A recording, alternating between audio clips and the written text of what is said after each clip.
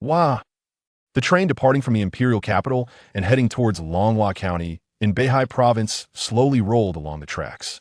Inside the restroom of carriage 11, Bai Ye listened to the impatient knocking outside, then looked down at his split stream of urine, sighing over the changes in his body these past years. Fought so hard, didn't earn much money, but my body's already sounding the alarm. Bai Ye wasn't old, only 30 by the books. By normal standards, he was still in his prime. But who could blame him? He was a man with dreams, with ambition.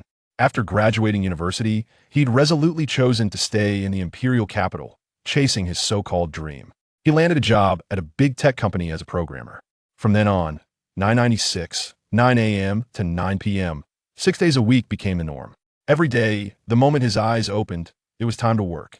Too busy to cook, he'd become a loyal customer of food delivery apps. Gradually, his 8-pack abs vanished, his hairline began receding, and gray hair sprouted. His bowel movements became irregular, diarrhea was now routine. And now, even urination had started to split. He could clearly feel his body deteriorating day by day. But Bai Ye wasn't ready to give up. In his mind, this was just a hardship he had to endure on the road to success. Once he climbed over this mountain, surely a more beautiful view awaited. Just as he'd finally been promoted through hard work, thinking things were finally looking up, a layoff notice shattered all his dreams for the future. That day, he silently gathered his personal belongings and walked out. At that moment, Bai Ye understood many truths. Hard work doesn't guarantee success, it only guarantees more hardship. Climbing the mountain doesn't guarantee a scenic view, it might just reveal an even taller, more insurmountable peak. No one besides your parents will truly empathize with your struggles. All you can do is accept reality. Some people are born in Rome, others are born destined to be oxen and horses. Heartbroken and disillusioned, he began thinking of home. So he terminated his rental lease, still 6 months from expiry, said goodbye to his few friends, and left behind the girl who'd been persistently pursuing him, boarding the train back to his hometown, a small county town. Bai Ye decided to make peace with himself. He'd stop chasing the dream of climbing mountains, and instead choose a different way of life. Maybe not rich or famous, but at least he'd live comfortably. After all, wasn't home his eternal comfort zone? Of course, his years of effort weren't completely fruitless. He had a body riddled with ailments, yes, but also 300,000 yuan sitting in his bank account. That should be enough for medical treatment, right? Stepping out of the restroom, Bai Ye returned to his seat. Facing him sat 2 young men, their faces radiating youthful innocence. Their conversation caught his attention. If it weren't for my family saying they miss me, I wouldn't have come back at all. Tell me about it. We just got hired. This is the perfect time to strive. Whatever, it's only for a week. Yeah, just a week. Next time we come back, no more riding this crappy train. We'll drive a BMW at least. BMW? Screw that. I'm going straight for a Range Rover. Listening to their words, a faint smile appeared on Bai Ye's face. This was exactly him back in the day. He actually felt nostalgic. I wish you two the best and end up as beaten down as I am. Just as he sincerely sent them his blessings and prepared to close his eyes for a nap, a pleasant female voice suddenly rang out in his mind. Ding! Life assistance system activated successfully. The next second, a holographic screen appeared before his eyes. Host Bai Ye, age 30, physique 61 max 100. Current status, unemployed. Activated benefits, unemployment allowance, physique enhancement. Unemployment allowance, 888 yuan day, legal and legitimate use with confidence. Note, funds are deposited promptly at midnight each day. Today's allowance has been credited. With this system, unemployment is no longer a worry. As long as you remain unemployed, the life assistance system will continuously provide support. Physique enhancement, 0.1 physique per day. Note, exercise accelerates enhancement. Exact values vary with activity. Your body is the foundation of revolution. The life assistance system helps you take care of yourself. Whoa! Staring at the words on the holographic screen, then at the 888 yuan deposit notification on his phone, Bai Ye blinked rapidly, his heart pounding. He had a system? An avid novel reader in his spare time, he was no stranger to such things. What was this? When no one lifts me toward lofty ambitions, I'll tread through snow to reach the mountain peak. Just moments ago, he lamented that some are born to be oxen and horses now. The tool to defy fate had arrived. But he'd only just returned to this small county town. If he'd still been in the city, know that he had a system. He could live comfortably anywhere. What was so great about big cities anyway? Better to enjoy a relaxed life in the small town for now. Once he'd accumulated some capital, wouldn't the entire world be his to soar freely. Realizing this, Bai Ye was filled with excitement. If it weren't for being on a train, he'd probably have jumped up in joy. But even in his excitement, he didn't forget to explore the system's functions. As the name implied, the life assistance system would provide support throughout his life's journey at key moments, major events, and important decisions.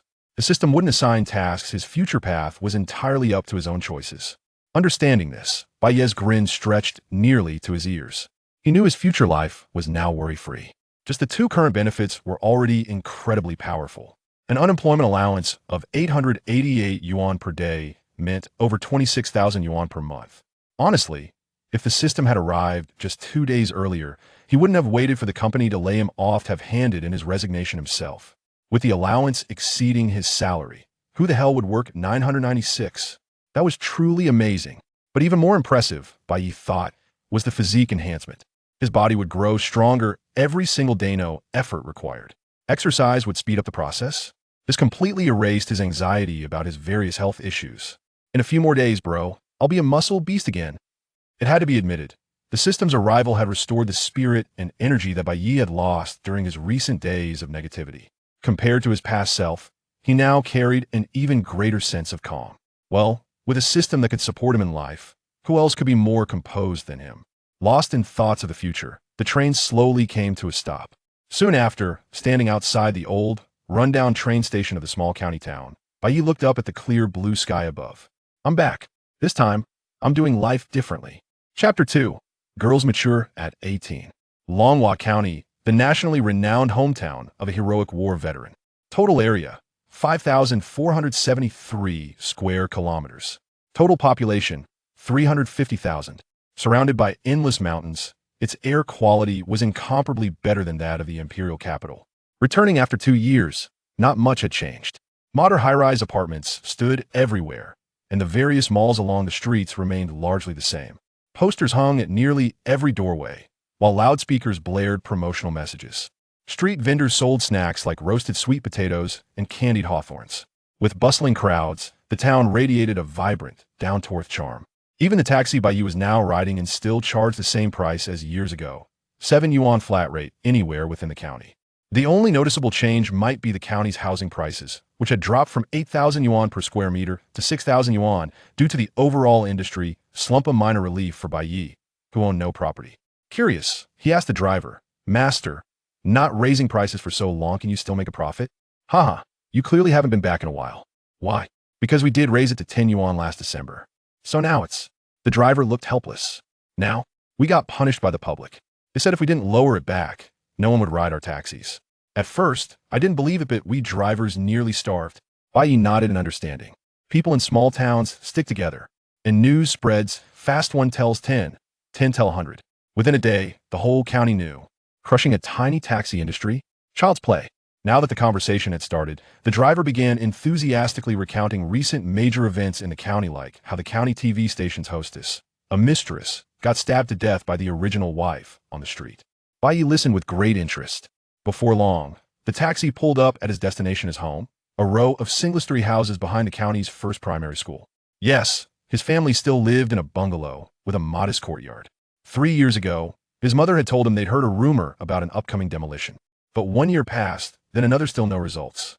Probably due to the real estate downturn. Carrying memories, Bai Ye entered the courtyard with his suitcase. It was just past 1 p.m., nap time for his parents. But when he reached the yard, he found the house door tightly locked. Knocking yielded no response. This struck Bai Ye as odd. Just then, he turned and saw a middle-aged woman step out from the neighboring yard, holding a bundle of wet clothes clearly coming out to hang laundry. It was Aunt Wang Samai, his neighbor, a single mother raising 2 college students. She was a genuinely kind person, and young Bai Ye had often eaten meals at her place. Their eyes met, and Bai Ye smiled. Aunt Wang, long time no see. You're still as radiant as ever. Oh, Ye's back. Did you come back to take care of your dad? Take care of my dad? Yeah. You sure are fast. Your dad had a car accident this morning, and you're already home. Hearing about his father's accident, Bai Ye panicked and urgently asked, Wait, Aunt Wang, do you know which hospital my dad's in? The county hospital. You didn't even know about this? Thanks, Aunt Wang. Without answering, Bai Ye thanked her and rushed out. Fortunately, the alleyway was narrow, and just as he emerged, the taxi he'd arrived and was struggling to turn around. Master, one more trip, county hospital. The distance from home to hospital was short, just a few minutes at most. But during that ride, Bai Ye truly understood the phrase, "a minute feels like an hour." Worse, his mother wasn't answering her phone. Had something happened? Anxious, Bai Ye sprinted straight to the hospital's information desk the moment he got out. Luckily, the county hospital was fairly professional. Even during lunch break, someone was on duty. Quickly, he asked the nurse, "Excuse me, could you tell me where Bai Ziru is right now?" "Just a moment, I'll check for you." But as he anxiously waited, Bai Ye suddenly heard a soft voice calling his name. Bai Ye? He turned to see a tall, stunning woman in a white Kawada doctor. At first glance, she looked familiar. "You're Lin Jinshin?" "Haha, old classmate actually remembers me." Hearing her name, Lin Jinshin beamed with joy. "Wow, truly girls mature. At 18 I almost didn't recognize you." Bai Ye wasn't lying. She was his classmate from all 3 years of middle school, seated very close to him, and they'd been good friends. Back then, Bai Ye was considered a bad kid, influenced by gangster movies, forming cliques at school. And Lin Jinshin, then short and plain-looking, had been part of their group. Who would have thought that meeting again, the girl who once cursed like a sailor had grown into such a beauty and a doctor, no less. Truly, life was unpredictable. Smiling, Lin Jinshin said, "You've changed too." "Oh, by the way, why are you at the hospital?" "Dr. Lin, he's here to inquire about a patient named Bai Ziru," the nurse answered first. "Bai Ziru, the one who came in earlier to the ER?" Lin Jinshin waved her hand. "Come on, old classmate, I'll take you there." They say it helps to have connections. Meeting an old classmate at the hospital eased Bai Ye's mind considerably. But as they entered the elevator, he couldn't help but ask, "My dad's okay, right?" "Fine. Just a leg fracture. A minor surgery will fix it." Good. Sensing Bai Ye's concern, Lin Jinshin said nothing more, silently leading the way. But as they reached the door of an ER ward, a woman's furious shout erupted from inside. "What? For such a minor injury, you want us to pay 10,000 yuan? Are you trying to rip us off too obviously? I'm telling you, I only have 1,000 yuan. Take it if you want, otherwise forget it." Chapter 3. Where does it hurt? The Magotan. In the next moment, Bai Ye heard the voice of his mother resonating through the air. "Are you even reasonable? You have left our Bai family in this state and refused to cover the medical expenses?" She continued, "The hospital determines the additional charges, not us." Upon hearing these words, Bai Ye had no time to ponder further and hurriedly pushed open the door to the ward. Inside, he beheld his father lying on a hospital bed, grimacing in pain from his leg. His mother, Lu Xiujuan, stood beside the bed, confronting two individuals, a man and a woman, who bore a striking resemblance to each other, suggesting a mother-son relationship. The young man appeared to be somewhat younger than Bai Ye. His arrival disrupted the heated exchange among the others. Lu Xiujuan, her face lighting up with surprise, approached him, grasped his arm, and exclaimed, "Ah, son. You're back today? How did you find your way here?" For a moment, Bai Ziru on the bed forgot his pain and turned his gaze towards them. "Mom, Dad." After greeting them, Bai Ye smiled and added, "Aunt Wang informed me that Dad had an accident, so I came right away. What is the situation now? I heard outside that some people are attempting to extort money from you." As he spoke, his eyes settled on the mother and son duo. "Extort whom?" "This young man accidentally ran a red light and hit your father. The traffic police determined he was entirely at fault, and he initially accepted responsibility. But now he has changed his tune." Listening to his mother's scathing remarks, Bai Ye grasped the full scope of the situation. Meanwhile, the young man felt a wave of embarrassment wash over him, instinctively lowering his head under Bai Ye's gaze. However, the aunt standing beside him felt no shame at all, boldly retorting, "Don't speak carelessly. We merely refuse to be taken advantage of by the hospital. It was just a minor collision. There's no need for such exorbitant fees." "Hey, aunt, what are you saying? The 10,000 yuan is a deposit, to be adjusted accordingly." Lin Jinshin, who had been observing the scene, could not help but interject.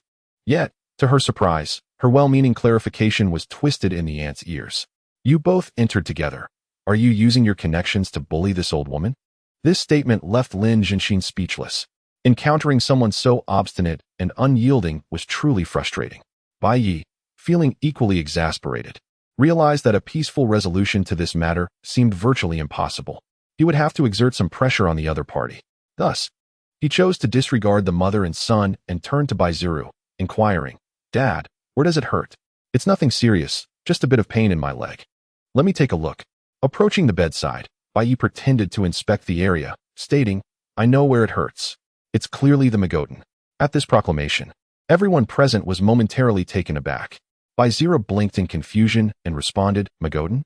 Indeed, my father has toiled his entire life, and now that he is retired, why not take a leisurely drive in the Magodan? Ah, that is certainly true. Ha! Understanding his father's sentiment, he nodded in agreement, acknowledging that the Magotan 380 is quite a commendable vehicle. Listening to the exchange between the father and son, the young man who caused the incident began to feel anxious. Disregarding his mother's attempts to restrain him, he stepped forward and said, Ahem, uncle, we never said we wouldn't take responsibility. How about we go take some photos first? 4 or 5. Bai Ye wore a contemplative expression, remarking that a Cadillac is acceptable, albeit a bit fuel inefficient. Upon hearing this, Lin Jinshin, who stood nearby, couldn't help but chuckle. Ha ha ha, I'm so sorry. I just remembered something amusing. While she offered an explanation, her mind wandered, reflecting on how, despite the years apart, Bai Ye remained as mischievous as ever. Meanwhile, the young man's complexion grew increasingly grim. There was no denying it. If Bai Ye pursued the matter seriously, even if it didn't escalate to the exorbitant compensation for a Magodan or Cadillac, it would undoubtedly lead him to substantial financial distress. Hey, brother. No, I mean, big brother, I'm quite timid. Please don't intimidate me. Let us not dwell on this. I'll go and pay right away. Just as he was about to say he would settle the payment, his oblivious mother interrupted. Clearly displeased, she first pulled her son back, interrupting his words, and exclaimed, What are you rambling about? What is this nonsense about a Magotan? Oh my, please calm down. Having grasped the gravity of the situation, the young man quickly leaned in to whisper to his mother, explaining Bai Ye's earlier comments. Upon realizing that they were discussing vehicles worth hundreds of thousands, her expression shifted dramatically. In disbelief, she exclaimed, For a minor car accident. You intend to extort us for a car? Oh, dear aunt, one must not speak so. Interrupting her, Bai Ye continued unabashedly. You refuse to accept a reasonable resolution and insist on accusing my parents of extortion. Now that I've acquiesced to your demands, you're still unhappy. Should the world revolve around your whims? Upon hearing this, the aunt's face turned ashen, feeling deeply insulted. Just as she contemplated rolling up her sleeves to unleash her fury, she noticed her son pulling her away. As they walked, he insisted, No more talking, no more talking. Big brother, I'll go settle the payment right away. I will absolutely bear my share. The young man was genuinely afraid to let his mother continue her tirade. They might have been jesting now, but if things escalated into a real argument, what if they truly extorted him? Thus, by the time he finished speaking, the mother and son had vanished from the ward. It was then that Lin Jinshin finally allowed herself to laugh out loud. Ha ha ha, Bai Ye, it's truly you. Fundamentals. Fundamentals. As the saying goes, it takes a rogue to deal with a rogue. When faced with obstinate nonsense, one must be even more assertive and relentless. Otherwise, one risks being drawn into the familiar territory of the opponent, only to be effortlessly defeated. This, perhaps, is a lesson Bai Ye has gleaned from his years spent in the world. The young man is undoubtedly quite perceptive. It is unfortunate that he has such a mother. I concur with this sentiment. Having worked in a hospital, Lin Jinshin has witnessed a myriad of life's complexities and is thus acutely aware of the profound impact that such parents can have on their children. This shared understanding made her feel a connection with her old classmate, leading to a most enjoyable conversation. Soon, she shifted the topic and inquired, By the way, if you've just arrived home, you must not have had lunch yet. I'm finishing my shift now. Shall we grab a bite and reminisce? Chapter 4. Childhood Memories. After some contemplation, Bai Ye nodded in agreement. After all, his parents would not be able to leave anytime soon. And having spent an entire morning on the train, he was genuinely hungry. All right, I'll go change my clothes. You can chat with uncle and aunt in the meantime. Moments later, only the family of 3 remained in the hospital room. As he watched Lin Jinshin depart, he was startled to see Lu Xiaojuan gazing at him with a maternal smile. Well, son, on your first day back, you've already been asked out by a girl. Should I introduce you to your mother? An old classmate from middle school. You should recognize her. Recognize her? Yes, she used to come over to our house for meals. Upon hearing this, Lu Xiaojuan began to strain her memory. Fortunately, Bai Ye invited all his female classmates home for dinner, so she suddenly exclaimed, Oh my. She isn't that alternative girl with the yellow hair, is she? Haha, indeed it is. Lu Xiaojuan was taken aback. Who would have imagined that the alternative girl from middle school would transform into a beautiful doctor after so many years? Her beauty was truly enchanting. Turning her gaze back to her son, Bai Ye, she mused that they might indeed be a suitable match. A few minutes later, Bai Ye encountered Lin Jianxin again at the door of the hospital room. The white coat she had donned earlier was now absent. Instead, she wore a sleek black long coat, paired with leggings and boots, presenting a strikingly elegant appearance. Upon seeing her in casual attire, Bai Ye found himself wholeheartedly agreeing with the notion that women undergo significant transformations as they age. He recalled that during their school days, she was a wealthy girl who always arrived in style. Now, even beneath the coat, her figure suggested a considerable allure. Speaking of old classmates, if I dine out with you, will I be ambushed by your admirers? Haha, if I had admirers, I would surely fulfill that wish of yours. Unfortunately, I do not have any. Bai Ye chose to believe her words. A beautiful woman inevitably attracts many suitors.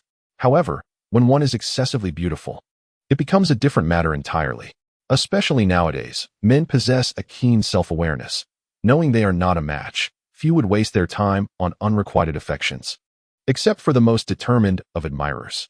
Noticing a hint of melancholy in her expression, Bai Ye swiftly changed the subject. What shall we eat? Today, young Master Bai is treating. That sounds splendid. As for what we'll eat, it's a secret. Amidst their banter, the two made their way to the area outside the hospital designated for electric bike parking.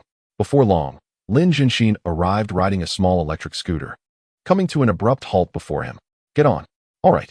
Bai Ye, a quintessential northern lad, stood at an impressive height of approximately 185 meters even without shoes, complemented by his long legs. This resulted in a rather awkward situation when he attempted to sit on the back of the scooter and place his feet on the footrest. His knee inadvertently pressed against Lin Jianxin's rear, causing her to be jolted forward. This unexpected encounter elicited a laugh from her when she turned to see Bai Ye, visibly embarrassed, perched on the back seat. Haha, I'm sorry. Your old classmate lacks the capability to ride a vehicle spacious enough for your long legs. Clearing his throat, he suggested, how about I take you instead? He felt a tinge of embarrassment. After many years apart, their reunion had already led to such an awkward moment. Fortunately, Lin Jianxin possessed a sunny disposition, her carefree nature allowing her to brush off the incident, knowing it was unintentional. Soon enough, their positions were reversed, with Bai Ye navigating the scooter under Lin Jianxin's guidance as they set off. It is worth noting that the northern weather turns frigid quite early, especially in Longhua County, which lies near the northeastern regions and Inner Mongolia. By late October, the cold air was already making its presence felt. Bai Ye, shielded by the windbreaker, felt relatively comfortable, while Lin Jianxin, seated behind him, began to feel the chill in her hands. As she glanced at his broad shoulders, a memory surfaced from their second year of middle school. Her bicycle had broken down, and due to the considerable distance from school to home, walking would take at least half an hour. In that moment, the gallant Bai Ye volunteered to escort her home. It was the heart of winter, much colder than now. To prevent her hands from freezing, he suggested she place them in his pocket. The details of what transpired next were hazy, but one thing remained clear. That journey home was the warmest she experienced throughout that winter. Lost in thought, her hand instinctively reached forward. Bai Ye soon sensed something was amiss. Why was someone tugging at the zipper of his coat pocket? Initially startled, he thought he might be encountering a thief. Musing that the security back home wasn't that dire, he hastily looked down, only to see a pair of long, fair fingers, slightly peeling, slipping into his pocket. Well, I suppose it's unusual to have a thief targeting both pockets simultaneously. He silently chuckled, though he kept this thought to himself. Helping an old classmate keep warm was only proper. After all, he had no intention of voicing any objections. Seated at the back, Lin Jianxin only realized something was amiss when her hand had already slipped inside. A gentle flush crept onto her cheeks from the chilly wind. Yet the warmth within made her reluctant to withdraw her hand. Well, since Bai Ye hadn't objected, she might as well enjoy this moment. Allowing an old classmate to warm her hands was entirely reasonable. The county town of Longhua was not large, and with a small electric scooter, one could reach any destination with remarkable speed. Indeed, just a few minutes had passed before Bai Ye had parked in front of a shop named Ji Yuan, renowned for its authentic Anhui beef noodles. Upon disembarking, he couldn't help but exclaim in astonishment, "Goodness, this place is still open?" Indeed, it hadn't changed a bit. It still bore the taste of his childhood. Perfect, this was exactly what he had been yearning for. The title Authentic Shizhechuan Anhui beef noodles might sound peculiar, as there are no beef noodles in Anhui. It is said to be a culinary invention by a person from Shizhechuan named Anhui. Bai Ye was uncertain about this. Yet he was sure of one thing.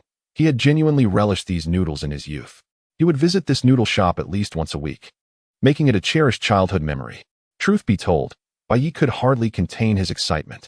Boss, a large bowl of noodles with an egg and a chicken neck, please. Chapter 5. So what? My classmates are all grown up seated at a small table inside the shop. Gazing at the steaming noodles before him garnished with 2 pieces of beef, Bai Ye eagerly took a bite. It was just as he remembered. The best part was the price. A large bowl of noodles along with a braised egg and duck neck cost merely 14 yuan. This was one of the advantages of living in a small county: low prices. Furthermore, the food was often more delectable than that found in the cities. With a few bites down, Bai Ye and Lin Jianxin began to engage in conversation. Lin Jianxin playfully inquired, "How have the past few years treated you? Any children yet? Children? Is it possible that I am still single and haven't even married yet? Really?" Lin Jianxin expressed disbelief. "Is that true? I recall you and your high school girlfriend both got accepted into the same university." "Oh, don't mention it.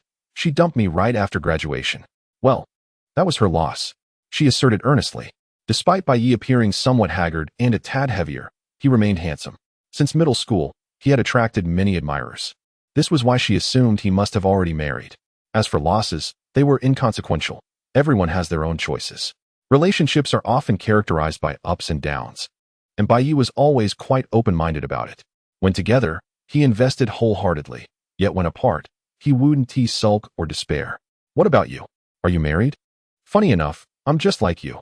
A single dog, constantly berated by my family." Haha, that certainly is a coincidence. Even while working outside, his parents frequently pressured him regarding this aspect. It was even more intense in a small county like this, where the societal expectations were undeniably immense. However, Lin Jianxin seemed reluctant to elaborate on the matter. She swiftly changed the subject, inquiring, "So, how long do you plan to stay this time?" "I'm not leaving. I'm here to take care of my parents." "Really?" "Of course." Upon witnessing Bai Ye's earnest expression, an inexplicable joy surged within her. Perhaps it was due to the loneliness that often accompanied her, given that friends were few and far between. This was a common drawback of living in a small county, where most young people ventured elsewhere, leaving behind only a handful. The lives of this small minority often proved to be rather uneventful. Thus, discovering that Bai Ye, someone with whom she could converse easily, intended to remain, was a perfectly reasonable source of happiness for her. Bai Ye, unburdened by deeper thoughts, took another bite of his noodles and chuckled, "From now on, I'll count on my old classmate to show me around. No problem. Although I lack entertainment options, I can take you cycling." "Cycling? You mean on a bicycle?" "Yes. Riding a bicycle not only strengthens the body, but also allows one to experience beautiful scenery. I have photos, just a moment." As she spoke, Lin Jianxin eagerly retrieved her phone and began searching. Soon, a series of selfies and scenic shots from her cycling adventures appeared before Bai Ye. "I must say, these photos are quite stunning. Especially the one of you in your form-fitting cycling attire. It truly captivated me." The prospect of cycling suddenly seemed appealing. Yet, his desire to ride extended beyond mere aesthetics. He genuinely craved physical activity. The system had clearly stated that daily exercise would expedite the process of bodily enhancement. Bai Ye was determined to restore his physique to its peak state. As the system indicated, the body is the foundation of any endeavor. Now, with a system that allowed him to earn money effortlessly, he felt it imperative to treat his body well. After all, there were many more days of enjoying life ahead. With this in mind, Bai Ye decisively nodded and proposed, "How about you take me along tomorrow?" "Sure, but you'll need to sort out your own bicycle." "Not a problem." He was uncertain whether there were bicycle shops in the small county, but he certainly wouldn't underestimate the power of e-commerce. 2 years prior, the platform had already achieved same-day delivery in Longhua County. Since it was currently afternoon, he simply needed to select a vendor nearby, and it would likely arrive by evening. Without delay, Bai Ye pulled out his phone to browse. Numerous options presented themselves, some costing over 100,000, while others were merely a few thousand. For a moment, he found himself at a loss. Just as he was about to consult Lin Jianxin for a reference, a product titled Electric-Assisted Road Bicycle caught his eye. Priced at a reasonable 18,000 yuan, he swiftly placed an order, not for any other reason, but for the bicycle's promise of easy climbing and an impressive range of 50 kilometers. Well, it's important to take a gradual approach to exercise. Starting with something manageable should pose no issue. Their meal concluded rapidly, and Bai Ye and Lin Jinshin temporarily parted ways. He had to return to work, while he himself made his way back to the hospital room. Upon opening the door, he discovered several additional individuals inside. Without exception, they were all relatives from his family. Notably, thanks to the prolific nature of his grandparents, his family had a considerable number of relatives. A quick calculation revealed that he had 3 uncles and aunts each, not to mention numerous other extended family members. Currently in the room were his eldest and second uncles, along with the children of his eldest uncle and their offspring. As he entered the ward, Bai Ye greeted them cheerfully. "Uncle, second uncle, brother, you all have come." "Yes, just came to see you. You just arrived home today?" "Yes, I just got back." "Good. This way your mother won't have to manage everything alone, and we can also start discussing your matchmaking." Upon hearing his eldest uncle's words, Bai Ye blinked in surprise. Really matchmaking? Of course. If you continue to avoid it, your father and I will never have grandchildren. Moreover, didn't you agree to it before you returned?" His mother immediately chimed in. "You should learn from your older brother. He is only 40, and his child is already in college." All right, I will participate in matchmaking." Bai Ye suddenly recalled that just a couple of days ago, feeling despondent, he had agreed to the matchmaking when he called his family to say he was coming home. Clearly, there was no escaping it now. However, it didn't matter much. After all, most matchmaking events were merely formalities and wouldn't consume too much time. At that moment, his nephew Bai Hongyu, who had been standing to the side, spoke up. "Uncle, don't worry. I have plenty of girls in my school. I can introduce a few to you." If I remember correctly, you just started your freshman year, right? So what? My classmates are all of age." All right. Truly a commendable nephew, huh? Chapter 6. A house, a car, savings. Bai Ye and his nephew were clearly jesting. To his surprise, his mother, Lu Xiujuan, took it seriously and declared on the spot, "Go ahead and introduce him to as many as you can, whether they are 18 or 38. All are welcome." "Wait, I'm not at that stage yet." "I don't care, ha ha ha." At this point, the atmosphere in the hospital room became considerably lighter. His eldest uncle, Bai Zihai, chuckled and remarked, "Finding someone who is 18 wouldn't be bad. After all, our yee's conditions are quite good. But nowadays, to start a family, one needs a house. What are you planning to do?" "That is not a problem at all. Indeed, you're quite capable of earning money. Let me first confirm a potential match for you." With that, Bai Zihai pulled out his phone and began contacting someone. His eager demeanor almost made Bai Ye feel as if he would be condemned to a lifetime of bachelorhood if he didn't participate in matchmaking soon. It left him feeling somewhat helpless. Yet, conversing with his elders had indeed sparked a desire within him to buy a house. Not for any other reason, but simply to avoid living with his parents. Countless examples had shown him that a little distance could enhance the beauty of relationships, particularly with one's parents. As long as they do not reside together, the family will remain in harmony. However, if they were to live under the same roof, Bai Ye fears that his mother would pressure him into marriage, ultimately driving him to flee from home. Presently, Bai Ye has savings amounting to 300,000, along with some additional funds set aside for his family, which should total around 800,000. Purchasing a property in a small county would be effortless. If he opts for a mortgage, he could retain a significant amount of savings. Nevertheless, buying a house is a significant decision that must not be taken lightly. Just as he contemplated the seriousness of home buying, he noticed Bai Zihai beside him, having already set down his phone, stating, "Once your father is discharged, arrange to meet that girl. The young lady in question is quite attractive and has recently returned from afar." In the next moment, the system's holographic screen reappeared. "Greetings, host.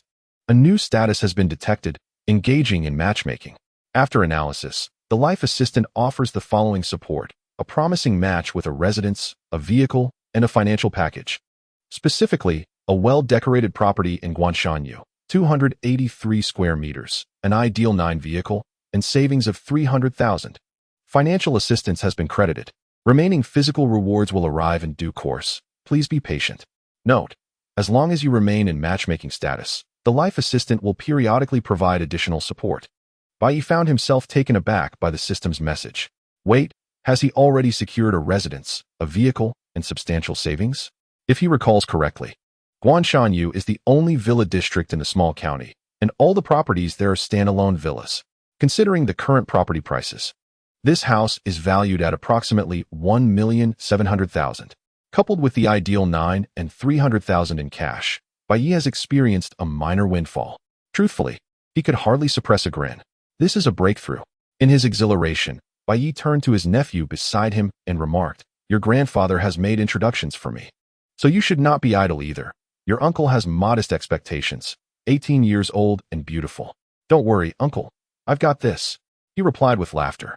Joyful occasions invigorate the spirit, and in the brief time since returning to the small county, Bai Ye felt truly alive. However, after the jest, Bai Hongyu mysteriously stated, "I must take my leave. You all carry on." Where are you going?" "I need to step out. Your second aunt will arrive soon. And if I don't leave now, I want to be able to escape." With that, the young man dashed out of the hospital room, leaving Bai Ye momentarily stunned, feeling an urge to follow. The relationships within his family are generally amicable, but his second aunt, Bai Siyun, is particularly notorious for her tendency to compare and her vain disposition, making her quite unlikable. Curiously, she remains oblivious to this fact and often stirs up trouble during family gatherings. For instance, during Bai Ye's last return, she remarked at a family dinner that he was merely idling away while her own children were busily running a small business. The business she referred to was a modest convenience store located at the entrance of their neighborhood. Through this supermarket, her family became the wealthiest among the Bai clan, transforming into her means of comparison. In summary, Bai Ye was indeed quite resistant to engaging with his second aunt. Unfortunately, before he could find an excuse to leave, she had already entered with her child, Yang Jiwei. Reluctantly, Bai Ye could only greet them with a smile. "Second aunt, brother. Ah, you're back." Bai Suyin shot him a sidelong glance and continued, "I heard that you won't be leaving this time?" "For the time being, yes," Bai Ye replied honestly. Upon hearing this, his second aunt instantly perked up, chattering away, "I say, you should have returned long ago. What is so great out there? You've been drifting about without making anything of yourself. Look at your brother. He is already preparing to buy a second house. Wow, that's impressive." Bai Ye's response was genuine, not sarcastic. Life in a small county indeed had its comforts, but the cost was the loss of many opportunities. To earn enough to buy 2 houses in such a place demonstrated Yang Jiwei's considerable capability, far surpassing that of his peers in the county. "No, it's really not that remarkable," Yang Jiwei interjected with a smile. "My sister-in-law is now selling houses, claiming that property prices will rise, so she is thinking of buying another. Indeed, whether prices rise or not is irrelevant. Worst case, we buy for ourselves." The exchange between mother and son almost made Bai Ye laugh aloud, while the others remained silent. This illustrated just how wise it was for Bai Hongyu to avoid this gathering. As the relatives fell silent, Bai Suyun felt no discomfort. Rather, she reveled in her perceived superiority. In her view, she was living better than all her relatives. So what if she boasted?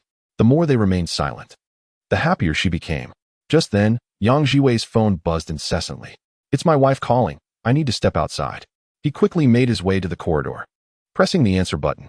"Hello, no need to remind me. Mom will be picking up the kids soon." "It's not about the kids. I have something important to tell you." "Huh? What is it?" "Your brother Bai Ye has bought a house in the community where I work." "Huh? Aren't those houses all villas?" "Yes. He contacted someone online. He paid the full amount of 1.7 million. "What?" Upon hearing this news, Yang Jiwei's face displayed sheer disbelief. "Where did he get that much money? You must be mistaken." Chapter 7. Mom, you really have a keen eye. Mistaken? When was your brother born? 1994. He is 6 or 7 years younger than me. Then is his address on his ID next to the first primary school? Yes, you've been to his house. See, I'm not mistaken at all. Your brother has indeed bought a villa outright for 1.7 million, and with 300,000 in renovations. He paid a total of 2 million. Listening to his wife's words on the phone, Yang Jiwei unconsciously turned and peered through the small glass window of the door. Aside from his handsome appearance, he hardly seems like someone capable of purchasing a villa for 2 million. Well, it is indeed a good thing that your brother is doing well. I'll leave the matter of notifying him about the house to you. All right, I understand. Just as my wife said, having relatives with such capabilities is undoubtedly a blessing. By all accounts, one should be pleased. Yet, why does Yang Jiwei feel so utterly despondent? It is akin to being the top student in class, only to be surpassed by someone with overwhelming results in the entrance examinations. That is truly disheartening. Nevertheless, after hanging up the phone, he suppressed his tumultuous emotions and opened the hospital room door once more. Upon entering, he overheard his mother, Bai Suyun, chattering incessantly. "Yeah? It's wonderful that you're back. At least you're close to your parents. You needn't worry about life ahead. If necessary, I can have your brother help you find a job. He has extensive connections in the county. Had he been unaware of Bai Ye's situation, he might have eagerly taken on the role of the supportive relative. Showing off in front of relatives can be quite gratifying. However, in the present moment, he only wished to find a crevice to hide within. After all, Bai Ye had already spent 2 million in cash on the house. Who knows how much he had saved? How could someone who merely operates a small grocery store possibly introduce a person of such caliber to a job? Ridiculous. Mom, given Bai Ye's capabilities, why would he need my assistance? Why wouldn't he? Our locality is nothing like the capital. Without connections, how can one find a job? There is merit in this statement. Yet, Yang Zhuwei still stepped forward to pull Bai Siyun aside, and then turned to Bai Ye, saying, "Brother, your sister-in-law just called me and mentioned that you should go to Guanshanyu to collect the house." My sister-in-law works there? Yes, she has been there for some time. That's wonderful. It will save me a great deal of time. Bai Ye was well aware that this was the system aiding him in resolving his housing issue. And fortuitously, his sister-in-law worked in sales there and had notified his family. One must admit, the efficiency of the system is quite remarkable. Their conversation left the others present in a state of bewilderment. Among them, Bai Siyun could not help but inquire, "Zhuwei, what are you talking about? What do you mean by collecting the house? I only just learned from Hongxia's call that Bai Ye bought a villa at Guanshanyu." A villa? In an instant. Their father, Bai Zihua, nearly leapt out of bed. Their mother, Lu Xiujuan, also widened her eyes in astonishment. "Son, what is going on? Those villas are quite expensive. How much did you have to mortgage?" Cough, cough. "No need to worry, I paid in full." Understanding the necessity of reassuring his parents, Bai Ye casually explained, "I completed a significant project in the capital and received some rewards, so I thought I'd surprise you." Surprise? More like a shock. Lu Xiujuan rolled her eyes and said irritably, "If your brother hadn't mentioned it, how long were you planning to keep this from us? Were you also planning to buy a car?" "Ha ha ha, Mom, you were spot on. I actually bought a car as well." Faced with his mother's subtle jibes, Bai Ye found himself with no choice but to acknowledge the situation. While speaking, he retrieved his mobile phone, which had mysteriously acquired an app for ideal cars. Upon opening it, he was greeted by images of his new vehicle, which had just departed from the capital and was expected to arrive in Longhua County by tomorrow morning. "Wait, you really purchased it? How much did this car cost?" "Somewhere around 400,000 to 500,000, he replied nonchalantly. "Well, look at you. Quietly accomplishing great things while keeping your parents in the dark," she remarked, feigning annoyance as she gently patted the top of Bai Ye's head. Yet, the smile on her face betrayed her true feelings, which she could not conceal. Naturally, a child who has achieved success and managed to secure a vehicle before returning home must bring immense pride to their parents, especially after she had just been shown off by Bai Siyun. Now, she could finally hold her head high. Look, your second aunt is now speechless."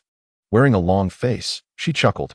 The matter of Bai Ye undertaking significant endeavors without their knowledge was, in fact, hardly an issue. He was an adult, having cultivated a strong sense of independence over the years, and rarely consulted his family on his decisions. His parents had grown accustomed to this. However, upon learning that her son had purchased a home, she found it difficult to contain her excitement. "Once your father completes his surgery, we shall proceed to collect the house. Perfect timing for me to help you tidy up." 2 hours swiftly passed. Bai Ziru's minor surgery was remarkably successful, with no serious complications. She only needed to stay in the hospital for a couple of days for recovery before returning home. After ensuring he was settled, the mother and son hailed a taxi, heading straight for Guanshanyu. Their relatives did not accompany them, merely suggesting a gathering when the move occurred. If all went as expected, Bai Ye would receive a considerable amount of monetary gifts. The Guanshanyu villa area was conveniently located, and within 10 minutes, the duo arrived at a charming little villa. Standing beside them was Bai Ye's sister-in-law, Sun Hongxia. "Look at you, Bai Ye. In just a few years, you've amassed such wealth that you are now purchasing villas. What about me? It's still you and my brother who are thriving together," she replied with a smile. Bai Ye held a very favorable impression of Sun Hongxia. Unlike his second aunt, who often engaged in comparisons, she was genuinely loyal and always the first to lend a hand when a relative was in need. The flourishing of his second aunt's family could largely be attributed to her competence. Upon hearing Bai Ye's compliments, Sun Hongxia beamed with joy, her face alight with happiness as she responded, "I cannot compare to you, a university student.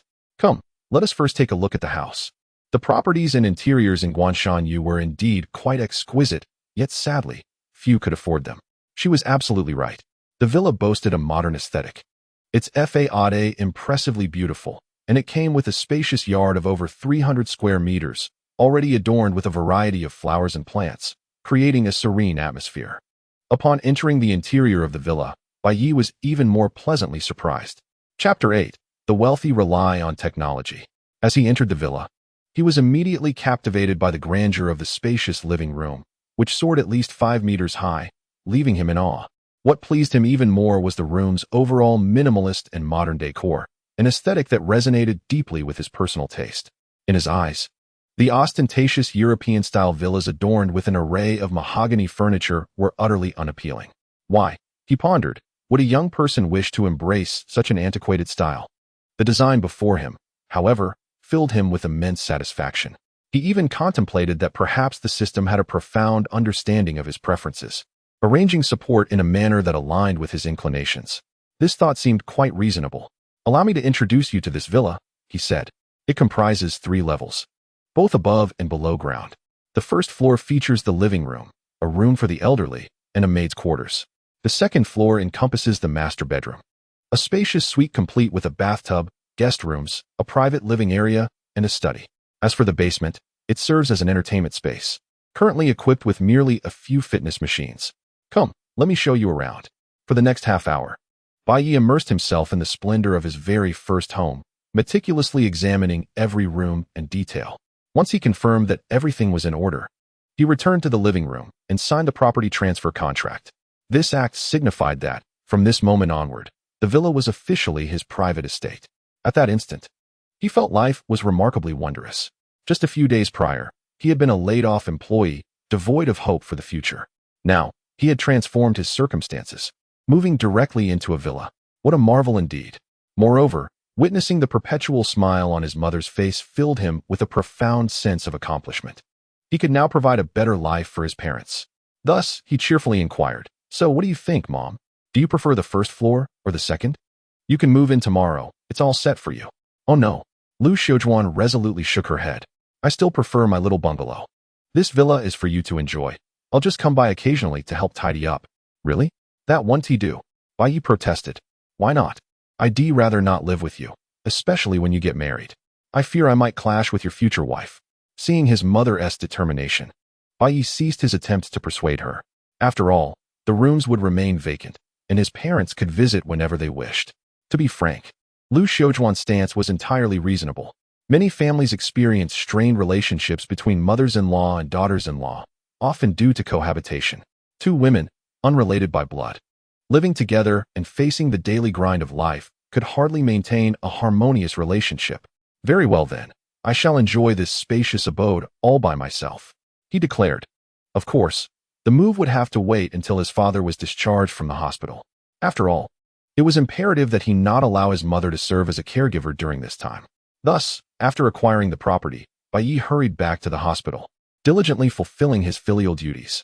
However, upon his return, various relatives began to showcase the myriad facets of human nature.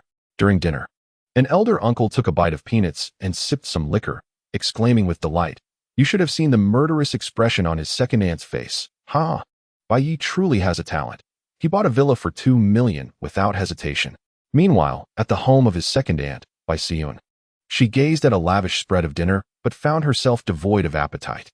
Why should he, an ordinary university student who has only been out for a few years, earn such wealth? She pondered. "I believe Bai Ye has always been quite clever. Earning big money is only natural for him." Sun Hongxia chimed in. "Nonsense. Just because someone is clever doesn't mean they can make money. Who knows how it came about?" "Oh dear, Mother, please just eat," came the gentle nudge. The following day, at 6 a.m., Bai Ye, having enjoyed a restful night on an empty hospital bed, stood at the entrance of the county hospital, shivering in the cold wind. Parked nearby was the electric-assisted road bicycle that had arrived the previous evening. Notably, the bicycle appeared indistinguishable from a conventional road bike capable of endless endurance. Without careful scrutiny, one would not discern any peculiarities. They say the poor rely on mutation, while the wealthy depend on technology. Bai Ye felt rejuvenated. Shortly after, Lin Jianxin arrived on her bike, instantly complimenting. "Oh, this bicycle looks quite impressive." "Haha, it's just average," he replied modestly. "Don't be humble. It looks superior to mine." Honestly, as she rode over, she had been wondering if Bai Ye would back out of their arrangement, which left her feeling somewhat despondent. After all, cycling alone can be a rather solitary endeavor.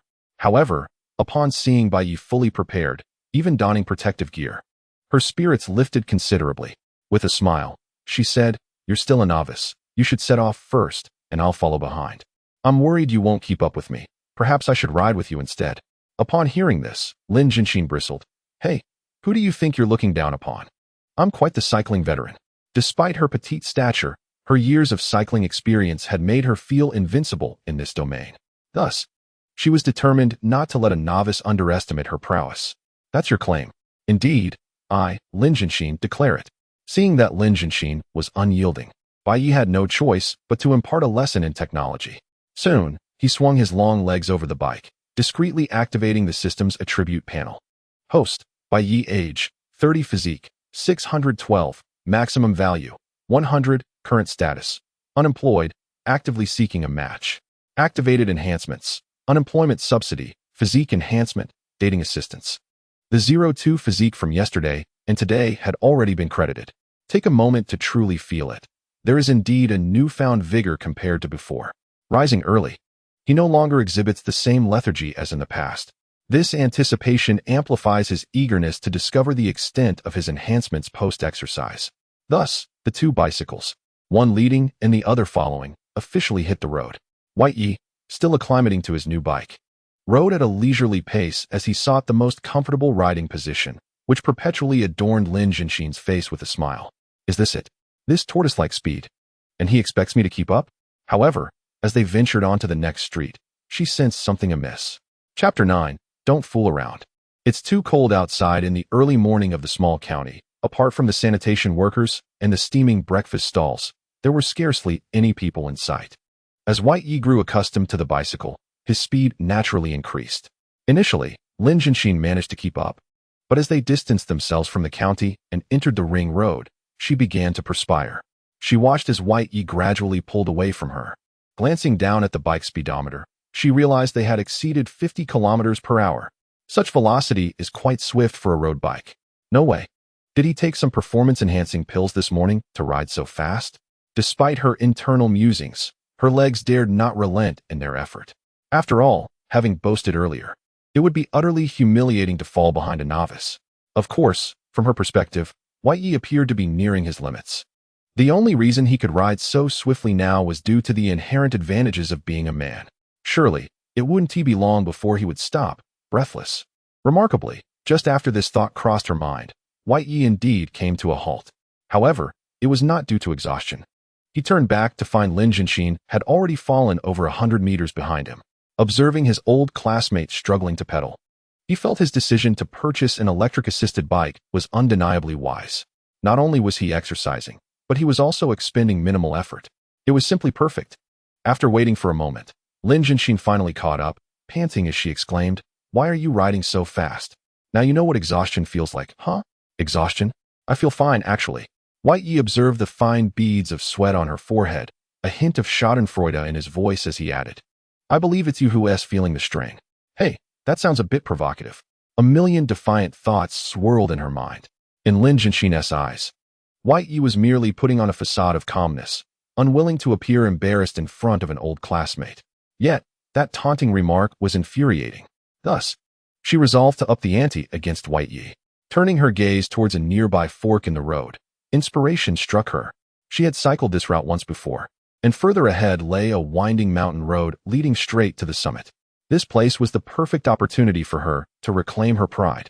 On the highway, you may rely on your strength to leave me behind, but upon the mountain roads, it is I, the cycling virtuoso, who reigns supreme. Contemplating this, her eyes sparkled as she remarked, "I must admit, you possess quite a talent. Shall we increase the intensity?" "Sure, how shall we do that?" Just follow my lead." In no time, Lin Jinshin surged ahead towards the winding mountain road, while Bai Ye, bewildered, trailed silently behind. 3 minutes later, the duo officially embarked on the ascent. 10 minutes into the climb, despite not yet reaching the halfway point, Lin Jinxin, drenched in sweat, unzipped her windbreaker, revealing a generous expanse of her figure. However, upon glancing back at Bai Ye, she observed that he had yet to break a single sweat. This only fueled Lin Jinxin's determination. She was eager to see how long Bai Ye could maintain his facade. Thus, she pedaled with even greater fervor. 20 minutes later, Lin Jinxin's speed on the incline began to wane, her legs growing increasingly heavy. Keep it up, keep it up.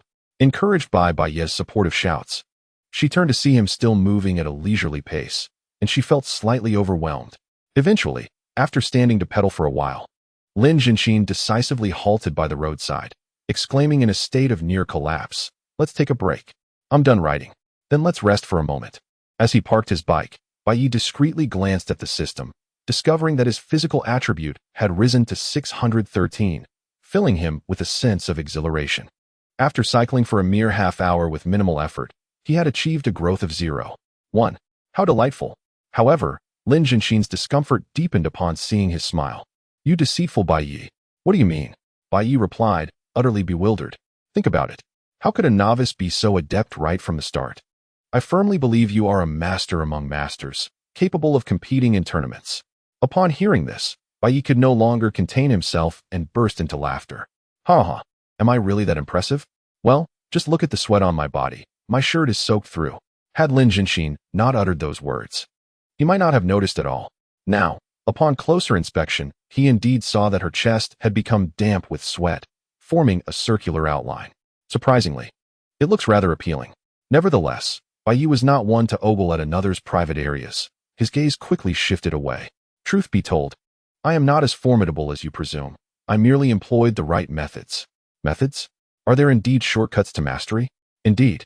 Just express your desire to improve, and I see great potential in you as a cyclist. Should you be willing to invest a little effort? With that, Bai Ye appraised her thoughtfully before continuing. "I would be more than willing to teach you the swift path to success." Invest effort? Locking her gaze onto Bai Ye's, Lin Jinxin felt an inexplicable wave of anxiety wash over her. After all, it was still quite early, and the winding mountain road was devoid of any vehicles. Strictly speaking, they were in a rather secluded area. In such an environment, the presence of a solitary male and female had begun to stir her thoughts beyond her control. Driven solely by instinct, she clasped her hands in front of her chest and exclaimed, "Bai Ye, stop fooling around. It's far too cold outside." Bai Ye blinked, perplexed by her words. "I merely wish for you to treat me to breakfast. What does that have to do with the cold?" "Ah, is that what you meant?" Lin Jinxin's thoughts evaporated in an instant, her cheeks flushing with embarrassment as she replied, "All right, I shall treat you to breakfast. Are you all right, old classmate?" No, I'm perfectly fine." "Really?" Of course, it's definitely true. For reasons unknown, Bai Ye felt that Lin Jinxin was acting somewhat peculiar. Why was she inexplicably blushing? With no answers in sight, Bai Ye chose to disregard her odd behavior and pointed to his vehicle, saying, "If you wish to hasten your progress, why not try my bike?" "Oh, all right." Approaching the electric bike, Lin Jinxin swung her long legs over and attempted to ride toward the mountain peak. To her astonishment, with just a slight exertion, the bicycle surged forward as if propelled by a rocket booster. In an instant, Lin Jinxin was left dumbfounded. Glancing at the buttons beside the handlebars, she couldn't help but turn back to Bai Ye and inquire, "This bike is incredibly light, but what do these buttons do?" "They adjust the power." "Adjust the power? Wait, is this bike actually electric assisted?" "Indeed. Oh my goodness, Bai Ye. I could just kill you." Chapter 10. Go for it. The very thought of being whisked away by electric assistance for an entire morning, and even leading Bai Ye to ride on the mountain path, ignited Lin Jinxin's ire. Thus, she swiftly dashed in front of Bai Ye, delivering a playful punch to his shoulder. "Why didn't you tell me sooner? You never asked. So if I don't ask, you won't say anything? What else is there to say?" Reflecting on her sweaty state, Lin Jinxin fell into silence, overwhelmed by regret. Why had she insisted on bringing Bai Ye along for this ride? Now look where it had led. Observing her furious expression, Bai Ye couldn't help but laugh heartily. All right, don't be angry. I'll treat you to breakfast this morning. That is still not enough. Then how about 2 days? No. Let us head up the mountain now, but we shall switch bikes," Lin Jinxin declared, refusing to give Bai Ye a chance to decline, as she hopped back on the electric bike and set off first. Faced with such a situation, Bai Ye had no choice but to mount her bike and follow suit. His primary motivation for doing so was to ascertain whether the physical exertion required for riding an electric bike was comparable to that of a conventional one. It could be considered an experiment of sorts, a dramatic reversal. After about 10 minutes, Bai Ye was already standing and pedaling vigorously uphill, while he could hear Lin Jinxin cheering him on, wishing he could simply reach over and pinch the corners of her mouth, along with the battery of his own bike. At 7:30 in the morning, their cycling journey finally concluded. Sitting in a breakfast shop near the county hospital, Bai Ye reflected on his experiences. On the first day of cycling exercise, he had garnered significant insights. The physical condition has reached 616, with a remarkable increase of 0.5 just today. If this momentum continues, it won't be long before he transforms back into a muscular powerhouse. Besides, there is the invigorating sensation of sweating profusely after exercising. He even feels that his thoughts are becoming sharper than ever before. Indeed, the benefits of physical exercise are manifold. Nevertheless, Bai Ye has resolved to persevere in this endeavor. At that moment, Lin Jinxin approached, holding a bowl of tofu pudding generously topped with chili, and presented it to him, saying, "This bowl is for you. Such an abundance of chili? Are you not seeking revenge on me? Ha ha ha, you guessed it right. After you left me weak in the knees, I had no strength to work today." Upon hearing such bold words, Bai Ye was momentarily taken aback, uncertain how to respond. Should he apologize directly or boast about his prowess? Just as he was deliberating, a woman's voice rang out from outside the breakfast shop. "What is going on? Is that Jinxin's voice I hear?" In the next moment, a plump woman in hospital scrubs, of similar age to Lin Jinxin, entered. As she stepped inside, her gaze immediately fixed upon Bai Ye and Lin Jinxin, her expression one of astonishment. "Ah, Jinxin, what have you been up to behind my back?"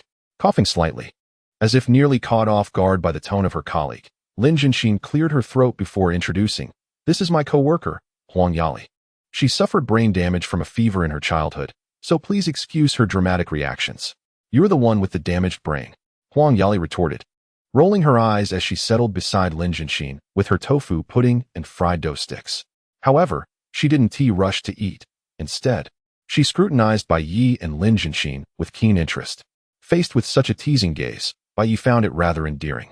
Social butterflies like her are delightful to interact with, far more pleasant than engaging with those who are taciturn. "Hello, I am Bai Ye." "Hello, handsome. I've heard outside that our Jinxin is so weak in the knees because of you that she couldn't go to work." "Ha ha ha, that's just standard procedure." Bai Ye was unsure whether Huang Yali's praise was sincere or playful, but it was undeniable that Lin Jinxin's weakness was indeed a topic of jest. Hearing their banter, Lin Jinxin laughed. "Enough already. I'm merely tired from cycling. Why does it sound so peculiar when it comes from both of you?" After a light-hearted exchange, Bai Ye's breakfast was filled with lively conversation. By the time he exited the breakfast shop, he had already become quite familiar with Huang Yali and even exchanged contact information. However, let there be no misunderstandings. This was not due to Bai Ye's romantic interest, but rather because, through Lin Jinxin's introduction, he discovered that Huang Yali was, in fact, his father's attending physician, who had simply taken a day off yesterday. As the trio laughed and chatted while heading towards the hospital, Bai Ye suddenly noticed a cart in the nearby parking lot, upon which rested a brand new black vehicle. Indeed, it was the Lixiang 9. If all goes as expected, this is undoubtedly one of the rewards for receiving that grand gift package. Gazing at the imposing vehicle, which boasts a rather appealing design, Bai Ye felt a surge of excitement. After all, what man does not harbor a fondness for cars? With the prospect of owning his first car now within reach, there was no reason to delay. He resolved to take the initiative. Swiftly, he turned to the two women and said, "I apologize, ladies, but I have a matter to attend to, so I won't be joining you inside." With a wave of his hand, he headed straight for his beloved car. Unbeknownst to him, after he departed, Lin Jinxin did not hasten to enter the hospital. Instead, she lingered for a moment, contemplating whether Bai Ye might require assistance. However, as she observed him, she noticed that he was making a beeline for a brand new automobile. After a brief exchange with the delivery driver, the unloading commenced. The message was unmistakable. That vehicle was indeed Bai Ye's purchase. Huang Yali, who also caught sight of this, could not help but exclaim, "Is that a 9? A car worth several $100,000? Has your old classmate really achieved such success?" Upon learning the price, Lin Jinxin was taken aback. In truth, she was not well acquainted with Bai Ye's circumstances outside of their occasional encounters with other classmates, where she gleaned bits and pieces of information. However, it appeared that he was faring remarkably well. A car worth several $100,000 would certainly confer a sense of prestige in a small county town. Indeed, it's life-changing, she mused.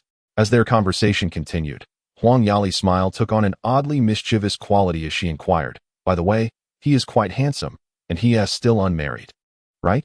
"He claims to be single," Lin Jianxin replied. "Oh my, then why aren't you making a move?" Huang Yali urged. "Making a move on what?" "On him." Huang Yali pointed in Bai Ye's direction. "He is a bona fide golden bachelor. In our little town, if you miss this opportunity, there may not be another." Chapter 11.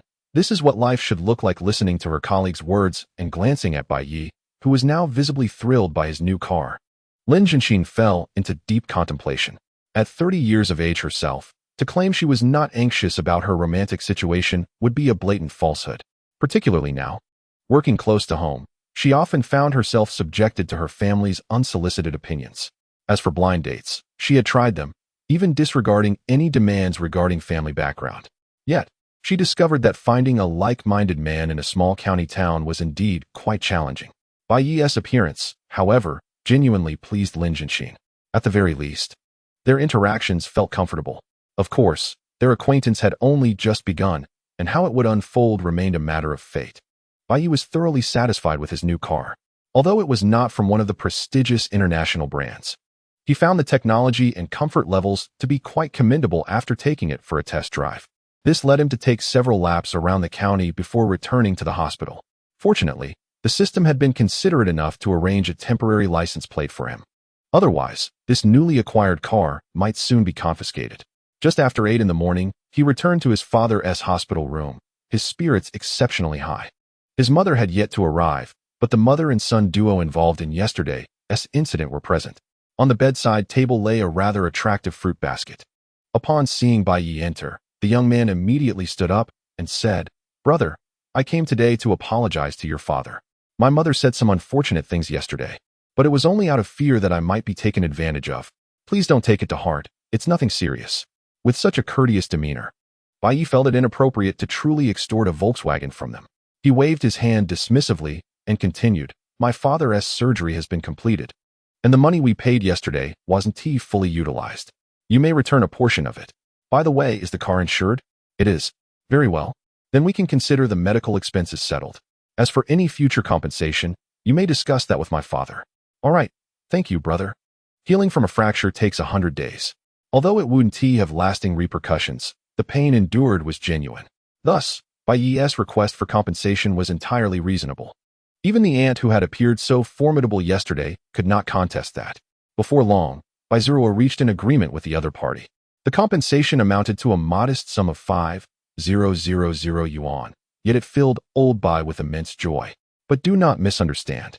This happiness was not merely due to the financial gain, but rather because the Bai family had always been under the financial purview of Lu Xiujuan. After his retirement, old Bai's wallet seldom held more than 500 yuan. Now, with a tenfold increase, how could he not feel elated? He even peered outside with a furtive glance. Ensuring no one else was around, before advising Bai Ye, they only compensated for 000, you understand? Wasn't he at 2,000? Well, haha, that's a bit much. Let us say it's 3,000. Primarily, I can't spend it all.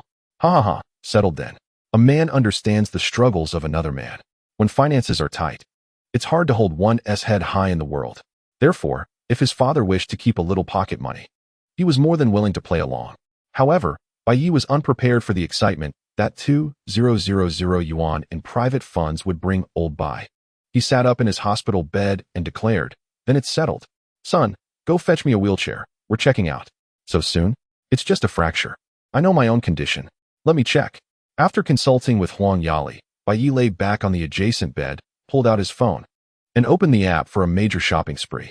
With a new home on the horizon, there were numerous necessities to acquire: bedding, daily essentials, and an array of home appliances like refrigerators and televisions. Moreover, having announced his retirement, he needed to explore some hobbies, so a top-tier computer for gaming was essential. Consequently, in a remarkably short span, Bai Ye spent a staggering sum of 70 to 80,000 yuan before finally coming to a halt. It is fortunate that he now has a system to manage his finances, allowing him to spend without a hint of regret. Time swiftly transitioned to the afternoon. After a meticulous examination by Huang Yali, Lao Bai successfully discharged from the hospital. To be honest, Bai Ye felt quite elated. The hospital is a place one should avoid unless absolutely necessary. The pervasive scent of disinfectant lingered in the air, and he felt as though he might soon be pickled in it. As the items he ordered online began to arrive, Bai Ye drove to the Guanshan Yu villa. Notably, before his departure, he had promised Bai Ziru that once his leg healed, he would lend him the car for a few days. This perfectly embodies the earlier sentiment that no man is indifferent to his vehicle. Before long, the Ideal 9 came to a halt in the villa's courtyard. As Bai Ye stepped out of the car, he glanced at the various packages strewn about the entrance and realized he had much to attend to. However, just as he turned to begin his tasks, he suddenly noticed a small face peering at him from the wall to the right of the villa, fixated upon him. Goodness! Startled, Bai Ye couldn't help but exclaim a phrase that was not particularly refined. Uncle, you mustn't use foul language. Upon hearing the child's innocent admonition, Bai Ye soon realized he was not encountering something sinister, but rather a little neighbor. The girl appeared to be around 4 or 5 years old, her cherubic face adorably round and exquisitely delicate. Bai Ye genuinely felt an urge to pinch her cheeks. Observing her mature demeanor, he chuckled and replied, Indeed. Unrefined language is unacceptable, but I am actually your elder brother. No, you are an uncle. Are you not afraid I might be a wicked uncle? Mommy says not to speak to wicked uncles. At the mention of wicked uncle, the little girl promptly vanished, leaving Bai Ye laughing heartily. Children at this age are undeniably the most delightful. Once they grow a year or two older, they may become a tad bothersome. With the absence of the little one's supervision, Bai Ye swiftly collected his thoughts and resumed his chores. He made the bed, set up the computer, and tackled various tasks one after another. In truth, given his current circumstances, he could easily hire a part-time worker or a full-time housekeeper. Yet, as a first-time resident in his new home, Bai Ye was filled with excitement and felt no fatigue whatsoever. Time always seems to fly when one is busy. By the time Bai Ye nearly finished tidying up, evening had arrived. Gazing out at the dimming sky and then turning to admire his bright, tidy home, Bai Ye felt a profound sense of happiness. This is what life should resemble. Chapter 12. A close encounter with gossip. Bai Ye found himself reflecting.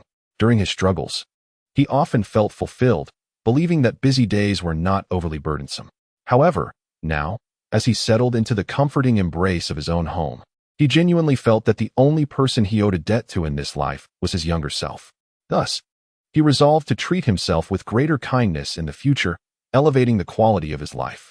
Let it be a form of recompense for my past self. As he pondered, Bai Ye reclined on the sofa in the living room, preparing to inquire whether dinner was ready. What should one do when desiring healthy food, yet lacking culinary skills? Naturally, the solution was to return home and indulge. He was well aware that his mother, in her efforts to nourish his father, would undoubtedly prepare a delightful feast today. Such an opportunity was not to be missed. However, before he could even unlock his phone, a cacophony erupted from outside the courtyard. Upon closer inspection, it appeared that a quarrel was unfolding outside. Lisisi, I know you're home. If you possess the audacity to steal a man, then you should have the courage to open the door. I'll count to 3. And if you don't open up, I shall force my way in. At this juncture, Bai Ye, who had been striving to restrain himself, could no longer suppress the innate curiosity that compelled him to witness the unfolding drama. After all, this was a riveting tale of infidelity. Who could resist such intrigue? Thus, he swiftly made his way outside. Upon reaching the door, Bai Ye beheld a rather imposing woman, her visage adorned with a surfeit of flesh, exuding an aura of ferocity. She was accompanied by a young lady, seemingly in her early 20s. This was indeed the residence of the girl he had encountered earlier that afternoon. The sight of Bai Ye prompted the woman to alter her approach. Turning to him, she inquired, Are you the neighbor of Lisisi? Bai Ye nodded gently, affirming her assumption. Then we must have a serious discussion. The woman, invigorated, launched into a fervent monologue. Have you seen my sister? She was married not long ago. Yet her husband has been lured away by your neighbor, Lisisi. Can you believe it? She continued, I advise you to relocate post-haste. With a neighbor like that, you'll find no peace. The woman's voice was thunderous, yet Bai Ye listened with rapt attention.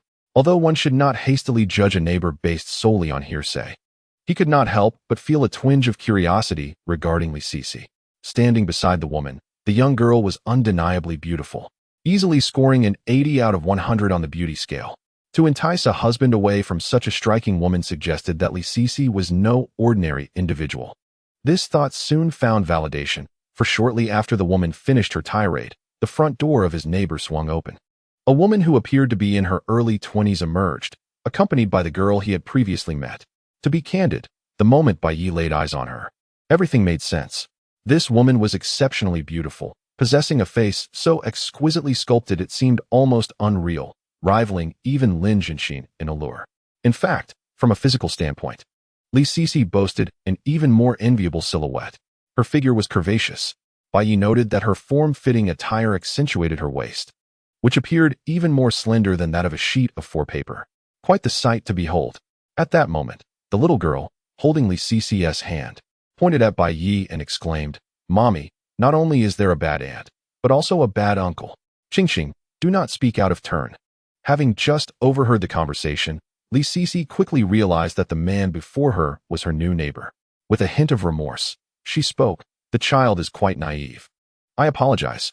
"Oh, how polite of you now. What were you doing when you were enticing my brother-in-law?"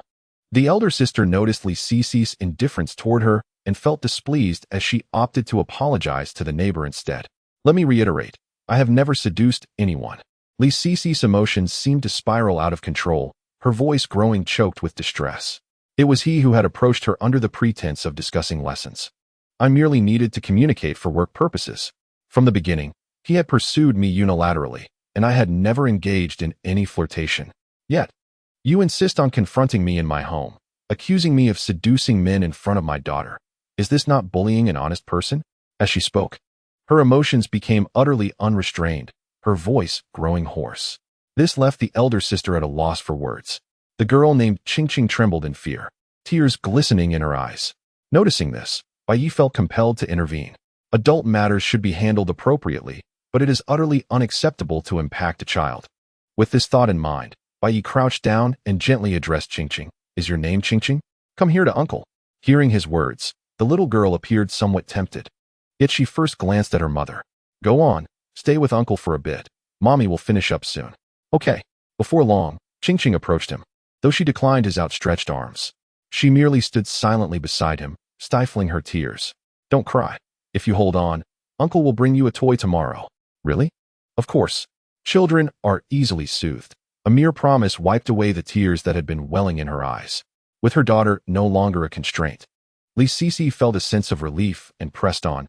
"Let your sister speak for herself. Have I ever exhibited even the slightest behavior of seducing your husband? When you approached me at my workplace, I showed you the chat records, did I not?" "Yes, that is true." But at this point, the sister seemed unable to continue. The elder sister, however, remained undeterred and boldly stated, "But my brother-in-law is unreachable. My sister has no outlet for her anger. What do you propose we do? Are you not interested in reason?" Li Sisi found herself laughing in disbelief. "Your husband being unreachable has nothing to do with me." Meanwhile, Bai Ye finally grasped the situation. In essence, the sister's husband was a lecherous man who, under the guise of lessons, had acquired Li Sisi's contact information and pursued her relentlessly. Not only did his advances fail, but he also found himself caught by his own wife, with no means to express their frustrations regarding their husband's misdeeds. The two sisters resolved to lay the blame squarely on Li Sisi. Such occurrences are indeed relatively common in life. When an individual finds themselves unable to express their emotions, it is not uncommon for them to act impulsively. As Bai Ye pondered the situation, he inquired during a moment of stalemate, "That young lady, are you simply seeking an outlet for your frustration?" "Yes, and I also wish for her to assist me in contacting my husband." "While contacting him might be one thing. If you desire to vent your feelings, I might have a rather unconventional, yet effective, suggestion." Upon understanding the circumstances, Bai Ye concluded that such a man was not worth pursuing. Instead of wasting time on him, one might as well indulge in some delightful food. However, when it came to the idea of venting frustration, he did indeed have a rather clever notion that could potentially aid the neighbor. Curiosity piqued, the young woman asked, "What is this method?" Both Li Sisi and the formidable sister beside her looked on with eager anticipation. Bai Ye smiled and calmly articulated, "Does your husband not care for your feelings? Knowing he is married, yet still flirts with others?" "Indeed," she exclaimed. "So, does that mean he has no connection to my neighbor?" "Indeed, that is precisely the case." With that, Bai Ye firmly established the situation's nature, then continued, in that case. Since he has shown a lack of compassion, you are justified in responding in kind. What do you mean? Exactly what I said. You should engage in conversation with a handsome man. It need not lead to anything, but it should certainly make your husband aware and see how he reacts. As a man, he understood the male psyche all too well. Some individuals behave however they please, yet cannot tolerate the same behavior directed towards their wives. This could serve as a means for that young lady to compel her husband to acknowledge the importance of mutual respect. Lee was taken aback by his perspective. Could marital issues truly be addressed in such a manner? Was he not concerned about receiving a slap from that formidable sister? The crux of the matter was that she could sense Bai Ye was genuinely attempting to assist her, which left her somewhat apprehensive. However, when she turned to observe the two sisters, she was surprised to find they appeared genuinely intrigued. One sister could not help but inquire, "Will this really work?" "Of course. Why do you think he is bothering Lee? It is because she is beautiful. Thus, I suggested you find a handsome man to challenge your husband." "That makes sense." The young lady was genuinely intrigued. Over the past day, she had attempted various methods to no avail. She had appealed to both emotion and reason. Yet her husband showed no inclination to change and had instead left home. Given the circumstances, employing an unconventional approach was not out of the question. Yet, as she contemplated this, a wave of discouragement washed over her. "But I hardly have any male friends. Where would I find a handsome man? Am I to seek out a gigolo?" "My dear sister, what are you saying?" The formidable sister rolled her eyes and pointed at Bai Ye, exclaiming, "Isn't he the perfect handsome man right here?" "Ah, indeed." Upon hearing her sister's words, the younger sister suddenly grasped the situation. Here stood a handsome gentleman, whose height and looks far surpassed those of her husband. If they could collaborate, wouldn't that drive her husband to despair? With this thought in mind, she decisively took out her phone, approached Bai Ye, and said, "Handsome, let us exchange contact information." Alas, heaven and earth bear witness. Bai Ye had merely suggested a ludicrous idea. He had no intention of engaging himself. Especially as he observed the glimmering gaze of the younger sister directed at him, it was unmistakably sincere. Realizing that the suggestion was his own, he felt compelled to see it through. Thus, Bai Ye reluctantly displayed his QR code and accepted the friend request right before her eyes. This elicited great delight from the younger sister. "What shall we discuss?" "Just relay to me what your husband has sent to Lee." Before long, she began to operate her phone in front of Bai Ye. Moments later, his phone buzzed with several messages. "Handsome, I find you quite intriguing. Shall we dine together this evening? I prefer Western cuisine." Not replying? "Oh, little handsome, I truly admire your aloof demeanor. But here I am. A fierce woman, how will you resist?" As he read, Bai Ye felt his eyes involuntarily widen. It was his first encounter with such overt flirtation, and he was at a loss for words. Surely, when Lee received these messages, she must have been equally speechless. Turning to glance at her, he noticed her struggling to contain her laughter. Alas, what a predicament! Unable to restrain himself, he inquired, "Sister, is this how your husband initially won you over?" "Not at all. He treated me to pig trotter rice back then. Now he's splurging on Western meals." "Ah, indeed." He also transferred money to Lee. Just then, Bai Ye's phone pinged with a transfer of 1,314 yuan. He was utterly surprised. A simple act of mediation had yielded an unexpected gain. "Accept it. I must." He felt it would be a disservice to his eyes suffering otherwise. When Bai Ye accepted the transfer in her presence, the younger sister grew anxious. "Wait, handsome. My husband's transfer was not accepted." "That is because I have my principles," he replied. "And how did you manage to accept mine?" "Coincidentally, I have none." Upon hearing this, Lee, who had been stifling her laughter, could no longer contain herself. "Ha ha ha. Forgive me, I did not mean to laugh. I simply could not help it." The laughter resonated loudly, piercing the younger sister's ears and darkening her expression. Fortunately, Bai Ye quickly regained his composure and stated, "I was merely jesting. In truth, I accepted the money for your benefit." "For my benefit? How so?" "To induce your husband's anxiety. You must surpass him in audacity. Look, he did not accept Lee's transfer, yet I accepted yours. Does this not signify your victory?" Upon hearing this, the younger sister's expression brightened considerably. Although the money in her wallet had dwindled, as Bai Ye remarked, she had triumphed. In an instant, a sensation of vindication surged within her, leading her to forget the sting of expenditure, leaving her utterly exhilarated. "You speak with such wisdom. Indeed, you have vented your frustrations. Now you may return home to rest." Moments later, the sisters' silhouettes gradually faded into the distance, with the younger sister glancing back repeatedly, displaying an unmistakable reluctance to part. This left Bai Ye somewhat exasperated. As the trouble subsided, Li Sisi finally regained her composure and solemnly expressed her gratitude. Thank you for helping me resolve such a significant issue. It was merely a trivial matter for me. The key is that I also benefited, earning over 1,000 yuan in just a few moments. Bai Ye eagerly wished for such lively spectacles to occur daily. Ha ha ha, you are truly remarkable. Chapter 14. You celebrate too soon.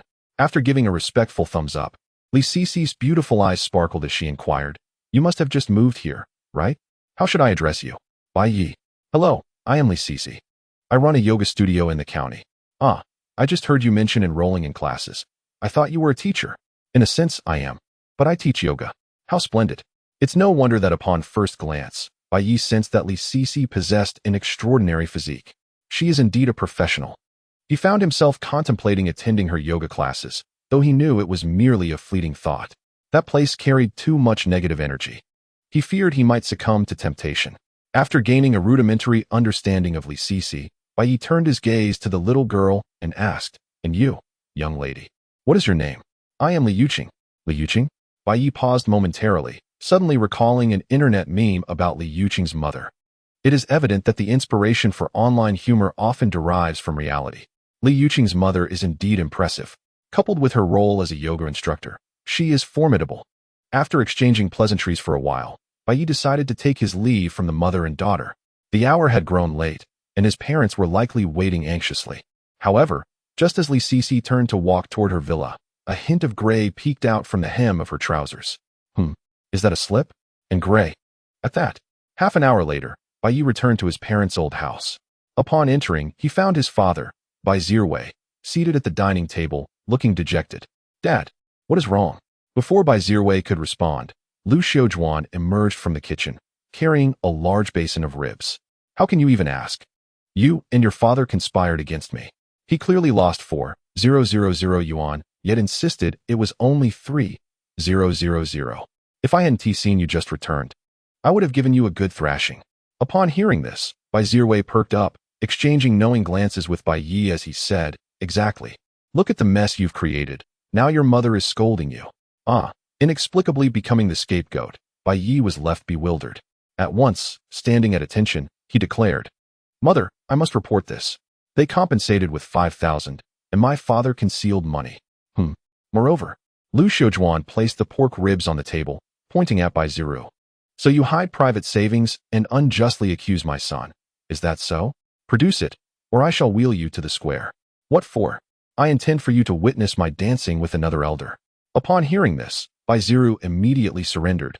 No, I shall give it to you. I shall. That is more like it. Son, sit down and eat. All right. Observing his father's pained expression, Bai Ye felt a secret delight within. Faced with an abundant feast, his appetite surged. Taking the blame? Absolutely not. During the meal, he turned to his parents and inquired, Mom, Dad, are you truly not moving over? If it were feasible, Bai Ye would prefer to reside in the old house while allowing his parents to inhabit the new one, especially upon noticing that the room's decor had remained unchanged from a year and a half ago. Parents often believe that money should be spent wisely, and that wisdom typically entails investing in their son.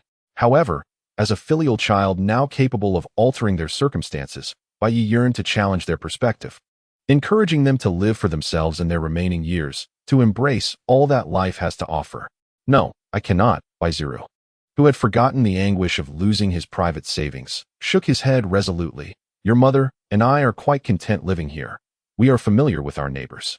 Your father is right. Moving to a new place where we do not know anyone would be akin to killing me. As she placed another piece of pork rib in Bai Ye's bowl, Lu Xiaojuan continued, You have succeeded and can enjoy a good life. Your father and I are proud of you. If you find this unsatisfactory, then tomorrow you must obediently go on a blind date, so I may hold my grandchild soon. The elder's response was, in truth, what he had anticipated. Nevertheless, Bai Ye was determined not to relent.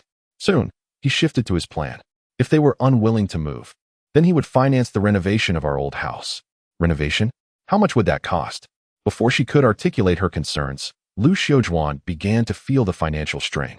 Fortunately, Bai Ye was well prepared, patting his chest and asserting, I have the funds. You needn't worry. Upon hearing this, Lu Xiaojuan appeared somewhat swayed.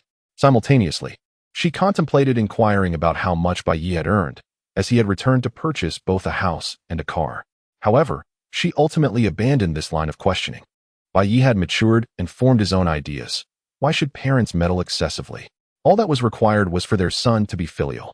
Thus, she decisively nodded, saying, "Very well, I shall grant you the opportunity to fulfill your filial duties." Excellent, haha. The parents finally relented, and Bai Ye beamed with joy. He became increasingly convinced that his decision to return to the small county was undoubtedly correct. At least, the smiles on their faces were unfeigned. Of course, in Bai Ye's view, this was merely the beginning. He intended for joy to permeate his parents' entire lives. However, just as he silently vowed this, the system's holographic screen re-emerged before his eyes. Upon detecting that your parents have reached the age requiring support, while you find yourself in a state of unemployment, the life system expresses profound sympathy. No matter how difficult life may be, one must not let parents suffer. Hence, we present you with the opportunity to fulfill your filial duties. Filial assistance. Every penny you spend on your parents will yield double the cash back. Remarkable. Such generosity. The system's explanation was straightforward and easily comprehensible, and Bai Ye quickly grasped the concept. He couldn't help but feel a surge of excitement. This is truly an opportunity for ascension. It is foreseeable that, in a state where financial worries no longer plague him, he will undoubtedly spend lavishly on his parents in the future. To be specific, he plans to invest at least 200,000 yuan into renovating their old house. However, it seems this budget could be adjusted upwards. The prospect of fulfilling his filial obligations while receiving double the money back is nothing short of exhilarating. Oh, dear system, you have moved me to tears. While he marveled at the system's generosity, he felt an urge to test it out. Just then, his mother, Lu Xiaojuan, entered the kitchen carrying bowls and chopsticks. Bai Ye took out his phone and swiftly transferred 5,000 yuan to Bai Zero. You have transferred living expenses to your father, qualifying for the assistance program. A cashback of 10,000 yuan has been credited to your account. Observing the system's notification, Bai Ye smiled. Across from him, Bai Zero burst into laughter. She then whispered, "Son, I knew you were good to Dad, providing me with pocket money. I almost forgot to ask you to bear the blame. How fortunate that you mentioned it. Dad, are you happy?" "Happy. You celebrated too soon." At this point, Bai Ye turned towards the kitchen and called out, "Mom, I just discovered that Dad has secret savings." Chapter 15, A Meeting? I'll book a room. When Bai Ye returned to the villa from his parents' house, it was already past 9 in the evening. In a small county town where nightlife is virtually non-existent, many were preparing for bed. Yet, Bai Ye felt no weariness at all. He immediately headed to the study adjacent to his bedroom, eager to indulge in some gaming. His computer, valued at nearly 20,000 yuan, was set up there. If time had permitted, he would have transformed the study into an esports arena long ago. However, just as he pressed the power button, his phone emitted a notification sound. Upon checking, he found numerous messages awaiting him. Among them was one from Gu Zhenxin, informing him that she would be on night duty and could not ride home with him in the morning. Bai Ye understood this. After all, doctors often have night shifts. After replying to her message, he turned his attention to ordering from Kangaroo Takeout. Although his time in the hospital was brief, Gu Zhenxin and Huang Yali had taken excellent care of his father, frequently visiting and ensuring thorough checkups upon discharge. Given their attentive care, he felt compelled to reciprocate. Considering the hardships of their night shift, Bai Ye decided to order an abundance of fruit for them. Upon his return, he encountered the striking young woman who had recently appeared at Li Cici's doorstep. "Good news, my husband is back. Bad news. He struck me and interrogated me about your identity. But fret not, I shall reveal nothing." She continued, "Handsome, I wish to exact my revenge on him. Shall we meet tomorrow? I shall book a room." After reading her message, Bai Ye could not help but slap his forehead in exasperation. "You actually believe you can play games with me after I've given you 13-14? Dream on. Dear lady, one must not solely judge matters of the heart by a man's appearance. But I find you quite handsome. I concede that. Yet you must also regard your own reflection." Finally, the young woman fell into a complete silence. Unperturbed, Bai Ye began to engage in a game, losing track of time entirely. Meanwhile, in the county hospital's emergency room lounge, Lin Zhenxin was enjoying an unusual moment of leisure, chatting with a few colleagues. The subject of their conversation inevitably turned to Bai Ye. One inquisitive nurse asked, "Dr. Lin, Is that handsome man you were standing with yesterday your boyfriend? No. He is merely a classmate from middle school whom I happened to run into. Oh, I thought you two looked quite like a couple. Couple? The unfamiliar term conjured Bai Ye's visage in her mind. Over the years, he seemed to have changed little. Even back in middle school, many girls were infatuated with him, captivated to the point of crashing into walls. Though he appeared slightly more portly now, his charm remained intact. At that moment, a knock echoed from the office door. Upon opening it, they found a delivery man standing outside. Is Lin Jianxin here? Your delivery. Ah, that's me, but I didn't order anything. Well, I know not what to say. It bears your name. With that, the delivery man turned and left, leaving Lin Jianxin bewildered as she held a large bag filled with assorted fruits. The duty nurse, Huang Yali, observed this with a mysterious smile and remarked, "What are you staring at? Clearly, this is a gift from your ordinary classmate. Is that even possible? Whether it is or not, I shall inquire." With that, Huang Yali pulled out her phone and sent Bai Ye a voice message. "Handsome, thank you for the fruits. You're welcome. If you need more, just let me know." How generous. As she listened to Bai Ye's voice on her phone and turned to see her colleagues exchanging knowing glances, Lin Jianxin felt her cheeks flush. Oh dear. Stop looking at me.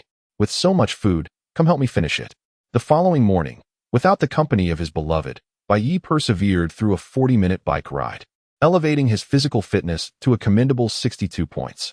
He expressed great satisfaction with this improvement. Upon returning home, he discovered Li Sisi, clad in loose casual attire, hurriedly emerging while cradling their daughter. In her hand, she clutched a small backpack, evidently preparing to send Li Yuqing off to school. Upon witnessing this scene, Bai Ye greeted, "Good morning, Teacher Li, Xiao Yuqing." "Good morning," replied Li Yuqing, who was nestled in his embrace, her eyes wide open as she said, "Good morning, bad uncle. If you call me bad uncle again, there will be no gifts for you when you return tonight. Then, good morning, good brother." Ha, very well. Let us stick with that. Soon, the mother and child vanished from his sight, while he returned home to prepare for a refreshing bath. After exercising, indulging in a bath is indeed a delightful experience. By the time he stepped out again, it was already past 9 in the morning. Bai Ye first procured insurance for his new car, followed by registering it at the vehicle management office. Fortune smiled upon him as he drew a license plate number that was somewhat acceptable. Subsequently, he parked the car on the street and dialed his childhood friend, Xiao Jia. Among those he missed the most while outside, apart from his parents, were the few childhood friends with whom he had grown up. This bond constituted a rather unique friendship. Although they rarely kept in touch, every meeting felt as if no distance had ever separated them. Everything was so natural.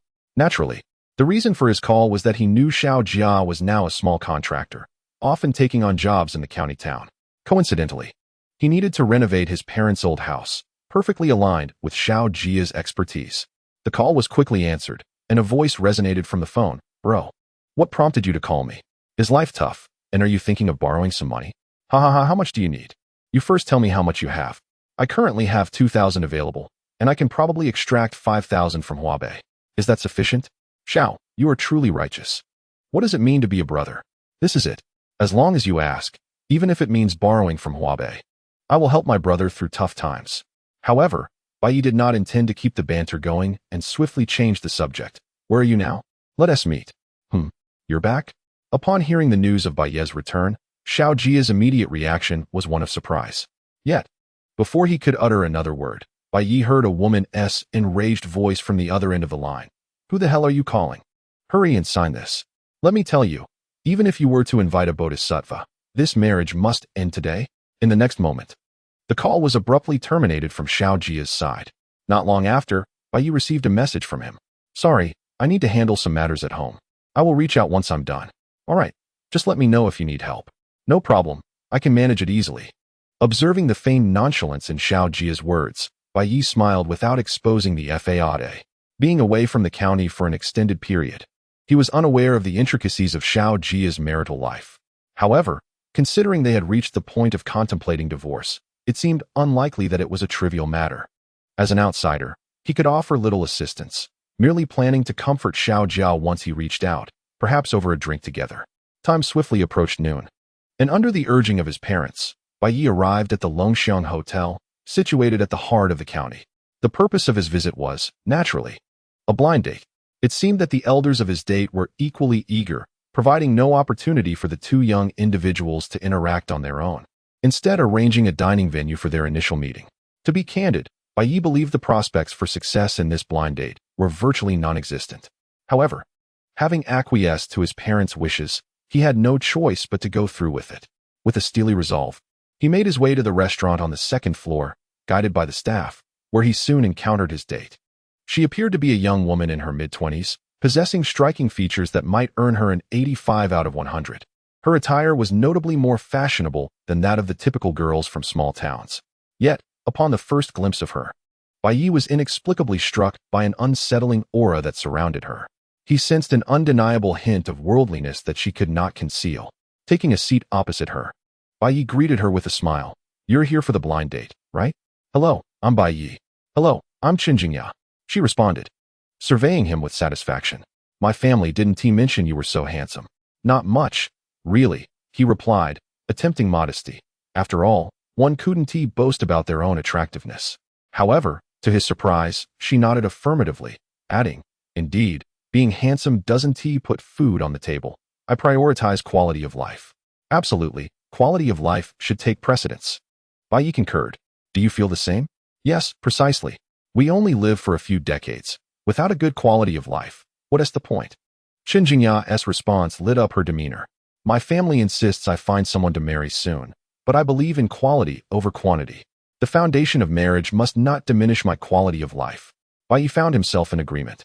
This sentiment resonated with many young individuals today who, despite possessing commendable attributes, shy away from romance. The reasoning was straightforward. A young man earning over $10,000 a month could maintain his quality of life while saving for travel and supporting his parents. Yet, once he entered a relationship, that balance could quickly shift. A mere gesture to satisfy his girlfriend's desire for romance could consume half a month's salary. In such circumstances, what quality of life remained?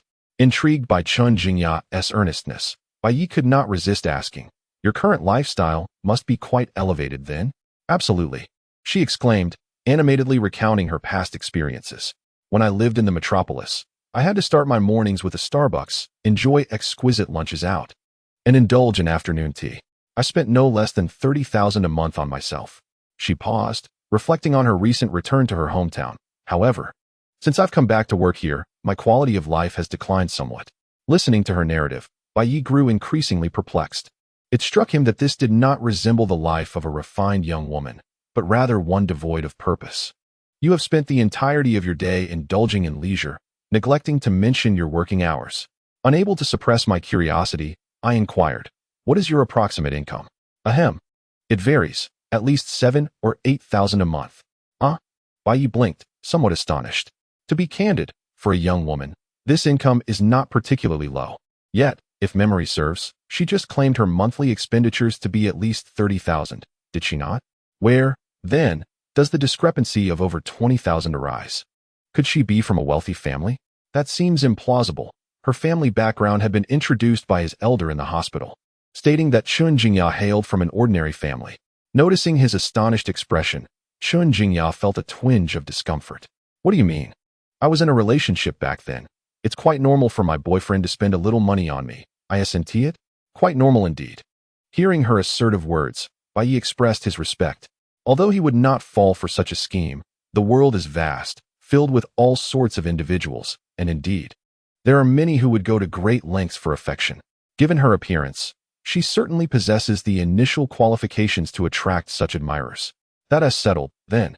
I have no intention of lowering my standards of living, hence my high expectations regarding my boyfriend's financial capabilities.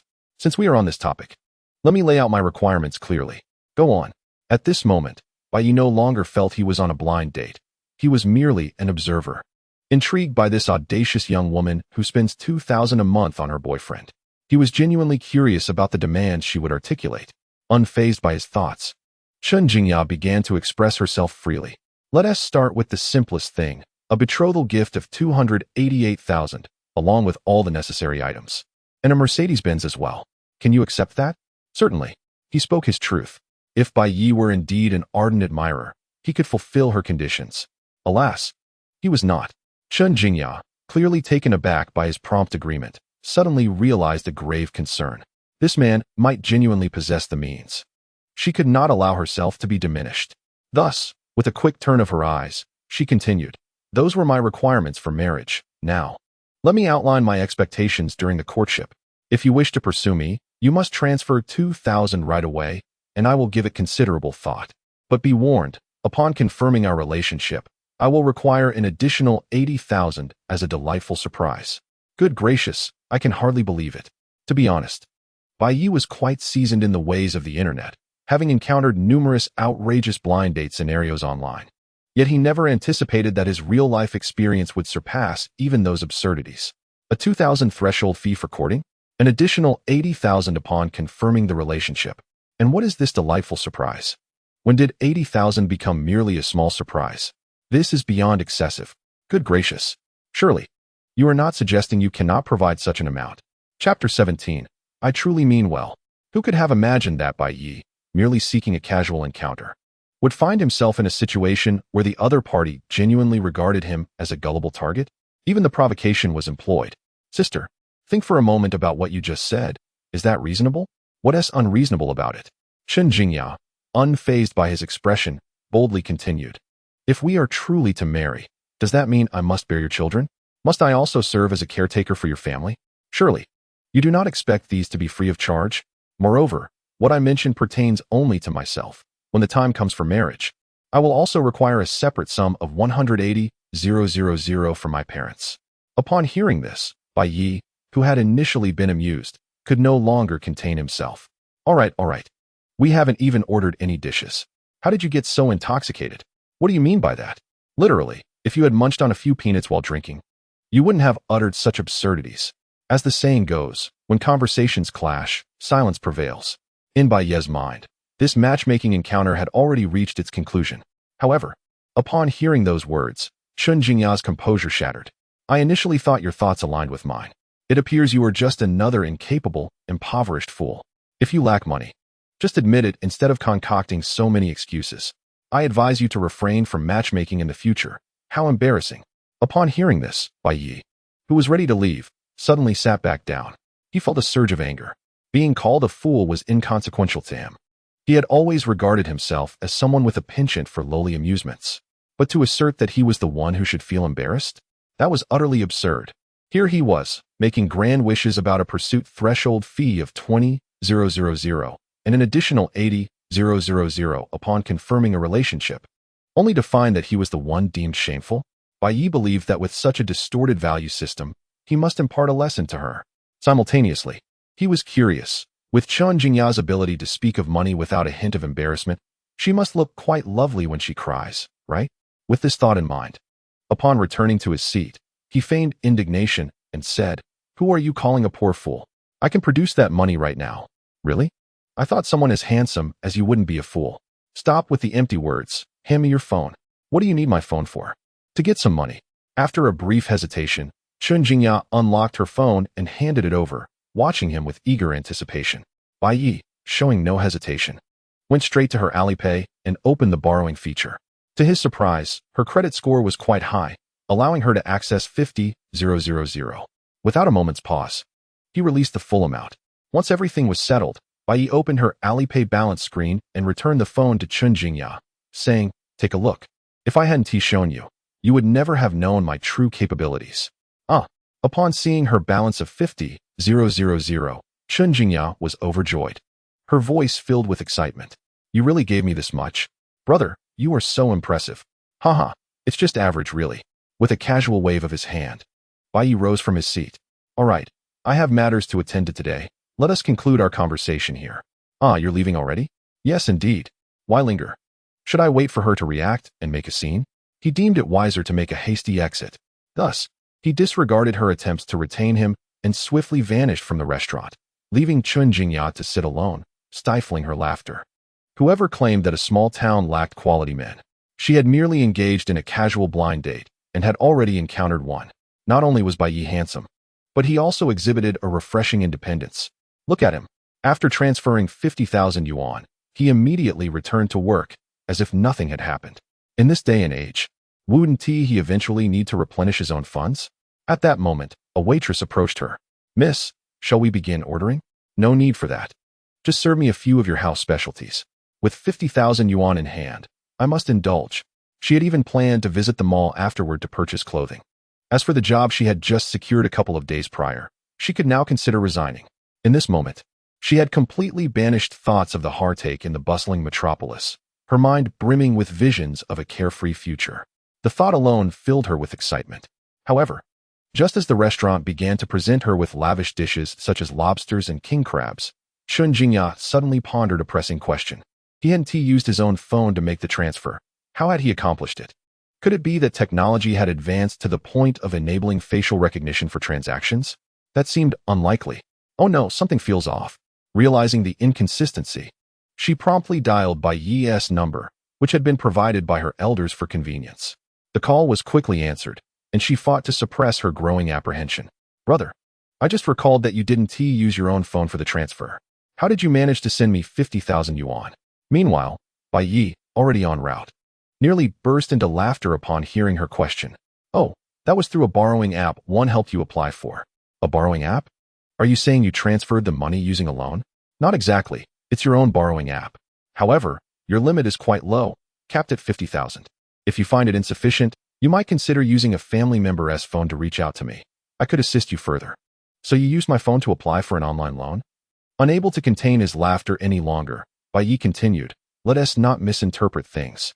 I thought you were in a dire situation, hence I merely provided temporary assistance. All right, I'm busy now, I'll hang up. Without waiting for her to respond with expletives, he decisively ended the call and swiftly blocked her number. He was certain that in the future, their paths would not cross. Perhaps this experience would serve as a wake-up call for her.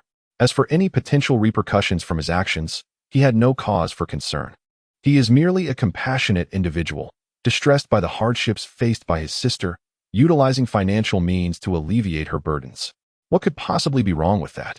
Indeed, it is entirely driven by goodwill. Meanwhile, within the restaurant, as she listened to the ringing of a call she had made, her gaze fell upon the sumptuous feast laid out before her.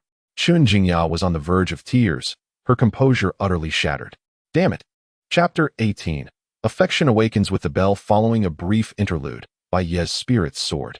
Just as he was preparing to return home for a brief rest, he received a call from his childhood friend, Xiao Jia. The conversation was straightforward. He simply informed Bai Ye that he had finished his tasks and suggested a meeting place.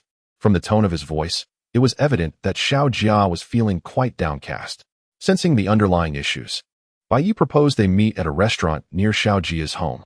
It was imperative for good friends to share a drink together. Approximately 10 minutes later, upon arriving at their destination, Bai Ye stepped out of his vehicle and spotted Xiao Jia waiting for him at a distance. Hey, over here, he called. Huh? Xiao Jia turned, and upon seeing Bai Ye emerge from an imposing vehicle, astonishment washed over his face. Whoa, what a massive car. Is that a dream car? I've heard of it. You've truly made it big. Well, somewhat, Bai Ye replied, casting a glance at Xiao Jia. He felt a twinge of envy.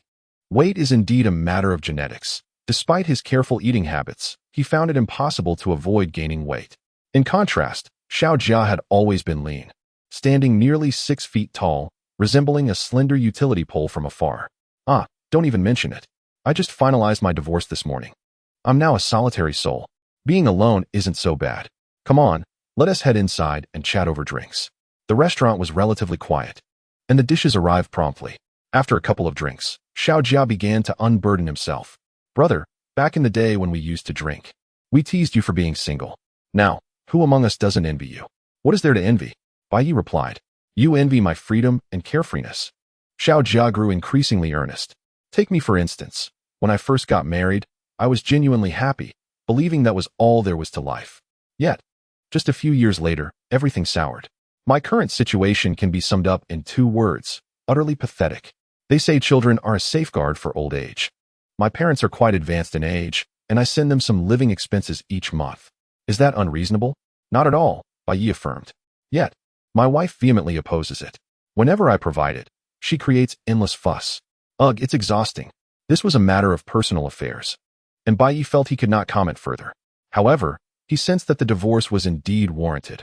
Otherwise, the household would invariably remain in turmoil. Particularly with Xiao Jia, who valued his reputation, the last thing he wanted was to be labeled as unfilial. Is that the reason for the divorce? Bai Ye inquired, feeling compelled to delve deeper into the subject. Soon enough, a scandal emerged that even Bai Ye found exhilarating. The events began a few days ago when Xiao Jia received a call from his mother-in-law, informing him that his father-in-law was afflicted with a rather difficult-to-treat illness, requiring a sum of 100,000 yuan for treatment, with over 100,000 yuan in savings. He immediately abandoned his work and returned home to retrieve his bank card for withdrawal. However, his wife mistakenly believed that this money was intended for Xiao Jia's parents and outright refused, uttering a rather audacious remark. "Those are your parents, not mine. Why should I allow you to use that savings? I don't care if your parents need money for treatment. You can take out a loan or borrow from your so-called friends, but do not even think about using those savings." Upon hearing this, Xiao Jia had an epiphany. He promptly replied, "You make a valid point. Then let them not receive treatment." At that moment, his wife appeared quite satisfied with his response. Yet, when her mother called and discovered that it was her own parents needing the money, she swiftly changed her demeanor, demanding Xiao Jia to withdraw the money immediately. The outcome of their impending divorce revealed Xiao Jia's retort. "Your parents are not my parents. If they need money, go take out a loan or borrow from your so-called girlfriends." Upon hearing this, Bai Ye felt a wave of relief wash over him. He raised his thumb and exclaimed, "Haha, that's the spirit, brother."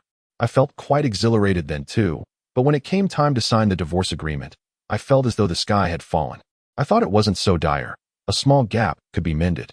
What you mean is, right, find a young and dutiful one.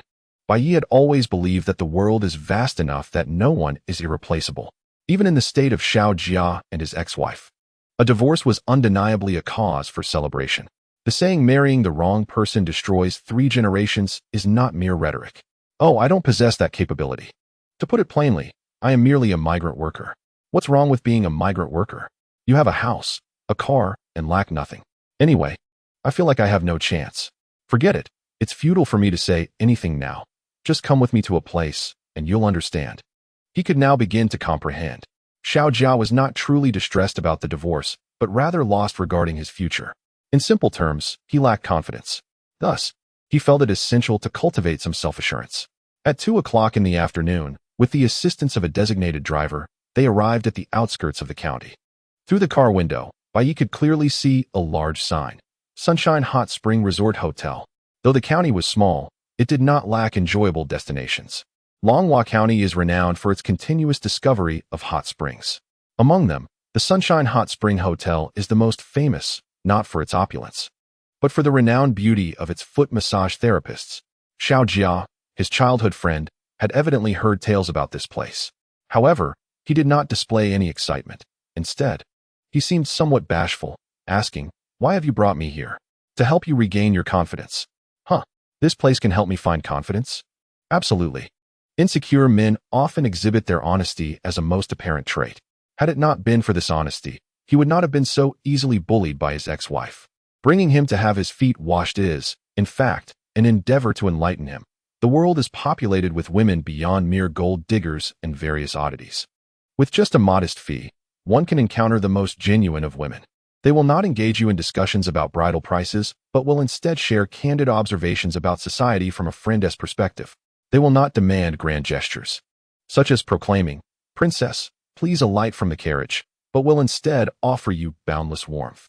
As the saying goes, love awakens with the chime of the clock. The allure of a foot wash extends beyond mere relaxation.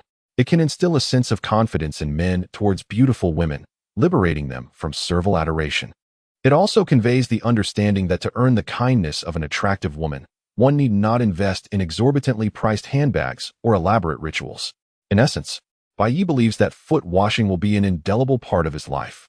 Chapter 19. The Unfathomable Connection at the Sunshine Hot Spring Hotel. In the massage and relaxation area, a confident Bai Ye stands in stark contrast to the timid Xiao Jia trailing behind him. Is it really necessary to make such a fuss over a mere foot wash?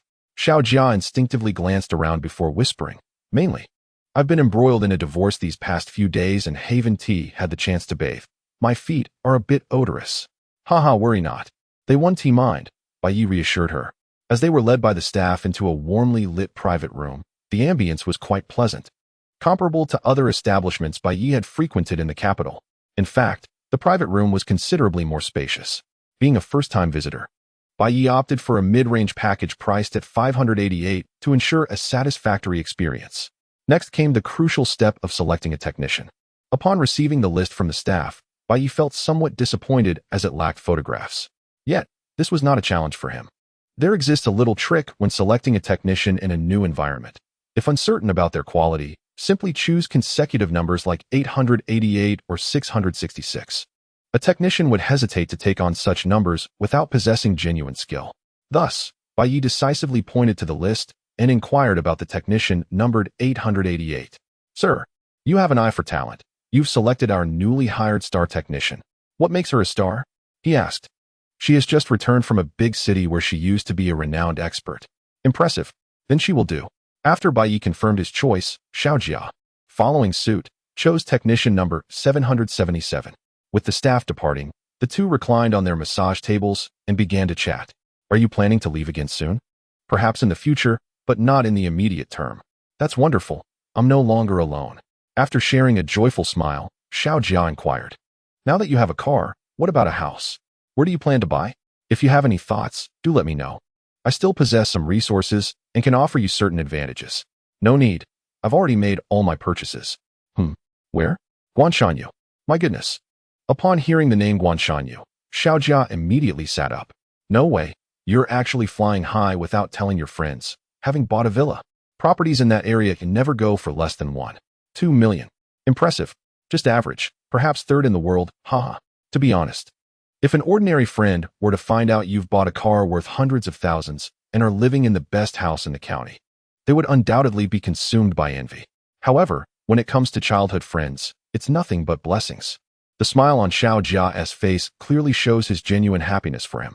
Bai Ye truly cherishes this friendship. Nevertheless, as their conversation progressed, he steered the topic back to serious matters. By the way, do you remember what my parents' house looks like?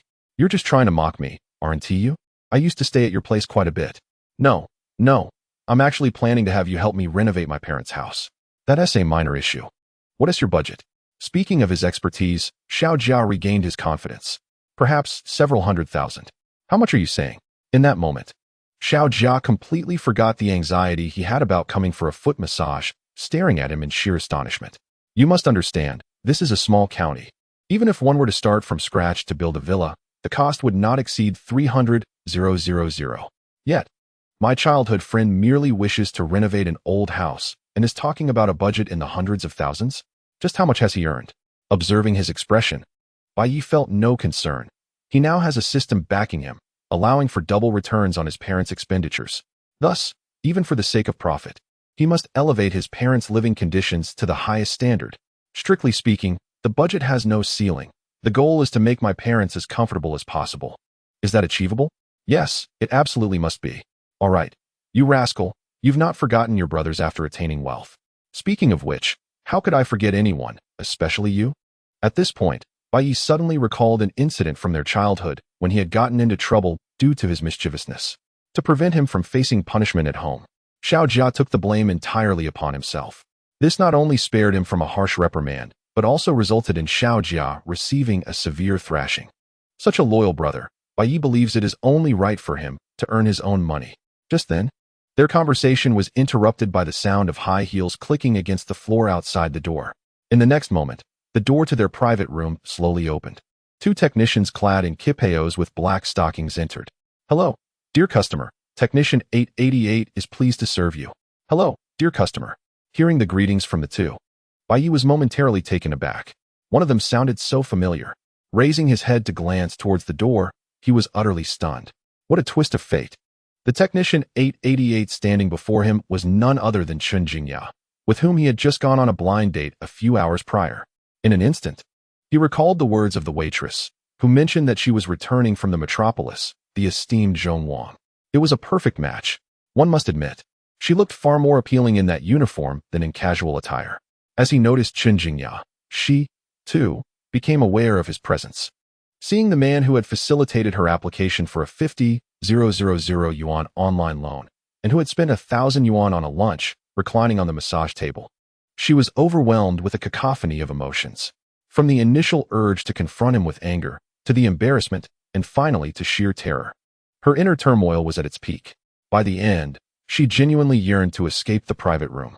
However, driven by her professional integrity, Chun Jingya mustered the courage to say, "Sir, allow me to fetch another therapist for your service." The thought of having to attend to him personally felt more unbearable than death itself. All she desired was to distance herself from Bai Ye. Yet, Bai Ye was beckoning her urgently, exclaiming, "Why change? It's perfect as it is, it's you." "What?" she gasped. "I heard you were the esteemed Zhong Wang returning from the big city. I must experience this." Upon hearing this, Chun Jingya felt as though she had consumed something utterly distasteful. Nevertheless, after much contemplation, she reluctantly approached Bai Ye. She had no choice. Her most significant vulnerability was now firmly in someone else's grasp. Chun Jingya was genuinely terrified of what he might disclose about her to her elders. Bai Ye, however, was oblivious to her concerns, for he had not given it a second thought. His desire to keep her around stemmed entirely from a mischievous curiosity. He was intrigued by the juxtaposition of the woman who had just demanded a bride price of 288 million yuan, now willing to pamper his feet for a mere 588 yuan. It must be quite a peculiar sensation. Chapter 20, Positive Energy. Positive Energy. Moments later, Bai Ye observed Chun Jingya seated on a small stool at his feet, and with a pained expression, he remarked, "Sir, shall we commence the session?" He continued, "First, observe your colleague's techniques. Witness how sweetly she provides her smiling service." Adjacent to Bai Ye's massage table, the technician chosen by Xiao Jia, despite the unbearable odor emanating from Bai Ye's feet, wore an endearing smile. Her touch upon Xiao Jia's feet was remarkably gentle. This scene caused Chun Jingya's composure to fray. In the past, this had been her standard procedure. Yet now, to smile and provide service to a man who had facilitated her online loan application and had financially exploited her, wasn't he that sheer injustice? However, considering her performance metrics, what other choice did she have? She had to smile. Taking a deep breath, she inhaled the unpleasant aroma of the room before forcing a sweet smile and softly inquiring, "Sir, is this acceptable?" "Perfect. Let us begin, and keep that smile bright." He replied, "Of course, sir. Were it not for the constraints of a lawful society, she would have truly desired to strangle Bai Ye. How could one be so wicked? Yet, Bai Ye could likely grasp her sentiment to some extent. But what does this have to do with him? Just close your eyes and relish the moment. To be honest, Chun Jingya's technique is truly remarkable. Within just a few minutes, he was already on the verge of drifting into slumber. This piqued his curiosity, prompting him to ask softly, "Wait, were you really a prominent figure before?" "If it weren't for my family's illness, I would still be in that position," she replied. Regardless of any underlying tensions between them, being questioned about this by a prospective partner left Chun Jingya feeling quite embarrassed. "That's impressive. Your income must indeed allow for a monthly expenditure of 30,000. But what about that boyfriend?" "Ahem, if I were to state my profession directly, who would want to date me?" "That would merely be an excuse," she retorted. "Quite reasonable, earning her own keep and spending it as she pleases." Chun Jingya had no qualms about that. What surprised him even more was when Chun Jingya added, "Actually, I only dated one boyfriend when I first arrived in the metropolis. After our breakup, I never entered into another relationship. Why not? I'm afraid they would distract me from making money, and I also fear they might spend my money." "Ha ha ha, so clear-headed? One could only say that experience brings wisdom." Upon hearing this, Bai Ye's perception of her began to shift slightly. He immediately inquired, "Do you hate me?" "Hate? Right now, I'm a bit frightened of you." Now that they had reached this point, Chun Jingya no longer felt awkward. Continuing to massage his feet, as she said, "Could you please keep today's events to yourself? My family thinks I'm working as a waitress." When considering the losses Bai Ye caused her, they were predominantly psychological. The 5,000 owed on Huabei could simply be repaid, and as for the 1,000 spent on meals, that was ultimately her own choice, all of which ended up in her own stomach. Comparatively, it was far more frightening for her parents to discover her true profession. If word were to leak out, she couldn't bear to imagine the tempest she would endure. Well, that depends on your behavior. To be honest, Bai Ye was not one to blabber. He certainly wouldn't disclose today's events. However, for reasons unknown, seeing her in her current state made him want to tease her. This proved to be quite effective, prompting Chun Jingya to apply even more pressure in her massage. Yet, as he indulged in the experience, Bai Ye began to sense something was amiss. Why was a blanket covering his lower half? Why were Chun Jingya's hands inching further up? And what was the meaning of the new gloves on her hands? "Ahem, could you give me some positive energy?" "Oh, all right. I thought, I don't want you to think. I want to think for myself. He wasn't exactly a paragon of virtue. He simply wasn't desperate to that extent. When it came to such needs, Bai Ye was rather discerning. Clearly, Chen Jingya did not meet that standard. By the time Bai Ye stepped out of the Sunshine Hot Springs Hotel, evening had already fallen. However, do not misconstrue. He hadn't been extending his stay, but had instead taken Xiao Jia along for a soak, making this otherwise mundane afternoon feel significantly more fulfilling. The effect is quite commendable. My childhood friend has evidently emerged from the anguish of divorce, at least to a significant extent. He even jested about returning in a few days, treating us. Before departing, Chen Jingya accompanied him to the front desk to settle the bill, her demeanor revealing a mix of hesitation and unspoken thoughts. Observing this, Bai Ye smiled and reassured her, "Do not worry. We are of the same generation. I can empathize with your struggles, and I shall keep your secrets." "Thank you," she replied. "Very well, for that gratitude," Bai Ye paused, then tossed his bank card to the staff at the front desk, stating, "Young man, please enroll me as a member and recharge 20,000. He had clearly noticed the poster beside the front desk, which read that a recharge of 20,000 would yield an additional 40,000. Given that he would undoubtedly frequent the foot massage services, participating in such a promotion seemed exceedingly prudent. His words instantly brightened Chen Jingya's expression. If one were to ask whether she harbored any resentment towards Bai Ye before, the answer would unequivocally be yes. However, at this moment, Bai Ye had seamlessly transitioned from being a blind date to a valued patron. Resentment? What was there to resent? She was grateful beyond measure. The boss is generous. The next time you visit, I shall prepare something new for you. Innovations are welcome, but remember, they must exude positive energy. All right, positivity it is, haha. Well then, I must take my leave. Out of safety considerations, Bai Ye, now fully sober, opted for a designated driver and, alongside Xiao Jia, made his way to his parents' home. While enjoyment was important, one must not forget their responsibilities. Notably, although Xiao Jia had not formally studied this field, years of accumulated experience rendered him remarkably proficient in architecture. After a brief survey, he had already formulated a preliminary plan. Firstly, there was no need to demolish the old house. However, it required substantial reinforcement. The roof would be entirely removed, and an additional floor would be constructed, transforming the old dwelling into a charming two-story abode. Furthermore, the area where his parents originally cultivated vegetables could be excavated to create a koi pond, complemented by a gazebo for summer relaxation and outdoor barbecues. Listening to his vision, Bai Ye felt immense satisfaction. Just imagining the future comfort of the old house was delightful. However, his parents, who had been quietly listening, appeared somewhat overwhelmed. "Wait a moment. My two beloved sons, are you truly intent on turning this dilapidated house into a palace?" Haha. Ancient emperors did not enjoy life as modern individuals do. Bai Ye nonchalantly waved his hand and continued, "Moreover, my parents have toiled their entire lives. Even if they were to reside in a palace, I would not begrudge them. Without proper means, how could I be worthy of your father?" "What do you mean, unworthy?" In Bai Ye's heart, his parents were undoubtedly the most deserving individuals in the world of kindness and care.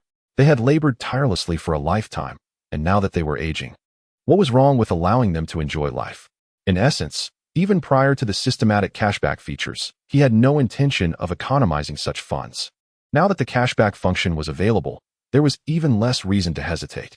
Disregarding his parents' objections, he turned to Xiao Jia and inquired, "According to your plan, how much will this house cost?" "It will undoubtedly be in the hundreds of thousands. We need to design and plan properly," Xiao Jia replied candidly. "All right, provide me with your account number." After receiving the bank details, Bai Ye wasted no time and promptly transferred a deposit of 200,000 yuan. This action aimed to allow his childhood friend to concentrate fully on the work. Upon receiving the funds, Xiao Jia declined the invitation to stay for dinner and left immediately, as he felt compelled to return home and explain to his parents following his recent divorce. As for the construction timeline, efficiency was assured, with the design work slated to commence the next day. However, this meant that his parents would need to relocate to the villa and live with him for a while. Surprisingly, his parents flatly refused the arrangement. According to Lu Xiujuan, she had not visited her family in a long time and wished to return for a while, also to help her father with his legs. Bai Ye felt a bit helpless regarding this situation and resigned himself to being the driver the following day. Notably, His mother's family home was in a small village beneath the county, which held many cherished childhood memories for Bai Ye. The most vivid recollection was of the towering Bai Ye mountain, near the summit of which lay an ancient Taoist temple that seemed almost miraculous. Bai Ye pondered whether he would have the opportunity to revisit it. Lost in thought, he was abruptly pulled into a room by his mother, who curiously asked, "How did the blind date go? Why haven't I heard anything?" "It went quite well," he replied without deceit, as he genuinely admired Chen Jingya's skills and planned to visit her again soon. Upon hearing this, Lu Xiujuan's eyes sparkled. "Are you saying something has developed?" "Oh, not in the slightest," he retorted. "What do you mean?" "Literally, I'm not interested in her." "Hey, you rascal. That girl comes from a big city. What is wrong with her? Regardless, if you don't provide me with a reasonable explanation today, you won't be having dinner at home." "Mom, you can't say that." Just as he began to protest, Bai Ye paused, distracted by a message on his phone, and quickly shifted his demeanor, saying, "You won't believe it. I really can't eat at home tonight." "What do you mean? Are you sulking?" "Of course not. Just take a look." As he spoke, Bai Ye displayed the message sent by Lin Jianxin. "Bai Ye, thank you for the fruit yesterday. Are you free tonight? Come to my house. I'll cook to welcome you." This revelation made Lu Xiujuan forget all about the blind date, her face lighting up with joy. "Go, go, go.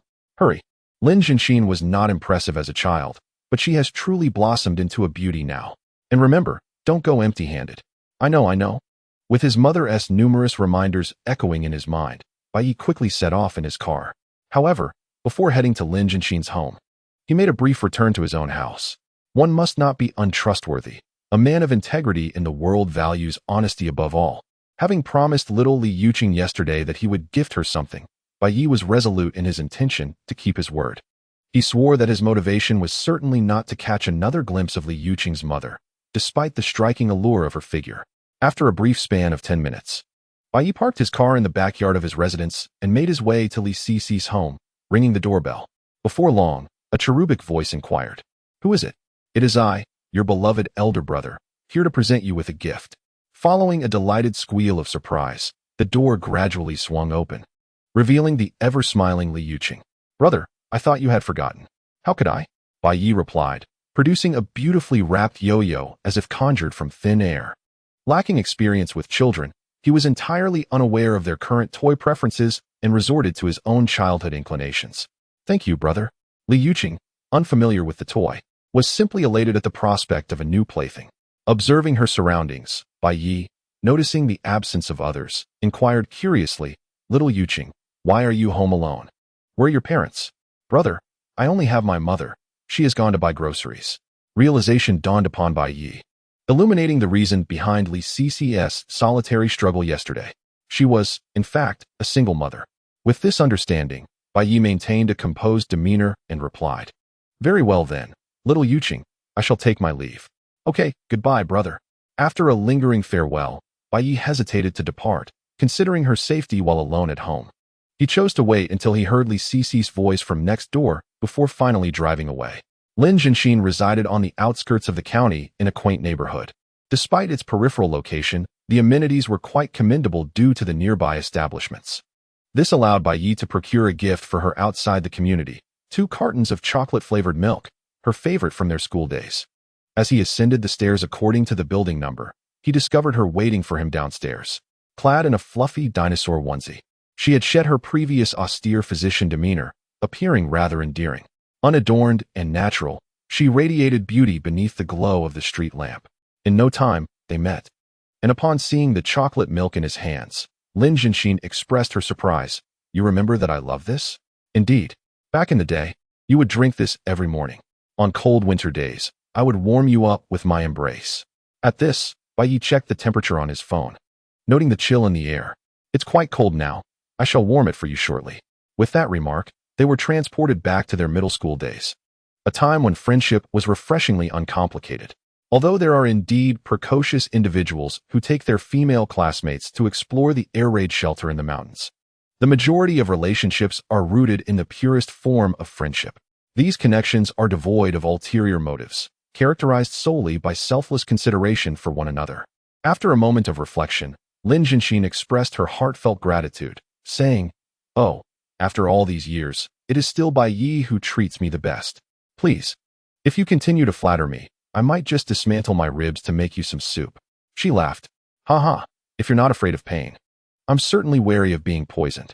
Amidst their playful banter, the two ascended the stairs together. Lin Jinshin's home, though modest, approximately 60 to 70 square meters, radiated warmth through its cozy decor. The presence of various figurines scattered throughout the rooms revealed much about her lifestyle. I just woke up this afternoon after a night shift, so I didn't have time to tidy up. I hope you don't mind. It's already quite lovely. Compared to my room, this is practically paradise, Bai Ye replied earnestly. He was inherently lazy when it came to household chores, and his new place, having been lived in for merely a day, already showed signs of disarray. He had been contemplating hiring a long-term housekeeper, for who wants to clean a villa? They were certainly in a position to afford it. Listening to his serious tone, Lin Jinshin seemed reassured, and as she made her way to the kitchen, she said, "Make yourself comfortable. I cook quickly." "All right, I won't help then," he replied. "No need. A man has no business in the kitchen." What man wouldn't he feel pleased upon hearing such words? Bai Ye certainly felt invigorated and unreservedly settled onto the sofa, engrossed in his phone. Moments later, a delightful aroma wafted from the kitchen. No way, she can really cook? He marveled. To be frank, he had anticipated a culinary disaster. But the enticing scent made him realize that appearances can be deceiving and one should never judge a book by its cover. Lin Jinshin had changed significantly over the years. She was no longer the quirky nonconformist. At that moment, his phone chimed. Upon checking, Bai Ye was momentarily taken aback. It was Su Qing. "How do you feel now that you're home? Don't take the group chat's comments to heart. I'll come to see you once I finish my busy schedule." She was a girl 5 or 6 years his junior, a local from the capital, who had pursued him for over a year during his time at work. Yet, he, with his humble background, felt unworthy of such affection from a princess of the capital. Thus, he had consistently maintained a firm refusal. In Bai Ye's mind, once he left the capital, she would surely forget him. To his surprise, this girl was genuinely persistent, even planning to visit him in his small county. "Everything is well. Thank you for your concern," he replied politely before curiously opening the group chat that Su Qing had mentioned. It was a small group among colleagues, not officially created by the company, so he remained a member. As soon as he opened the group chat and beheld the content, he immediately furrowed his brow. Once again, he was toiling late into the night to address the mess left behind by his predecessor.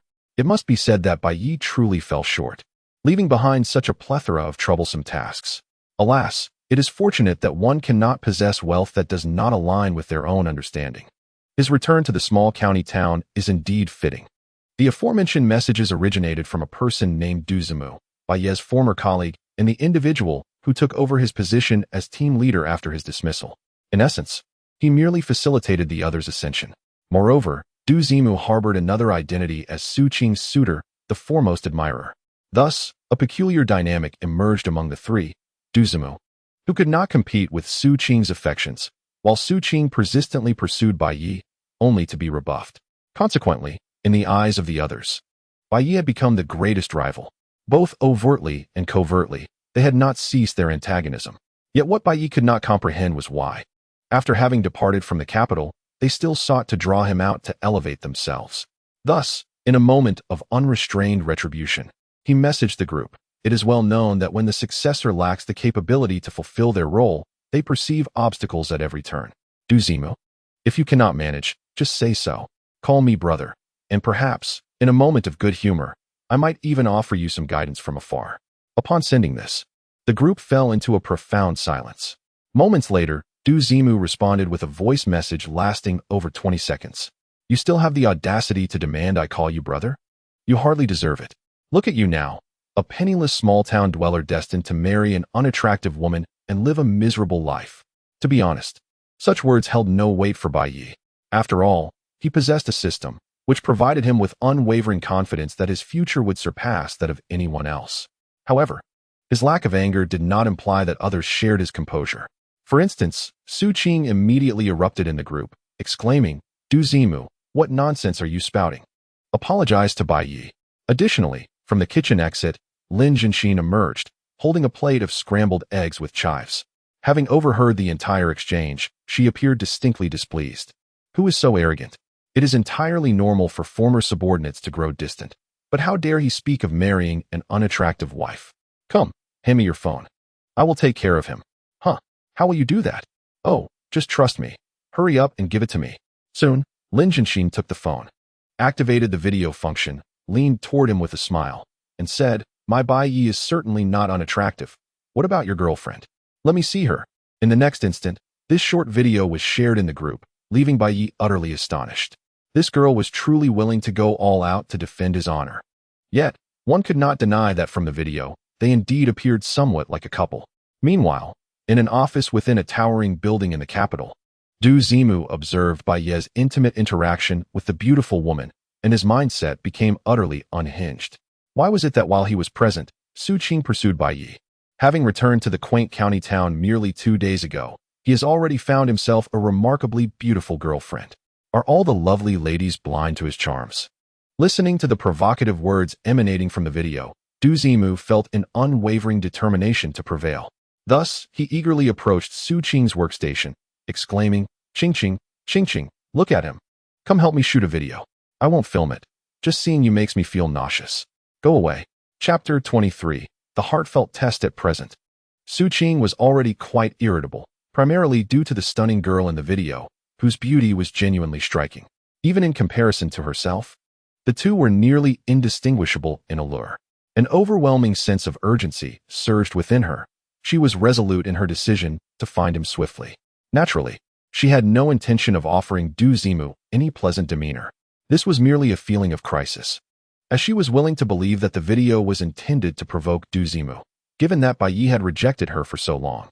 That girl might well be Bai Ye's sister or someone of similar relation. Listening to Su Qing's exasperated remarks, Du Zimu felt utterly bewildered. Was it not true that he already had a girlfriend? Why was she treating him this way? What did his relationship status have to do with her? With a roll of her eyes, Su Qing continued unabashedly, "Let me reiterate, even if I were to become his mistress, I would never accept you. Hurry up and leave me be." Meanwhile, concerning Bai Ye, after a prolonged silence from Du Zimu, he decided to exit all group chats associated with his previous workplace. Having embarked on a different path, there was no need to reminisce about past trivialities. Cherishing the present and living each day to the fullest was his primary focus. However, his actions provoked Lin Jianxin's curiosity, and she soon expressed a hint of regret, saying, "Did I cause you trouble by leaving the groups? Haha, what are you thinking? You actually helped me release some pin-up frustration." "Really?" "Absolutely. I left those groups simply because they were work-related. They carried an air of bad luck." "That is true. I feel the same about work groups now." "Well, please hold on. I'll return to the kitchen." Watching her retreating figure enter the kitchen, Bai Ye couldn't help but smile. This girl remained as loyal as she had been in childhood, always ready to step up when needed. Furthermore, upon reopening the video and observing her earnest expression as she referred to him as my Bai Ye, he felt she appeared even more enchanting. About 10 minutes later, all the dishes were laid out on the table: scrambled eggs with chives, stir-fried garlic shoots with meat, braised pork ribs, and an array of homely delicacies that awakened Bai Ye's appetite. Once seated, he couldn't resist giving a thumbs up, exclaiming, "With such culinary skills, why pursue a career in medicine when you could open a restaurant instead?" "Haha, I lack such prowess. Modesty suits you. I can vividly imagine how plump your boyfriends must have been in the past." "You're mistaken. I've never had a previous boyfriend." To be fair, Bai Ye's comment was laced with a hint of probing, seeking insights into her past. Yet, her response was unexpectedly surprising. Lin Jianxin, who is the same age as herself, has turned 30 this year and has never been in a romantic relationship. The striking aspect is that there is truly no need for her to deceive him. On one hand, they are merely old classmates reacquainting themselves, engaging as friends. On the other hand, having an ex-boyfriend or ex-girlfriend is quite commonplace in this era, a fact that most young people do not mind. As she pondered, Bai Ye scrutinized her from head to toe and inquired, "What is the matter? Have you been turned?" "Not at all," she retorted, while handing him her chopsticks, continuing, "You have no idea about the struggles of studying medicine. I spend all my time dealing with cadavers, leaving no room for romance. But there must be someone pursuing you, right?" "There are, but I have yet to encounter anyone who stirs my heart." Just as her words fell, Bai Ye's phone, which had been idly browsing Douyin, automatically switched to the next video. It proclaimed that if a man and woman gaze into each other's eyes for 20 seconds, they can discern whether they will feel an attraction. Is big data really that powerful? Bai Ye mused, slightly taken aback. "You just mentioned heart-stirring, and now this pops up?" "Indeed." but it's quite absurd to suggest that 20 seconds of eye contact would lead to attraction. I don't believe it. Well, Bai Ye suggested, his eyes glinting with mischief. It seems to have some merit. Why don't we give it a try? Consider it a pre-dinner ritual. Is that really necessary? Lin Jianxin blinked, feeling a mix of anticipation and shyness. Let us treat it as a game. Come closer, just a little bit. Agreeing with a playful tone, Lin Jianxin pulled her chair next to him, reducing the distance to less than 10 centimeters. Almost instantly, their gazes intertwined. A moment later, Lin Jianxin burst into laughter, exclaiming, I can't help it. This is so nerve-wracking. Come on, relax, it's just a test. All right, let us try again. With her heart racing, Lin Jianxin widened her eyes and focused on Bai Ye. At the 1-second mark, she felt the image of Bai Ye from her memories merging with the present. His youthful innocence replaced by a mature composure. At 3 seconds, she recalled her colleagues teasing her over a fruit delivery. By 10 seconds, she suddenly wondered why Bai Ye was so pleasing to the eye. 15 seconds in, her heart began to race inexplicably.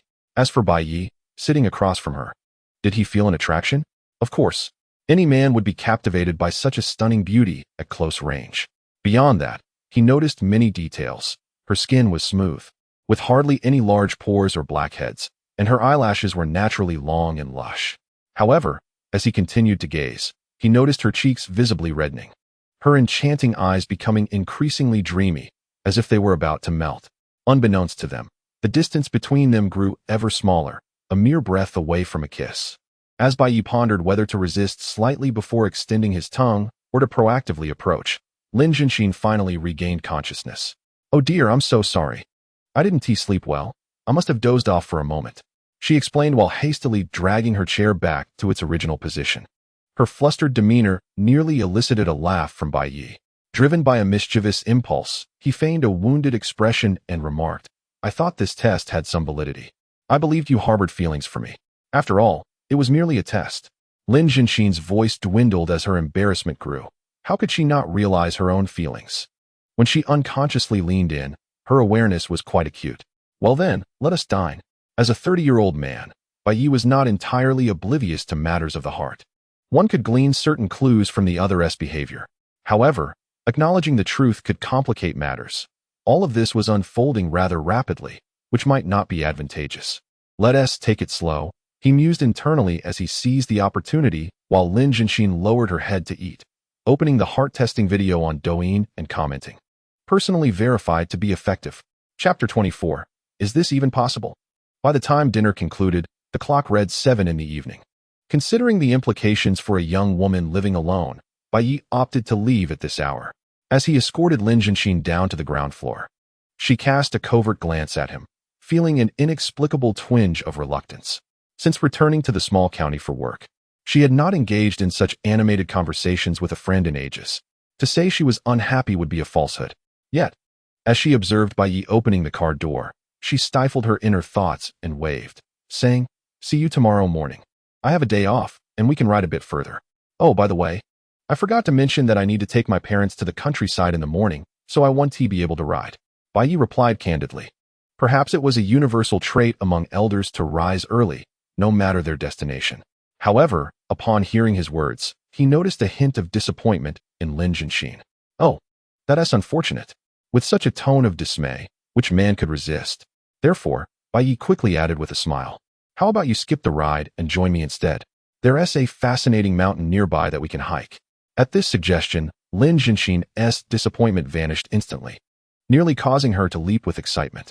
Yet, she maintained an air of nonchalance, saying, But is it really appropriate for me to accompany you while you take your parents? What is inappropriate about it? You've often shared meals at my home since childhood. He laughed. All right then, I'll pick you up at 8 tomorrow morning. Be sure to dress warmly. It's chilly up in the mountains. Absolutely.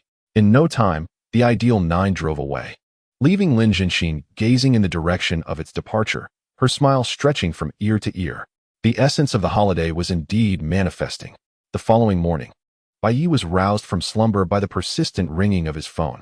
Groggily, he picked it up to discover a video call from Su Qing.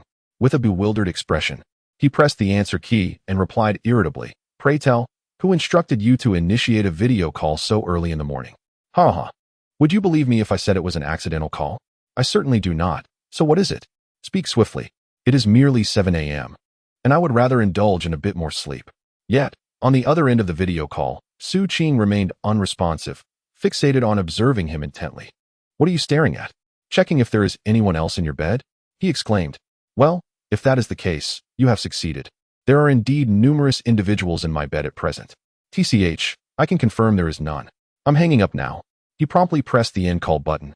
While Su Qing chuckled merrily, she felt triumphant, convinced that the girl from yesterday was certainly not Bai Ye's girlfriend.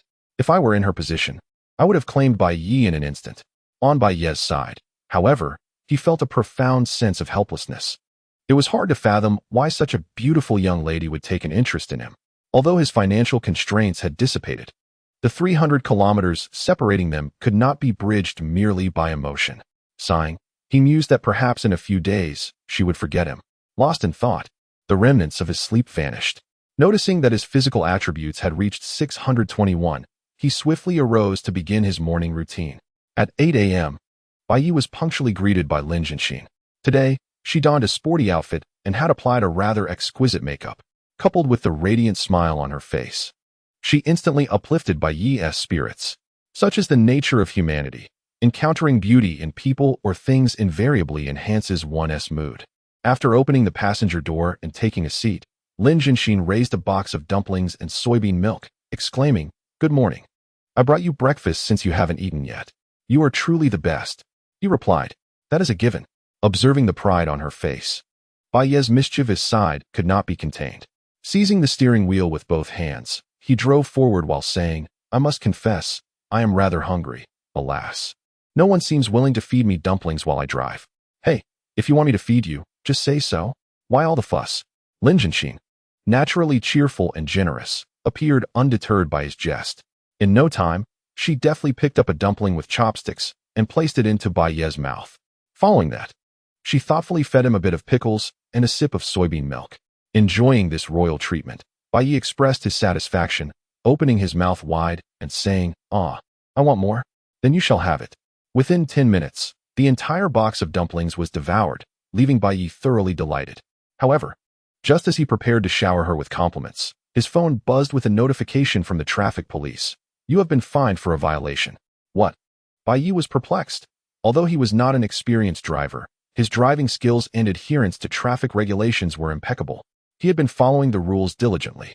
Just then, as he encountered a red light, he picked up his phone to investigate the reason.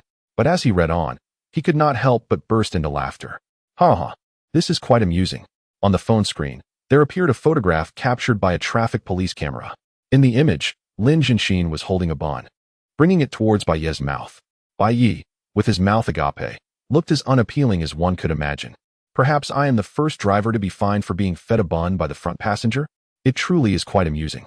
Observing from the side, Lin Jianxin was now laughing uncontrollably, exclaiming, "Ha ha ha, you tried to trick me, and now look at the outcome." To be honest, the photograph, despite the circumstances under which it was taken, turned out rather well. Do send it to me. I won't send it. You only care about your own beauty, oblivious to the unattractiveness I display in the photo. Oh, come on, give it to me, I want it. A few minutes later, Bai Ye, still reluctantly handing over the unflattering photo, appeared in the supermarket belonging to his second aunt. After all, it would be inappropriate to visit relatives without bringing something along. With the intention of keeping the benefits within the family, he knew that most of his relatives would come here to shop during such occasions. Regardless of their feelings towards one another, they were still family, after all. Upon entering with Lin Jianxin, he discovered that his second aunt was absent, leaving only Yang Jiwei and his sister-in-law, Sun Hongxia. Yang Jiwei was seated behind the cash register, seemingly engrossed in something on the computer. Meanwhile, his sister-in-law was busily arranging items on the shelves. To be fair, the scene was somewhat disordered. Yet, his sister-in-law was undeniably capable, managing both household and external affairs with remarkable efficiency, all while maintaining a complaint-free demeanor, solely focused on the task of living. In Bai Ye's eyes, his rather unconventional older brother had made the wisest decision of his life by marrying such a woman. Brother, sister-in-law, are you both busy? Chapter 25. Keep going. Upon hearing Bai Ye's voice, the reactions of the two were worlds apart. Yang Jiwei merely lifted his head slightly, indifferent, and grunted in acknowledgement. In contrast, his sister-in-law, Sun Hongxia, was far more enthusiastic. Ah, Bai Ye, you're here. Don't mind your brother. He's busy sourcing goods online. Wait, is this your girlfriend? She's truly beautiful. Friend, just a friend, Bai Ye clarified with a smile before continuing. Sister-in-law, my mother is coming home. Help me pick out some gifts, perhaps some alcohol and other items. Sure, just chat with your brother for a moment. I'll fetch them for you. With that, Sun Hongxia swiftly departed. Bai Ye moved beside the cash register, intending to select some cigarettes. However, as he perused, he caught a glimpse of something amiss on Yang Jiwei's computer screen out of the corner of his eye. As a programmer who had previously worked in security, he had encountered numerous unsavory websites. It became immediately apparent to him that Yang Jiwei was not sourcing goods online. He was indulging in online gambling. Right under his nose, his brother was placing bets, and the stakes were substantial, 3,000 yuan per wager. This revelation left Bai Ye momentarily stunned. While he knew his brother was not the most diligent individual, he certainly did not consider him a gambler. Puzzled, he could not help but inquire, "Have you won or lost?" Huh. Upon hearing this, Yang Jiwei's demeanor shifted to one of panic. Hastily shutting down the gambling website, he awkwardly remarked, "It was just a minor win. Brother, do you take me for a fool? I just witnessed those 3,000 evaporate into thin air. Oh, why speak so loudly? Overall, I'm still in the green." While speaking, Yang Jiwei glanced nervously to the side, and upon realizing his wife had not overheard, he continued, "Don't mention this to your sister-in-law. I was merely indulging in a little fun." A little fun? After years of navigating the tumultuous waters of the internet, Bai Ye had come to understand a fundamental truth. The words of gamblers are not to be trusted. When they claim it's just for amusement, it is highly likely they are already ensnared in a deeper trap. Brother, I won't say anything, but I advise you to steer clear of such pursuits in the future. I have previously worked in security and know that every one of these sites is a scam. You must cherish your good fortune. Bai Ye spoke with a sense of responsibility towards his relative. As he articulated, Yang Jiwei's fortunate circumstances were hard-earned, and Sun Hongxia had toiled tirelessly for countless days. Such blessings ought to be cherished. However, to his astonishment, Yang Jiwei reacted with displeasure. He acknowledged that Bai Ye was no longer the same person. Driving a luxury car worth hundreds of thousands and possessing 200 new villas, yet his own life was not lacking. Did he really think that a little success granted him the authority to lecture everyone? Moreover, he hadn't lied. As of now, he was still ahead by several thousand. In no time, he rolled his eyes and declared, "Bai Ye, I am your elder brother. Do I need you to enlighten me on these matters? Spare me your lectures and just tell me what to buy." "Buy what?" Bai Ye shrugged dismissively and turned to leave. Supporting a relative's business was one thing, but dealing with a gambling addict was an entirely different matter. As for purchasing gifts, there was another supermarket right across the street. What difference did it make where one shopped? Just then, Sun Hongxia emerged from the basement, carrying a large box. Seeing him storm out, she curiously inquired, "Bai Ye, what is going on?" "Thank you for your hard work, sister-in-law, but I cannot make any purchases today. I fear he will lose everything gambling online." "Online gambling?" Sun Hongxia was momentarily stunned. "Well, this is the first time I've seen someone procure goods from a gambling site. How intriguing." As her words fell, Bai Ye had already led Lin Jianxin directly to the supermarket across the street. As they walked, Lin Jianxin could not help but say, "Shouldn't we go back and talk to your brother? Just a few days ago, I encountered a patient who lost his house to gambling and attempted suicide. It was tragic. I am not his father." Given Yang Jiwei's earlier attitude, Bai Ye felt no desire to persuade further, nor did he believe he could. Informing Sun Hongxia about the situation was already a commendable effort, especially considering her strenuous endeavors. With Yang Jiwei's current demeanor, even their father's intervention would likely prove futile. Meanwhile, inside Yang's supermarket, after watching Bai Ye enter the adjacent store, Sun Hongxia turned to her husband and asked, "Jiwei, is there any truth to what he said?" "So what?" After the truth came to light, Yang Jiwei decided to abandon his pretense and boldly declared, "Isn't it just to earn a bit more for our family? Are you out of your mind?" Upon confirming Bai Ye's claims, Sun Hongxia's eyes turned red with anxiety as she grasped his arm and implored, "How much did you gamble?" "Not much, just 10,000 yuan, and I've already made 4,000 profit. You need to withdraw the money quickly. We're done with this." "Why should I? I'm making 4,000 a day now. It won't be long before we can move into a big villa in the city. Why won't you listen?" Witnessing his obstinacy, tears nearly fell from Sun Hongxia's eyes. In desperation, She dialed her mother, Bai Ye. The call connected swiftly, and the sound of mahjong tiles clashing echoed through the receiver. What is the call for? I'm in the middle of a game. Mom, stop playing mahjong. Midway has gotten involved with online gambling. You need to come and talk to him. However, before Bai Ye could respond, Yang Midway interjected. Mom, I'm just playing a little. Today I'm on a winning streak, up by 4,000. Wow, my son is quite impressive. Bai Ye's cheerful laughter resonated through the phone. I wondered why you were winning so much today. It turns out our family's fortune has manifested. All right, son, keep it up, and I will too. Sure. At this point, the call was abruptly disconnected, leaving son Hongxia, still holding her phone, nearly laughing out of frustration. It was her first time witnessing a son so indulged. Continue gambling? I can't believe you two would say that. What do you mean? I'm winning. Fine, you both are so clever. Do as you please. But don't expect to touch a single cent of the money I have. Faced with this mother-son duo, son Hongxia, usually patient, felt utterly helpless. She turned and headed to work, knowing that most of the family's funds were on her card. If he lost that 10,000 yuan, at least it would serve as a lesson. Soon, the supermarket was left with only Yang Midway. After a pleased chuckle, he reopened the betting website. Well, since Mom said today is a lucky day, I must play bigger and strive for a better car soon. Slogging through classes in the capital is exhausting. Why should I be restrained when money comes so easily? Chapter 26, Striding with Confidence. At 8:30 in the morning, Bai Ye finally arrived at his parents' old house. Before he could even open the car door, Lu Xiujuan, who had been waiting impatiently, began to complain. I told you 8 o'clock. Do you know what time it is now? Did you oversleep? Before she could finish her sentence, Lu Xiujuan was momentarily silenced by a surprising revelation. And what was this surprise? It was, of course, Lin Zhenxin, who stepped out of the passenger seat. With a sweet smile, she greeted, Good morning, uncle and aunt. I happen to be on holiday today and plan to hike with Bai Ye. Sorry for the interruption.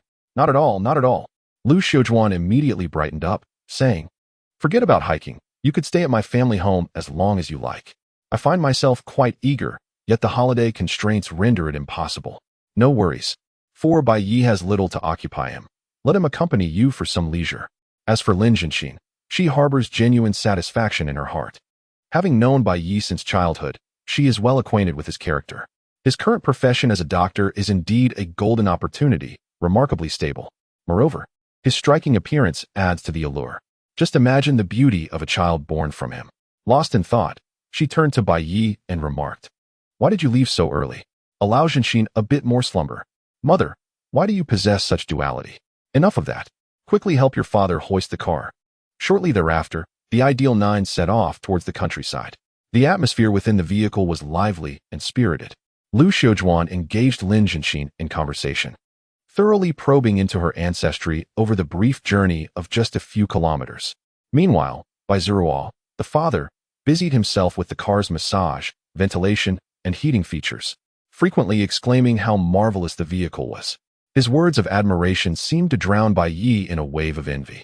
After yet another compliment from his father, Bai Ye chuckled, Father, do you truly find it so appealing? Indeed. Such a grand and luxurious vehicle, who wouldn't adore it? Then take good care of your legs. Once you are able to drive, this car shall be yours. And what will you drive? I shall acquire an even finer one, haha. This was, in truth, Bai Ye's inner contemplation. Compared to electric vehicles, he harbored a stronger fondness for internal combustion engines, being a devoted enthusiast of high-powered engines. A car, after all, ought to possess a certain mechanical essence to truly inspire. Given the impressive rise in his wealth, by the time he gifts this car to his father, Bai Ye should comfortably afford a splendid vehicle for himself. Just yesterday, he received a refund of 400,000 yuan for the house renovation deposit. As long as he continues to lavish his parents with gifts, even dreams of Ferraris and Lamborghinis seem within reach. Seeing the seriousness in his words, Bai Ye became somewhat excited. This is what you have promised. I shall instruct your uncle to have the chickens at home slaughtered, aiming for a recovery within a fortnight. Upon hearing this, Lin Zhenxin was taken aback. Uncle, do you hold such a high position in Auntie's family? Well, back in the day, when I was at the Lu family, I could demand whatever I wished, and they would comply. As he spoke, Bai Ye became quite animated. Did you notice the courtyard of my home? A significant portion of the funds came from your aunt's parents. Is it truly so generous? Indeed, I walked with such confidence. At this moment, Lu Xiaojuan could no longer contain herself. And you dare speak of generosity? That year, when my parents had a bountiful harvest, half of it was taken by you.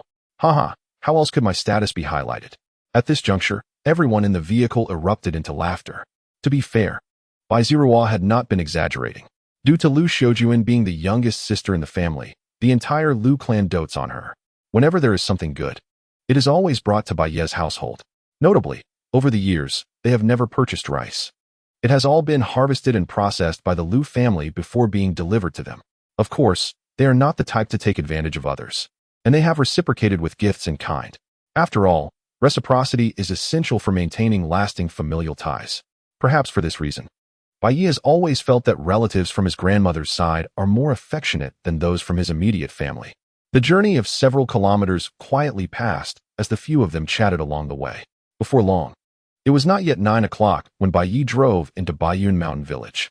At that moment, the village was enveloped in curling wisps of smoke from kitchens, presenting a scene of harmony that brought an even broader smile to his face. Lin Jianxin, seated in the front passenger seat, pointed to a towering mountain on the right and exclaimed, "Shall we climb this mountain today?" Indeed, this is Baiyun Mountain, after which the village is named. Quite high, isn't it? Fear not. We need only ascend to the halfway point, as beyond that, there is no path. Soon, Bai Ye's vehicle came to a halt in the heart of the village.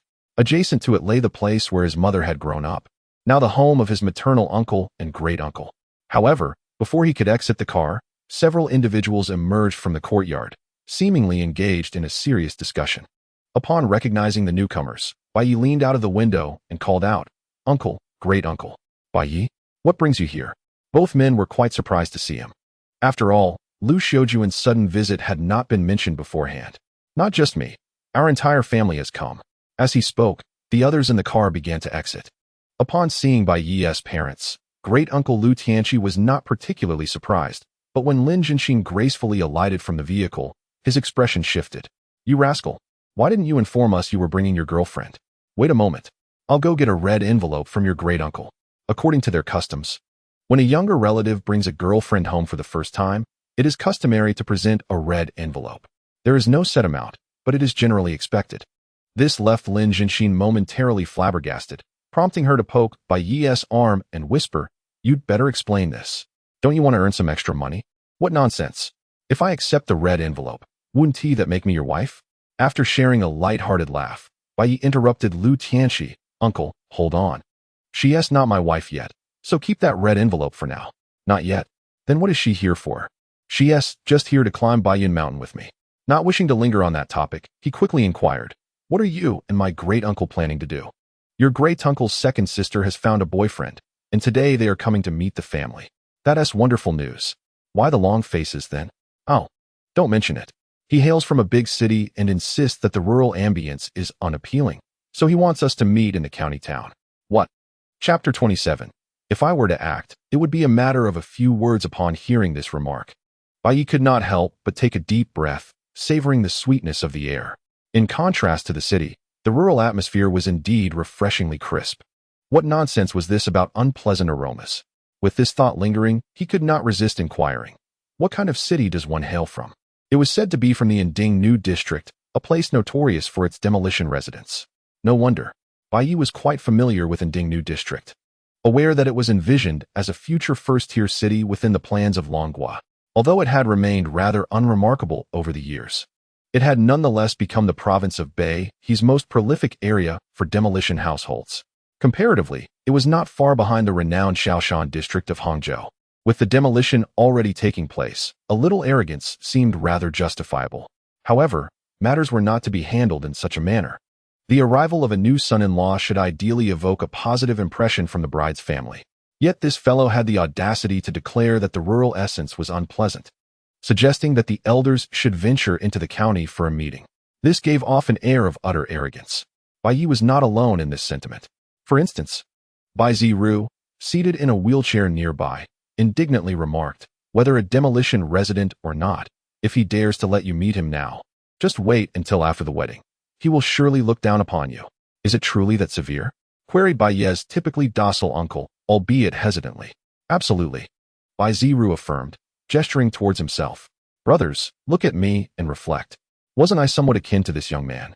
Did I not end up looking down upon you afterward? Think long and hard about it." Upon hearing this, Lu Xiaowan rolled her eyes in disbelief, exclaiming, "What in the world is this comparison?"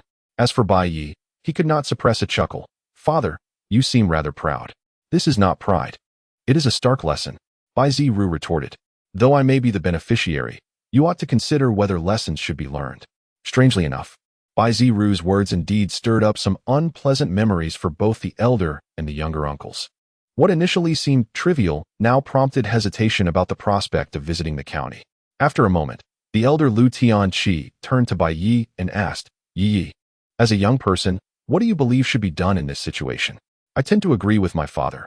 Arrogance is a flaw that must be corrected." Bai Ye paused, then continued, "The crux of the matter is that he cannot possibly avoid visiting home forever, can he?" At this, everyone present found reason in his words.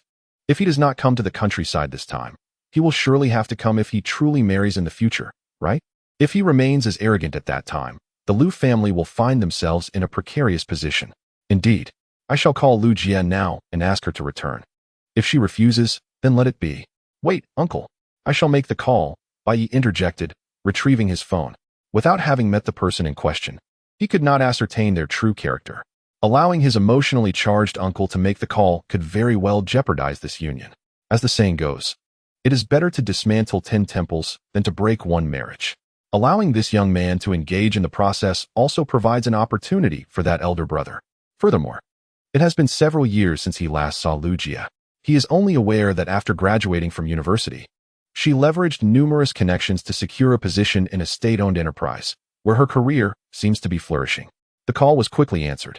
Bai Ye, with a smile, said, "Second sister, I am at your doorstep. Hurry and bring your boyfriend." "Ah, you've returned from the capital?" Lu Jia's tone revealed a sense of surprise. "I've been back for 2 days. You should hurry, as we're going to climb Baiyun Mountain together. Are you really not eager to see me?" No, that's not it. Then I shall wait for you." At this point, Bai Ye did not grant her the chance to prolong the conversation, promptly pressing the end call button. He trusted that his second sister, with whom he had a close bond since childhood, would comprehend his intentions. Things unfolded as he had anticipated. In a 3-star hotel room in the county, Lu Jia glanced at her phone, feeling somewhat helpless. "This one T do, you must return to the countryside with me." "What? Wasn't it said that I needn't go?" Beside her stood a man adorned with logos, his face immediately expressing resistance. "There's no choice, my brother just called, clearly with a mission. Now, you must choose between returning with me or going alone." "Well, I'll go back with you then." "Then make haste." After spending half an hour at their uncle's house, Bai Ye finally met his second sister Lu Jia and her boyfriend Wang Xiaocong. At first glance, he perceived this brother as a somewhat flamboyant and pretentious individual, clad from head to toe in branded attire, including shoes. It seemed as if he feared that others might not recognize his wealth. The reason for his perceived pretentiousness lay in the fact that he had arrived wearing a protective mask. However, why he was deemed a normal person was quite simple. Wang Xiaocong was genuinely polite. From the moment he entered the room, he greeted everyone with a smile, and his words were sweet when addressing others. Moreover, he brought an abundance of gifts. This alone significantly altered Bai Ye's impression of him. Realizing that his previous demeanor was not arrogance, but rather a desire to avoid interaction due to stereotypical views of rural life. As others engaged in conversation, he found himself discussing this very topic with Lin Jianxin, who stood at the edge of the group. The stereotypes that urban dwellers hold about rural life are indeed deeply entrenched. "That is certainly true," Lin Jianxin agreed with a nod, curiously inquiring, "How long do you think it will take for him to accept rural life?" "Well, if I were to intervene, it would only take a few words." "You are just boasting," Lin Jianxin replied, utterly skeptical. "The stereotypes of an adult are not so easily changed.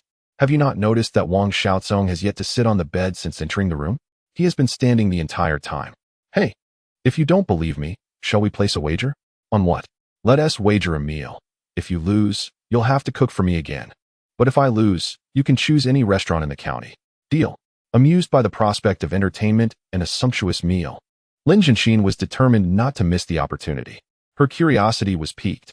How would Bai Ye manage to alter the entrenched perceptions of an adult within a mere few sentences? Bai Ye had a general understanding of her thoughts, yet he remained entirely unperturbed.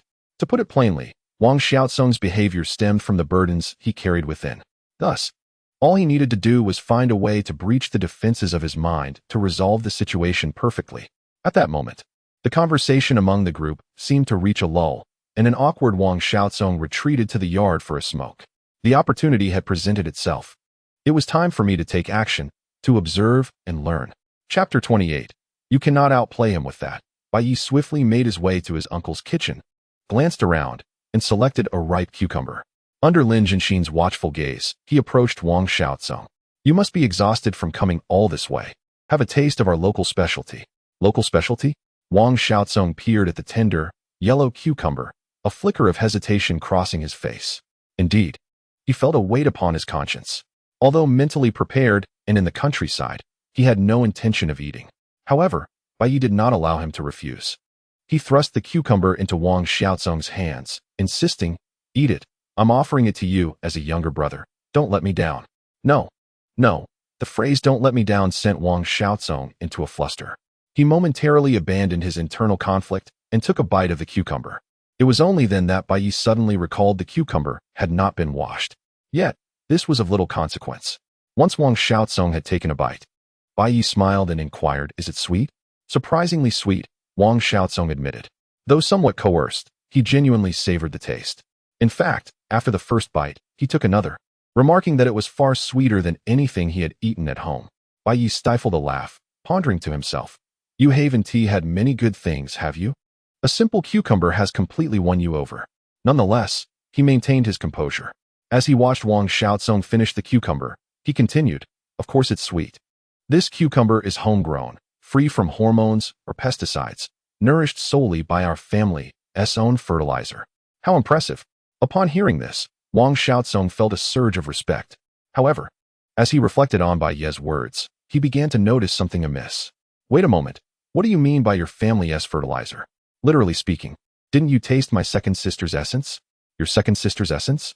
Indeed, she contributed.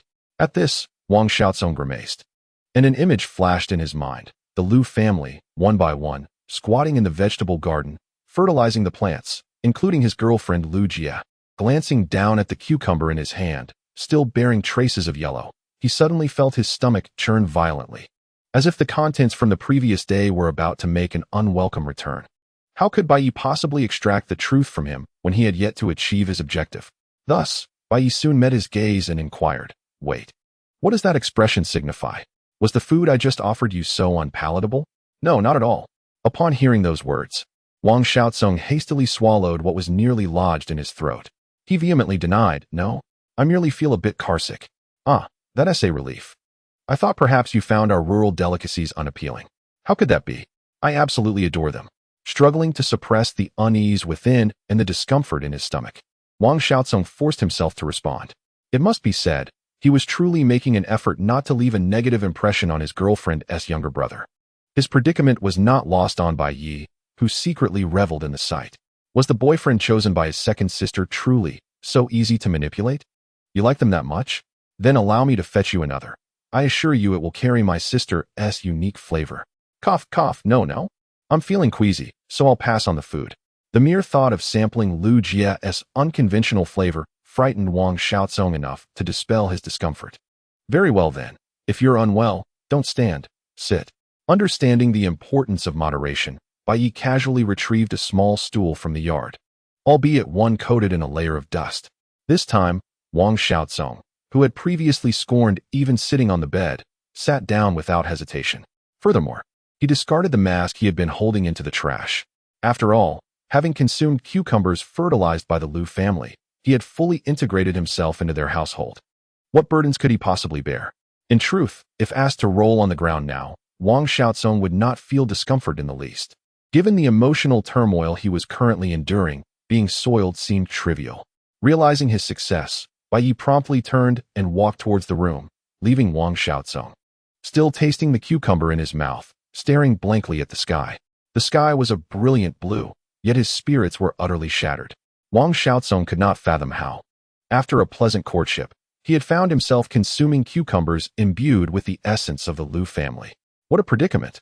Regardless of his expression, Bai Ye had returned to Lin Jinshin's side. So, was it as effortless as anticipated? You owe me a meal. Impressive. She could only offer a thumbs up. Having witnessed the entire affair, Lin Jianxin could scarcely believe that someone could be so mischievous. Look at how he has been reduced to this state by your future brother-in-law. Yet, one could not deny the effectiveness of the approach.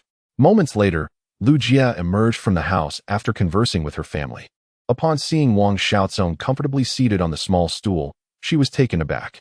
Why are you still sitting there? Aren't you worried about dirtying your clothes? Oh well. If they get dirty, so be it, it matters not. Huh, what is going on? Hearing this, Lu Jie thought he might be sulking, and a flicker of concern crossed her mind. Having finally brought her boyfriend home, she hoped there would be no unforeseen complications. I have already transformed into one of your Lu family members. Goodness, you can change forms, can you? At that moment, Lu Jie sensed something was amiss with her boyfriend. Once again, I recalled that it seemed Bai Ye was chatting with him outside, and I couldn't help but inquire. Did Bai Ye bully you? No. He merely offered me a cucumber, which I devoured entirely. Ah, do you mean my brother conquered you with a single cucumber? Whether it was a conquest, you're well aware, aren't you? Hey, be serious. Tell me about the content of your conversation. All right, fine. Although I hesitated, having eaten it, what was there to fear in recounting? Thus, Wang Xiaozong collected his thoughts and slowly articulated. He handed me a cucumber, and after I finished eating, he mentioned it was grown by you all, free from hormones and pesticides, using only the Lu family's fertilizer. And then, he also asked me if I could taste your flavor, claiming you contributed to it. Uffed. Ha. Upon grasping the context, Lu Jie burst into laughter, leaving Wang Xiaozong feeling even more uncomfortable. Please, stop mocking me. Ha. I truly cannot help it. After a moment of laughter, Lu Jie managed to regain her composure and said, Are you foolish? You believe everything he says. It is winter now. Can cucumbers truly be grown? Moreover, how capable must our Lu family be to cultivate such a vast garden? Clearly, it must have been purchased from the market. Oh no. He deceived me. No, I must confront him. Forget it. Patting her boyfriend's shoulder, Lu Jie continued with a smile. Just remain honest and straightforward. My brother has been clever since childhood. You cannot outsmart him.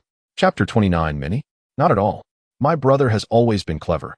You cannot outsmart him. Wang Xiaozong, regardless of how he pondered, found these words rather hurtful. Did it imply that I am not clever? Why should it be that, being human, I cannot match him? Yet, upon reflection, with Bai Ye's effortless ability to deceive, he realized he might indeed be outmatched. Thus, he absorbed Lu Jie's words. However, he would never concede verbally. Humph. He is the younger brother. I shall not hold it against him. TCH, I see that your bravado is your only strong suit. What kind of talk is this? In any case, I must tell you, Bai Ye is a good person. Treat him well and avoid any conflicts, or you shall face the consequences. Lu Jie understood that while Bai Ye's antics had instilled some psychological shadows in her boyfriend, they genuinely aided him. They would allow Wang Xiaozong to better integrate into her family. Otherwise, if he continued in that manner, there was a chance her family would oppose their relationship. In her heart, she knew that when it came to love versus family, she would unhesitatingly choose the latter. Oh, I understand. After spending some time at the Lu household, it was now 10 a.m. After bidding farewell to her family, Bai Ye prepared to venture out for a hike. As the village was a distance from the foot of the mountain, the four of them promptly entered his vehicle. At that moment, Wang Xiaozong, with curiosity etched on his face, asked, Bai Ye, do you run your own business? I remember this car is not inexpensive. I am merely a laborer. And as for this vehicle, it is quite acceptable, though it pales in comparison to the value of your attire. Hee, it's not that exaggerated. On the surface, Wang Xiaozong's words seem humble, yet the sly grin upon his face reveals his true sentiments. Nevertheless, Bai Ye does not perceive him as excessively pretentious. Just moments ago, he had exchanged a few words with Lu Jie and learned that Wang Xiaozong is indeed a resettler, and not just any resettler.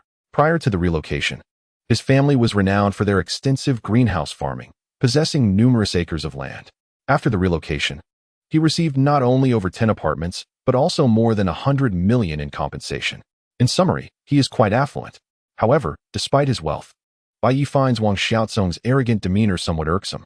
Thus, he retrieves a cucumber from his bag, intended for quenching thirst on the mountain, and remarks, So, what do you say, rich man, care for another? Cough. No.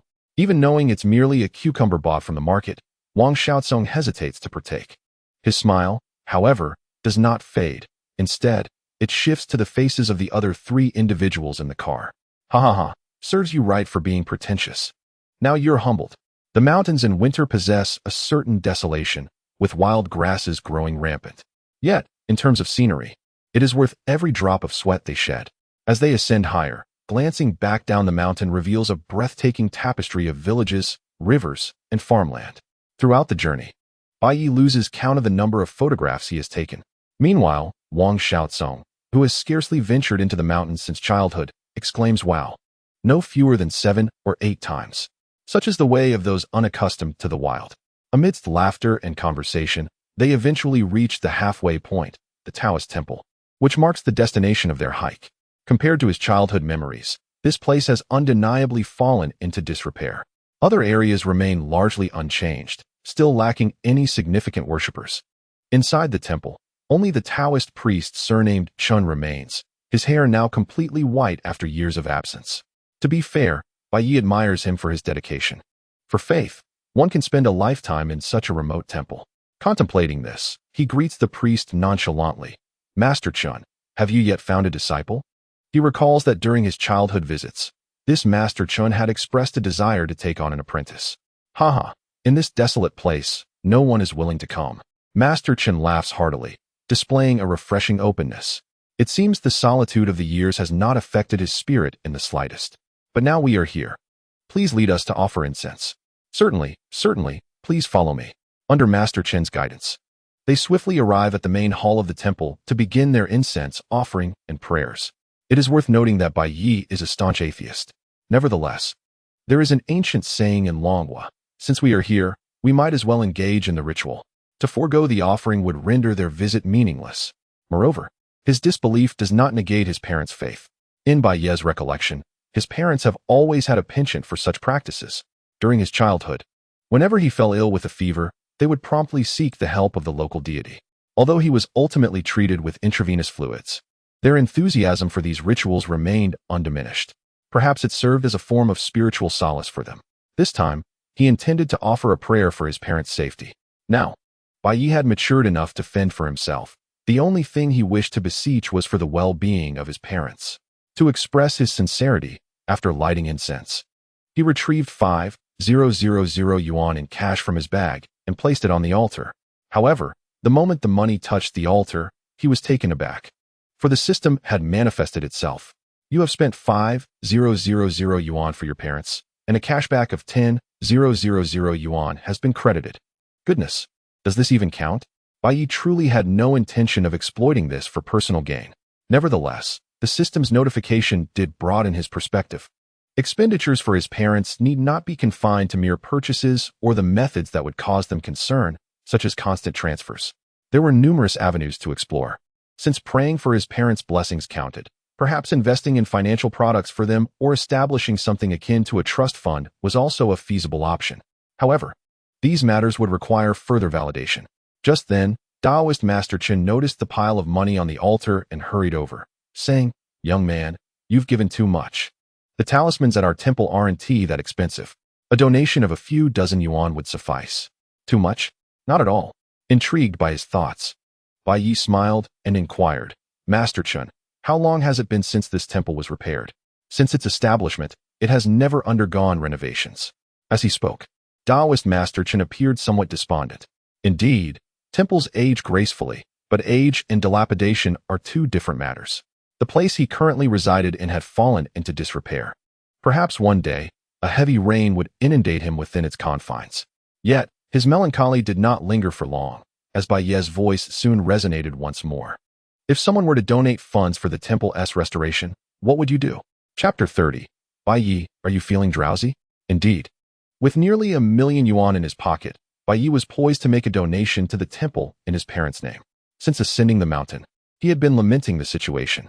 The scenery atop Baiyun Mountain was truly magnificent, and this temple, constructed during the Qing dynasty, was a cultural treasure. If developed and promoted properly, it could attract a steady stream of visitors. It would be a pity to let it decay. As a native of this area, Bai Ye felt a deep sense of regret. Now, not only could he contribute to his hometown, but he could also earn some money in the process. Most importantly, he would be accumulating merit for his parents who believed in such practices. It was an opportunity to kill 3 birds with 1 stone. Upon hearing the words, Master Chen seemed to grasp the underlying meaning and soon, with a quiver in his voice, said, "Donating for the renovation of the temple is indeed a great merit. Our temple can erect a plaque in honor of those who contribute significantly." The old priest became increasingly animated, his voice growing louder, naturally drawing the attention of the three individuals nearby. However, Bai Ye remained indifferent, waiting for him to finish before inquiring, "So, how much do you think it will cost to repair this temple? A few tens of thousands should suffice, right?" "A few tens of thousands is far from adequate." "Never mind. Do you possess a bank card?" "Yes, I do." As he spoke, Master Chen pulled out an old smartphone from his pocket and displayed the bank card number saved on it.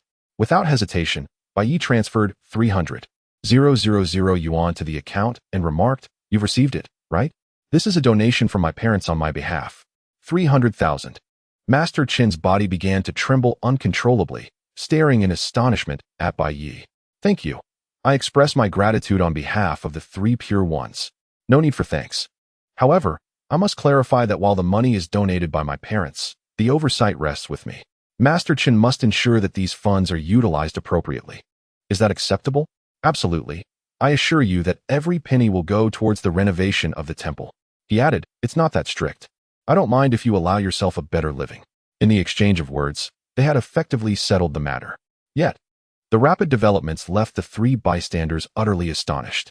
Among them, Wang Xiaozong had completely retracted his previous pride as a demolition resident and began to regard Bai Ye with newfound respect.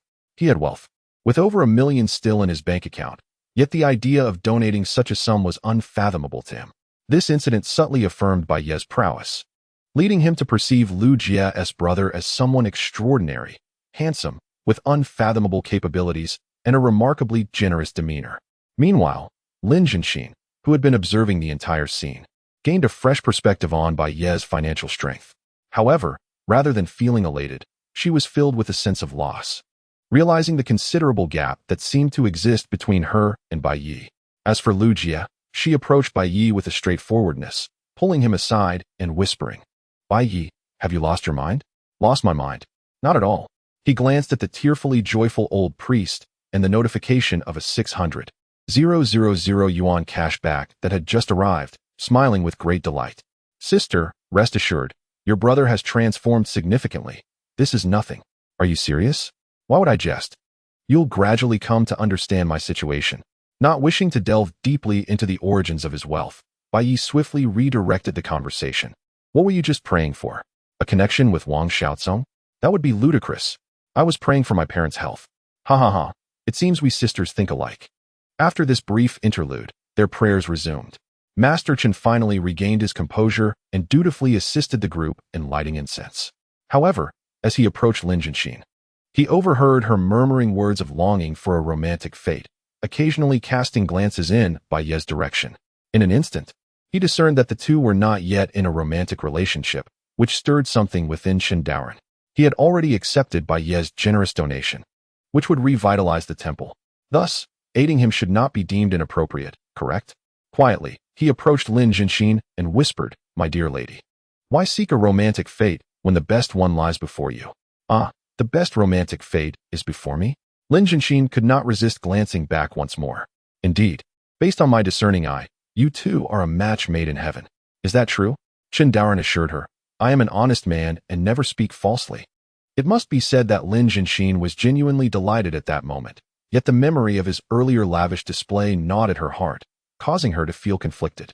Chen Daoren, adept at reading people, quickly noticed her concerns and smiled. "Do not fret.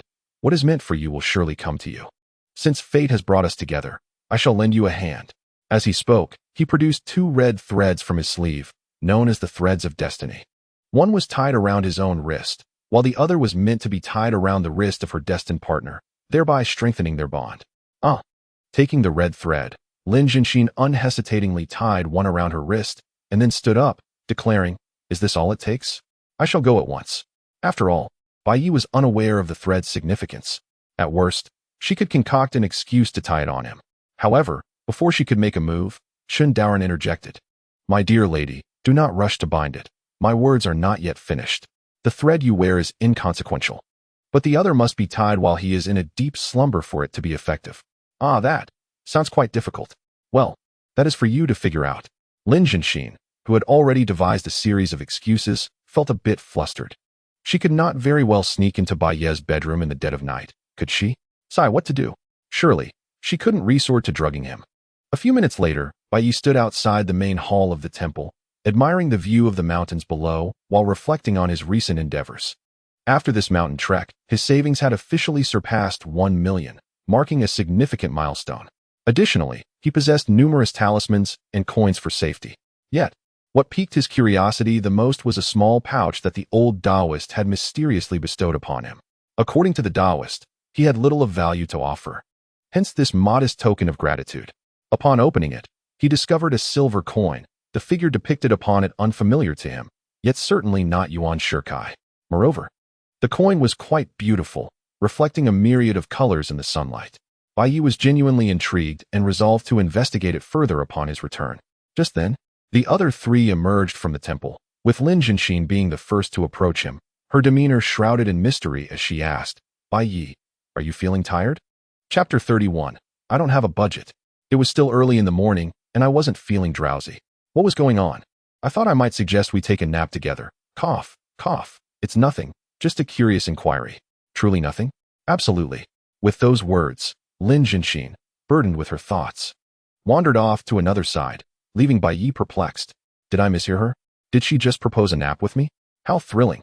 However, after mulling it over, he concluded that he must have misunderstood. After all, Lin Jianxin was not one to be frivolous. Otherwise, during his last visit to her home for dinner, he might have ended up in a more compromising situation.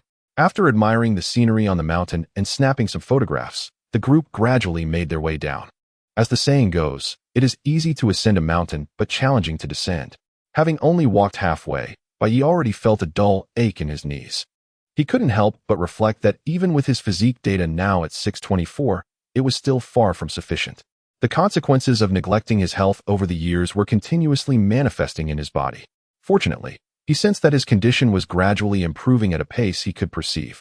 By afternoon, having enjoyed lunch in the countryside, Bai Ye took Lin Jianxin back to the county town. The scenery and air over there were indeed splendid. Yet living there was rather inconvenient, so he firmly declined his relative's invitation to stay. Notably, the four of them tacitly avoided mentioning his donation at the temple after descending the mountain.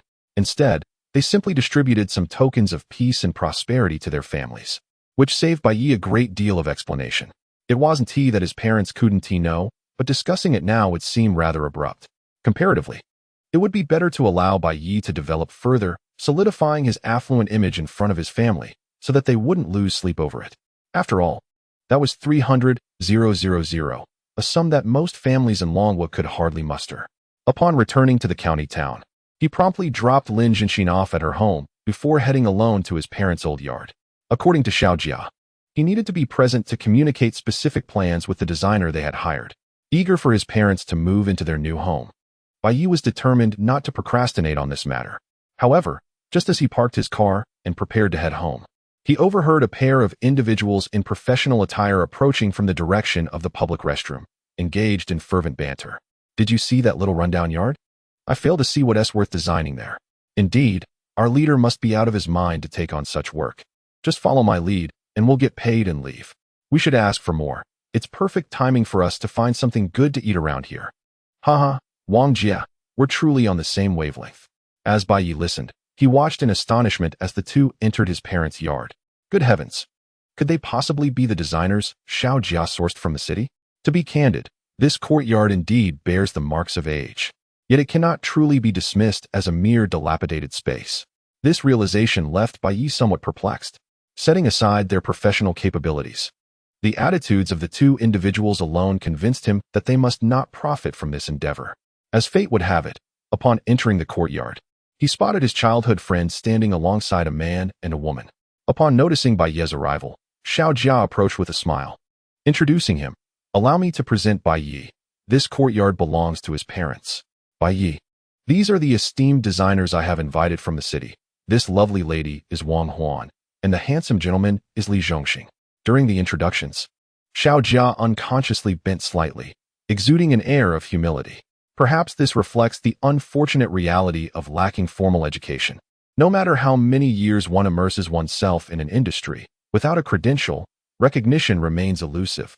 Hence, one finds oneself bowing, even if inadvertently. The two designers appeared quite satisfied with his demeanor. The man named Li Zhongxing raised his chin and said, "Hello, Mr. Bai." The air of arrogance nearly elicited a chuckle from Bai Ye. Indeed, most individuals tend to adjust their behavior based on social standing.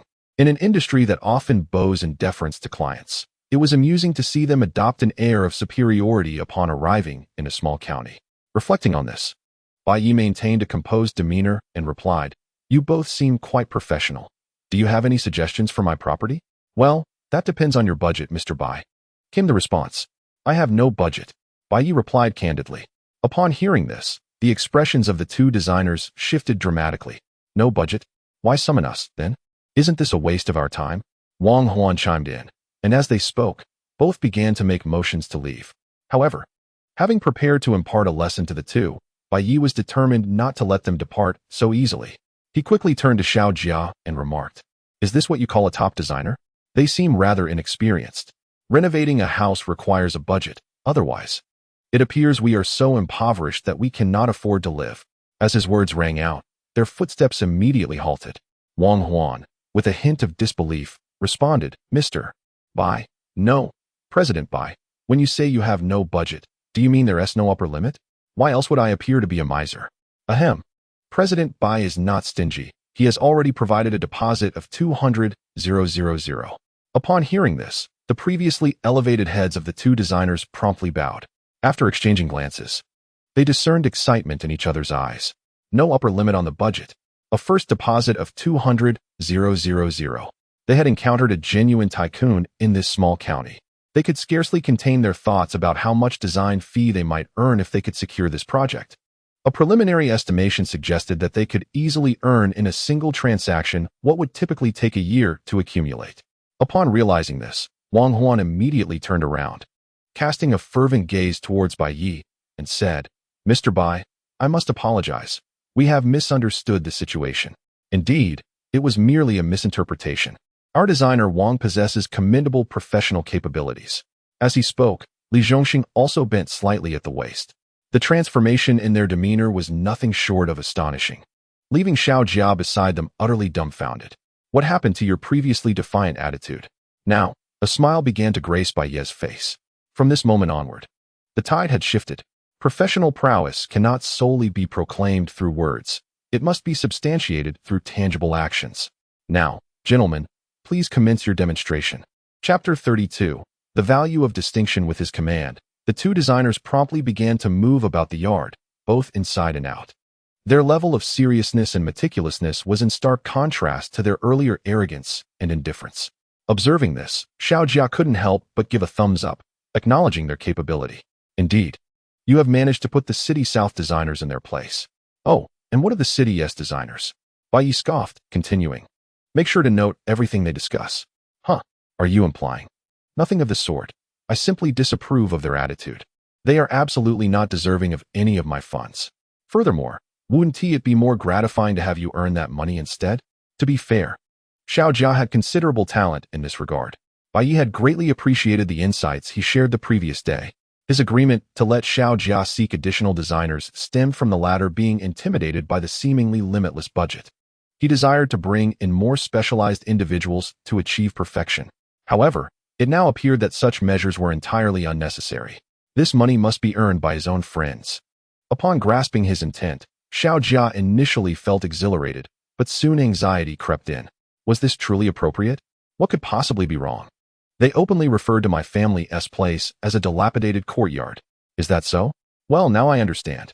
Before learning of this disparagement, Xiao Jia indeed bore a psychological burden, but the situation had since changed entirely. "You dare to label my childhood friend's home as a mere shack, and you expect to gain my favor? No wonder you shall not earn this commission." Approximately 10 minutes later, the two designers returned. Without delay, they began presenting their preliminary plans from the previous day. Under instruction, Xiao Jia diligently took notes. Remarkably, once these two individuals engaged earnestly, they showcased undeniable competence. Occasionally, Bai Ye nodded in agreement with their suggestions, particularly regarding layout and spatial utilization, as their proposals were indeed more rational. Observing Bai Ye's involuntary nods, The two were evidently motivated to exert even greater effort. Consequently, a wealth of ideas flowed from their lips, continuing for over 20 minutes. It was only when Xiao Jia's notebook was filled to the brim that they finally paused. Confident in his expertise, Li Zhongxing immediately turned to Bai Ye and inquired, "Mr. Bai, how do you find our suggestions?" "Impressive. They are indeed quite insightful." "Indeed. Both designer Wang and I possess considerable prowess. However, should we proceed with the aforementioned plan, the expenses would undoubtedly exceed 1 million. This is of little concern. Just a trifling sum." Bai Ye waved his hand dismissively. His tone was remarkably nonchalant, yet the two designers listening were stirred with excitement. If this plan were to be executed, their earnings from this project would each surpass 50,000. And this is after the company's share has been deducted. While secretly reveling in this prospect, Wang Huan, beaming with joy, remarked, "Mr. Bai, your capabilities are truly impressive." "Indeed, there is a semblance of strength," Bai Ye replied, as he made his way towards the courtyard's exit. Naturally, the two designers followed suit, and before they knew it, they had stepped outside, oblivious to the unfolding situation. Wang Huan, still somewhat obsequious, suggested, "Mr. Bai, I see you are eager to renovate the house. Shall we sign the contract now?" What contract?" Bai Ye blinked, feigning ignorance. "The contract regarding the renovation design for your courtyard." Upon hearing this, Bai Ye's expression shifted to one of confusion. "Wait, I haven't decided to adopt your suggestions yet. Why would we sign a contract?" Wang Huan opened his mouth, momentarily at a loss for words. It was then that Li Zhongxing, standing nearby, promptly interjected, "Did you not just say our suggestions were quite insightful?" "Indeed, I accept your suggestions. But why must we sign a contract? Accepting suggestions without a contract?" Finally, after exchanging a knowing glance, they both realized something was amiss. Bai Ye intended to renovate the house based on their suggestions, without any intention to compensate them. Upon grasping this notion, Li Zhongxing's emotions began to escalate. "Mr. Bai, that's rather unfair, isn't it? After all I've said, are my words to be rendered meaningless?" "Exactly. Your friend has nearly filled his notebook with notes." "Oh, I appreciate your suggestions," Bai Ye responded while locking up his parents' home, then gestured for Xiao Jia to head towards the car. After all, the decision was practically made. There was no need for further inspection. However, his actions were utterly unacceptable to the two designers. Reflecting on their earlier hopes of earning a substantial sum from this project, they now faced the disheartening reality of a fruitless endeavor. Wang Huan's demeanor turned fierce. "Mr. Bai, you are affluent. There's no need for such conduct. What will the neighbors think if they find out?" "Indeed, and Xiao Jiao, I know you are a contractor. Do you truly wish to continue in this industry?" Their back and forth succeeded in making Xiao Jia visibly anxious. Yet Bai Ye remained unfazed. "Oh, now you resort to threats?" He leisurely retrieved his phone. Moments later, the voices of the two designers echoed from his device. Indeed, it was the recording of their remarks about Bai Ye's home being a dilapidated courtyard. As he played the video, Bai Ye marveled at the capabilities of domestic vehicles, noting their impressive features. For instance, the 360-degree surveillance feature is undeniably practical. It captured the faces of the two individuals with remarkable clarity, as they listened to the words emanating from his phone. Li Zhongxing and Wang Huan found themselves overwhelmed by embarrassment, their anger dissipating entirely. Working at the client's home, they had foolishly derided the place as a dilapidated courtyard, only to be overheard. They continued to threaten, or perhaps they could start shouting and summon everyone over. Observing their flushed faces, Bai Ye spoke curtly, "Speak. If you remain silent, be gone." "We're so sorry. We'll leave right away," the two replied, having exhausted all other options. To put it plainly, if Bai Ye were to release this recording, their predicament would not merely involve financial loss, but would also necessitate pondering their future unemployment. They were not a force to be reckoned with, certainly not. Thus, the two designers departed in disgrace, leaving behind a notebook filled with brilliant suggestions, while the two brothers finally erupted in laughter. Indeed, their essay reasoned why expensive cars hold their value. "This is quite something." One chuckled. "Speaking of which, I still prefer their initial rebellious demeanor." Amidst their laughter, Bai Ye patted his shoulder and remarked, "That essay wrap here. Let us go." "Where to?" "To get a foot massage. I hiked this morning, and my feet are sore." Chapter 33, The Fate Not Plan. For Bai Ye, teasing the two designers was merely a minor diversion. The foot massage was the real priority. However, as he opened the car door and prepared to enter, he noticed that Xiao Jia had not followed him. Turning curiously, he found Xiao Jia gazing at him with tear-filled eyes.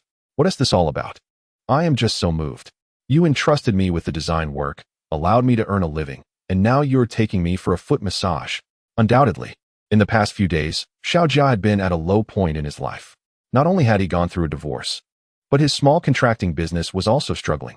Coupled with the division of assets during the divorce, he faced financial hardship and was contemplating taking a job elsewhere, hoping to earn enough in the big city to support his parents.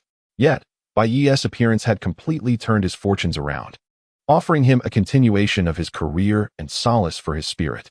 Contemplating this, Xiao Jia felt compelled to do something in return. Thus, without hesitation, he began to sing in front of Bai Ye. I always seek to take, yet I fail to express my gratitude. Meanwhile, back home, Lin Jianxin was on the phone recounting the day's events on the mountain to her colleague. I can't believe he is so capable. He just donated 300,000 without batting an eye. Truly impressive. Listening to Huang Yali's astonished tone, Lin Jianxin glanced at the red string in her hand and inquired, by the way, I have a piece of string now. How can I tie it to him while he is fast asleep? Tie it. Are we playing bondage? Upon the mention of this topic, Huang Yali's interest was immediately piqued. What significance does binding someone during slumber hold? You should let him witness you tying him up. Oh, by the way, I have a little used riding crop at home. I shall present it to you, and you can administer a few strikes. Alas, what does this even mean? I was referring to the Taoist priest at the temple, who gifted me 2 red strings, stating that they would solidify our bond. But the condition is that his must be tied while he is in deep slumber. How utterly uninteresting. In my opinion, why not simply take the initiative? Men, after a little exertion, will soon tire and drift off to sleep.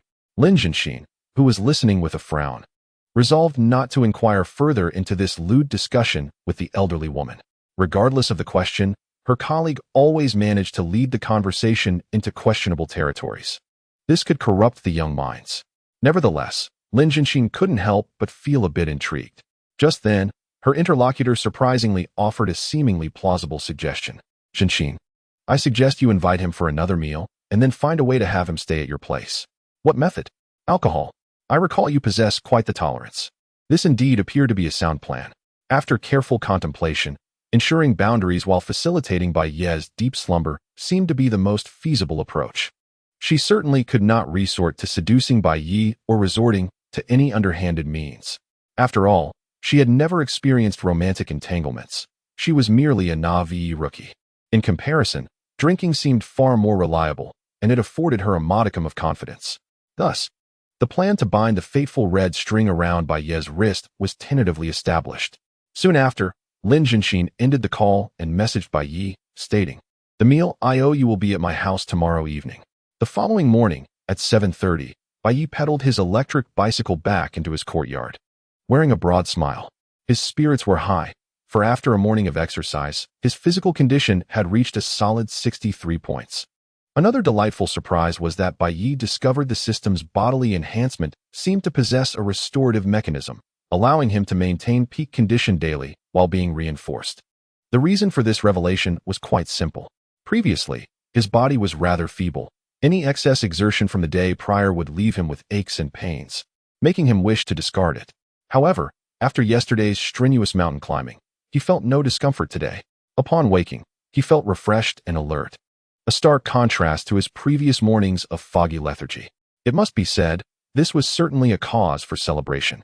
Yet, as he jovially contemplated what to have for breakfast, he was interrupted by the sweet, childlike voice of Li Yuqing from the adjacent yard. Mom, hurry up. I'm going to be late. Coming. The sharp intake of breath that followed caught Bai Ye's attention. It was evident that she seemed to be enduring considerable distress. Promptly, Bai Ye approached the wall of his courtyard and peered into the neighbor's yard. Before my eyes stood Li Sisi, crouched on the ground, clutching her abdomen. Her face contorted in agony, accompanied by a little girl beside her, anxiously holding a small backpack. Embracing a spirit of neighborly assistance, Bai Ye inquired, Sisterly, are you all right? Although unaware of Li Sisi's exact age, it was perfectly acceptable to address her as sister, given that her daughter was of considerable age. I'm fine. Just experiencing severe abdominal pain. It's an old ailment. As she spoke, Li Sisi struggled to rise, but with her movements, her complexion turned ashen, and her body began to tremble from the pain. Your appearance hardly suggests that you're fine, Bai Ye remarked, noticing her evident distress. He turned to Li Yuqing and proposed, "How about I take you to school today? That would be wonderful." The little girl, unaware of any reservations, nearly leaped with joy at the prospect of being driven. However, Li Sisi appeared conflicted, expressing her concerns. "Is that really all right? I don't want to trouble you." "It's no trouble at all, especially considering your condition. Driving in this state could be dangerous for both you and the child." Upon reflection, Li Sisi realized the truth in his words. Given her current state, it would be irresponsible to drive, whether it be a car or an electric bike. Yet, the thought of letting Bai Ye take them made her uneasy. After much contemplation, she reluctantly said, "I apologize for the inconvenience, but I will accompany you to ensure the teacher does not bombard you with questions." "Very well. Please wait while I fetch the car," Bai Ye replied. He understood her concerns, but he felt indifferent. Who would trust their daughter to a neighbor they had only recently met? After considering the situation from her perspective, he dismissed the idea of allowing her to drive. Soon enough, Bai Ye was transporting Li Sisi and her daughter towards the Blue Sky Kindergarten, located near the heart of the county. Throughout the journey, Li Sisi lay in the back seat, clutching her abdomen, while little Li Yuqing, after a brief moment of concern for her mother, began to chatter excitedly. "Brother, your car is so spacious. Wow, it even plays cartoons and sings. Mama, can we get a car like this?" As it was the time for dropping off children at school, traffic was congested in front of Blue Sky Kindergarten, with various luxurious vehicles parked along the roadside, showcasing the affluence of the parents. As the most reputable kindergarten in Longhua County, it had always been the preferred choice for wealthy families. Amidst the bustling scene, several male parents gathered, scanning the surroundings. "Hey, where is Li Yuqing's mother? Isn't she here yet? Ah, are you also here to see Li Yuqing's mother?" Of course, I practically commandeered the task of dropping off the child just to catch a glimpse of her. Ha ha ha, great minds think alike. However, it was puzzling, under normal circumstances. She would have arrived by now. At that moment, a robust woman nearby interjected disdainfully. "Is Li Yuqing's mother really that stunning? I think she pales in comparison to me." "Hey, Zhao Mingshuan's mother is just an ordinary woman, quite disappointing." What does it mean to be an ordinary woman? In the Tang dynasty, I would have been deemed a breathtaking beauty. Do you understand nothing? Amidst the myriad of opinions, a sleek black vehicle slowly came to a halt at the entrance of the kindergarten. In the next instant, a handsome young man stepped out of the car. Instantly, Zhao Mingshuan's mother forgot about the earlier disparagement and gazed intently, exclaiming, "Oh my, is there such a handsome parent among my son's classmates? So handsome? I think it's just a bit. My assessment is mediocre." People are like that. When faced with the opposite sex, most can readily acknowledge good looks. However, when confronted with the same sex, regardless of their thoughts, they must never admit it verbally. Yet when a few saw the rear door of the car swing open and Li Sisi gracefully descend, they were all rendered speechless. The air seemed to echo with the sound of shattered hearts. "Isn't that Li Yuqing's mother? No, I thought she was a single mother. Who is this guy? Oh my gosh, he truly deserves it. Stop the noise, let us go over and find out." Unbeknownst to Bai Ye, as he assisted Li Yuqing out of the car, two children approached. The leading child brandished a yo-yo adorned with cartoon stickers, proclaiming, "Li Yuqing, look, this is a real yo-yo. Yours is a counterfeit." "Indeed. And she even boasts it was a gift. I bet she found it on the street. Where's your yo-yo? Show us." Hearing their taunts, Li Yuqing appeared deeply hurt, tears welling up in her eyes. Yet, she stubbornly retorted, "Mine is not a counterfeit. It truly was a gift." Witnessing this, Li Sisi, still in discomfort, felt anxious. However, before she could speak, Bai Ye stepped forward, saying, "Kids, Li Yuqing is not lying. That was a gift from me, and it is indeed authentic." A common trait among children is their penchant for comparison. As someone who has been through this, he knew he must defend Li Yuqing to prevent her from feeling inferior, which could leave lasting scars on her self-esteem. This is why he took the initiative to clarify the situation.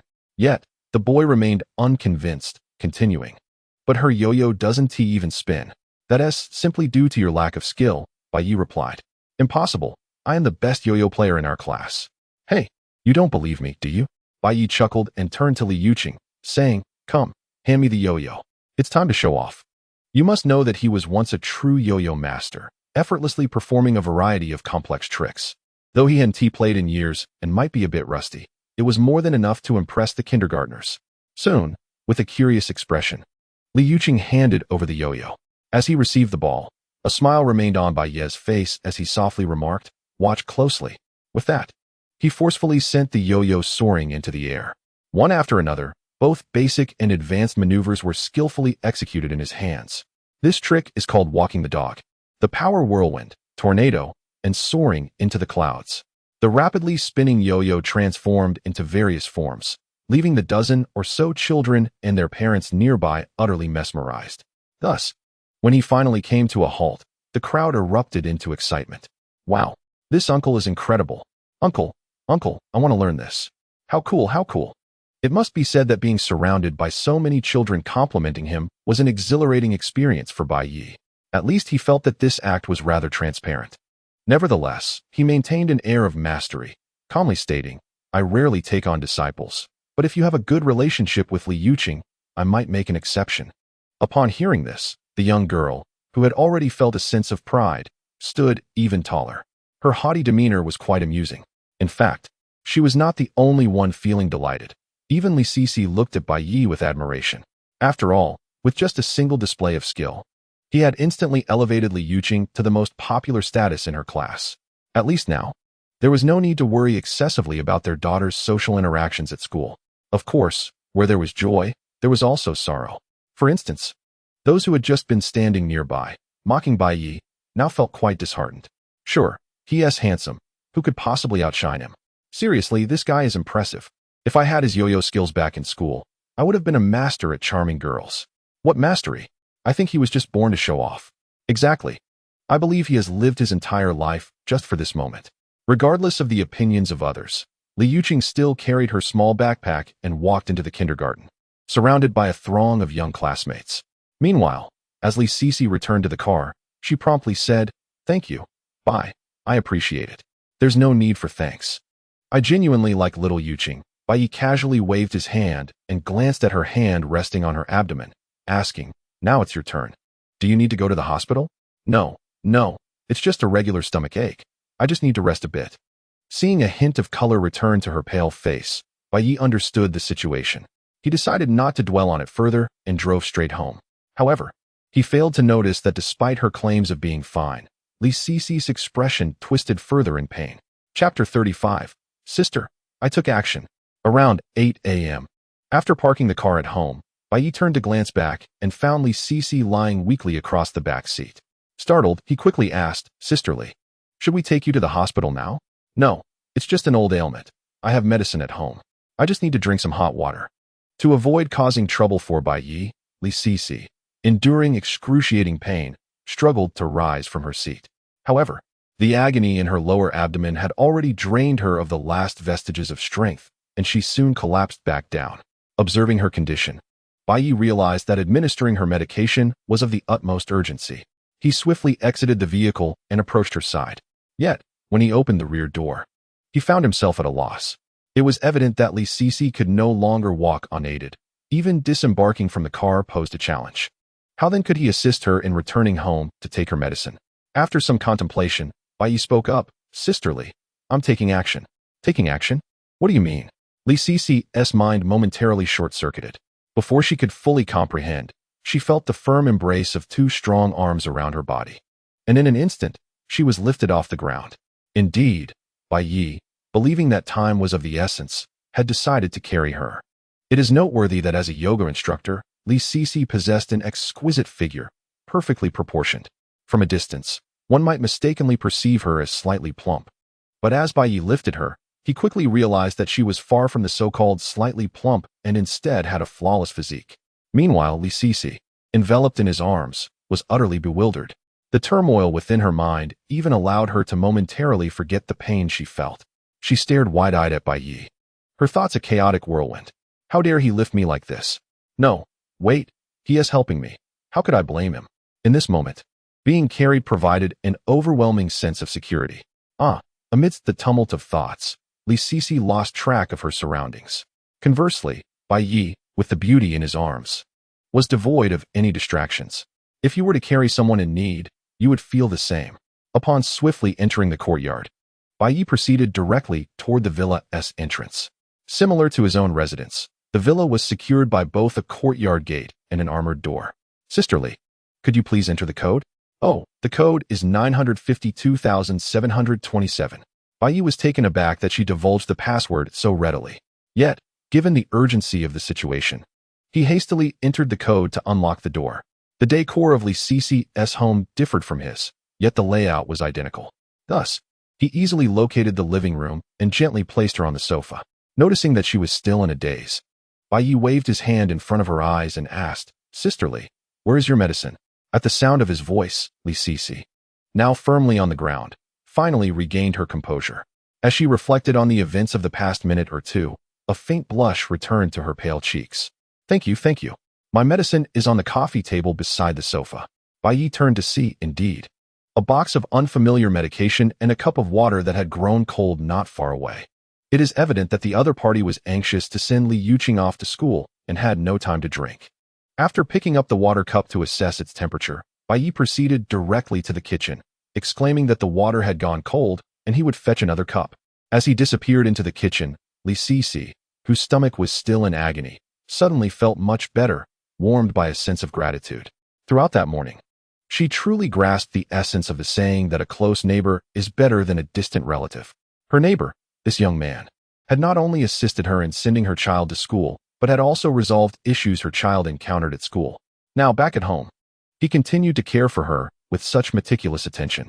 Most importantly, as she reflected on everything that had transpired, she noted that Bai Ye maintained an unclouded gaze throughout, never crossing any boundaries. This made Li Cici, who was often harassed by various men, feel immensely at ease. As her thoughts wandered, she found herself regarding this charming neighbor as a truly remarkable individual. Consequently, when Bai Ye emerged from the kitchen with the hot water, he discovered Li Cici staring at him with a dazed expression. "What are you staring at? Take your medicine." "All right, thank you." Struggling to sit up from the sofa, Li Cici graciously accepted the medicine from Bai Ye's hands, sincerely stating, "Brother, you've been a great help today. If you ever need anything, do not hesitate to ask. I will certainly assist you. It's hardly a big deal. There's no need to be so serious." "That is not the case. Had it not been for you today, not only would my daughter have been late for school, but I might have even collapsed along the way." As she swallowed the medicine with the pleasantly warm water, Li Cici felt a gentle warmth spreading through her abdomen, sensing that she was coming back to life. Almost immediately, a wave of anxiety washed over her. She dared not imagine the trouble she might have faced had she not encountered Bai Ye that morning. What if something had gone awry while driving? Noticing her solemn demeanor, Bai Ye refrained from further debate and quickly nodded with a smile. "All right then, I won't be polite." "No need to be polite," she replied. As they conversed, Li Cici set down her cup and reclined back on the sofa, rubbing her abdomen with her palm. Observing this, Bai Ye, possessing a modicum of life experience, chuckled, "Sister, your method of rubbing isn't very effective. Would you like me to show you a technique?" "Ah, you seem to know quite a bit about this, huh?" With renewed energy, Li Cici jested with him. "Have you never seen a pig run before? All right then, teach me how to rub my stomach. Watch closely." With that, Bai Ye leaned closer to her and began to rub his palms together vigorously. "You see, as long as you do this, your palms will warm up quickly. And then you place them on your stomach. It's far more comforting than a typical heating pad." He continued to rub his palms while earnestly explaining, which made Li Cici chuckle. "Ha ha ha, stop rubbing. You'll waste all that warmth. I'll do it myself." "Indeed," Bai Ye concurred, recognizing the wisdom in her words.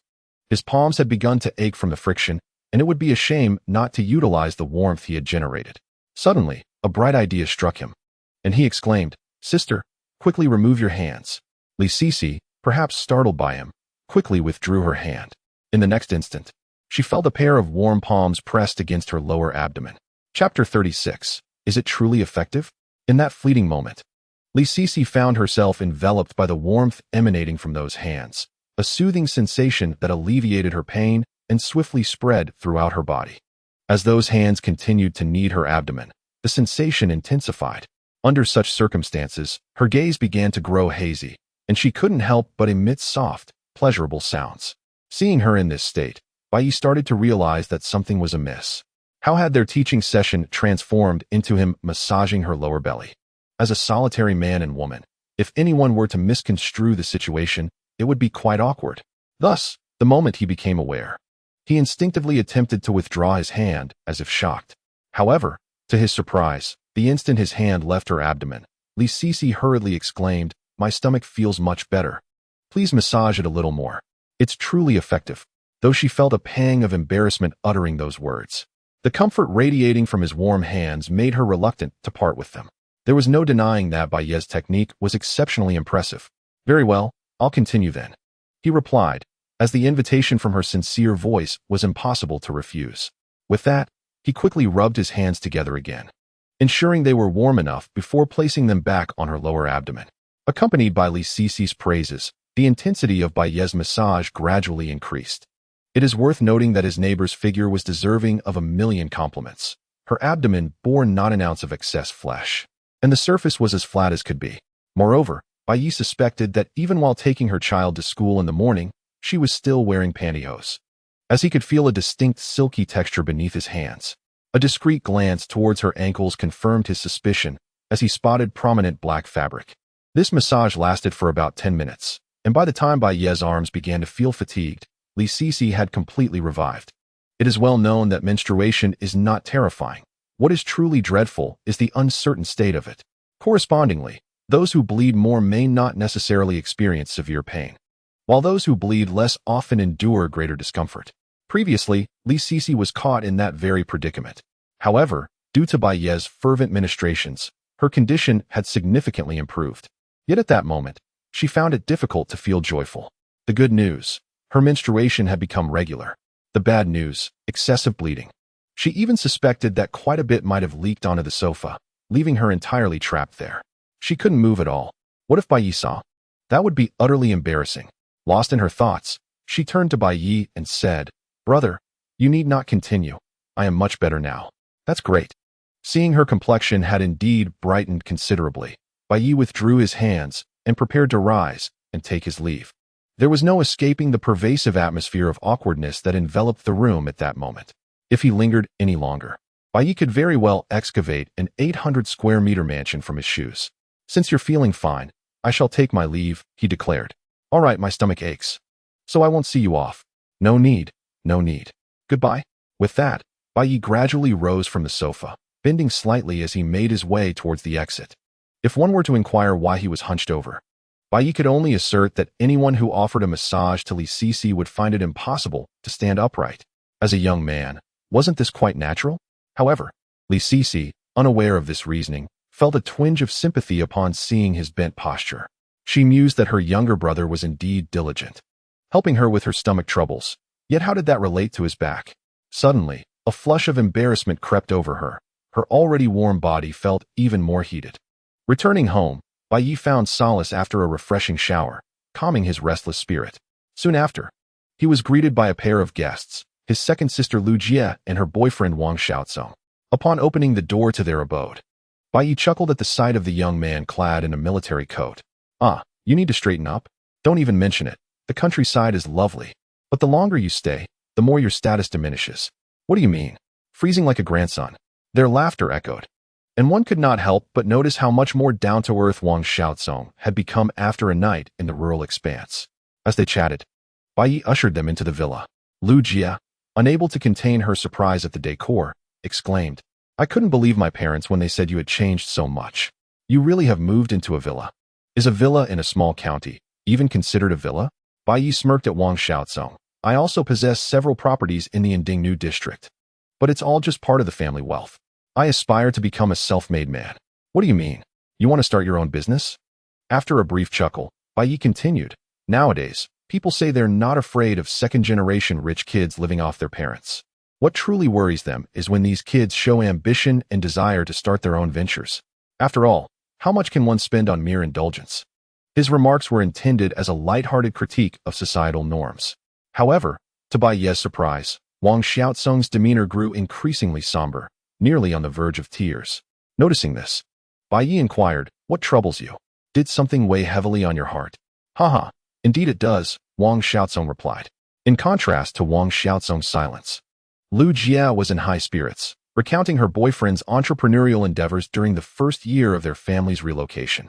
He opened a hot pot restaurant, investing over 2 million, yet only recouped half of it.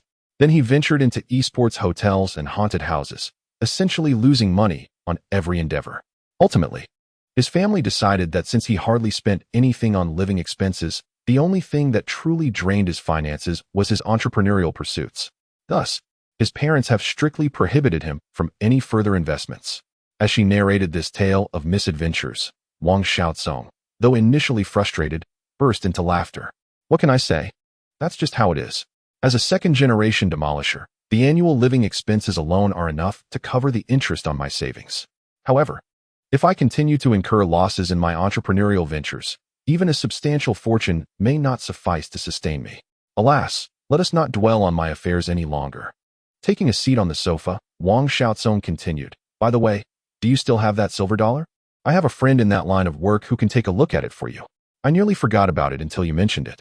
As they spoke, Bai Ye retrieved a cloth pouch from the drawer beneath the coffee table. It was indeed the gift bestowed upon him by the old Taoist priest from Baiyun Mountain. Wow, this silver dollar is truly exquisite. I must send a picture to him right away. Chapter 37. Not missing this opportunity after taking several photographs of the silver dollar. Wang Xiaozong promptly sent them off.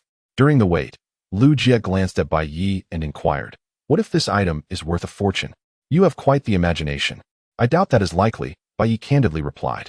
Indeed, for thousands of years, the cultural heritage of the Dragon Nation has been profound and extensive, and there may well be many undiscovered treasures among the populace.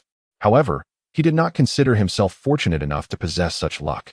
In reality, he believed that aside from acquiring the system, his previous 30 years were marked by rather unfortunate luck. He had only won 5 yuan in the lottery and had lost 3/4 of his investment in a full book of scratch cards. If fortune favored him, he would not have been laid off in the capital for various reasons. Contrary to his perspective, Lu Jie remained optimistic, asserting that since the old Taoist had lived in seclusion on the mountain for so many years, it was unlikely that what he presented would be of poor quality. Thus, she cheerfully remarked, I'm just saying, what if it really is worth a lot? What will you do then? What can I do? Treat you both to a nice meal at noon. Ha ha ha, my brother truly understands me. The optimism of his sister had a positive effect on Bai Ye, who began to harbor some anticipation regarding the appraisal of the silver dollar, even if it were not of great value. Calculating based on the silver content alone could yield over 1,000 yuan. That would be sufficient for a meal for the two of them in the county town. However, to his surprise, just a minute or two after the pictures were sent, Wang Xiaozong's phone rang urgently. Upon answering, a man's anxious voice came through, Song. Is that silver dollar with you? Yes, what's the matter? Upon hearing the urgency in the caller's tone, Wang Xiaozong sensed that it was serious. Listen carefully. You must secure it at all costs. If it's not worth thousands, it could be worth tens of thousands, or even millions. The 3 individuals in the villa were left dumbfounded. We must secure it? Millions for just a silver dollar? When the caller noticed the prolonged silence on the other end, he grew more frantic. Did you hear me? This silver dollar is extraordinary. It can be auctioned. If you can acquire it, you stand to make a significant profit. This is a tremendous opportunity. Wang Xiaozong scratched his head, speaking softly. Ahem, buddy, I'm on speakerphone here, and this silver dollar actually belongs to my girlfriend's younger brother. I can't simply take advantage of it. Oh, I see. Would your brother be willing to sell it? I can assist with the auction and only ask for a small fee for my trouble. The other party's tone was tinged with palpable disappointment, yet they remained undeterred. Noticing Wang Xiaozong's gaze upon him, Bai Ye could not restrain his curiosity and inquired, My friend, could you briefly enlighten me on the nature of this silver dollar? As he spoke, Bai Ye carefully picked up the silver dollar, wrapped in a tissue, for a closer inspection. It must be acknowledged that this particular silver dollar was indeed exquisite. Under the radiant sunlight streaming through the window, it shimmered with a dazzling array of colors. Furthermore, due to its impeccable preservation, it bore not a trace of rust. However, Bai Ye was intrigued as to what justified such a significant value. On the other end of the line, the individual responded with palpable excitement. Brother, you've struck gold. This is a pinnacle among warlord coins, the Flying Dragon Crown. The last time I encountered one, it sold for 2 million at auction, and one in this condition could fetch at least 3 million. With each word, his enthusiasm grew, leaving Bai Ye and his companions in stunned silence. Lu Jie, eyes wide with disbelief, exclaimed, 3 million? Did you say 3 million? You heard me correctly. Conservatively estimated at 3 million. Goodness.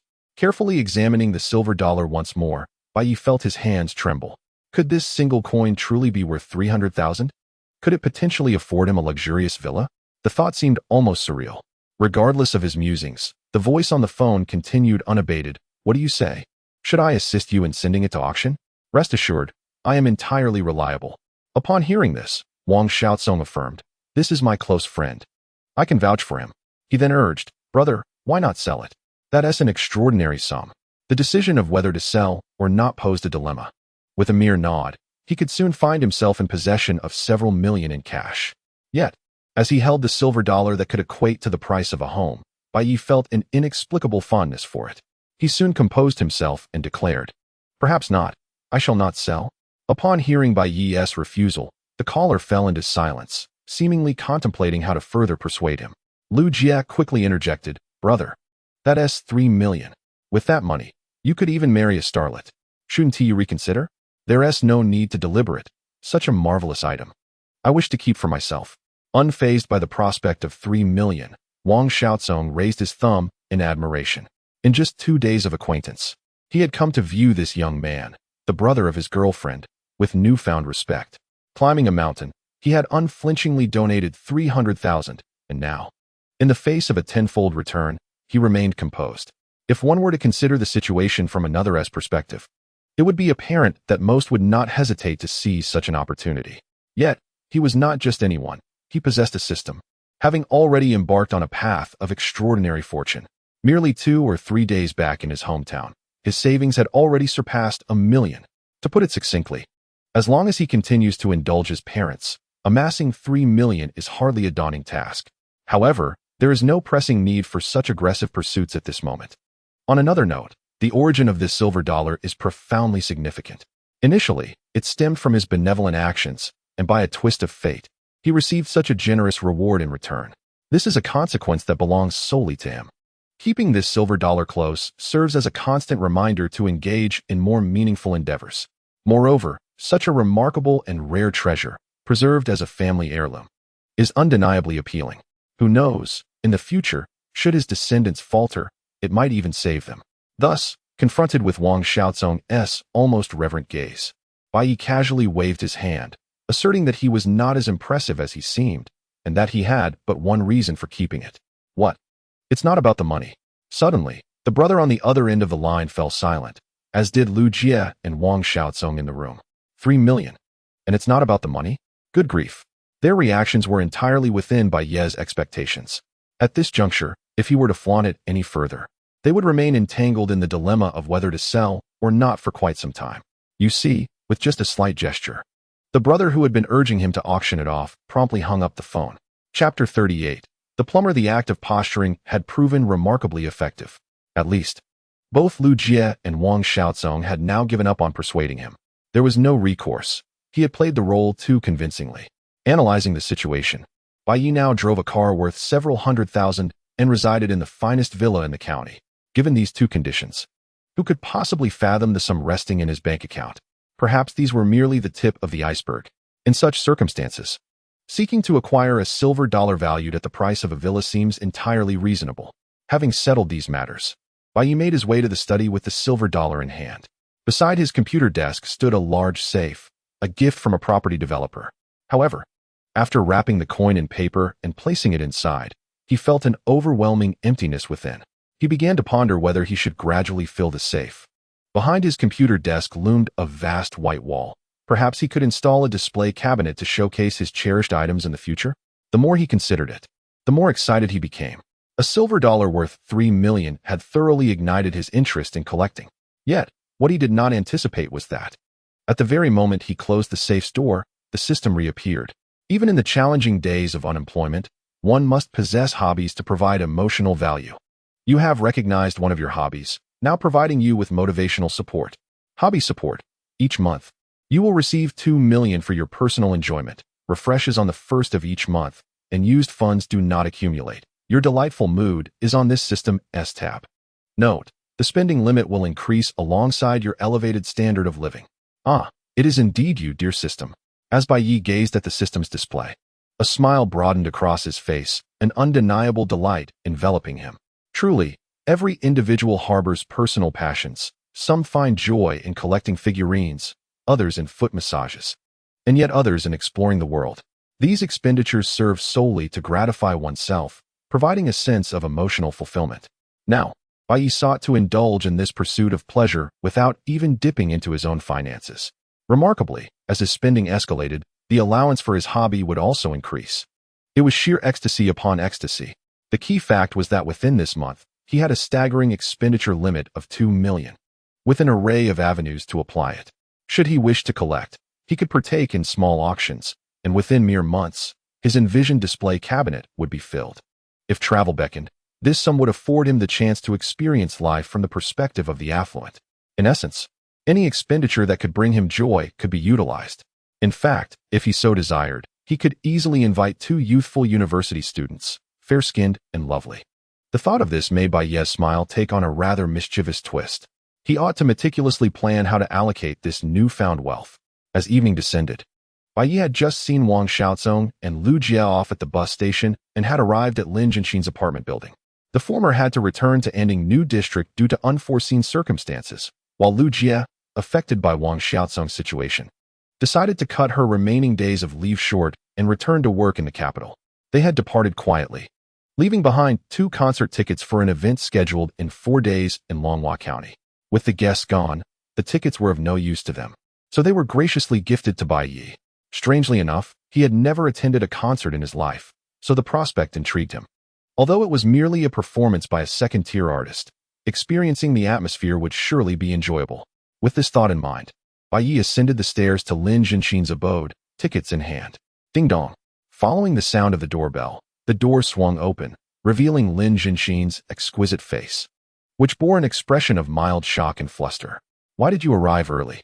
You didn't mention it. Glancing at the clock, it appeared he was indeed half an hour early. However, he brushed it off, waving his hand casually. I'm not lost. There's no need for you to come down. It's not about being lost, she began, but her words were interrupted by another woman's voice from within. Jianxin, did you order takeout? The voice drew nearer, and Bai Ye found himself locking eyes with a woman around 50, who bore a striking resemblance to Lin Jianxin. Hey, the delivery person looks rather handsome, he remarked. Mom, he is not a delivery person, Lin Jianxin exclaimed, her expression filled with exasperation. How had her mother crossed paths with Bai Ye? If only she had waited another 10 minutes, her mother would have left. However, now that they had met, it would be too hurtful to label Bai Ye as a delivery person. Yet, upon hearing her daughter's comment, Zhao Dongmei grasped the implication and quickly replied, Oh, is that the plumber? Come in, come in. The bathroom in this house has long been leaking. There's no way around it. After all, Lin Jianxin has no male friends to speak of. Now, with a living, breathing man standing right before her, her thoughts have strayed far from that issue. Meanwhile, Bai Ye, who has been standing beside her, finds Lin Jianxin's peculiar expression rather amusing, and an idea to tease her begins to blossom within him. Thus, as soon as Auntie's words have settled, he decisively nods and declares, The bathroom, is it? Allow me to take a look. As he strides in, he winks at Lin Jianxin, leaving her utterly bewildered. Seizing the moment as they brush past one another, Lin Jianxin can't help but whisper, What are you planning to do? I'm just here to be the plumber for today, huh? Upon hearing this, Lin Jianxin's face instantly flushes. While she may not have first-hand experience, she has certainly witnessed the antics of others in the past. In the films from her youth, plumbers are depicted as leading delightful lives. Coupled with the fact that this is all unfolding right under her mother's watchful eye, she can't help but feel a strange thrill. Before long, guided by Zhao Dongmei, Bai Ye enters the bathroom and begins to examine it with meticulous attention. Men usually possess some innate aptitude in such matters. As long as the issue isn't too severe, he is likely to manage it with ease. During this process, Zhao Dongmei leans against the bathroom doorframe, taking on the role of a supervisor. However, the more she observes, the more she finds the young man's appearance quite appealing. Soon, her curiosity piqued, she inquires, How old are you, young man? I was born in 94. You're the same age as my daughter. Upon hearing his age, Zhao Dongmei's interest visibly heightens. So, you are from Longhua? Yes, indeed, from within Longhua County. Very good. At your age, are you married yet? I am still single, Auntie. I can hardly find a partner. After a brief pause, Bai Ye, who has somewhat grasped her intentions, takes the initiative and says, If you have any good resources, feel free to introduce someone to me. Haha, young man, isn't that quite fortuitous? Chapter 39. Who can drink this much wine? Isn't that quite fortuitous? Zhao Dongmei gestures towards the kitchen. You must have seen my daughter just now, right? I did. Auntie, she is truly beautiful. Absolutely. And she is also single, just like you. Oh, how coincidental. Bai Ye suppresses a smile, feigning surprise. Indeed.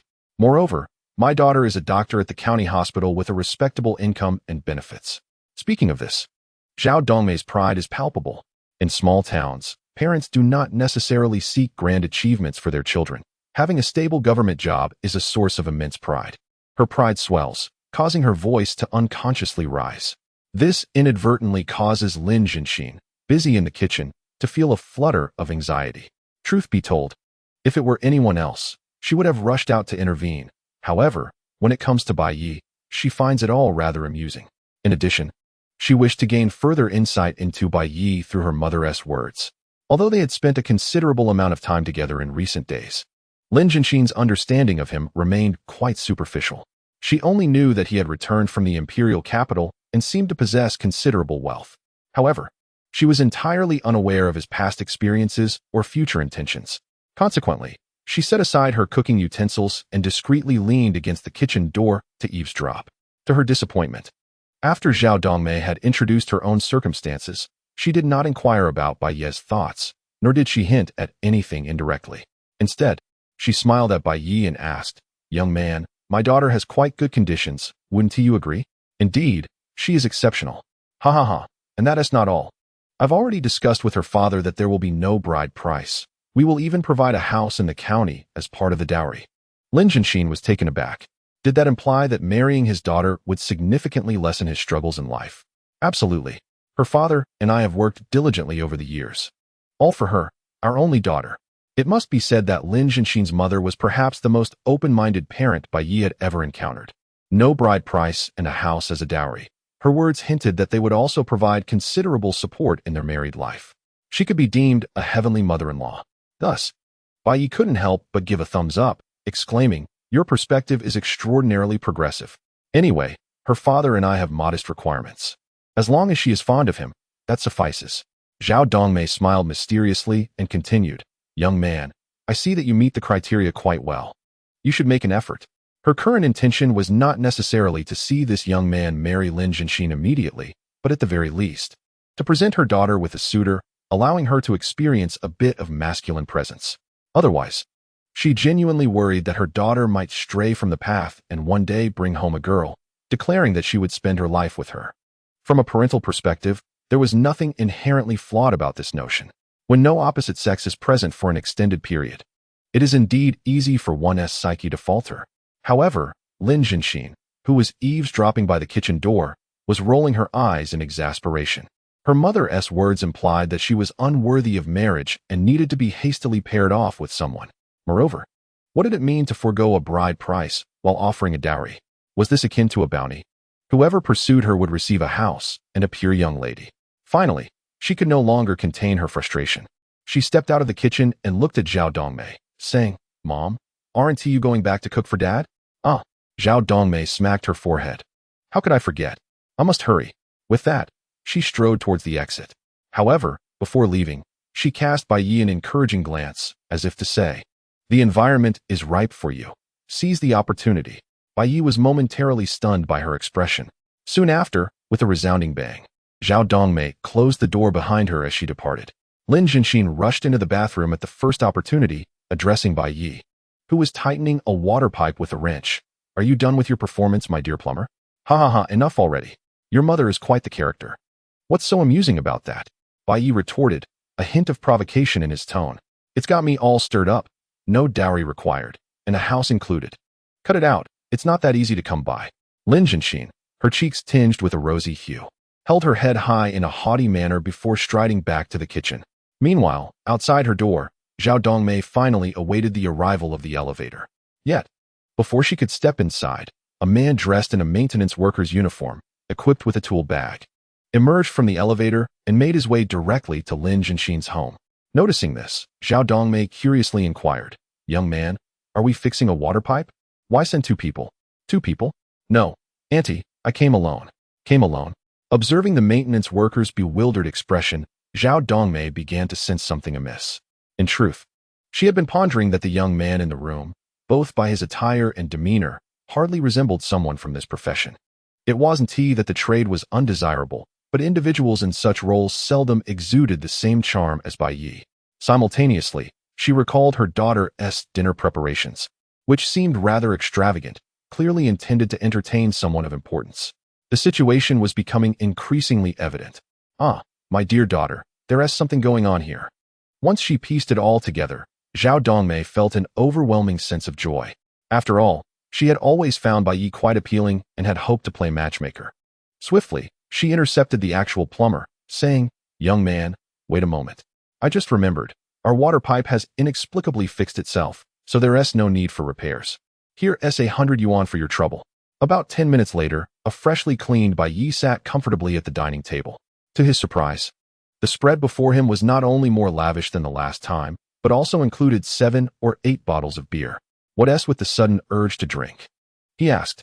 Lin Jianxin, feeling slightly guilty, replied, "I just thought since we didn't have any drinks last time, I wanted to prepare a bit more thoroughly this time." "Ah, my old classmate, you're making me emotional." Having driven over, Bai Ye had not intended to drink. However, given the delightful feast laid out for him, he felt it would be rude not to partake. Thus, he resolved not only to drink, but to indulge well. He promptly rose from his chair, declaring, "Is this all the alcohol you have? Wait a moment. I have 2 bottles of Maotai in the car. Let me fetch them." Chapter 40. The wine doesn't intoxicate. But people do. You want to drink white liquor as well? Of course. Isn't beer just wheat juice? Save it for rinsing later. With that, Bai Ye turned and walked outside, leaving Lin Jianxin standing there, wide-eyed and bewildered. Wait, can he really drink that much? She pondered, feeling a twinge of regret for underestimating him. Lin Jianxin's tolerance for alcohol is approximately equivalent to 3 or 4 bottles of beer, placing her among the elite drinkers within her social circle. During her school days, she had shared drinks with Bai Ye, who, she knew, would succumb after just 1 bottle.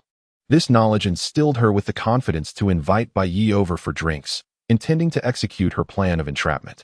However, the unfolding events took a turn that far exceeded her expectations. Was this meager amount of alcohol sufficient for anyone? Beer, after all, is merely wheat juice, hardly fit for anything beyond rinsing one's mouth.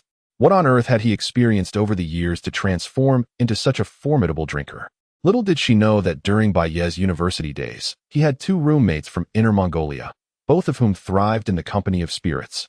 It became a ritual for them to drink, and over time, Bai Ye's capacity had grown to the point where he felt little after consuming a pound of liquor.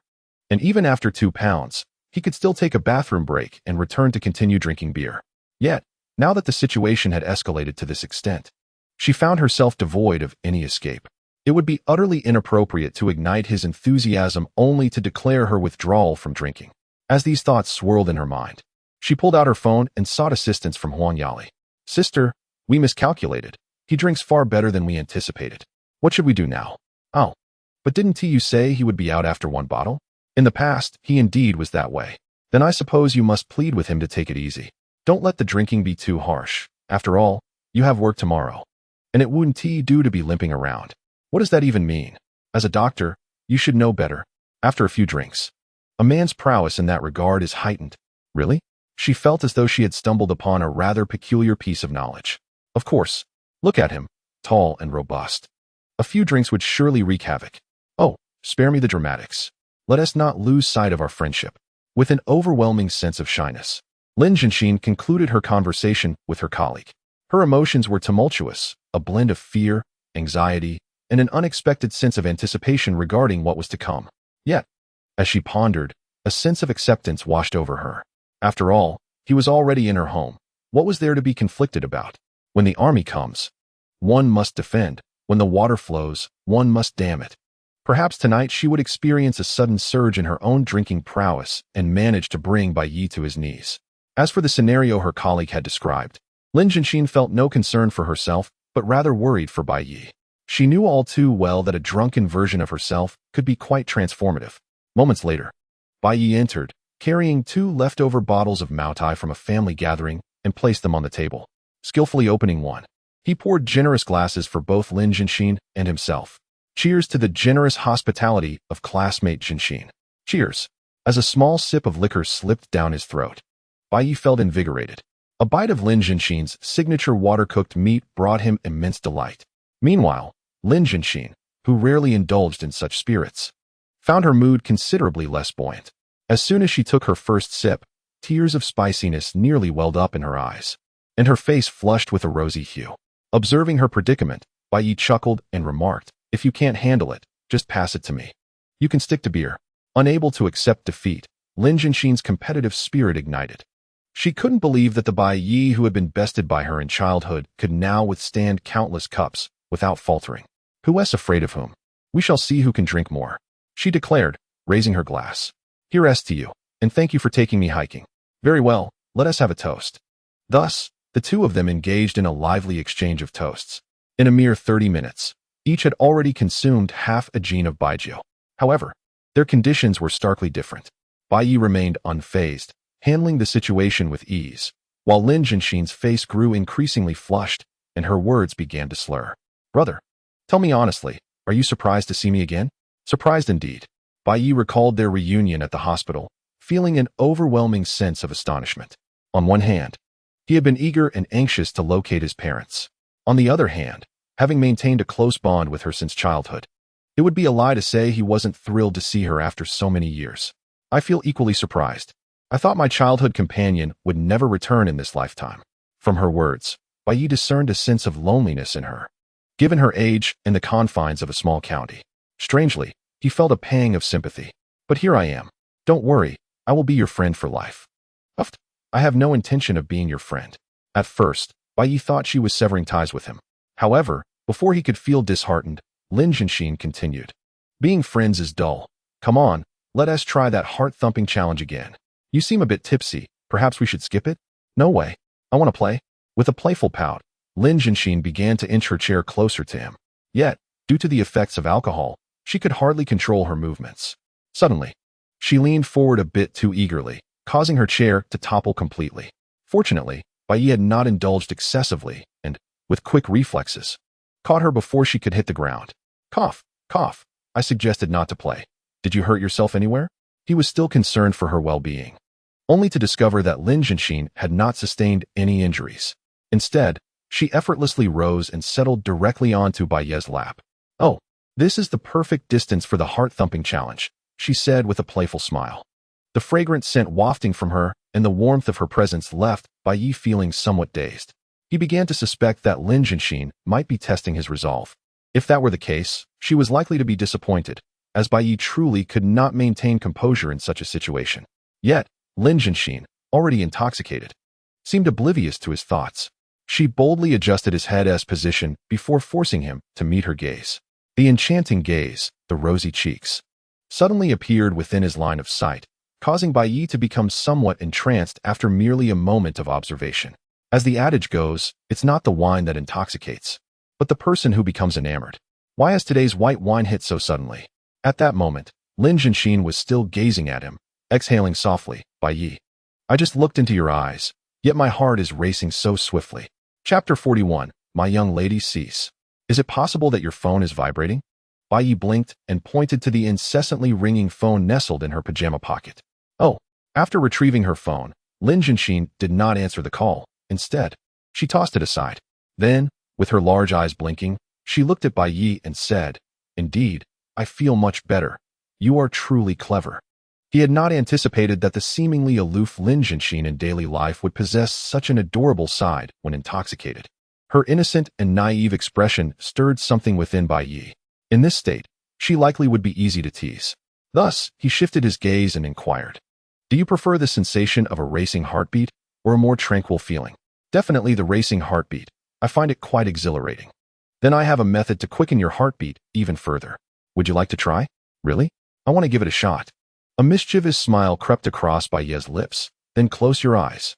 Upon hearing this, Lin Jinshin obediently complied, her face adorned with eager anticipation. Witnessing this, he could no longer restrain his emotions and leaned in to kiss her soft, rosy lips. As their lips met, Lin Jinshin's eyes widened in surprise. Though she had indulged in drink, it did not equate to a complete loss of reason.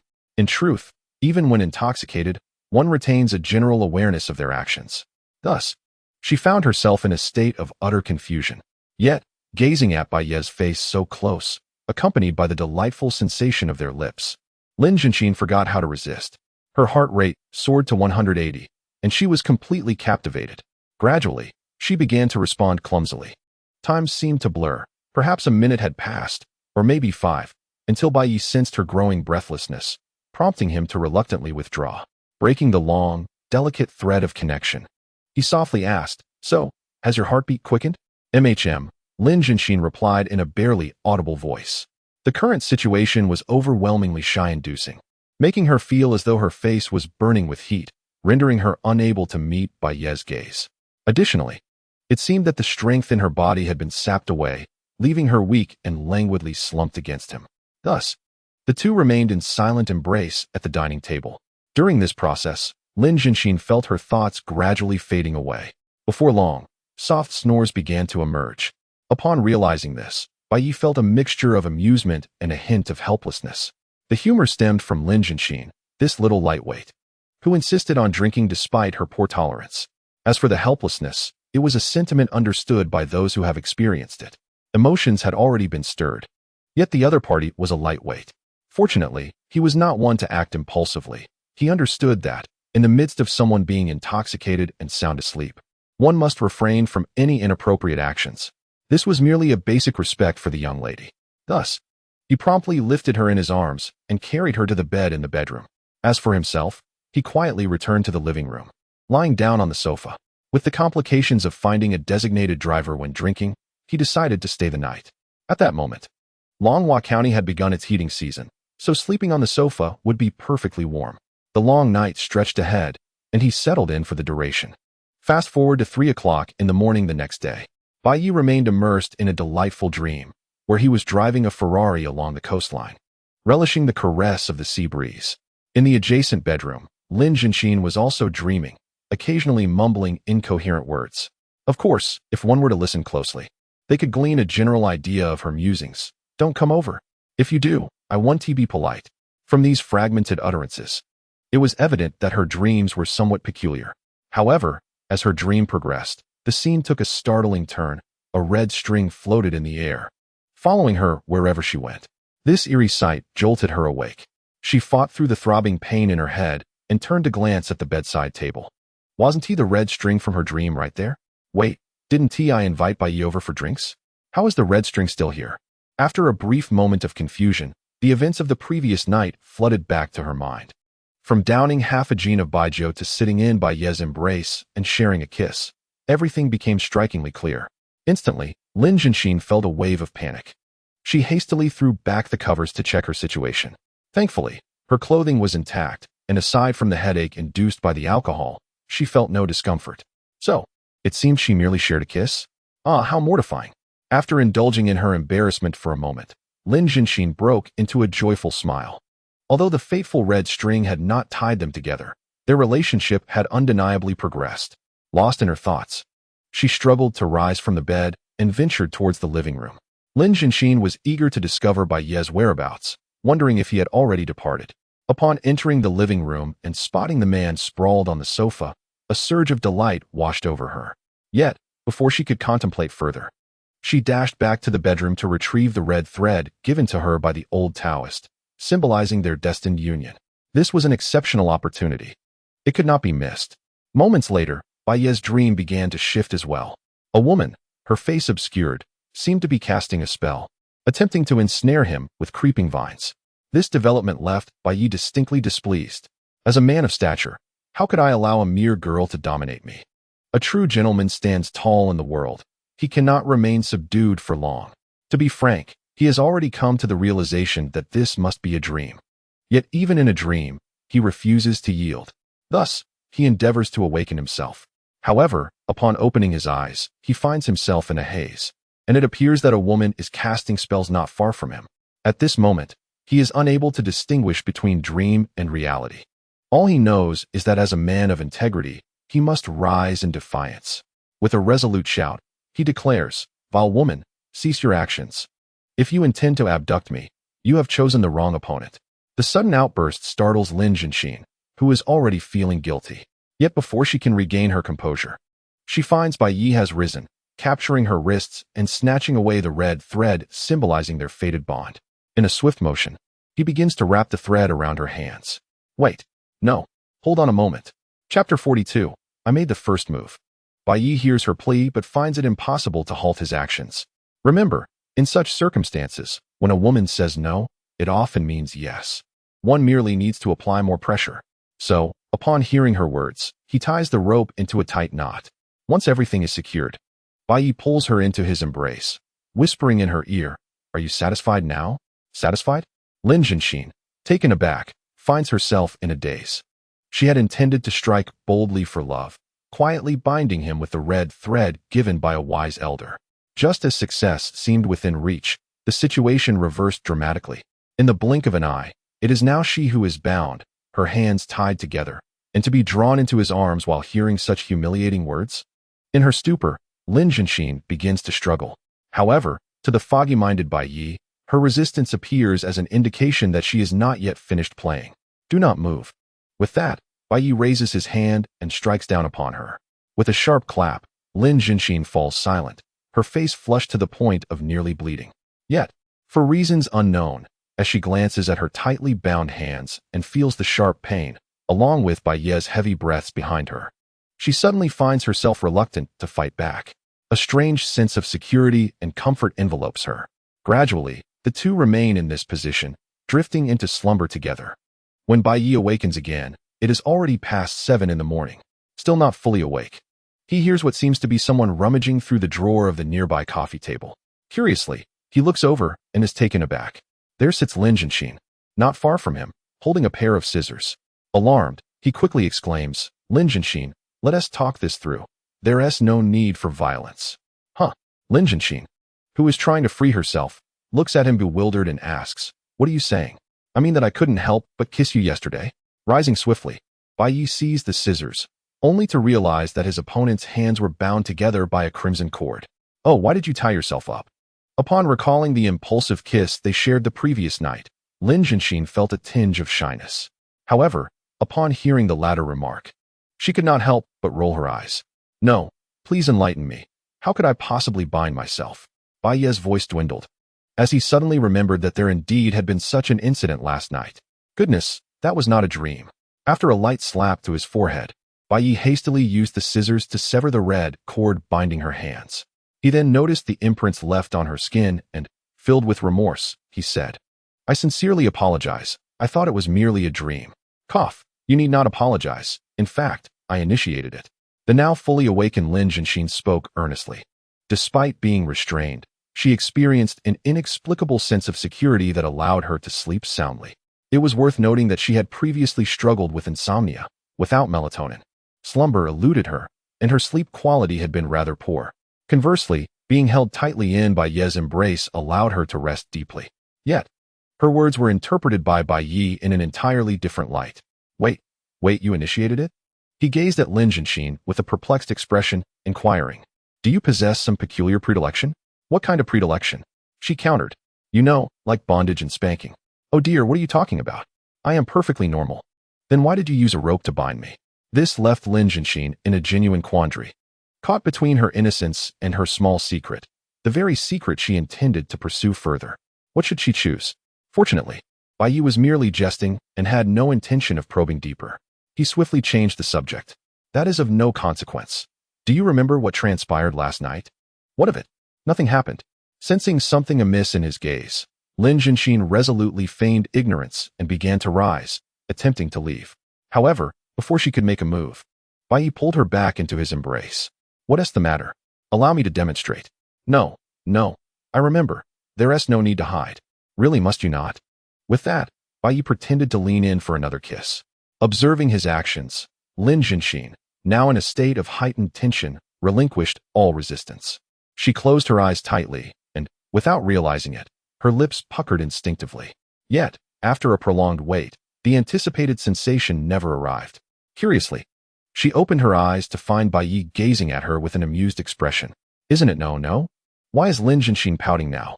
Ah, you're utterly incorrigible." Meanwhile, on the other side of the county, at the Yang family's supermarket, with some time left before her shift, Sun Hongxiao arrived at the supermarket checkout as per her usual routine, preparing to conduct an inventory check. Essentially, it was a matter of calculating the profits from the previous day, a task she performed daily, previously supported by Yang Zhiwei. However, today he exhibited an unusual demeanor. Initially flustered, he later impatiently remarked, "Why bother checking? It's just a day's earnings. What was wrong with assessing a day's income? Our supermarket is modest, and profits are inherently low. We cannot afford to be careless." While she placated him verbally, Sun Hongxia found herself growing increasingly anxious internally.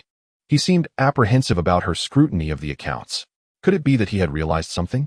Immediately, she fixed him with a glare and demanded, "Have you spent the money the supermarket received yesterday?" In today's world, the majority of consumers prefer to pay via QR code to facilitate accounting. They had even purchased a second-hand mobile phone solely for transactions and Alipay. Moreover, this device was also utilized for settling inventory payments. In essence, the funds within this phone were crucial. Thus, Sun Hongxia felt a surge of urgency, her tone becoming rather brusque. Upon hearing her, Yang Zhiwei appeared distinctly guilty. Yet, many expressed their guilt not through admission, but through anger. Before she could elaborate, he erupted, "Regardless of whether I spent the money, what if I did? It's my supermarket. That's my earned money." Chapter 43. Oh, look who it is. His furious outburst was merely an attempt to divert Sun Hongxia's attention. However, after so many years of marriage, they were well acquainted with each other's behaviors. Consequently, Sun Hongxia paid little heed to his words and directly accessed her phone to check the wallet. Upon glancing at it, she felt a wave of despair. As she recalled, in order to reserve funds for the next inventory purchase, they hadn't withdrawn any money from this account for several days. Just yesterday morning, the balance had been approximately 20,000 yuan. Yet now, to her horror, both accounts contained a mere few dozen yuan. This was, after all, the revenue collected from the morning's sales. In an instant, her eyes reddened, and she glared at him, demanding, "Yang Zhiwei, where is the money from this phone? Did you squander it on gambling?" To be frank, their financial situation was relatively stable. Spending 20,000 yuan would not cripple them. But diverting it to gambling was an entirely different matter. Thus, her anger was justified. What is the big deal? It's just 20,000 yuan. Yang Zhiwei retorted with feigned bravado. However, witnessing his wife's fury instilled a sense of foreboding within him. Sun Hongxia was indispensable to their household, to put it plainly. His daily role primarily consisted of collecting payments at the checkout, while most other responsibilities were managed by her. Simultaneously, he felt a pang of regret. Puzzled over the abrupt change in his luck yesterday, having lost over 30,000 yuan in merely half an hour. Indeed, you truly did use the funds for inventory purchases to gamble. Realizing the fate of the money, Sun Hongxia was left feeling dizzy with rage. At that moment, Bai Ye's second aunt, Bai Yun, entered with her hands clasped behind her back. Upon noticing the two engaged in a standoff in the supermarket, evidently embroiled in a quarrel, she curiously inquired, "What is happening here?" "Mom, just in time."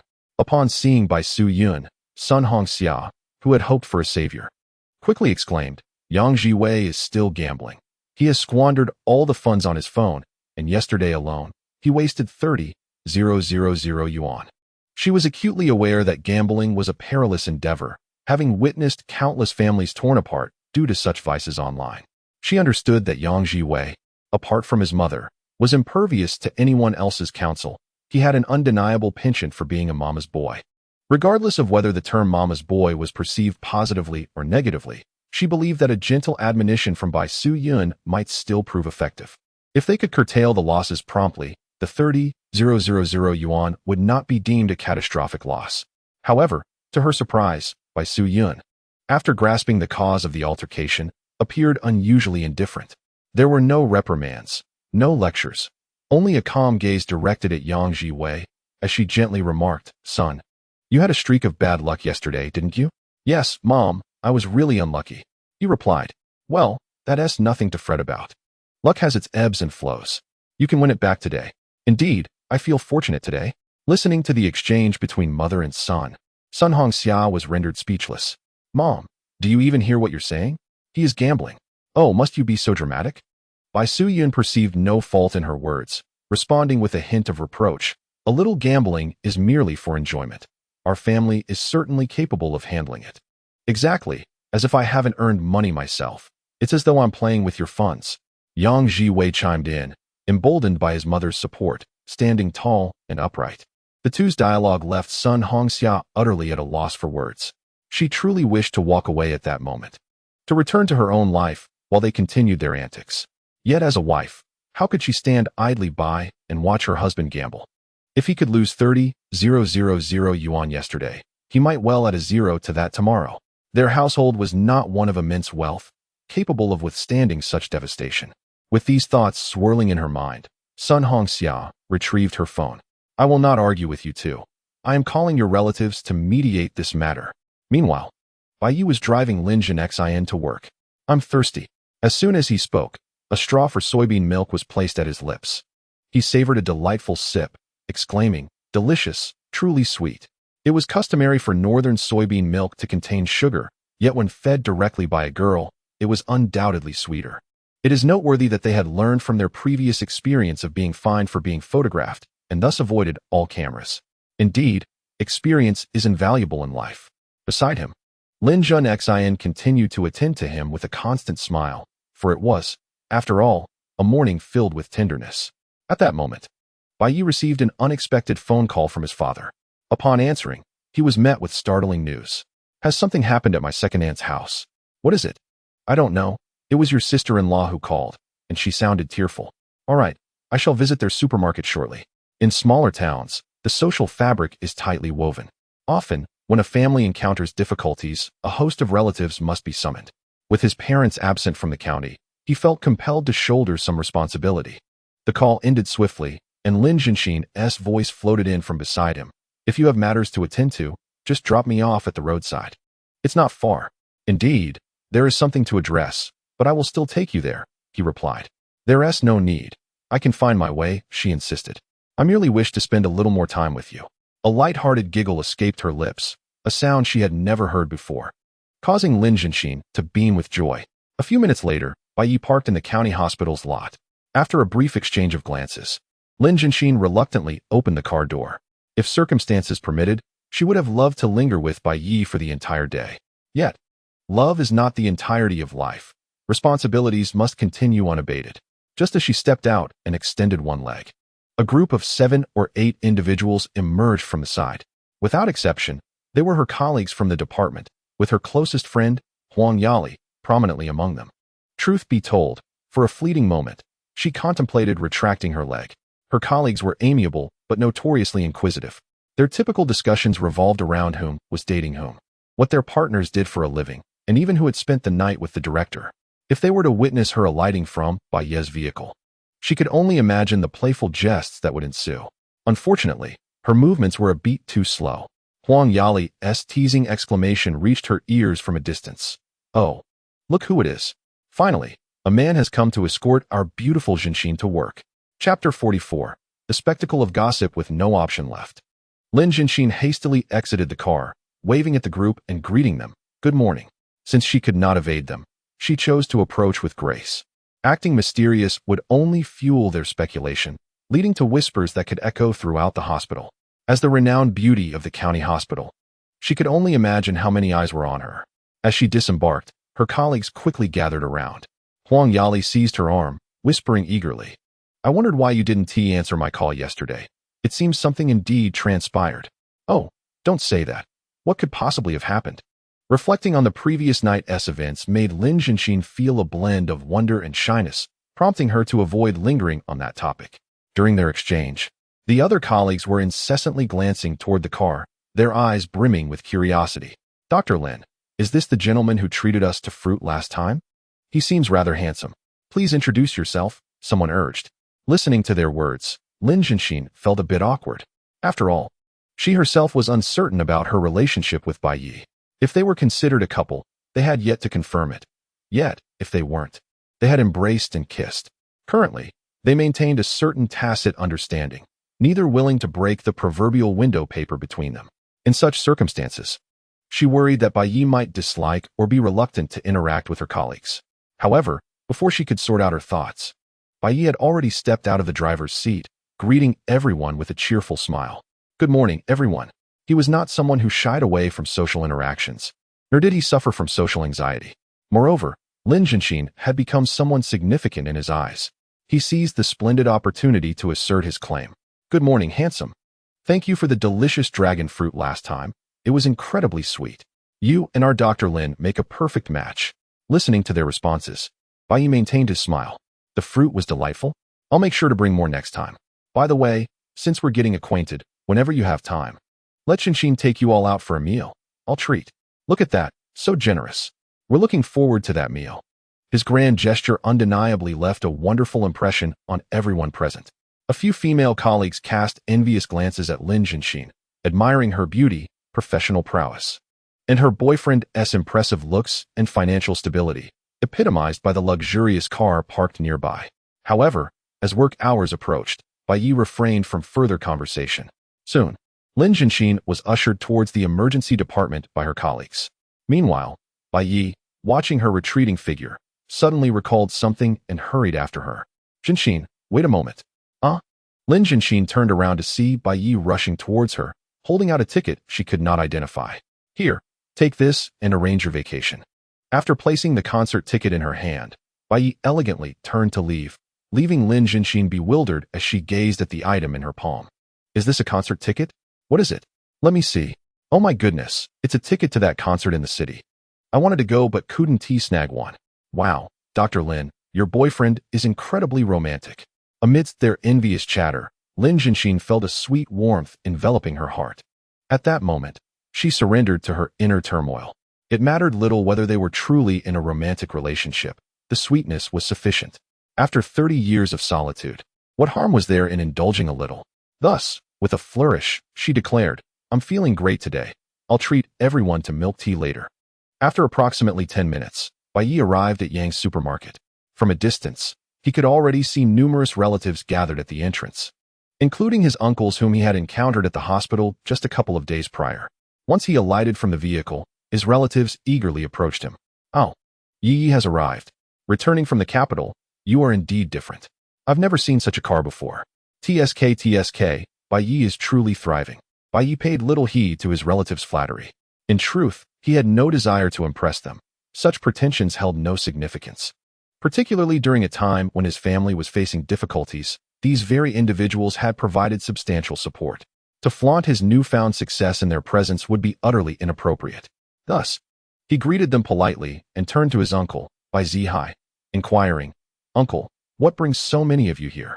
The answer he received was that Yang Jiwei had lost 30,000 yuan gambling online. Upon hearing this, Bai Ye thought to himself that his suspicions had indeed been confirmed. Even when he received the call from his father, he had entertained such thoughts. However, he had not anticipated that within just 2 days, Yang Jiwei would escalate his losses to such an extent. To be fair, Bai Ye had attained a degree of financial stability himself. Spending 30,000 yuan would not cause him much distress, but losing that amount would certainly weigh heavily on his heart for a long time. What difference does it make from throwing money into the water? He mused internally. As these thoughts swirled in his mind, he resolved to remain an observer today, refraining from getting involved in his second aunt's troubles. After all, if the issue remained unresolved, he risked incurring resentment. He could still vividly recall the expression on Yang Jiwei's face when he had previously retorted against him, just as he intended to keep his distance. The situation began to encroach upon him. Yang Jiwei emerged from the supermarket, and their eyes met.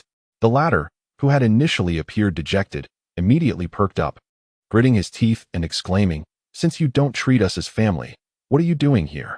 Just get lost." His words left the gathered relatives in a state of bewilderment. They wondered, "Did we not come here to resolve your gambling issues? Why are you arguing with Bai Ye?" Even Bai Suyun, who typically indulged her son, could not resist stepping forward to admonish him, saying, "What nonsense are you spouting? He is your brother." "My brother?" Upon hearing this phrase, Yang Jiwei seemed even more enraged, pointing at Bai Ye and declaring, "Mom, you don't understand. He came to our supermarket the day before yesterday to annoy me, and then went across the street to make purchases, reportedly spending several thousand." Chapter 45. Not just last time, but this time I will buy too. Is that true? Of course. The guy from the supermarket across the street even came over to gloat. Upon hearing this, Bai Siyun's expression shifted. She was inclined to believe her son, especially in front of so many relatives, where it was unlikely he would lie. Thus, she quickly turned to Bai Ye and asked Bai Ye, What do you mean by treating your brother this way? With all these relatives present, I would like to ask, is this reasonable? The relatives present also displayed expressions of discomfort. As an elder, they indeed find it difficult to remain silent. Among them, Bai Ye's uncle pulled him aside and inquired, "Yi, is what your brother said true?" Bai Ye responded, "He was partially correct. I did purchase something across the street." As for him feeling disgusted, if that is his perspective, there is little I can do. Before he could even savor the fruit, the focus shifted entirely to him, leaving him somewhat helpless. However, this did not imply he believed he was at fault, hence his acknowledgement was rather unambiguous. Yet, his demeanor left his relatives more bewildered. Those with clarity could discern that the situation was likely more intricate than it appeared. After all, Bai Ye had been raised by them since childhood. He was not the type to sever ties with relatives upon gaining competence. Yet, he had admitted to it outright, leaving his uncles, aunts, and elder relatives at a loss regarding how to mediate. Of course, the most vociferous reactions came from Yang Jiwei and his second aunt, Bai Siyun. Yang Jiwei, observing the calm Bai Ye, glanced at the car parked not far away and felt a surge of indignation. He glared at Bai Ye, gritting his teeth as he exclaimed, "You claim you haven't disgusted me? If it weren't for you, I wouldn't have been exposed. Yes, my son was merely having a bit of fun. Yet you had to stir up trouble, inciting him to argue with your sister-in-law." Bai Siyun chimed in, maintaining that her son had done nothing wrong. It was merely a game. After all, she herself lost hundreds while playing mahjong when luck was against her. Had it not been for Bai Ye, she wouldn't have faced embarrassment in front of so many relatives today. Listening to the exchange between mother and son, Bai Ye could not contain his laughter. "Haha, dear aunt. Would you care to hear what you were saying?" With an exasperated shrug, he continued, "Your son is gambling online, which is illegal. I merely informed my sister-in-law to prevent him from squandering further. And now, this responsibility has fallen upon me?" To be honest, he had encountered unreasonable individuals before, but never to such an extent. It was utterly absurd. His words quickly garnered support from nearby relatives. "Indeed, Siyun, Yi acted for your benefit by informing Hongxia. We cannot allow the truth to be distorted. We came here to ensure Jiwei restrains himself and ceases gambling. Sister, how can you not discern right from wrong?" From the perspective of any rational individual, Bai Ye's actions posed no issue. The collective sentiments expressed merely conveyed justice. However, to Bai Siyun, it resonated differently. She felt her family was being ostracized by their relatives. Why should they unite against her merely based on Bai Ye's words? While accusing her of being unable to distinguish right from wrong, was it merely because Bai Ye had grown confident? The root of her sentiments stemmed from a singular notion: disparity. Simply put, prior to Bai Ye's return from the capital, their family had enjoyed a superior standard of living. When interacting with relatives, she often felt an inexplicable sense of superiority. Yet, the circumstances had shifted dramatically now. Upon his return, Bai Ye swiftly distanced himself from his family, creating an undeniable chasm that some petty individuals found hard to endure. One must ponder, how magnanimous can a person who revels in showcasing their superiority before relatives truly be? Bai Siyun, overwhelmed by emotion, could no longer contain her tears as she lamented, "Woe is us! You are all conspiring to bully us." "Siyun, such words cannot be uttered lightly," Bai Zihai replied, laden with exasperation. "Uttered lightly?" Bai Siyun, growing increasingly agitated, pointed accusingly at Bai Ye. "He just admitted that he first visited our supermarket before purchasing items across the street. I have never demanded that you spend your money at my establishment. Yet what does his behavior signify? He believes himself capable enough to forego the assistance of a supposedly useless second aunt." Faced with her impassioned accusation, Bai Ye's elders found themselves at a loss. Seasoned by life's tempests, they were utterly unprepared for the outburst of their own sister. In resignation, Bai Zihai stepped forward and implored, "Do not cry. We do not wish to become the subject of ridicule. I am unafraid. I am not the one who has wronged my relatives. Let everyone weigh in on the matter." Upon hearing this, Bai Ye's smile widened. While others might fall prey to her theatrics, he had no intention of doing so. With a calm demeanor, he remarked, "Aunt, if you raise your voice any louder, let everyone witness how your son engages in online gambling. Do you not take pride in that?" At these words, Bai Siyun's voice indeed diminished. Though she herself saw no shame in her son's actions, she was acutely aware that word of it reaching the neighbors would be scandalous. However, Bai Ye continued unabated. "Yes, I admit I purchased items across from your establishment. So what?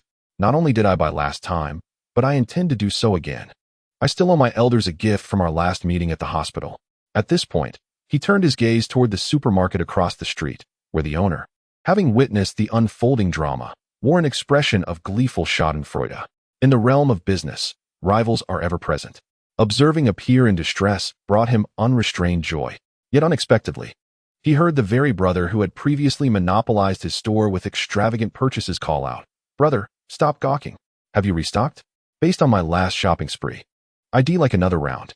Delighted by the prospect of both gossip and profit, the supermarket owner hurried back inside. Meanwhile, Bai Ye's antics only fueled the ire of both Yang Jiwei and Bai Yun.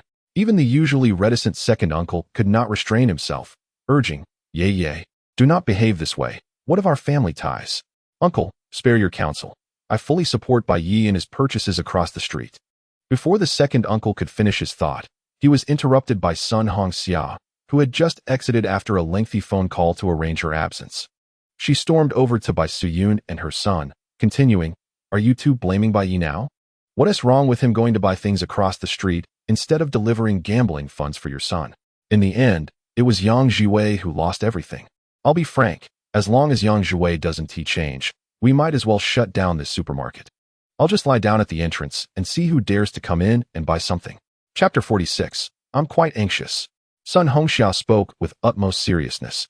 As her words fell, she even made a motion as if to lie down at the supermarket entrance. Witnessing this, Yang Jiwei quickly grabbed her, exclaiming, "What are you doing? Your actions are far worse than mine." Even when being held back, Sun Hongxia did not cease her motion, which made Yang Jiwei's face flush crimson. However, do not misunderstand. This was not a moment of shame from a sudden realization, but rather a feeling of embarrassment. The previous quarrel had attracted not only relatives, but also many neighbors to the entrance of their supermarket. How could he, who considered himself a prominent figure in the vicinity, allow his wife to lie down like this? Thus, he gritted his teeth and said, I'll change. Is that not enough? Am I still going to gamble? I won't gamble anymore." Seeing his attitude, Sun Hongxia was already prepared to relent. After all, he had not squandered away the entire household. Life must go on. However, at that moment, Bai Yun began to stir up trouble again, sneering, "Look at you, softy. A grown man allowing a woman to reprimand him like this." Upon hearing this, Bai Ye and the relatives standing nearby were taken aback. They thought to themselves, the couple had already reached an understanding and were about to reconcile. Why was she now adding fuel to the fire? Was this really something a mother should say? Before they could voice their thoughts, Sun Hongxia stood up, her expression grave, saying, "Listen to your own words. Who is truly sowing discord between us? From this point on, I will not tolerate this. If you continue to enable him to make mistakes, I will immediately file for divorce. I will not endure this life any longer." The words, almost shouted, transformed the previously furious Bai Yun, who had been frustrated with her son, rendering her gaze considerably clearer. While she enjoyed stirring up trouble, she also understood the significance of her daughter-in-law within the family. To put it plainly, if it weren't for Sun Hongxia, could she be living a leisurely life of playing mahjong and strolling around? That was utterly impossible. Consequently, she wisely chose to remain silent. Even when Bai Ye took various cigarettes and alcohol from the supermarket owner across the street and distributed them to the relatives, she did not utter a word. This significantly simplified the development of events. Ultimately, it concluded with Yang Jiwei promising his various relatives that he would never gamble again.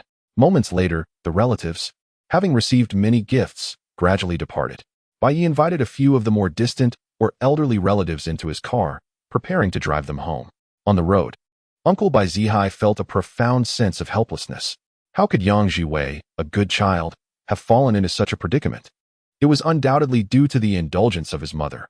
Just listen to the words she uttered earlier, and the very thought of it made him blush. Alas, one can only hope for genuine reform. Bai Ye, who was driving, remained silent throughout. As a clear-headed young man, he understood that such matters could not simply be rectified with mere words. This issue would inevitably resurface in the future. However, it was no longer his concern. It is futile to advise the incorrigible. He had done all he could to assist, and from now on, he would merely observe quietly. As it turned out, the situation was rather aligned with his thoughts. Sun Hongxia, having taken leave, was currently at the supermarket, keeping a watchful eye, while Yang Jiwei and his mother returned to their home in the adjacent neighborhood. No sooner had they entered than he threw his hat to the ground in frustration. feeling utterly stifled. What wrong had he committed by using his hard-earned money? Why must Bai Ye, that ungrateful wretch, revel in his misfortune? All right, son. Just avoid gambling in the future, he consoled himself. Yet, as he spoke, Yang Jiwei retrieved his phone, displaying a chat history with a customer service representative from a website. The content suggested an invitation to become one of the first clients on a new platform, promising substantial earnings through internal transactions that could be utilized for promotion. Upon reading this, Bai Siyun's heart raced. Was this reliable? Certainly. Previously, it was she who guided him on where to invest, but regrettably, he was now out of funds. After making a commitment, the phone used for transactions had already fallen into Sun Hongxia's possession, rendering him powerless to act. Just as he began to feel regret, Bai Siyun mysteriously remarked, "Don't worry, son, you still have your mother." By the time Bai Ye returned to Guanxinyu, it was already past 9 in the morning. To his surprise, Li Sisi, whom he associated with labels such as the neighborly young mother, the yoga instructor who loved wearing stockings, was standing at his doorstep, seemingly waiting for him. After parking in the yard, Bai Ye stepped out and inquired curiously, "Sister, do you need something?" "Well, little brother, I do have a matter to discuss." Li Sisi hesitated, biting her lip. Observing her expression, Bai Ye presumed she was experiencing abdominal discomfort and sought his assistance in massage, albeit unable to voice it. Thus, as a man, he felt obliged to offer help. He replied with natural ease, "Sister, do you need a tummy rub? Should I come over to your place, or shall we do it here?" Coughing heavily in response, Li Sisi couldn't help but recall the warmth of Bai Ye's large hands covering her small abdomen from the previous day. The thought amplified her embarrassment. Nonetheless, truth be told, she genuinely wished for Bai Ye's assistance today, though regrettably, her intentions were not as straightforward. After forcibly regaining control over her chaotic thoughts, she gently shook her head and said, "That's not it, not at all. It's my little Yuqing. The kindergarten is organizing a parent-child activity tomorrow. What a splendid initiative, beneficial for children's physical and mental well-being. Indeed, it is a commendable affair. However, Li Yuqing has boasted at school." "Sister, do elaborate." To this day, Bai Ye could not fathom how Li Yuqing's kindergarten event was related to him. She had bragged to her classmates that he was her father, and when the teacher overheard, they insisted that parents must be present during the activity. "So, you wish for me to accompany you to this event?" Bai Ye blinked, finding the notion of suddenly becoming a father rather overwhelming. Finally clarifying her intent, Li Sisi nodded and, with a hint of regret, said, "I apologize. I know boasting is inappropriate, but she has grown up without a father, and I truly do not know how to discipline her. By the way, if you are unwilling, it's perfectly fine. I can simply take a day off and not attend." Oh no. Once he realized the situation, Bai Ye chuckled. The child's willingness to boast about him indicated her recognition. If he were to decline, how disappointed would the little girl be? Yet, as these thoughts crossed his mind, he scrutinized Li Sisi's alluring figure, catching a glimpse of the glossy black stockings peeking from her ankle, and remarked, "Sister, you wouldn't want your daughter to suffer emotional harm, would you? Therefore, I will assist you. But could you do me a favor in return? I am quite anxious." Chapter 47. Transformation into an extraordinary man is imminent. "You're in a hurry for me to help?" Li Sisi momentarily paused, her thoughts taking an unexpected turn, which led to a flicker of anger within her. She felt that Bai Ye was being somewhat disrespectful. Consequently, her expression grew serious. "Brother, though I am a single mother, I am certainly not one to be trifled with. Such an excessive request is out of the question." What? A large question mark loomed in Bai Ye's mind. He wondered why she reacted so strongly when he hadn't even declared what assistance he required. Nevertheless, he softly replied, "Very well. I merely wish to inquire if you could guide me in yoga. If not, it's no matter." Bai Ye spoke the truth. Having spent a night at Lin Jinshin's home, he had only received a basic physique of 0-1 from the system today. This left him feeling quite discontented, as he was eager to enhance his strength. Moreover, cycling at this hour would only subject him to exhaust fumes. Despite the small size of the county, the morning rush hour was a reality. Hence, he had contemplated giving yoga a try to see if it could improve his physique. "Oh, is that the favor you seek? What else would it be? I thought you meant something else." Coughing slightly, Li Sisi was overwhelmed by a sense of shame. What was this? It was entirely a case of assuming the worst intentions of others. Bai Ye not only assisted her in delivering the child during her painful moments, but also offered a soothing massage upon returning. Today, without a moment's hesitation, he readily acquiesced to her request. Primarily, Li Sisi herself felt that asking Bai Ye to impersonate her child's father at school was somewhat excessive. Yet, when it came to needing help, she found herself thinking of the neighbor's younger brother. How shameful. Reflecting upon her thoughts, she promptly retracted her previous statement and continued, "No problem, dear brother. I happen to have a space at home where I can practice, and I can guide you anytime. All right then. I shall return to change into sportswear and will head over to your house shortly." After a brief acknowledgement, Li Sisi turned to leave. Bai Ye, on his way back to his yard, felt a sense of confusion. He had an inkling that Li Sisi had completely misunderstood something. After carefully reflecting on their conversation, he suddenly realized, damn, she thinks I'm some sort of pervert. He admitted that he was not a virtuous man, nor did he claim to be one. He even harbored a hint of peculiarity. However, he would never stoop to the level of coercing a neighbor's married woman or running a red light. A few minutes later, having changed his attire, Bai Ye followed Li Sisi to the second floor of her home. This was a yoga studio transformed from a small bedroom. The floor was adorned with a large mat, and a sizable mirror hung on one wall. Upon seeing this, Bai Ye could not help but exclaim, "Sister, this is truly professional." "See, sister earns a living from this," Li Sisi replied, still feeling a tinge of guilt but resolute in her commitment to teach him well. Swiftly, she pointed to the ground and said, "Come on, brother, let us start with some basic moves to warm up." All right. Since he was there for the purpose of exercise, Bai Ye was naturally focused. However, he was unprepared for the fact that those yoga poses, though appearing simple, were quite challenging and required more exertion than he had anticipated. In no time, he was already perspiring profusely. Of course, part of the reason for his sweating was Li Sisi's occasional physical correction of his postures, which inevitably stirred a sense of heat within him. Moreover, it must be said that exercising truly has a way of consuming time. Before he knew it, over an hour had passed. After bidding farewell to Li Sisi and returning home, Bai Ye reclined in the bathtub of his master bedroom and accessed the system's attribute panel. Host, Bai Ye, age, 30, physique, 636, current status, unemployed. On a blind date, activated aids, unemployment assistance, physique enhancement, filial piety aid, hobby support. Good heavens, an hour of yoga can increase my physique by 0.5. Glancing at the numbers on the panel, Bai Ye felt a wave of astonishment. Previously, during his cycling sessions lasting over an hour, he could expect a mere increase of about 0.3. Yet today, after just one session of yoga, he had experienced such significant growth. This revelation sparked an idea within Bai Ye.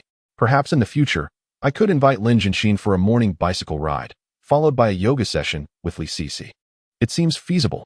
With a fitness score of 100, transforming into an extraordinary man is merely a matter of time. Bai Ye felt a surge of excitement within himself. After all, in comparison to the accumulation of wealth, maintaining one's physical health is paramount. Thus, he was entirely willing to invest additional time in exercise. However, just as he was contemplating these plans, a post from his nephew Bai Hongyu caught his attention on his phone. "Is anyone going to the city? Take me along. It's urgent." What drew his interest were the words "to the city." In truth, after securing a spending allowance of 2 million to enhance his emotional value, he had already resolved to indulge in some serious shopping in the city. Now that his basic living expenses were fully covered, the question became how to elevate his happiness. Bai Ye believed that collecting items or engaging in other pursuits could wait. The immediate priority was to enhance his quality of life. And a spree of extravagant spending was indispensable. After all, this money would inevitably be spent, so why not seize the day? Resolute in his decision, Bai Ye opened a chat with his nephew, inquiring, "I recall you took a week off. What is your reason for going to the city now?" Instead of responding via text, his nephew called him directly. "Uncle, are you heading to the city?" "Yes, but whether I take you along depends on your justification." Being the elder, he felt it necessary to ascertain the reasons before bringing this mischievous young lad along. Given their amicable relationship, which resembled that of friends, Bai Hongyu quickly responded in a conspiratorial tone, "Uncle, I'll tell you, but you mustn't breathe a word to my dad. Spill it, or I might just leave without you." No, I'll tell you. It's just that my goddess invited me out." The term goddess, which had become somewhat of a pejorative among the younger crowd, made Bai Ye burst into laughter. "Haha, how long have you been back at school? And already you have a goddess?" "Of course. She's my senior from the 3rd year, and she's absolutely stunning." Chapter 48. He is wealthy. We needn't worry for him. The city under Longhua County is quite an ordinary 3rd-tier city with little to boast about in terms of recognition. However, Once the word summer resort are mentioned, most people would conjure some semblance of familiarity. It is a place favored by ancient emperors, who would come to reside there for several months each year, and its picturesque scenery speaks for itself. In summary, it boasts beautiful mountains and waters. In recent years, the city has developed remarkably well, encompassing all that one might expect. At this moment, having picked up his nephew, Bai Ye was en route to the Wanda Plaza in the city center. The distance was not too great, approximately 20 kilometers.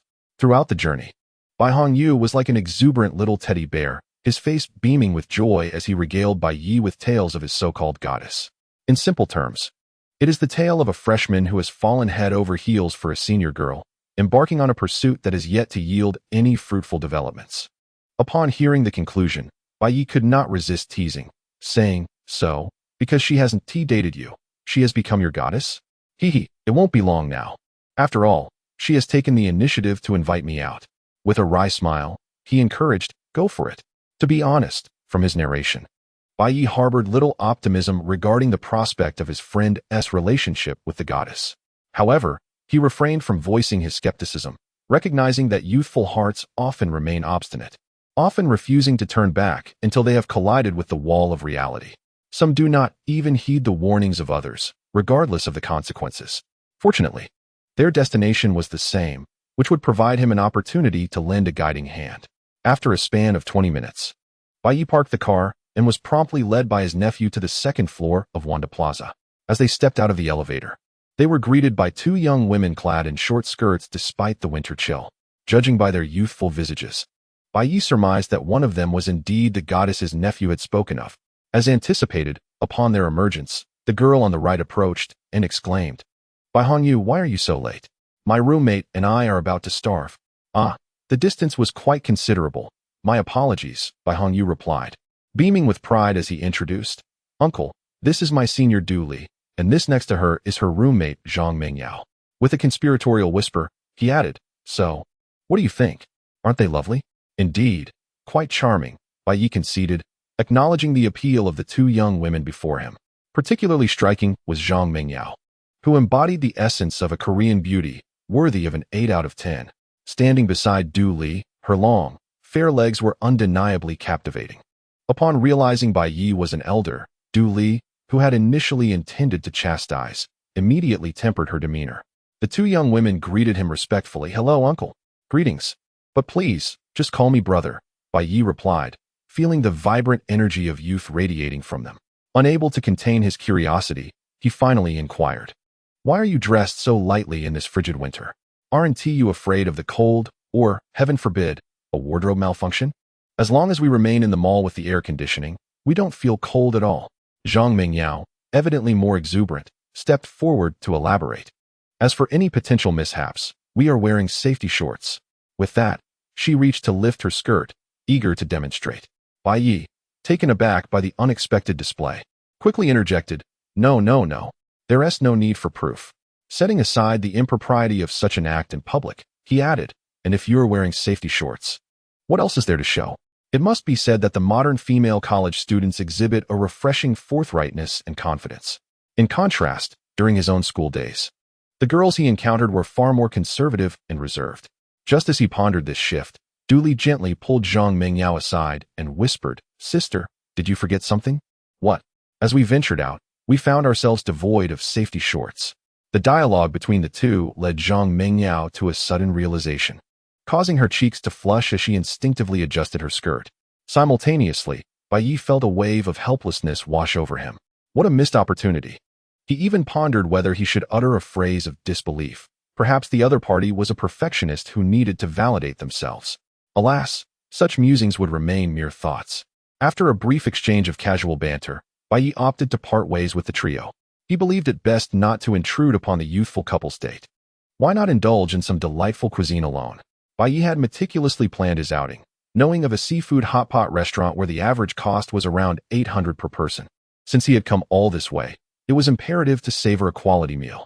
However, as Bai Ye confidently entered the restaurant, he was entirely oblivious to the fact that the three young individuals had also just arrived on the same floor, watching him walk in. Almost instantaneously, Du Li exclaimed in surprise, "Oh, is your uncle dining alone at Haiyan? Oh, what is the big deal?" Bai Ye, who typically paid little attention to such matters, was utterly bewildered by her remark. This prompted Du Li to roll her eyes in exasperation. This establishment was notoriously expensive, costing well over 1,000 even for a solo meal. I've always wanted to experience it, but unfortunately, my finances are rather limited, Zhang Mingyao added from the side. Is it really that pricey? Bai Hongyu expressed his astonishment upon hearing their conversation. Yet, recalling his uncle's seemingly boundless wealth, he reassured himself that it was quite normal. After all, he had money, so there was no need to fret on his behalf. Du Li fell silent, contemplating, who on earth feels sorry for your uncle's money? Shouldn't you be suggesting we dine here too? Feeling somewhat irked, she completely overlooked the faint smile that had appeared on Bai Hongyu's face. He was far from foolish and understood the implications behind the goddess's words. Nevertheless, a restaurant with an average cost of 800 to 1,000 per person clearly exceeded his financial capacity. It wasn't that he couldn't afford it, but the thought of spending such an amount would weigh heavily on him for a long time. In such a scenario, feigning ignorance was undoubtedly the most prudent strategy. Look, the two girls are obediently accompanying him into the adjacent budget-friendly restaurant. Meanwhile, on Bai Ye's side, after entering the restaurant, he made his way to the seafood selection area to place his order. Lobsters, king crabs, and more were all on the menu. Upon a preliminary assessment, it seemed that this meal would easily cost him over 4,000.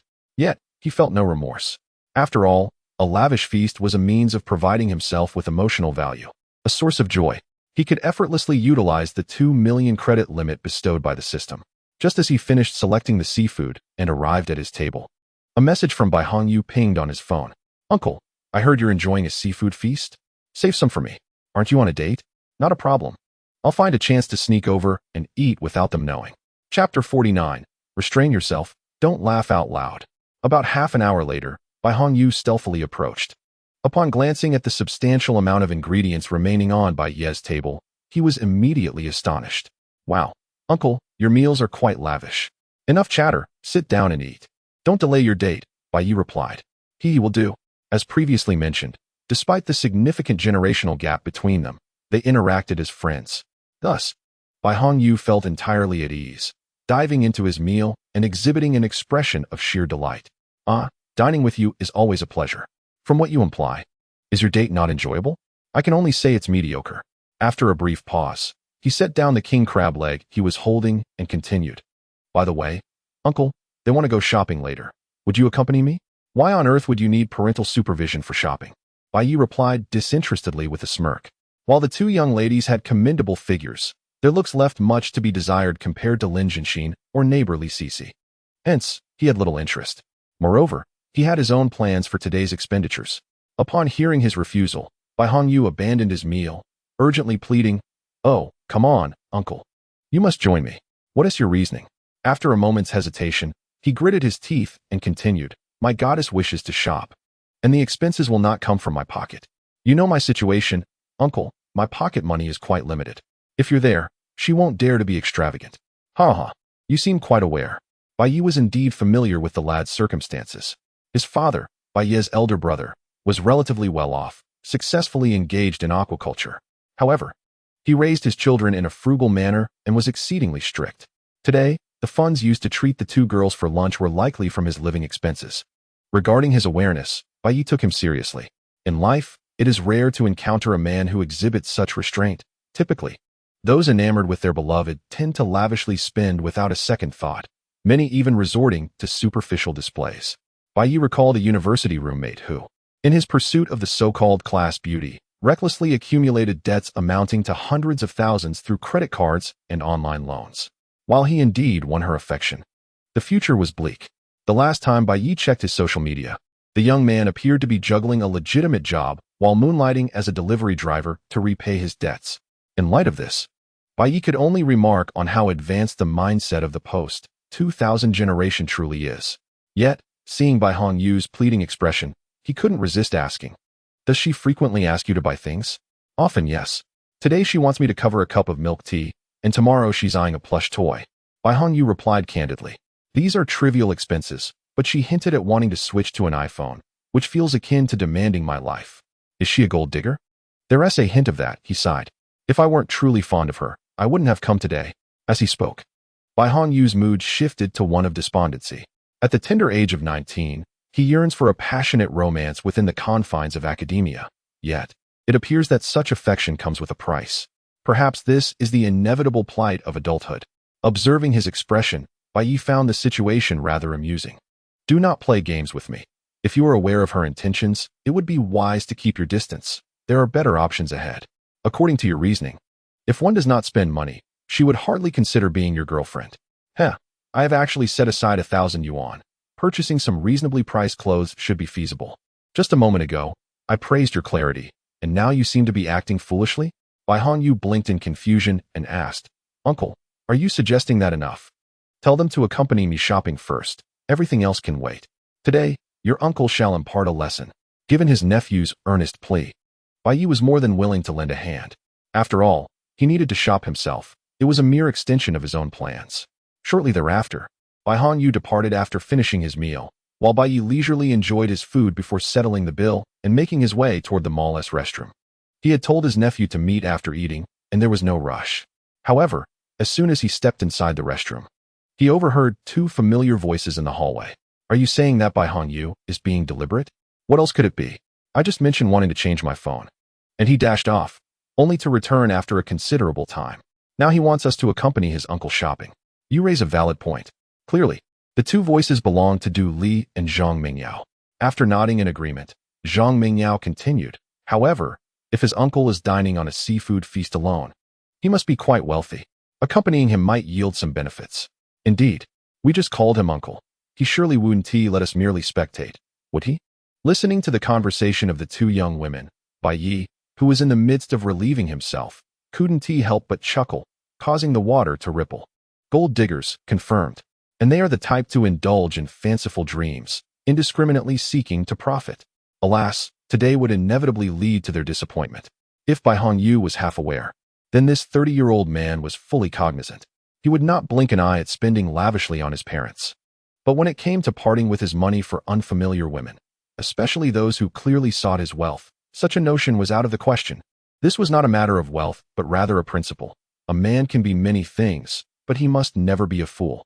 Of course, since these were his nephew's classmates and would serve as the subject matter for his lesson, Bai Ye chose not to expose the truth just yet. Let the situation unfold a little longer. After exiting the restroom, Bai Ye quickly rejoined the trio. Perhaps due to prior discussions, the two young ladies now displayed an eager demeanor, sweetly addressing him as uncle. However, they remained oblivious to the slight frown that appeared on Bai Ye's face each time he heard their address. He mused to himself. Having previously suggested they call him brother, why were they so lacking in awareness? Given my advancing age, isn't it rather disheartening to be reminded of it by your remarks? With such emotional intelligence, do you truly expect to gain any advantage from me? How absurd.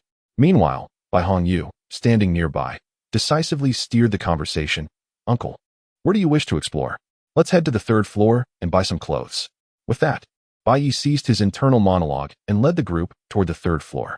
The 3rd floor of Wanda Plaza is a veritable haven for high-end brands, showcasing everything from Dior to Gucci, much to the delight of the two young ladies. Lily stifled her laughter, exclaiming, "Oh, I'm trying my best."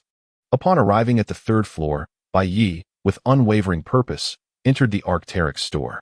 He was serious about enhancing his quality of life through clothing, food, and shelter. Although he had previously admired the Arc'teryx brand, its exorbitant prices had deterred him. Now that he had the means, he was determined not to deprive himself. The items he once desired but could not afford were now within reach, allowing him to fulfill his dreams, which is, after all, a form of emotional value. As he stepped into the store, Bai Ye began to select items under the guidance of a sales associate. Given his presence at Arc'teryx, a waterproof jacket was essential. He quickly zeroed in on a black jacket. I would like to try this on, and perhaps find a pair of pants to match. Certainly, sir. Please follow me. In no time, Bai Ye was led toward the fitting rooms, leaving 3 eager companions behind. Among them, his nephew Bai Hongyu curiously wandered around the store, while the two young ladies exchanged puzzled glances at the seemingly simple garments. Didn't they say his uncle was wealthy? Why is he shopping in such a modest store? Zhang Mingyao chimed in agreement. Indeed, these clothes look no different from what my civil servant brother wears. They must be quite inexpensive. Wait a moment. I'll check the price tag. To confirm her suspicions, Dooley quickly approached a nearby display rack and found the same jacket Bai Ye had chosen. She flipped over the price tag, only to be struck by shock. Her eyes widened, and her mouth fell agape. "Oh my goodness!" Hearing her exclamation, Zhang Mingyao rushed over, asking what happened.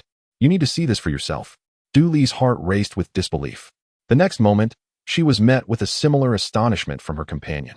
"Oh my goodness!" Zhang Mingyao's reaction was no less dramatic.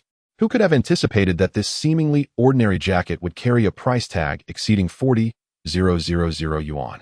It was equivalent to her entire annual living expenses at school. Such exorbitance was utterly staggering.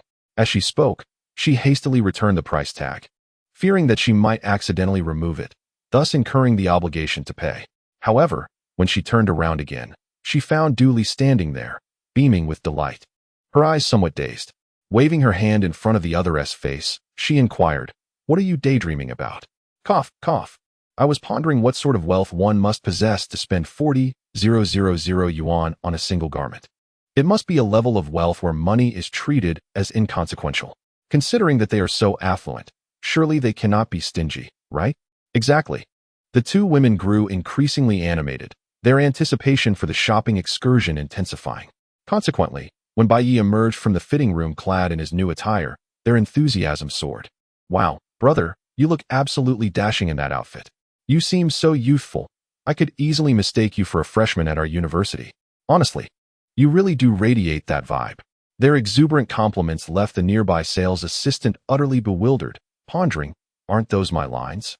You've already said it all. What more can I add?" Meanwhile, Bai Ye, the recipient of their flattery, smiled and asked, "Does it truly look good?" "Superb. You look so handsome. All right then, let us proceed to check out." He was well aware of their intentions, yet their enthusiastic praises still provided a modicum of emotional value. Moreover, he genuinely appreciated the outfit, leaving no room for hesitation. In no time, Bai Ye swiped his card at the register. The purchase included a windbreaker and a pair of trousers, totaling around 60,000 yuan. Notably, this expenditure was directly attributed to the system, which provided emotional value support specifically for him, requiring none of his own funds. One could only say that his brother was indeed assertive yet succinct and remarkably generous. In such circumstances, Bai Ye felt even less pressure while spending. He immediately led the trio through various brand boutiques. A casual Dior ensemble, coupled with a pair of white collaborative sneakers, cost approximately 100,000 yuan. Additionally, he acquired storage boxes, keychains, and a Min S wallet, among other trinkets, amounting to 30,000 yuan.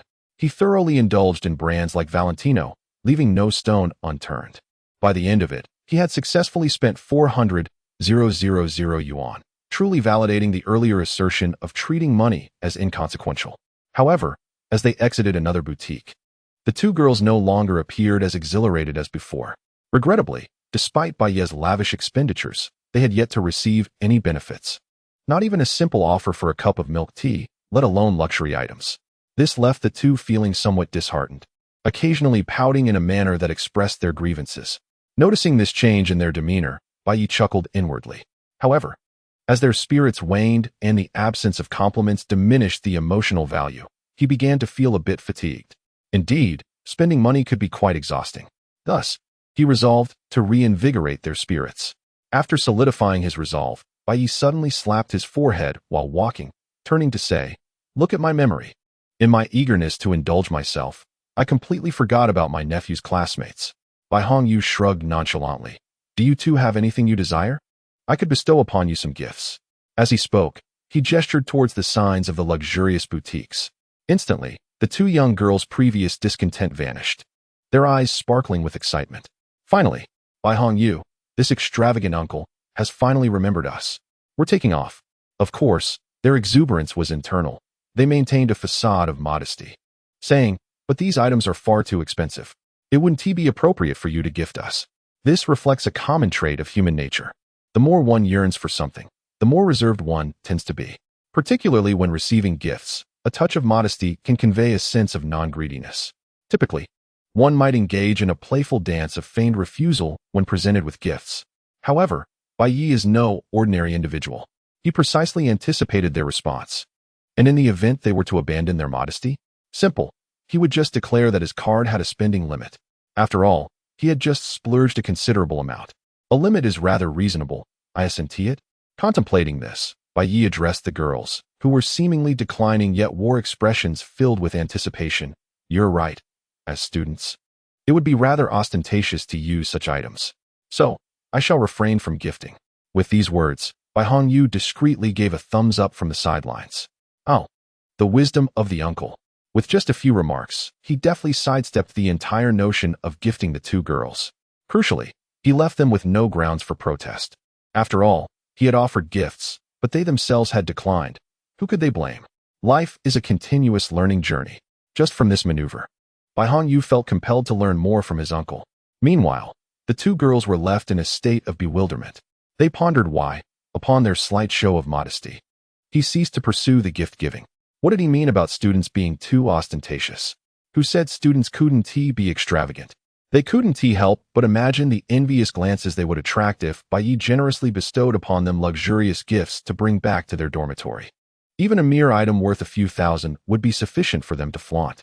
Yet, it now seemed that their dreams were dashed, and they were left with nothing to show for it. This left both girls feeling somewhat disheartened. After all, with their inherently vain dispositions, how could they casually relinquish the opportunity to be so close to luxury for the first time in their lives? Thus, after exchanging glances, Dooley cautiously ventured, "Brother, I just noticed a lovely khaki bag." Yes, that bag is truly love at first sight," Zhang Mingyao quickly chimed in.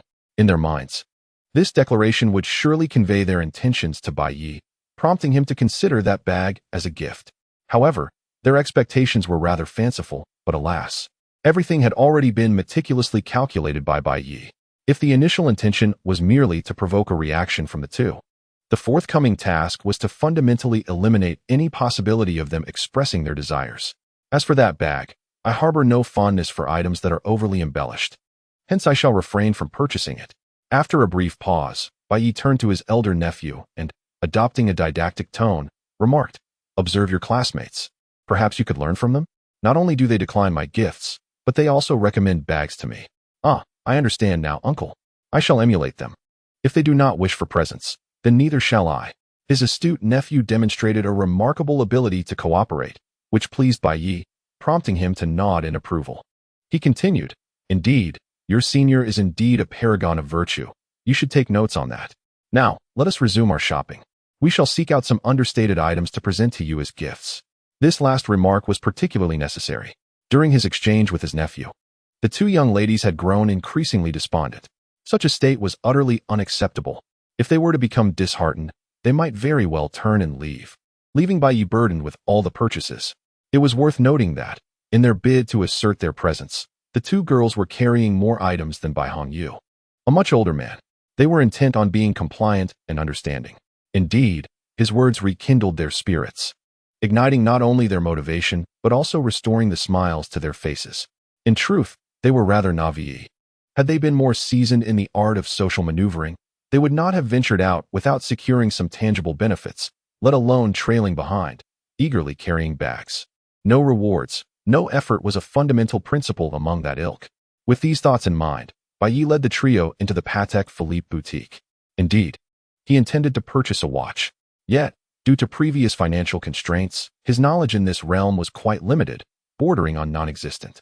The few brands that resonated with him were Patek Philippe, Rolex, and Audemars Piguet, the latter having previously engaged in controversial marketing tactics in the Dragon Country, thus disqualifying it from consideration. Bai Ye found Rolex too ubiquitous, leaving Patek Philippe as his unequivocal choice. Upon entering the boutique, Bai Ye was warmly greeted by a sales associate. "Good day, sir. Welcome to Patek Philippe. The watches in our display case are all in stock. Please feel free to browse and let me know if anything catches your eye, and I will present it for your consideration." "Very well, I shall take a look first," he replied with a nod. The group gathered around the display case, their eyes immediately overwhelmed by the array of exquisite timepieces. The three university students found themselves dazzled by the watches, many of which bore price tags exceeding hundreds of thousands. Bai Ye, on the other hand, was genuinely taken aback. From a purely aesthetic standpoint, the displayed watches were indeed strikingly beautiful. Fortunately, he had never been one to dwell excessively on decisions.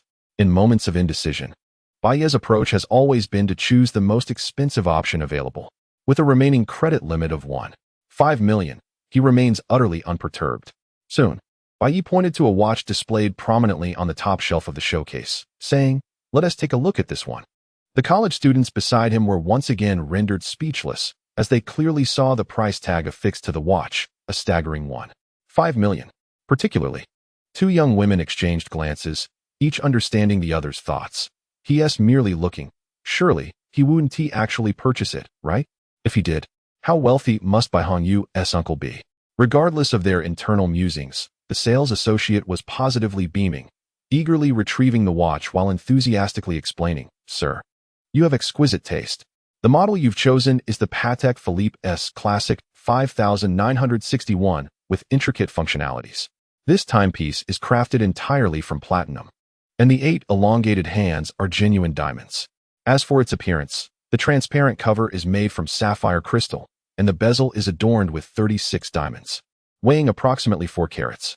Furthermore, the hand-stitched strap is similarly embellished with 22 diamonds, perfectly accentuating your esteemed status." As the sales associate continued her introduction, she thoughtfully assisted Bai Ye in slipping the watch onto his wrist. "Look, sir, it looks truly stunning on you." Indeed, while her words might have been flattery, Bai Ye wholeheartedly agreed.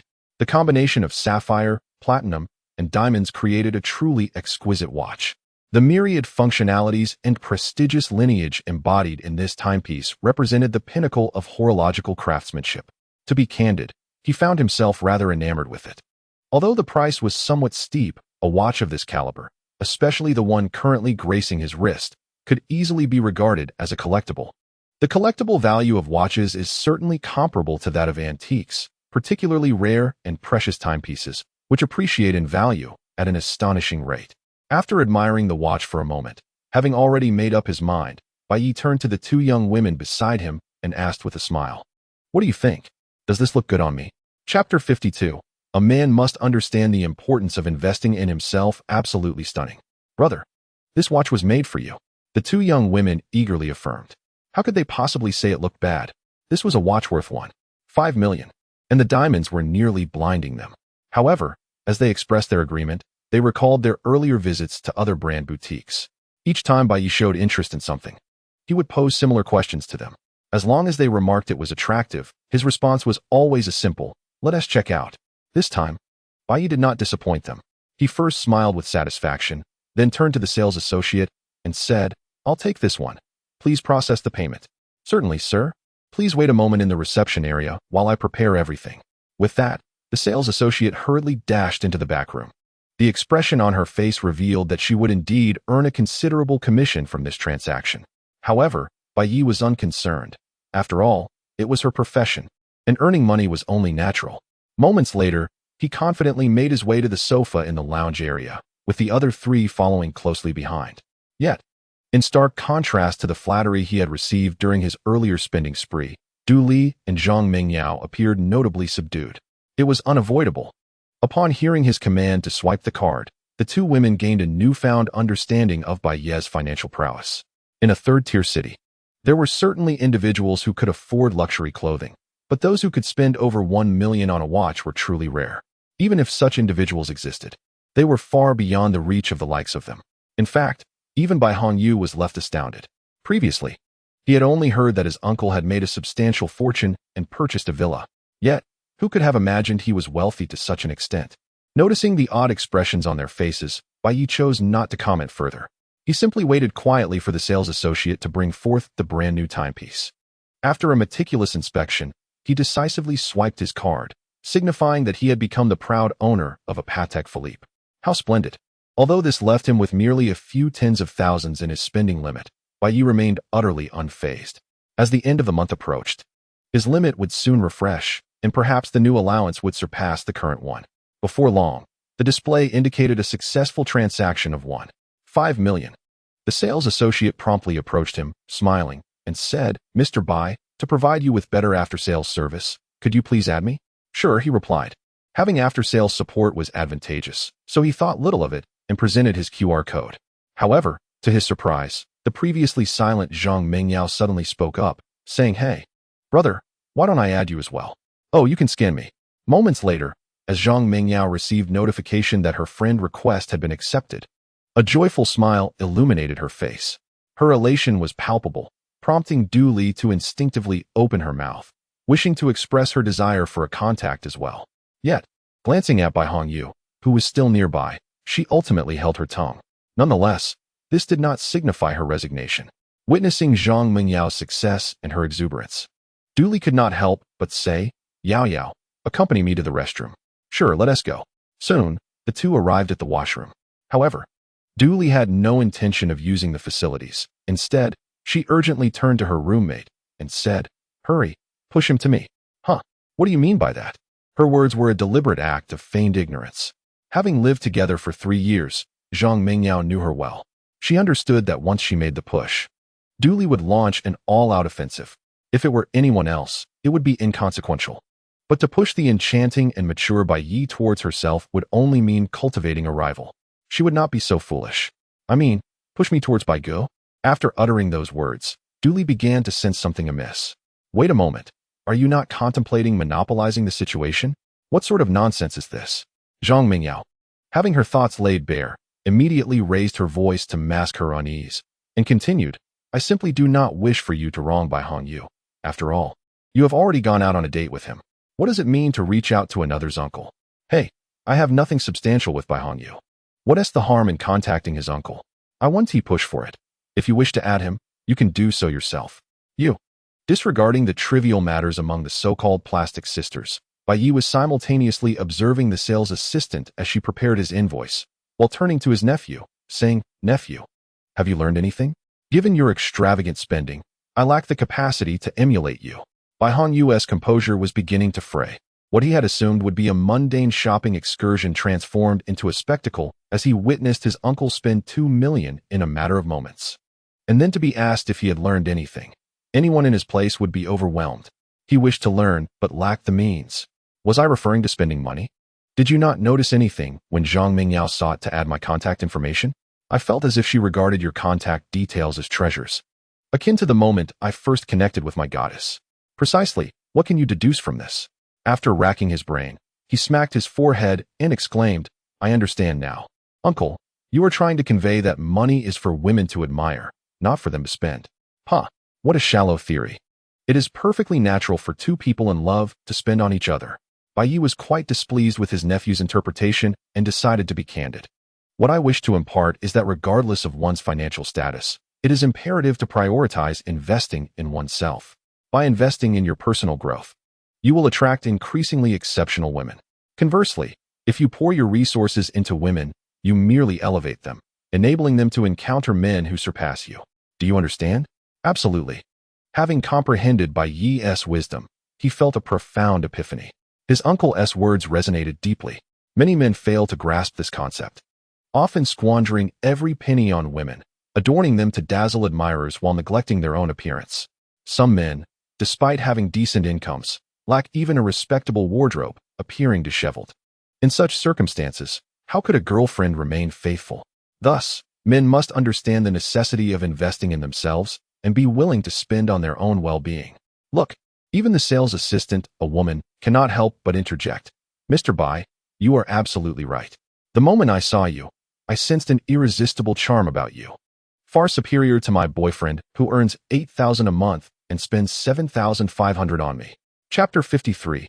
An eye for an eye. Though the statement may sound like jest, anyone could discern that the sales assistant genuinely seemed open to the prospect of something more with Bai Ye. The fervent gaze can no longer be concealed. It is often said that life serves as the greatest teacher, a sentiment once lost on Bai Hongyu, but now resonates deeply within him. After Bai Ye's investment in himself, Zhang Mingyao, who is reputed to be the belle of the department, took the initiative to request his contact information, and upon succeeding, cherished it as a precious treasure. Even the charming young saleswoman, who is fortunate enough to have a good boyfriend, subtly conveyed her desire to maintain closer ties with Bai Ye. The reality is unmistakable, and he cannot feign ignorance any longer. Moreover, he not only comprehends this, but also feels a formidable strength within himself. The initial intention to spend 1,000 yuan on Du Li has been entirely abandoned. Bai Hongyu has resolved to invest all his resources into his own growth. He does not aspire to be as imposing as his uncle Bai Ye, but he certainly wishes to become a better version of himself. In such circumstances, how could he possibly lack a girlfriend at his travel-oriented vocational college, surrounded by so many girls? Absolutely not. Moments later, the two young women returned. Bai Ye found it curious that they seemed to have had a quarrel in the restroom, contrasting starkly with their previous intimacy. However, adopting a philosophy of avoiding unnecessary conflict, he chose not to inquire further. The complexities of a woman's heart are unfathomable. One can never truly understand them. Moreover, it is quite normal for plastic sisterhoods to experience such disagreements. After departing from Patek Philippe, the group strolled through the mall, purchasing a few trinkets. The following morning, he would attend an event at Li Yuqing's kindergarten. Believing in the importance of a complete performance, Bai Ye purchased small gifts for each child in her class. Regardless of whether he was a genuine father or merely playing the role for a day, he was determined not to fall short in his duties. Half an hour later, as Bai Ye led the group to his underground parking lot, their shopping excursion officially came to an end. Observing the two young women placing their shopping bags in the trunk and hesitantly eyeing his car, Bai Ye remained nonchalant. He turned to his nephew and inquired, "Will you return to school or accompany me home?" "Let's go home. There are still 3 days left of the holiday." "Very well." Bai Ye nodded before addressing Zhang Mengyao and her companion. "Thank you both for accompanying me today. We shall take our leave. Next time, I'll treat you to a meal." Should Bai Hongyu decide to return to school, he would not mind bringing the two along. However, given that it was not on his route, it was a consideration he need not entertain. Frankly, were it not for the purpose of imparting a lesson to Bai Hongyu on the proper allocation of funds, he would have been indifferent to such pursuits. As for the prospect of a future meal, Bai Ye could only surmise that there would be countless opportunities to come. Swiftly, the two departed, leaving Du Li and Zhang Mengyao standing in stunned silence. Zhang Mengyao gazed at the receding taillights of the car, murmuring, "Well, if they aren't going to offer gifts, at least a gesture of acknowledgement would have sufficed. Please, he clearly has no interest in you." Du Li, who had failed to acquire contact information, retorted with a hint of sarcasm. "What difference does it make if you had it? Hee, you just can't have the grapes and claim they're sour. For men like this, I, Sister Zhang, have my own strategies." The tactics she referred to were witnessed by Bai Ye half an hour later as he parked his car at home. At this moment, he had returned to Longhua County, waiting at an interminably long red light. Taking out his phone, he noticed a message from Zhang Mengyao. First, there was a photograph. The content was an alluring shot of her long, fair legs, starting from her short skirt. At the top of the photo, a faint hint of pink was barely visible, seemingly conveying to him, "Brother, I assure you, I am a virtuous maiden, and I am indeed not wearing any safety shorts." In addition to the photograph, there was a rather plaintive message. "Oh no, I shouldn't have worn this out. It's so cold waiting at the bus stop." Bai Ye did not rush to respond. Instead, he deleted the photo and then shared the message with his nephew, asking, "Let us see how you would reply to this." "Ah, isn't she asking for a taxi fare? You must refuse." "Exactly." Bai Ye felt a sense of satisfaction at his nephew's insight. "Since you seem to have gained clarity, allow me to teach you another lesson. Treat others as they treat you." With that, Bai Ye pressed the voice message button and spoke into his phone. "Oh dear, I apologize, little sister, for forgetting to send you off. However, I'm quite far away now. You'll have to manage for a bit. And don't feel too down. I'm in a worse situation. I just spent too much money, and my bank card has a limit. I can't even buy milk tea right now." As it turned out, his words had a powerful impact. Zhang Mengyao, alone in the taxi, excitedly slapped her thigh. "See, I told you my sister has her ways. Look." He even sent a voice message. His voice is so pleasant. Upon learning that Bai Ye was limited in funds and thirsty, an inexplicable pang of sympathy washed over her. Thus, she began to showcase her generosity. First, she sent a red envelope of 888 yuan, followed by the message, "That sounds so unfortunate, but don't worry. Your milk tea is on me. Make sure to get a large cup." Having accomplished this, a smile emerged on her face. "Just wait and see. With my beautiful legs and that hint of pink, along with such sweet concern, how could I not win him over?" As for the 888 investment, I can only say it's an investment for future 888. Given Bai Ye's extravagant spending today, it certainly seemed plausible. However, what she did not anticipate was that while her red envelope was quickly accepted, her messages received no response. Could I have been deceived? No, he must be driving. Yes, that's it. Meanwhile, on Bai Ye's end, upon opening the red envelope, he saw the successful deposit of 888 yuan. This made Bai Hong's eyes widen in disbelief. What? She really sent you money? Last time I asked Dooley for a pen. She wouldn't even part with it. With a hearty laugh, Bai Ye started his car, imparting a serious piece of advice. Nephew, remember this. When a man is sufficiently handsome or possesses enough charm, he need not pursue. Girlfriends will naturally gravitate towards him. You can hardly fathom the sheer terror that arises when a woman takes the initiative. Bai Ye believes that his use of the term terrifying is entirely justified. During his university years, there was a girl who pursued him relentlessly, waiting outside his dormitory for over a month. Eventually, after being spurned, she brazenly demanded that Bai Ye give her a chance, threatening that if he did not, she would regret it for a lifetime and die with unfulfilled desires. The next morning, as Bai Ye prepared to attend a parent-child sports event at Li Yuqing's school, he opted not to ride his bicycle. It was said to be a sports event, and he hoped to improve his physical fitness, even if just a little. He glanced at his phone to check the time. It was only 7 o'clock in the morning. Shortly after, he received a message from Lin Jianxin, informing him that she would be busy for the next few days as she adjusted her schedule to attend a concert. Not only would she be working night shifts, but today she would be on duty for a continuous 24 hours. This work schedule seemed quite normal for a doctor. Bai Ye recalled having seen a report stating that the medical profession was associated with the shortest lifespans. He was uncertain of the accuracy of that data, but the thought of such relentless hours was indeed distressing. However, Bai Ye would never impulsively suggest that she quit her job, stating he would support her financially. Setting aside whether their relationship had reached that level, he preferred that his partner possess her own career and social life, rather than being perpetually attached to him. Dependence was hardly a commendable trait. Thus, in his reply, Bai Ye offered only words of encouragement, contemplating that he would visit her at the hospital once the kindergarten activities concluded. Just as he sent the message, a knock at the door from downstairs compelled Bai Ye to rise earlier than intended. Swiftly, he got out of bed and, donning his slippers, made his way to the first floor, where he found Li Sisi, already dressed and smiling at him at the door. After checking the buttons of his pajamas, Bai Ye greeted her, saying, "Sister, come in and have a seat. I will go wash up now." "Oh dear brother, I am not here to urge you to wake up, but rather to invite you to my home for breakfast." "You made it?"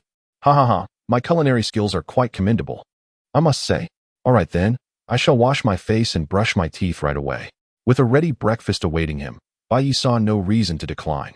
He promptly ascended the stairs. Li Sisi, initially intending to return home, found herself drawn inside after casting a casual glance into Bai Ye's living room, where she noticed a chaotic coffee table. Without a second thought, she followed him in. Given that Bai Ye had done her such a significant favor today, it seemed only reasonable to tidy up his home while time permitted. However, upon entering the living room, she discovered that the table was not merely disorganized. Instead, it was strewn with shopping bags from various luxury brands, haphazardly placed.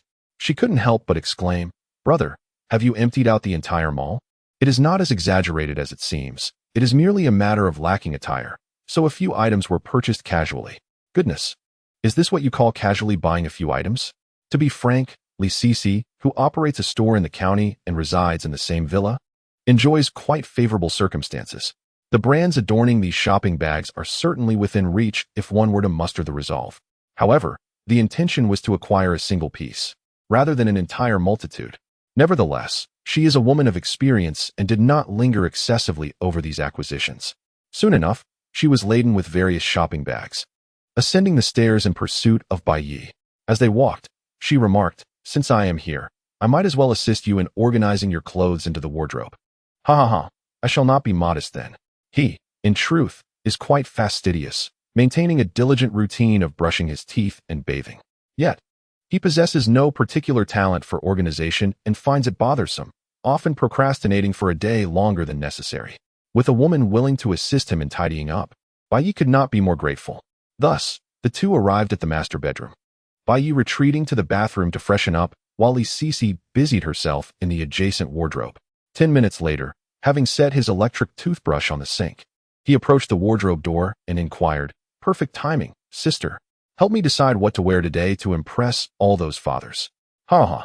We are merely attending a parent-child sports day, not a beauty contest." Li Sisi chuckled at his words.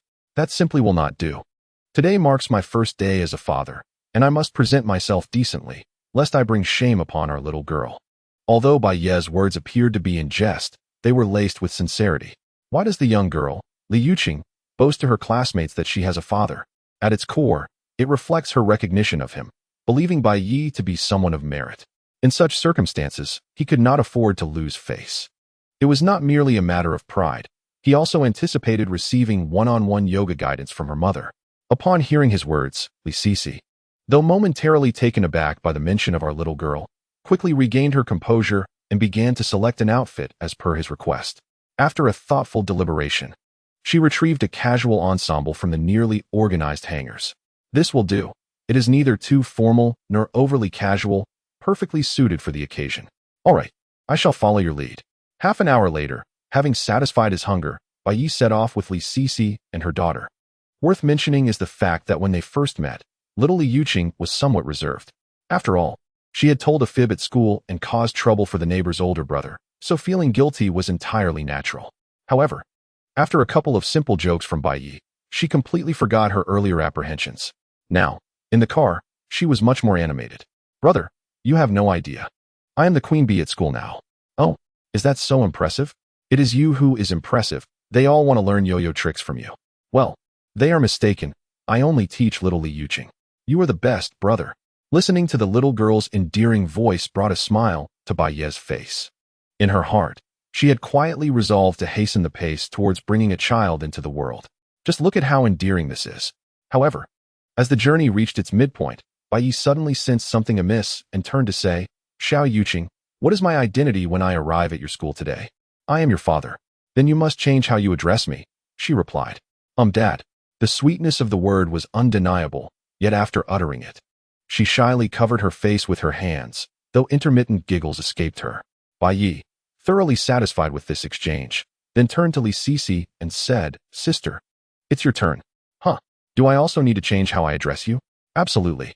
Bai Ye fixed his gaze ahead and continued, "You wouldn't want Xiao Yuqing to be exposed at school, would you?" Upon hearing this, it was not only Li Yuqing who felt shy. Li Sisi's cheeks flushed crimson as she contemplated silencing him. She wished to divert his attention from the inappropriate films he indulged in, for he was undeniably handsome. Yet such provocative remarks slipped from his lips so easily. Faced with her neighbor's insistence, what choice did she have but to comply for the sake of her daughter? Swallowing hard, she summoned her courage and called out, "Dad." In moments of anxiety, it is indeed easy to utter the wrong words. Especially after hearing Li Yuqing call Bai Ye dad, Li Sisi's mind was in utter disarray. This was understandable, yet the gravity of her mistake was overwhelming. She found herself momentarily stunned. Bai Ye, addressed as father, was equally taken aback, pondering whether this was perhaps too stimulating, especially with a child present. In contrast, sitting in the back, Li Yuqing, overwhelmed by a mix of joy and embarrassment, declared with utmost seriousness, "Mom, you mustn't steal my dad." "Ahem, I'm sorry. I misspoke," Li Sisi stammered. Being corrected by her own daughter only intensified her embarrassment, sending her shame soaring from her toes to the crown of her head.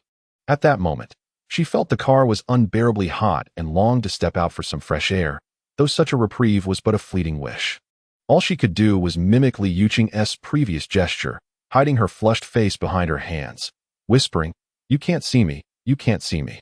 Seeing her expression, Bai Ye struggled to stifle his laughter. He had abandoned the idea of persuading Li Sisi to address him differently. Once was sufficient, and prolonging it would lose its charm. As for the concern of not changing her title revealing their relationship, Bai Ye felt no anxiety. Many couples call each other by their names, and it is quite normal. At 7:45 a.m., Bai Ye parked at the entrance of the kindergarten. Instantly adopting his role, he dramatically opened the rear door, lifted Li Yuqing, and strode towards the kindergarten.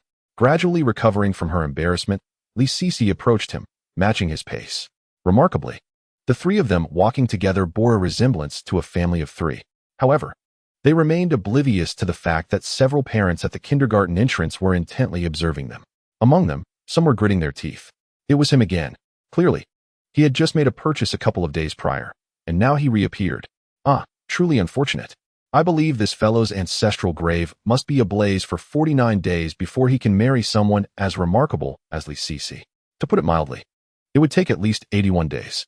No, I shall go to my ancestral grave and set it alight. Disregarding the surrounding murmurs, Bai Ye and his companions arrived at the entrance, where they were warmly received by teacher Li Yuqing.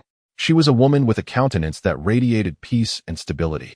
Appearing to be in her 30s, just by her demeanor, one could sense that she possessed a gentle temperament. Indeed, as she interacted with both Li Yuqing and Li Sisi, she exuded an innate warmth.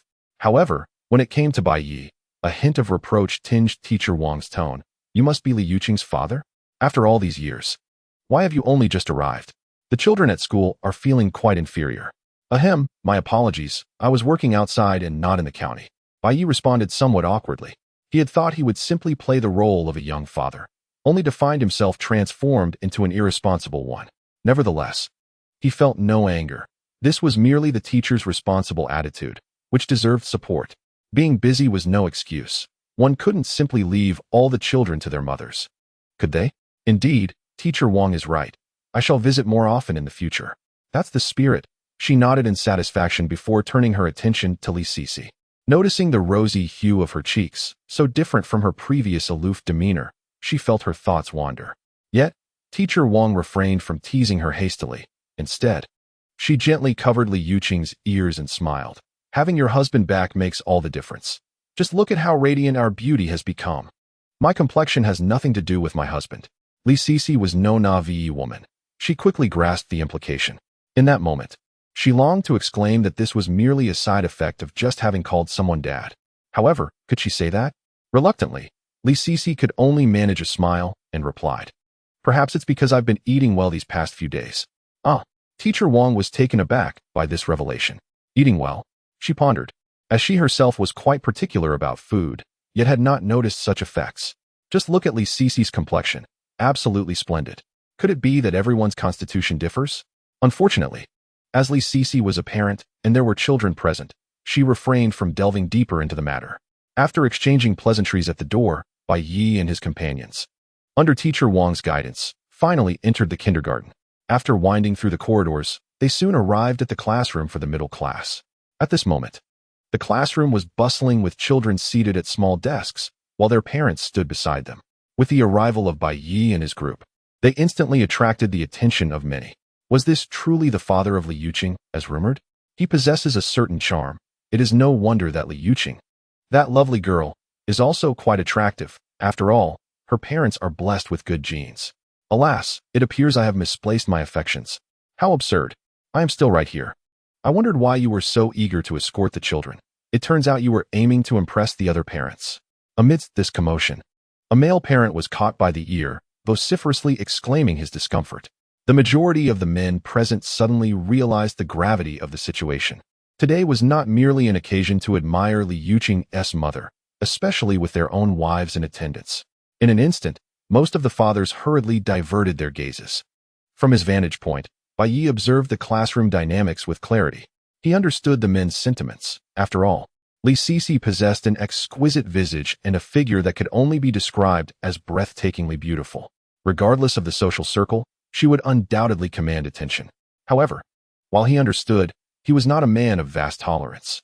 Today, I am her husband. On what grounds do you gaze upon her? Thus, before the entire assembly of parents, he naturally took Li Sisi's hand and followed little Yuqing to a corner at the back of the room. Authority must be asserted. Yet, as they walked, Bai Ye found it peculiar that Li Yuqing, such a well-behaved child, had chosen a seat at the very back. Typically, this area is reserved for the more mischievous children. However, as he surveyed the surroundings, clarity dawned upon him. In comparison to her peers, Li Yuqing was notably taller, a true standout among the crowd. Li Sisi, as a single mother, undoubtedly had a talent for raising her child. As he pondered this while reaching the last row, a man in a well-tailored suit, resembling Bai Ye in age and meticulously styled with hair gel, smiled and said, "Hello, my friend. Your daughter and my son are seated in the back row together. Kindred spirits, it seems. Allow me to introduce myself. Here is my business card." Upon receiving the card, Bai Ye noticed it bore the title of president of Sunshine Hotel Management Company, Limited. Why does that name sound so familiar? In a small county town like this, it is quite uncommon for individuals to exchange business cards upon first meeting. Coupled with the prominent name, Bai Ye felt a tingling sensation in his feet, recalling the capable Chen Jingya. Curiosity piqued, he inquired of the man named Gao Shan, Is the Sunshine Holiday Hotel? Yes. That is my establishment. Ah, now I understand why the name resonated. A mysterious smile spread across Bai Ye's face, while internally he reflected on the unreliability of rumors. It was said that the Sunshine Holiday Hotel was developed by a proprietor from the capital, who, due to substantial investments, had never faced an inspection since its opening. However, it now appeared that the reality was quite different. Yet, upon further contemplation, Bai Ye found this quite reasonable. In this industry, one inevitably skates on the edge of propriety. If the owner were merely a wealthy outsider, for many, they would simply be a source of easy profits. In comparison, local influential figures are more likely to achieve this effect. Do not underestimate the presence of capable individuals in county towns. Countless high achievers and investors, filled with fervor, return to their small towns, only to face relentless obstacles within the confines of local circles. These circles are often referred to as the Brahmins of the county. The smaller the place, the more it becomes a society steeped in personal connections. The Brahmins, relying on their deeply entrenched networks, enjoy a level of comfort in the county that far surpasses that of individuals in larger cities. Upon hearing Bai Ye mention his hotel, Gao Shan smiled and said, "Well, we are already comrades in adversity. Shall we collaborate during the upcoming sports event?" Bai Ye chuckled. "Collaboration is indeed possible, but allow me to correct you." He glanced back at Li Yuqing, whose face bore an expression of dissatisfaction, and continued, "My daughter is seated at the back due to her height. What about your son? Who is the elder sibling here?" Gao Shan, also turning to look at his own short son, felt rather embarrassed. It was evident that his child's mischief was to blame. Yet, as a parent, who would be willing to admit their child's shortcomings? He quickly thought to retort, but as he looked back at Bai Ye, he noticed him pulling out a black card from his wallet. Instantly, Gao Shan's expression brightened once more. "Ah, brother, I see now. We have a good sister and a difficult brother." His guiding principle has always been that the customer is king. The card Bai Ye revealed was the highest tier membership card from his hotel. To put it plainly, it represented the most substantial benefactor. "Ha, your son is not lacking either. He is quite handsome." Gao Shan sensed that Li Yuqing had an inexplicable attachment to the notion of being the older sister. After the mention of sister, she wore a radiant smile. Consequently, in light of Gao Shan's courtesy, Bai Ye would not allow anyone's dignity to falter. He swiftly added, "By the way, my name is Bai Ye. Let us collaborate well and strive for a top-2 finish." Upon hearing this name, Gao Shan immediately recognized it. In a small county town, while there are many consumers, high-end clientele are exceedingly rare, especially those willing to make a one-time deposit of 20,000 yuan. Such individuals could truly be described as a rarity. However, given the current setting with their families present, he chose not to elaborate further. Meanwhile, Li Sisi had already curiously approached. "Did you two exchange signals? What is that black card?" Coughing lightly, Bai Ye replied, "Oh, it's nothing at all." While his demeanor exuded positivity, it was indeed not appropriate to disclose further. Fortunately, before she could press further, Teacher Wang, who had just attended to them, swiftly entered the room. Standing at the podium, she announced, "Welcome, parents, to Blue Sky Kindergarten. Soon, we will proceed to the playground to officially commence the sports event. Before we proceed, I kindly request all parents to join their children on stage, where the little ones will introduce their parents. It is my hope that in the future, parents will engage in fruitful discussions about their children's education and life experiences, fostering an environment for their growth." One by one, the children, guided by Teacher Wang, took to the stage with their parents for introductions. Initially, everything unfolded quite normally. However, as we reached the halfway mark, a young boy, accompanied by his parent, changed the atmosphere entirely. After the child introduced himself, the parent, with an air of self-satisfaction, proclaimed, "Hello everyone, my name is Wang Zhengda. My entire family works within the banking system, and I am the president of a bank in the county. I hope you will take good care of my child. Thank you." Upon hearing this, many, including Teacher Wang, could not suppress their frowns. Sitting at the back, Bai Ye thought to himself, "As expected, I was just contemplating the county's Brahmin. And now one has boldly stepped forward." The demeanor suggested he might as well declare, "I am the bank president, and my son will inherit my position. You all should show him due respect." The other parents felt increasingly at a loss for words. They pondered why, at a kindergarten event, such a parent would feel the need to elaborate on their family's banking affiliations and their own title. Even Gao Shan could not help but mutter to Bai Ye, "How can a county bank president be so ostentatious?" It seems in a vast forest, there are all kinds of birds. Just wait until I am on stage. And you will see how I can outshine him, Gao Shan thought, feeling even more invigorated by the presence of a more audacious Brahmin. Bai Ye had not anticipated that one parent's ostentatious speech would ignite a competition of status among the parents. Subsequently, each parent who took the stage seemed to echo similar sentiments, ranging from civil servants and leaders from various departments to factory owners and individual businesspersons, all eager to showcase their accomplishments. Those without such backgrounds felt increasingly out of place. Gao Shan, too, was brimming with determination, waiting for his turn to dispel their pretentiousness. However, before that could happen, Li Yuqing was called to the stage first. Observing this turn of events, Gao Shan whispered, "Bai Ye, good luck." Bai Ye, however, had no intention of putting on a show. He believed that these parents flaunting their identities and careers in a kindergarten setting were rather juvenile. They failed to grasp the essence of what truly nurtures a child and helps them stand out. Soon, as Li Yuqing nervously introduced himself, the atmosphere shifted towards his speech. In that moment, many parents leaned in, eager to discern the nature of the man who had captured the heart of such a strikingly beautiful mother. Yet, the unfolding events led to a collective disappointment among the audience. Standing on the podium, Bai Ye showed no inclination to follow their lead, merely stating with a hint of nonchalance, "The parents present here are truly a hidden talent. But in order to prevent my child from being prematurely tainted by the adverse atmosphere of comparison, I just blocked my daughter Li Yuqing's ears. This little trick served as my first shared insight. Ha ha ha." Upon hearing this, many in the audience, lacking any connections or disapproving of such antics, burst into laughter. A few others, led by Gao Shan, began to applaud. Well said. Engaging in such antics in kindergarten is bound to mislead the little ones. Oh, if only Li Yuqing's father had come earlier this morning, I would have done the same for my child. I've learned it. Of course, while some echoed his sentiments, others found his words rather abrasive.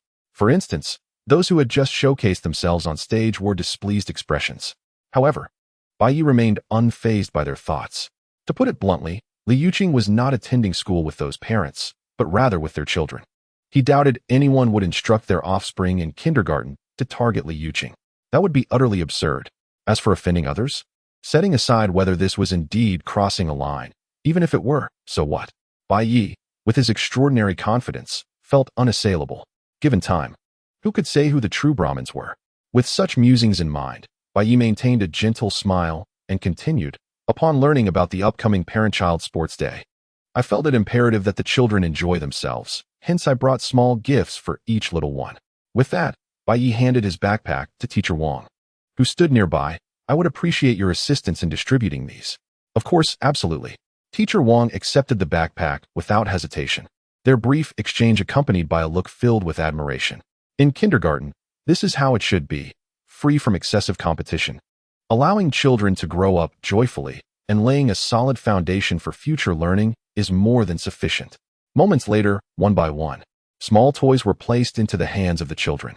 The variety of toys Bai Ye selected was vast, including dolls, puzzles, and model cars, encompassing all the delights children cherish.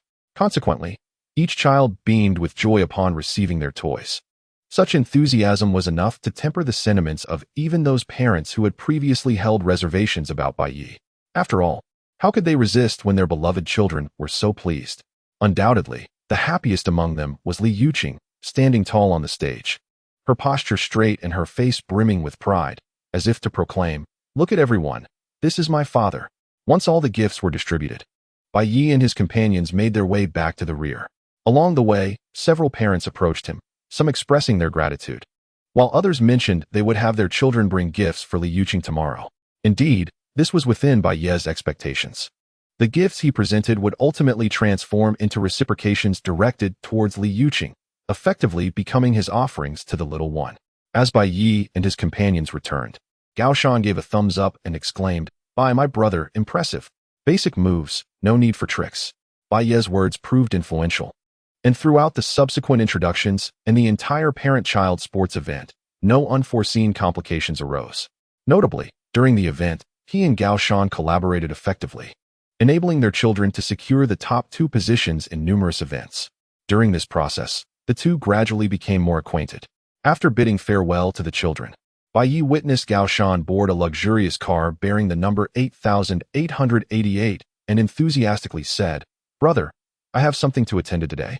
Let us find a time to gather soon." After parting ways with the somewhat familiar Gao Shan, Bai Ye and Li Sisi both entered their vehicle in succession. Bai Ye, "Thank you," she expressed with great sincerity. In just a single morning, she had witnessed countless smiles of happiness on her daughter's face, a rarity in the past. Upon hearing this, Bai Ye waved his hand dismissively, replying, "Sister, you're being too formal. I had a delightful time as well. However, you put in such effort preparing gifts for those little ones, which must have cost a fair amount." "That's truly trivial," he responded, wishing to avoid lingering on the matter. With a mysterious smile, he added, "Besides, I still need to ask you for a favor." "Favor?" Upon seeing the mischievous grin on his face, Li Sisi felt an inexplicable flutter of anxiety. However, after a few days of interaction, she had come to understand that he often made remarks that could be misinterpreted, yet he was fundamentally earnest. Thus, after a brief moment of disquiet, she smiled and inquired, "You want me to teach you yoga, right? Oh, you've learned to answer quickly." The morning's parent-child sports event had provided ample physical activity for the parents, leading to an increase in his vitality. Yet, it was still insufficient. To achieve peak physical condition, he desired to persist with yoga. "No problem. I won't be heading to class until the evening, so this time is all yours." "Very well."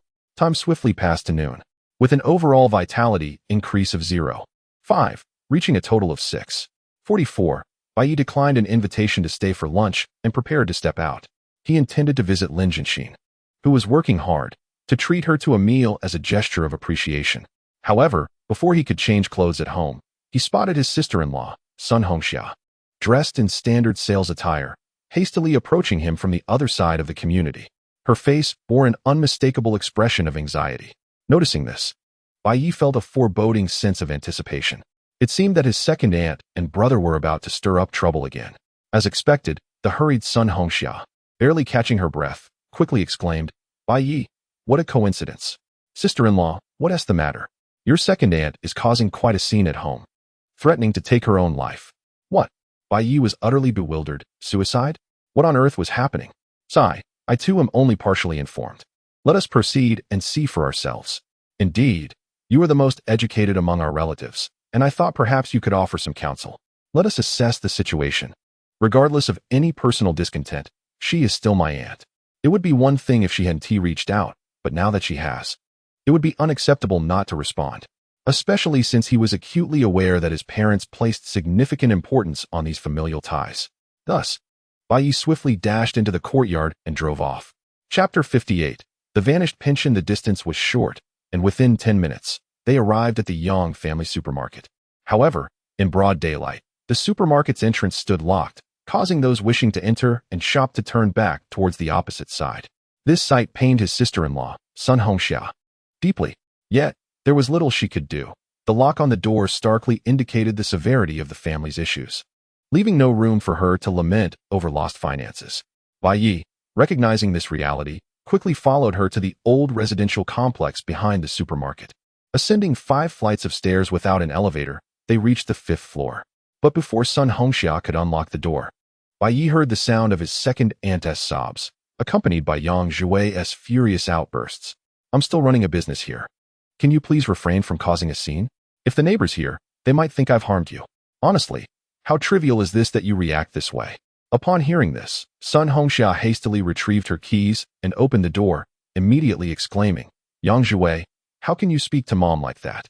Yang Zhui, seated in the living room, intended to continue his complaints upon hearing his wife's return, but he swallowed his words upon seeing Bai Ye. "Bai Ye, what brings you here?" "I came to see who has upset my second aunt to the point of contemplating suicide," Bai Ye replied, leaving Yang Zhui momentarily speechless. Acutely aware that he was now facing a significant embarrassment. The day's events could be either trivial or monumental. If it involved only family, it would remain a domestic matter. However, with Bai Ye's presence, it was clear that the situation could not be downplayed or trivialized. At that moment, Yang Zhui wished fervently for Bai Ye to leave, yet he lacked justification for such a request and was unable to engage in a verbal sparring match. Reluctantly, he turned to Sun Hongxia and retorted, "Must you involve relatives in our family matters? If I didn't bring relatives, You'd be soaring to the heavens in this house. Sun Hongxia, unyielding, proceeded towards Bai Ye's room, stating, enough of your nonsense. I need to see how mom is doing, regardless of her mother-in-law's temperament or whether she had spoiled her husband. Sun Hongxia recognized that Bai Siyun managed the children and household tasks exceptionally well despite her busy schedule, earning her respect. It was impossible for her not to feel anxious about the current predicament. As for Bai Ye, he naturally followed closely behind, having little interest in engaging with his gambling-addicted brother-in-law. Certainly, he merely stood at the threshold of the bedroom, leaving the space within for the two women. As soon as Sun Hongxia returned, Bai Siyun finally found an outlet for her pent-up emotions and poured out the entire story. The gist of it was that the previous afternoon, believing Yang Jiwei's promise of guaranteed profits, she had handed over her bank card containing all her savings. She had hoped to make a modest profit and enhance her son's image among relatives. To her dismay, upon checking her phone today, she discovered that her account, which once held 150,000 yuan, had dwindled to mere pennies. Realizing something was amiss, she hurriedly sought out Yang Jiwei for answers. After a relentless interrogation, the outcome was painfully clear. He had squandered all her money in a single night. After relaying her distressing tale, Bai Siyun, with tears in her eyes, rose from the bed, only to find Bai Ye standing at the door. Acknowledging his presence, she did not shy away. Rather, she approached him as if he were her savior. She quickly climbed off the bed, rushed to him, grasping his arm with both hands, and implored, Ye, you are a university student. Surely you can find a way to recover my money? Please help your second aunt. That money is my and your uncle's retirement fund. I truly do not know how I will survive without it. Listening to his second aunt's lament, Bai Ye felt a sense of helplessness. He began to understand why she was in such despair. In the span of a single day, her retirement savings had been reduced to mere coins. And the son responsible for this calamity was shouting at her. If the roles were reversed, he too would likely contemplate despair. Yet, life must go on, after all. She had been unfortunate enough to have such a son. Just as he was gathering his thoughts to offer some comfort, Yang Jiwei hurried over as well. Hey, Bai Ye. I remember you are a programmer. Surely you can act as a hacker? Help me retrieve that money. Once it's done, I will definitely reward you handsomely. Seeing the absurd seriousness etched on his face, Bai Ye rolled his eyes. Did he think he was some sort of deity? Setting aside whether he could accomplish such a feat or its legality, did Yang Jiwei truly believe that the unbanned gambling websites did not have skilled technicians behind them? Stop with the nonsense. If you want to recover the money, explain precisely what happened and why you took such a significant risk. Yang Jiwei stammered. They had a customer service representative contact me, claiming they could help me make money. Upon hearing his fragmented account, Bai Ye recognized that he had fallen victim to a scam. It was a rather rudimentary tactic, yet often the simplest methods proved most effective, as they magnified human greed. Ultimately, Bai Siyun's losses stemmed from her own avarice, as she sought to earn money beyond her comprehension. Nevertheless, Bai Ye refrained from adopting a moral high ground to chastise them. After all, he had to admit that he too was a greedy individual. Thus, after a moment of contemplation, he suggested the most prudent course of action. Second aunt, you should report this to the police. Upon hearing those words, Yang Jiwei immediately became agitated. What should I do if we report it to the police? The time is still short. Reporting it now could be timely. However, if we delay and the fraudster transfers the money, it would be irretrievable. Bai Ye paid him no mind, continuing instead to articulate the gravity of the situation to Bai Siyun. His words proved to be highly effective. Upon learning that her retirement funds could potentially be recovered, Bai Siyun disregarded all hesitation and promptly nodded, exclaiming, "Let us hurry and report this. What are you staring at, you prodigal son? Move quickly." Cases of this nature are alarmingly common, and the process of reporting to the police is quite streamlined. Thus, Bai Ye and his companions spent little time from entering the police station to exiting it. With renewed hope, Bai Siyun's spirits lifted considerably. Yet, trailing behind them, Yang Jiwei appeared as wilted as a frostbitten eggplant. Inside, he had received quite the admonishment. They even warned him to regulate his behavior, otherwise, he too would find himself in need of a lesson during the next incident. Engaging in online gambling is not solely illegal for the swindlers. Bai Ye, having participated in this endeavor, felt he had fulfilled his familial duty to his parents and contemplated bidding them farewell to return home and indulge in some gaming. However, before he could voice his thoughts, a bank adjacent to the police station caught his eye. A sudden thought struck him. Perhaps he could arrange a pension for his parents while simultaneously augmenting his own savings. Chapter 59. Ambitious Plans. Henceforth I shall call you Bai Ye. In truth, upon discovering at the temple that even spiritual expenditures for his parents could yield double returns, this notion took root in his mind. He resolved to establish a fixed-term account, using the interest as his parents' pension. Such a strategy would yield multiple benefits. Firstly, this model diverges from directly transferring large sums to his parents, sparing him the need to concoct elaborate explanations regarding the source of the funds. Additionally, this could be regarded as a legitimate expense for his parents, thus enabling him to reap the rewards of filial piety with double returns. To put it simply, his parents would receive a steady pension while he would significantly increase his own savings, thereby enhancing his wealth. After all, he was already wearing a watch valued at $1.5 million, yet his savings barely surpassed $1 million. Was that reasonable? Moreover, just moments ago, he had witnessed his second aunt's distraught state due to the disappearance of her pension, further solidifying his resolve to ensure his parents had adequate protection. Determined, Bai Ye promptly turned to Bai Ye and said, "Aunt, try not to worry too much. I need to handle something at the bank. You all can head back first." After exchanging pleasantries, he made his way directly towards the agricultural bank before them, leaving the three of them to drive home.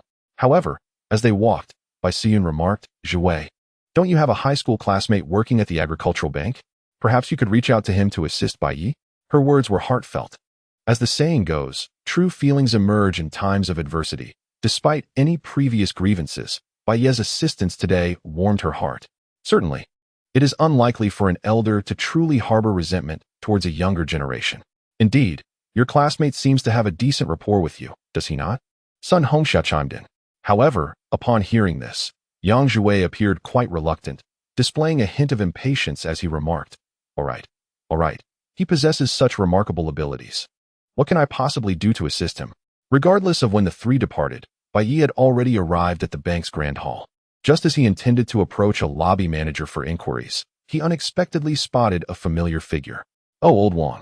Indeed, standing not far from him, directing the staff, was Wang Jingde, the very individual who had propagated undesirable influences at the kindergarten that morning. He was also the first to flaunt his identity. It could be said that their acquaintance was forged through a rather unconventional interaction. Wang had attempted to display his status at the kindergarten, only to be gracefully yet decisively put in his place by Bai Ye, which left him somewhat embarrassed. However, their subsequent interactions during the sports meet had altered some of Bai Ye's perspectives. This individual certainly relished in ostentation and the pursuit of prestige. Yet such personalities often proved to be the most dependable in their undertakings. Even if it was merely to preserve his dignity, he would undoubtedly ensure that matters were handled proficiently. Upon hearing his call, Wang Jingde swiftly turned, a smile gracing his face. "Bai, my young brother. We just parted ways this morning. What brings you to my side?" He added with a playful tone, "Let me clarify. I am not here seeking any favors. I merely happen to be conducting some business." "Ha. I never suggested you were seeking favors," Bai Ye replied with a chuckle. After sharing a light laugh, Wang Jingde gestured towards the back of the hall, saying, "Come, there's a room available inside. Let us converse there." "Oh, the esteemed bank president is personally attending to my business," Bai Ye remarked, following behind him. With such an acquaintance at hand, perhaps he could secure a more favorable interest rate. Shortly thereafter, the two entered a room where a man in uniform was already present. However, upon their arrival, Wang Jingde promptly claimed the seat, stating, "You go ahead, my brother. What business do you have? I shall see how I might assist. It is nothing significant. I merely wish to open a fixed-term account to provide for my parents' retirement." After expressing his intent, Bai Ye continued, "However, I have one condition. The interest must be paid monthly into my family's account. That is quite manageable. How much do you intend to deposit?" "Let us start with 2 million. This amount had been carefully considered. Indeed, leveraging filial piety, he could easily transfer tens of millions, or even over 100 million, in one go. He had even contemplated that in times of financial need, he could deposit money into this fixed-term account to create an illusion of liquidity. While such a strategy was feasible, the sheer magnitude of the figures could attract undue attention. Comparatively, a more prudent approach seemed advisable. In his grand scheme, he planned to contribute monthly, gradually increasing the account balance while also securing some funds for himself. Once the amount grew sufficiently, he envisioned establishing a family trust fund. With the passage of time, the accumulated wealth should be ample to ensure his descendants live in opulence for generations to come. Bai Ye's aspirations were vast, and his plans were long-reaching. Thus, when the figure of 2 million was uttered, it bore an air of nonchalance. Yet, he overlooked the fact that this was indeed the local bank of a county. A deposit in the million range already classified one as a significant client, not to mention a fixed-term account. This led Wang Zhengda, after a brief moment of astonishment, to rise from his chair and declare, "Let us be on our way. My friend, from now on, we shall each refer to one another as Old Wang and Brother Bai. Come, Brother Bai, let us retire to my office for tea and conversation." No, I prefer you call me Old Brother. It has a certain youthful ring to it. Meanwhile, at Yang's supermarket, business resumed with the return of the trio. However, due to the substantial financial loss, a heavy silence enveloped them. Ultimately, it was Sun Hongxia who, with a hint of hesitation, suggested, "Jiwei, perhaps you should call your classmate. What if Bai Ye is entangled in some complex business? What could be so complex?" Yang Jiwei began, but abruptly halted. A sudden thought struck him. Could Bai Ye's transformation upon his return harbor some ulterior motive? Perhaps his visit to the bank was merely a guise for securing a loan, intending to sustain his extravagant lifestyle. The more he pondered, the stronger this notion became. After all, during Bai Ye's previous visit, he had still been the same as always. It was illogical for someone to undergo such a drastic change into a tycoon after a mere year and a half. With this realization, he resolved to call his classmate and inquire. In the past, he had been the pride of his family, yet now he felt overshadowed by Bai Ye. If a simple phone call could unveil some hidden truth, how exhilarating that would be. With a surge of inexplicable excitement, he pressed the speakerphone button as he dialed. Soon, the call connected. After a brief exchange of pleasantries, a voice emerged from the other end. "Your brother? Is he a tall, handsome fellow with the surname Bai?" Yes, that's him." Chapter 60. What ill intentions could I possibly harbor? Having identified his target, Yang Jiwei, with feigned indifference, continued, "Old classmate, that's my brother. If he is engaged in any business, do lend him a hand." The intention behind this statement was twofold: to showcase his generosity as an elder brother before his wife and mother, while also discreetly probing into the nature of Bai Ye's dealings at the bank. Should his classmate reveal that Bai Ye was indeed seeking a loan, the burdens he currently bore would dissipate. Yang Jiwei's plan was commendable, yet regrettably, his old classmate did not play along. Instead, he swiftly replied, "You rascal. Your brother is well acquainted with our bank as president. Why would I need to assist him? Currently, your brother is in the president's office, enjoying tea." The president himself is attending to him? In a state of shock, he blurted out, "How much does he intend to borrow that warrants such attention?"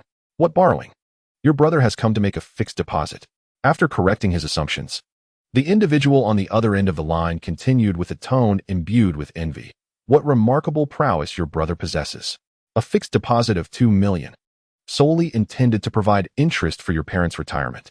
The three individuals present in the supermarket were momentarily taken aback, each lost in their own thoughts. Among them, the sister-in-law, Sun Hongxia, genuinely felt a sense of joy for Bai Ye's current achievements and his filial devotion. Yang Jiwei, on the other hand, was utterly astonished, silently calculating the interest accrued from a 2 million fixed deposit. He was also consumed with curiosity regarding the source of Bai Ye's substantial wealth. 2 million is no trivial sum. As he pondered, a feeling of imbalance swelled within him, causing his eyes to slightly redden. Seated nearby, Bai Suyun experienced an overwhelming sense of disparity. While other children not only renovated their parents' homes, but also deposited 2 million as retirement funds, fearing their parents might suffer in their later years. Her own situation was starkly different. In a single day, she had squandered her retirement savings, and even after her reckless spending, she displayed more indignation over her predicament than remorse. The chasm between their circumstances was glaringly evident. Thus, after Yang Jiwei hung up the phone, still reeling from shock, he couldn't help but exclaim, "Look at Bai Ye, then look at yourself. Can't you learn something from him?" In fact, many parents resort to such rhetoric when educating their children, often lamenting, "Why can't you be like so-and-so's child?" While it may sound like a frustrated admonishment, to the younger generation, it carries considerable weight. Particularly for Yang Jiwei, who was already in a tumultuous emotional state, these words became the proverbial straw that broke the camel's back, leaving him utterly defenseless. Yes, yes. Bai Ye is perfect. Why don't you let him be your son instead? He retorted. What is your attitude, Yang Jiwei? You've squandered my retirement savings. And you dare to argue? Return my money at once.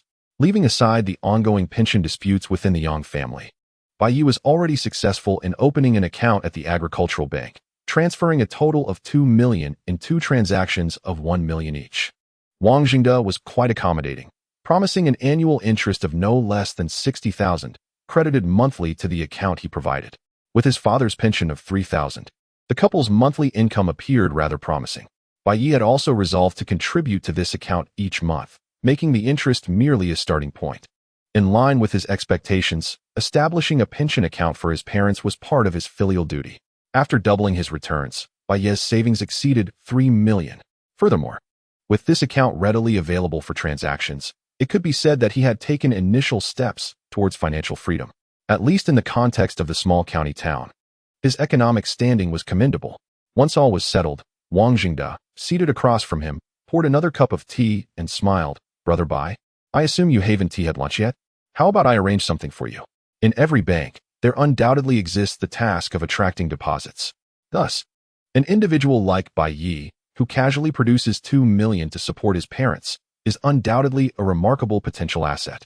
He genuinely wishes to strengthen his relationship with such a person. All right, my friend, I shall not be polite, he remarked. Previously, he had received a message from Lin Jianxin, informing him that a car accident victim had been brought to the emergency room, rendering his lunch break futile. In such circumstances, his midday meal was indeed lost. Since someone was treating, what was there to be polite about? Moreover, it had been previously noted that smaller places tend to foster a society based on personal relationships. Bai Ye, who believed his family could not offer him significant assistance, was keen to cultivate friendships. The more friends one has, the more paths one may explore. Ha! Why be courteous with me?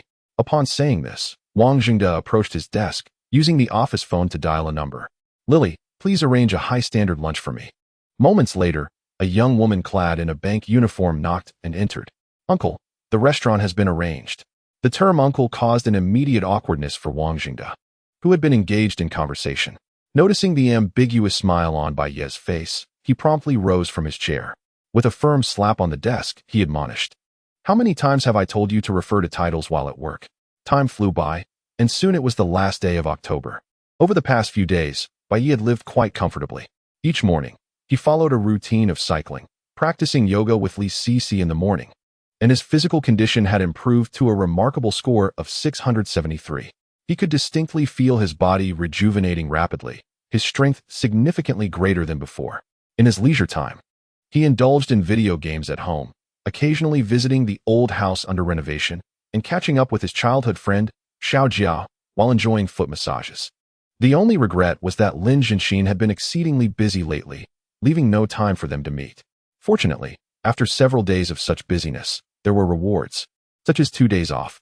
They had agreed to attend a concert tonight at 8 o'clock. Given the late hour, he was concerned that it would be past 10 by the time it concluded. Considering the dangers of nighttime driving, Bai Ye decided to stay overnight in the city. He vowed that there were absolutely no ulterior motives. As a person brimming with positive energy, how could he harbor any ill intentions? However, upon opening the reservation for the hotel, he encountered a serious dilemma. Should he book 1 room or 2? Booking 2 rooms would not incur significant extra costs. Yet Bai Ye was reluctant. Having shared a bed at Lin Jianxin's home, it seemed illogical to book 2 rooms for a night out. But choosing to reserve a single room without the woman's consent would imply ulterior motives on his part. What should he do? Lying on his sofa at home, Bai Ye fell into contemplation. Fortunately, he was known for his intelligence, often grasping the essence of matters quickly. Indeed, he had already devised an answer. Since taking the initiative to book a room seemed inappropriate, Bai Ye decided to adopt a strategy of retreating to advance. He chose to relinquish the decision-making power to Lin Jianxin. Without hesitation, he promptly sent his identification details to her. Upon realizing he did not know her identification number while booking, he suggested she take the lead in making the reservation. After sending the message, he transferred the payment for the hotel. Of course, to demonstrate his sincerity and intentions, he sent enough for 2 rooms. Once these arrangements were made, a mischievous smile crept onto Bai Ye's face. At that moment, Lin Jianxin was at home, where her colleague, Huang Yali, a skilled makeup artist, was diligently working on her face. When she first received Bai Ye's message, she did not think much of it and immediately began searching for a hotel. Given that the concert featured no major stars, with most tickets absorbed by locals, several nearby hotels still had vacancies. However, just as Lin Jinxin identified a suitable option and prepared to proceed, she found herself momentarily stunned. Should she book one room or two? Noticing her dilemma, Huang Yali curiously inquired, "What's the matter?" Bai Ye asked me to book a room, but upon understanding Lin Jinxin's predicament, Huang Yali burst into laughter. "Oh, how delightful it is to be in love. You even have to ponder over this. If it were my husband, he would be eager to sleep in a separate room by now. Please, stop laughing. I truly do not know what to do." "This is quite simple," Huang Yali said, adopting an air of profound wisdom. "When you find yourself conflicted about this, the answer is already apparent, isn't it?" Lin Jinxin had to concede. She recognized the validity in Huang Yali's words. If she genuinely did not wish to share a room with Bai Ye, she would not be grappling with this issue. Yet, after a moment of contemplation, she blushed and added, "But I feel embarrassed. What if he thinks I am too easy or merely attracted to his good looks?" "That's straightforward. Just tell him there is only one room left, and if he doesn't book it soon, there will be nowhere to stay." "Ah, is that appropriate?" "What's inappropriate about it?" Seeing her still in a quandary, Huang Yali set down her brush and began to impart wisdom. "Leaving with someone else, enjoying free meals, and having fun, only to conclude with, 'We are just friends. Thank you for the outing, but now I must return home.' Is that reasonable?" Upon hearing this, Lin Jinxin nodded thoughtfully. Indeed, such situations should have been declined from the start, or she should have contributed equally. "So what do you plan to do?" "What can I do? I will book one room." "Exactly." Huang Yali felt a surge of relief. It would be a pity for her beautiful colleague to remain single. She might as well grow cobwebs between her legs. Fortunately, Lin Jinxin seemed to be coming around. Before long, Bai Ye received Lin Jinxin's reply. "Only one room left?" He nearly burst into laughter. He had just personally checked and knew that many hotels had vacancies. It is worth noting that Lin Jinxin even returned the money he had transferred, stating that the expenses for their outing should be shared. Behold, behold, behold. This is what it means to be a good girl. Not only does she help alleviate your troubles, but she is also willing to give wholeheartedly. At 4 o'clock in the afternoon, Bai Ye arrived at the entrance of Lin Jinxin's neighborhood to pick her up. Today, she had evidently put considerable effort into her appearance. Both her makeup and attire had undergone a remarkable transformation, leaving him momentarily dazzled upon first glance. Once inside the car, Lin Jinxin, shyly meeting his gaze, softly asked, "Do I look good?" "Indeed, you do. Who did your makeup?" "Yali did. She is quite talented and often jokes about quitting her job to become a professional makeup artist. Her skills were undoubtedly impressive." Previously, Lin Jinxin's makeup had been quite subtle, merely enhancing her natural complexion. However, as he observed her radiant lips, Bai Ye inquired, "What brand is that lipstick?" "Dior." "Why? A prestigious brand. Surely, a little taste won't be toxic." "Eat. What are you planning?" "Let go of me." The 20-kilometer journey was not particularly long, and upon reaching the city, they had ample time to enjoy a hot pot meal. The food was mediocre, yet the spirits of the two on their date remained high. By the time they arrived at the city stadium, it was precisely 7:30. The concert had already commenced ticket checks, and a long queue had formed at the entrance. The ticketing process went smoothly, and they swiftly found their seats. One must commend Wang Xiaozong. As a resettler, he was quite generous, securing tickets in the prime location at the front.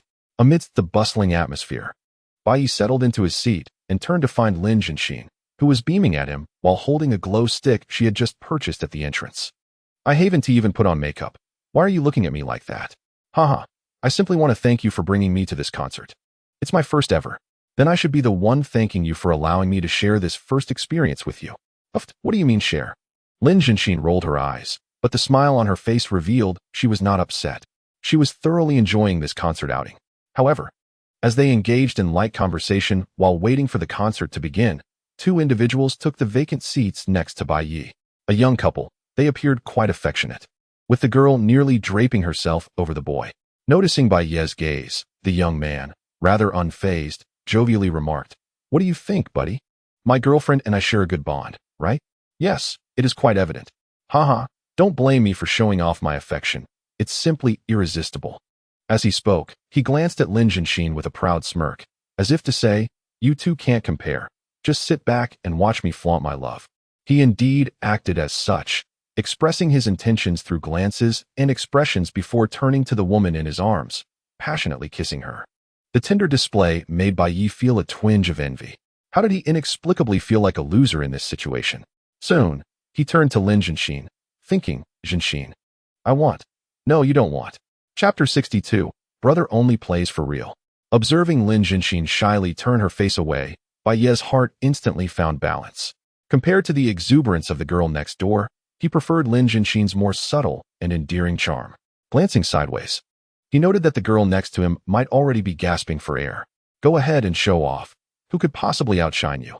Fortunately, this situation did not linger for long, as the concert officially commenced following the countdown on the big screen. A glamorous female star energetically sang on stage.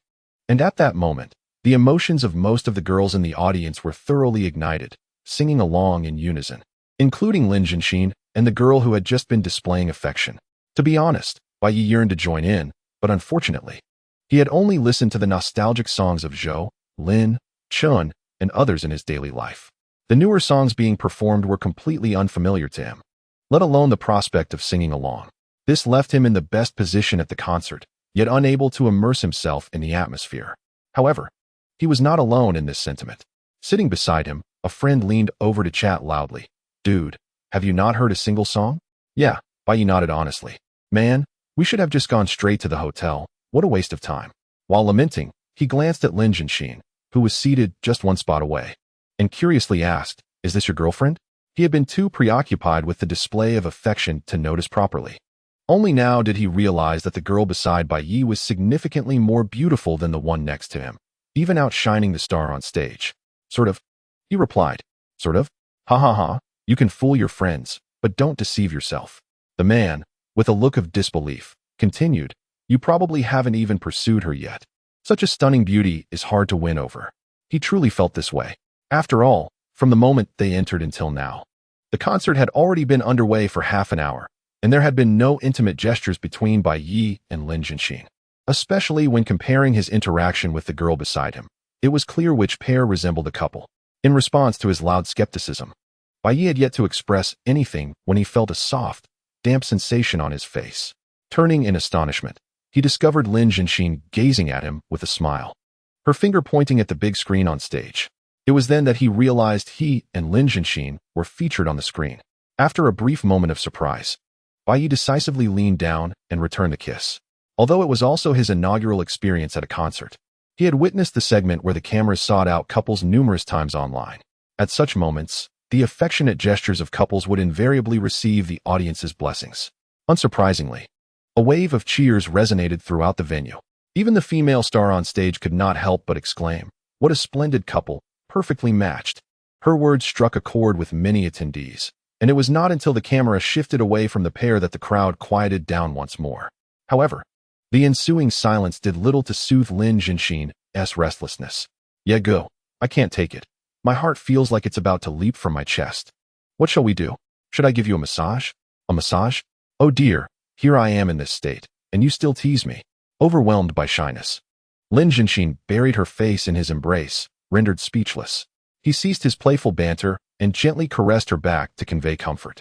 Moments later, Bai Ye turned his head once more, only to be met with the envious gazes of his friends.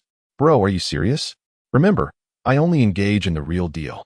His spirits were remarkably high. Lin Jianxin and the other girls were inherently reserved and easily blushed, yet they willingly offered affectionate gestures at this moment, which was indeed a source of joy. This made him feel that the concert was not as tedious as anticipated. Naturally, this was a private matter between the two, and Bai Ye had no intention of flaunting it. He quickly gestured towards the large screen, which was still in search of its next target, and said, Don't rush.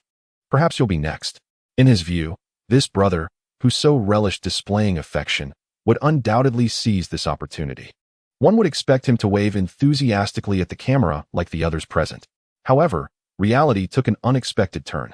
The goddess who had just shared in the display of affection appeared eager, but the brother not only lacked excitement, but also exhibited a demeanor of reluctance and fear. Such is human nature. The more one fears something, the more likely it is to occur. Sure enough, the camera's wandering lens eventually settled upon him. The star on stage promptly inquired, "This friend, did you come with a girlfriend?" As her words hung in the air, the girl seated beside him turned to prepare for a kiss.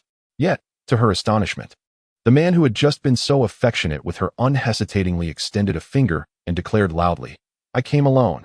At this proclamation, the girl was left dumbfounded, feeling as though she had become a fool. Lin Jinxin and Bai Ye, sitting nearby, were equally taken aback. They pondered, was it not different when you two were showing affection just moments ago? Lin Jinxin could not help but lean in to whisper, "Ye go. Why do I sense something is amiss?" "It's not a feeling, it is indeed amiss." Leaning closer to her ear and inhaling the fragrant scent of her hair, Bai Ye continued, "If all goes as expected, we are likely to witness quite the spectacle." This time, it unfolded precisely as Bai Ye had anticipated. Just as the camera shifted, the girl began to weep, her sobs echoing in the air. Observing the situation, the young man felt a twinge of discomfort. Yet recalling his own actions, he could only feign ignorance. "Why are you still crying?" he asked, somewhat incredulously. "How can you even ask that?" She, momentarily disregarding her grievances, lifted her head to glare at him and shouted, "Lu Lin, what do you mean by saying you came alone? I fear if my mother hears of this. She is relentless in her pursuit of marriage. If she finds out, I'll be forced to wed immediately, but we've only just begun." With a sharp crack, her palm struck Lu Lin's face with considerable force, leaving 5 vivid red marks in its wake. "I'm not worried about my husband seeing this. Why are you so concerned about your mother?" Chapter 63. Practice is the true measure of truth. Upon hearing her words, Bai Ye was momentarily rendered speechless. For a fleeting instant, he questioned whether he had misheard. Yet, upon lowering his gaze and locking eyes with Lin Jinxin, who mirrored his astonishment, he came to a realization. This was not a misunderstanding. They were simply dealing with 2 adept players of the heart. Regrettably, given the gravity of the situation, the outcome of their entanglement was already sealed. The girl turned her back and walked away, exclaiming, "We're doomed. This is the end." Her figure quickly faded from view, leaving Lu Lin standing alone in the cold wind, his expression one of profound embarrassment. Unable to contain his amusement, Bai Ye chuckled, "Brother, where's that bravado from earlier? Stand tall. Hey, you're quite handsome, yet your language is rather crude." Lu Lin gave a resigned smile and replied, "Do you believe I knew she had a husband? Had I known, I would never have initiated contact. I refuse to disrupt another's family." "That I believe," Bai Ye responded. "In this world, debts must be repaid. Most decent people wouldn't dare provoke those already bound in matrimony, setting aside the fear of retribution. Who wouldn't dread the day they themselves become the victim of infidelity? Moreover, they were merely strangers who had exchanged a few words, and there was no need for deceit on her part." However, as he pondered, Bai Ye wore a mysterious smile, adding, "But when you say you fear your mother finding out, I find that utterly unconvincing. He. I'd rather tell a little white lie than lose an entire forest for the sake of a mere sapling." After Bai Ye had taken the lead, Lu Lin soon returned to his seat, reaching out to connect with other women. It seemed he was unwilling to waste the hotel reservations made in advance. Bai Ye, however, refrained from casting moral judgment on his actions. He considered himself no paragon of virtue. He was unapologetically a flirt. Furthermore, no matter how flawed others might be, it hadn't affected him directly.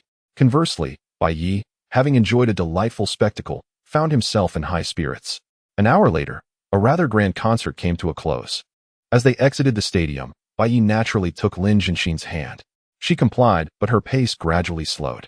By the time they reached the car, she had already begun to lower her head in a manner akin to an ostrich. There was no avoiding it. The concert had ended, and it was time for the hotel segment. Although this was not their first time sharing a dwelling, and they had even embraced and slept together during the latter half of their last night, the circumstances were markedly different from today's encounter. Having started the car and activated the air conditioning, Bai Ye quickly sensed her unease and immediately grasped her thoughts. However, he refrained from offering words of comfort. As someone who had experienced romance, he understood well that in such moments, excessive words often lead to missteps. The more one speaks, the more the girl tends to overthink. Conversely, if he remained silent, a girl who harbors feelings for him would naturally engage in her own mental preparation. With this in mind, Bai Ye pressed the accelerator and drove towards the hotel. The journey was not long. Within approximately 10 minutes, they arrived and completed the check-in process. Upon entering the spacious room of the 4-star hotel, Bai Ye pointed towards the small refrigerator on the cabinet and said, "How about a drink?" Something cold? Yes. I want Sprite. She replied. Ah, let us wait a bit before drinking. Having confirmed that it could be cold, he pondered what more there was to discuss regarding beverages. Consequently, as his words fell, Bai Ye strode forward and swept her off her feet. The sudden action startled Lin Jianxin, yet she had already mentally prepared for it during the car ride, so she merely trembled slightly and wrapped her arms around his neck. The following morning, Bai Ye, accustomed to early morning workouts, was awakened by his biological clock. Glancing at Lin Jianxin, who was curled up like a kitten against him, he found the tenderness of the moment delightful, albeit tinged with a hint of helplessness. His entire right arm had gone completely numb.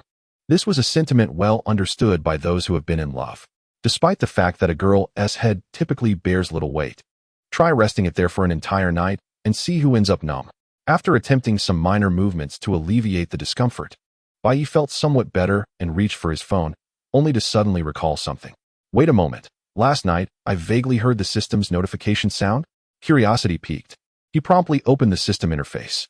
Host. Bai Ye, age 30, physique 674, status unemployed, in a relationship, activated support, unemployment benefits, physique enhancement, filial support, hobby assistance. Indeed, the system had undergone a change during the night.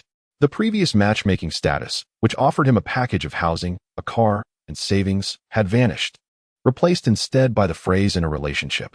Concurrently, the system's voice emerged to elucidate matters further.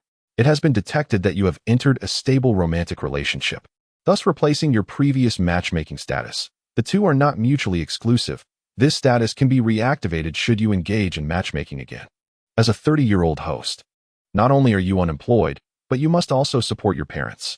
Yet, no matter how bitter life may be, one must not forego the sweetness of love. Your romance shall be safeguarded by this system, and we are now activating your romantic assistance. Romantic assistance. Daily love subsidy of 1,314 yuan. Note, today is November 1st, and your hobby assistance limit has been updated to 3 million yuan. Do not forget to invest in your happiness. Upon seeing the text displayed by the system, Bai Ye found himself momentarily lost in thought. The limit for hobby assistance had surged to 3 million, which he found quite satisfactory. This expanded his spending range significantly. He was equally fond of the daily subsidy, coupled with the previous unemployment subsidy of 888 yuan. That meant he would receive an impressive 2,202 yuan each day upon awakening. When calculated monthly, it equated to 660,000 yuan. Frankly, the prospect of earning such income while reclining was undeniably delightful. This further solidified Bai Ye's resolve to retire. The notion of working seemed implausible. Enjoying life with leisure was far more appealing. Some may argue that retirement is an endeavor reserved for the elderly, that he is at an age where he should be striving diligently. Yet, Bai Ye held a different perspective. Delayed joy invariably diminishes in value. For instance, if there was something you longed for dearly as a child, would acquiring it in adulthood evoke the same thrill? From Bai Ye's personal experience, the answer was a resounding no. Thus, one must seize the moment to indulge in immediate pleasures, pursuing whatever brings joy in the present. At that moment, Lin Jianxin stirred awake from her unintentional slumber. She rubbed her sleepy eyes and mumbled, "Yigu, you're awake so early?" Chapter 64. You young man are quite impressive. You're awake. It's still early. Sleep a little longer. I'm still so sleepy. As her words trailed off, Lin Jianxin drifted back into a deep sleep. Bai Ye, feeling a twinge of tenderness, turned to check the time and realized it was already past 9 in the morning. He chose not to disturb her further and quietly dressed before stepping out alone. This month, the hobby assistance limit had refreshed, generously increasing by 1 million. A limit of 3 million for the month opened vast avenues for expenditure. For instance, he could return to his small county town and purchase several houses, fulfilling a dream of becoming a landlord. This could also be seen as investing in emotional value. Alternatively, he could partake in auctions to satisfy his latest passion for collecting. However, after much contemplation, Bai Ye ultimately decided to buy a car. He had previously discussed this topic. He was, after all, an automobile enthusiast. His passion for internal combustion engines, particularly those with high horsepower, held an irresistible allure for him. Now that he found himself in a position to realize this dream, it was only natural to pursue it without delay. As for the current Ideal 9, he still believes, as he previously mentioned, that it should simply be gifted to his father. Admittedly, domestic automobiles have indeed forged their own path. However, for Bai Ye, a young man at heart, it appears somewhat tedious. His nature has always been one of action rather than hesitation. Thus, within half an hour, Bai Ye found himself at the automobile city located on the outskirts. In this third-tier city, thoughts of Ferraris and Lamborghinis were entirely futile. Although some showrooms featured them, they were all pre-owned. How could a grand toy he intended for himself possibly be second-hand? With this mindset, Bai Ye resolutely proceeded towards the Mercedes-Benz dealership ahead.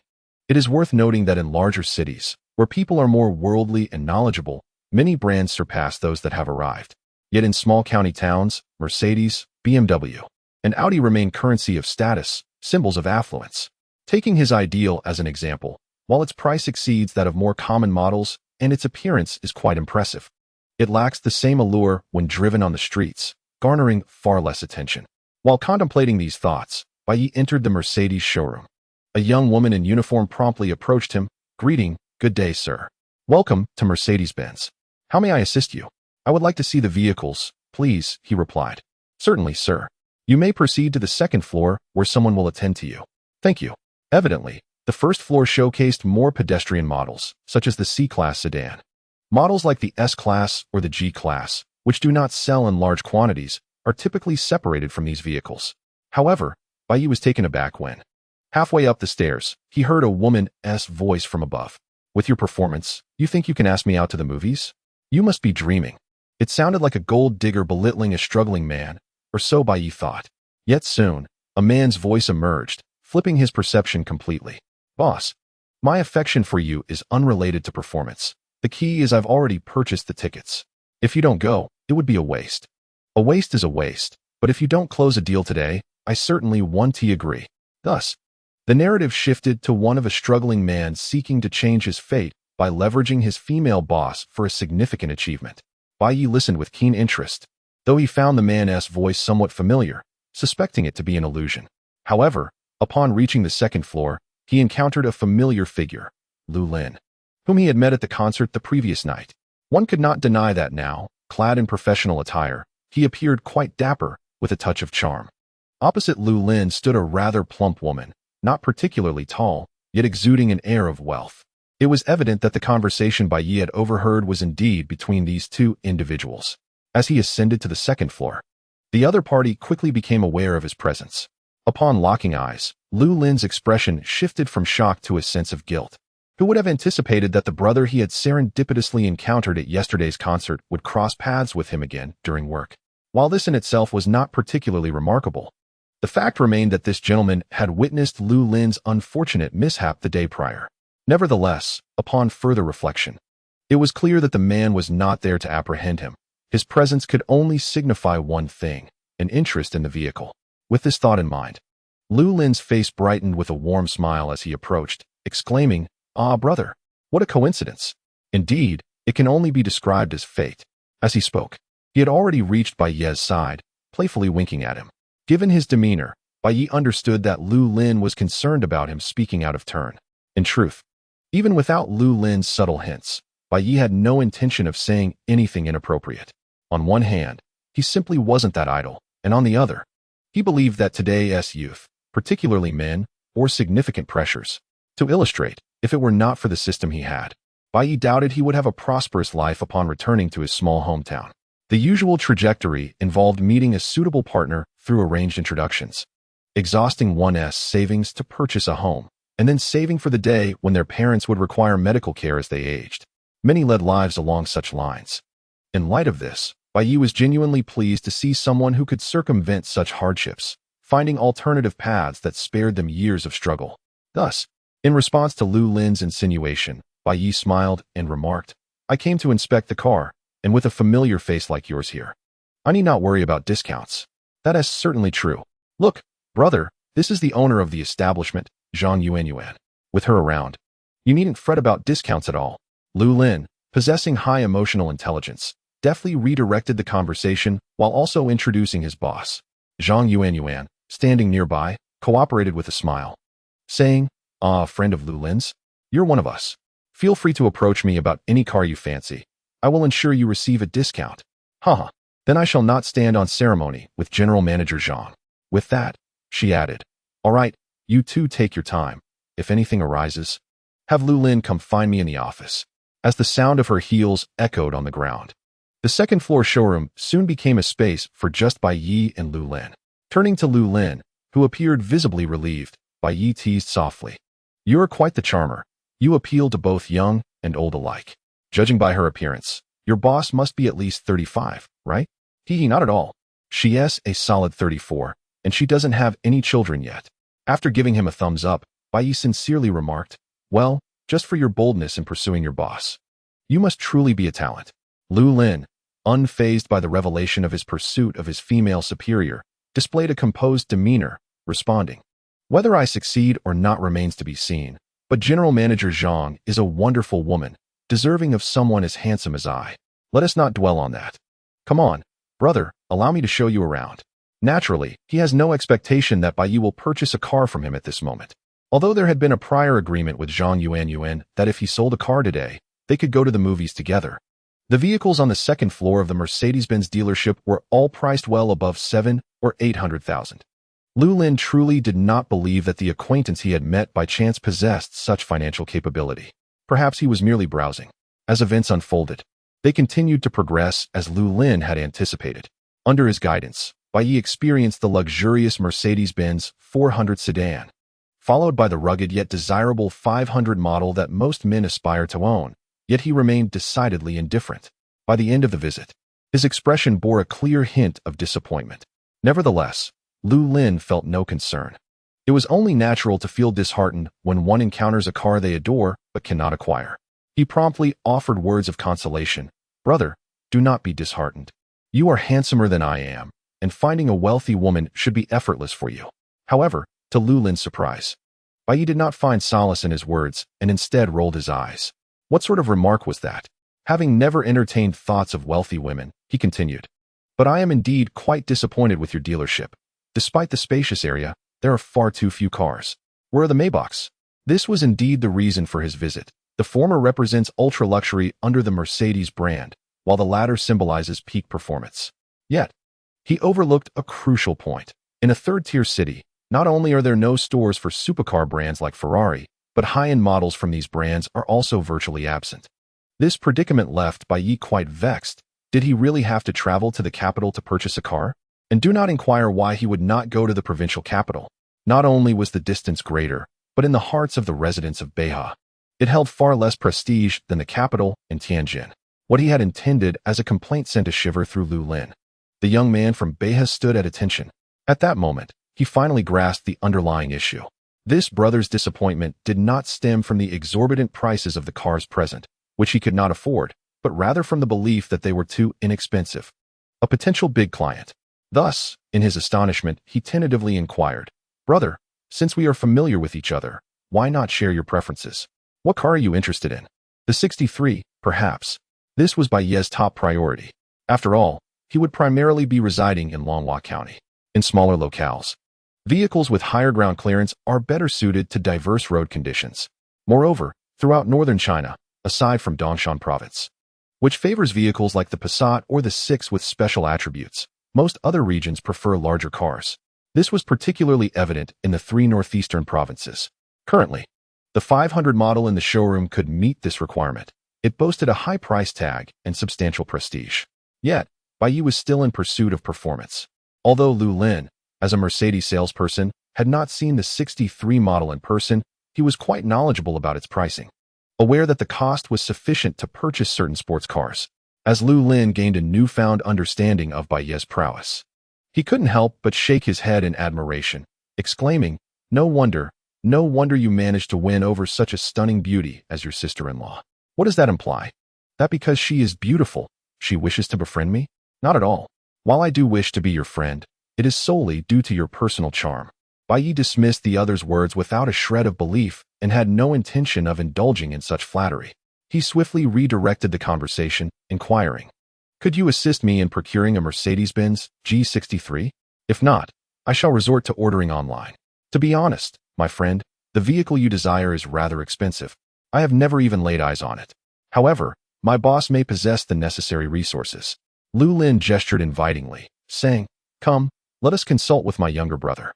Remarkably, the lad's suggestion proved quite reliable. Upon reaching the office and clarifying their purpose, Zhang Yuan casually picked up her phone, glanced at it, and began, "Indeed. There exists a vehicle that meets your specifications over in the capital, but the price is somewhat steep." "How much?" Bai Ye, having mentally prepared himself, remained composed. "The car is black on the outside and inside, with a base price of 2.59 million, but it comes with numerous options." When it came to automobiles, she exhibited great expertise, showcasing photos on her phone while elaborating. "Observe this matte black paint. The optional upgrade costs 80,000. Moreover, the carbon fiber interior package is 450,000. The diamond pattern seats are 550,000, and the carbon fiber steering wheel alone is over 10,000, including the purchase tax and other fees. The total price will likely be around 3.6 million. Upon hearing these figures, Lu Lin, standing nearby, felt his legs weaken. That is nearly 4 million. Currently, the price per square meter for real estate in the city center hovers just above 10,000. Thus, the cost of this vehicle would suffice to acquire 4 apartments that he had long coveted but could never afford. Meanwhile, Bai Ye, listening attentively, remained remarkably unperturbed. While 3.6 million for a car is indeed steep, he had the system to foot the bill, so there was nothing to fear. Crucially, he understood that this price was quite reasonable for a G63, with no markup whatsoever. He recalled that last year, many were compelled to pay an additional several hundred thousand just to acquire a G500, let alone the G63 before him. Of course, after careful contemplation, Bai Ye found himself quite satisfied with both the color and the options of the vehicle. Were he to order one from scratch, he would likely select similar features. Curiosity piqued, he inquired, "How long will it take for the car to arrive?" Does he truly want it? Zhang Yuan first cast a puzzled glance at Lu Lin, pondering where this young man had found such a wealthy friend. Then she replied, "If you place a deposit of 20,000 now, I assure you the car will arrive at the dealership within a week."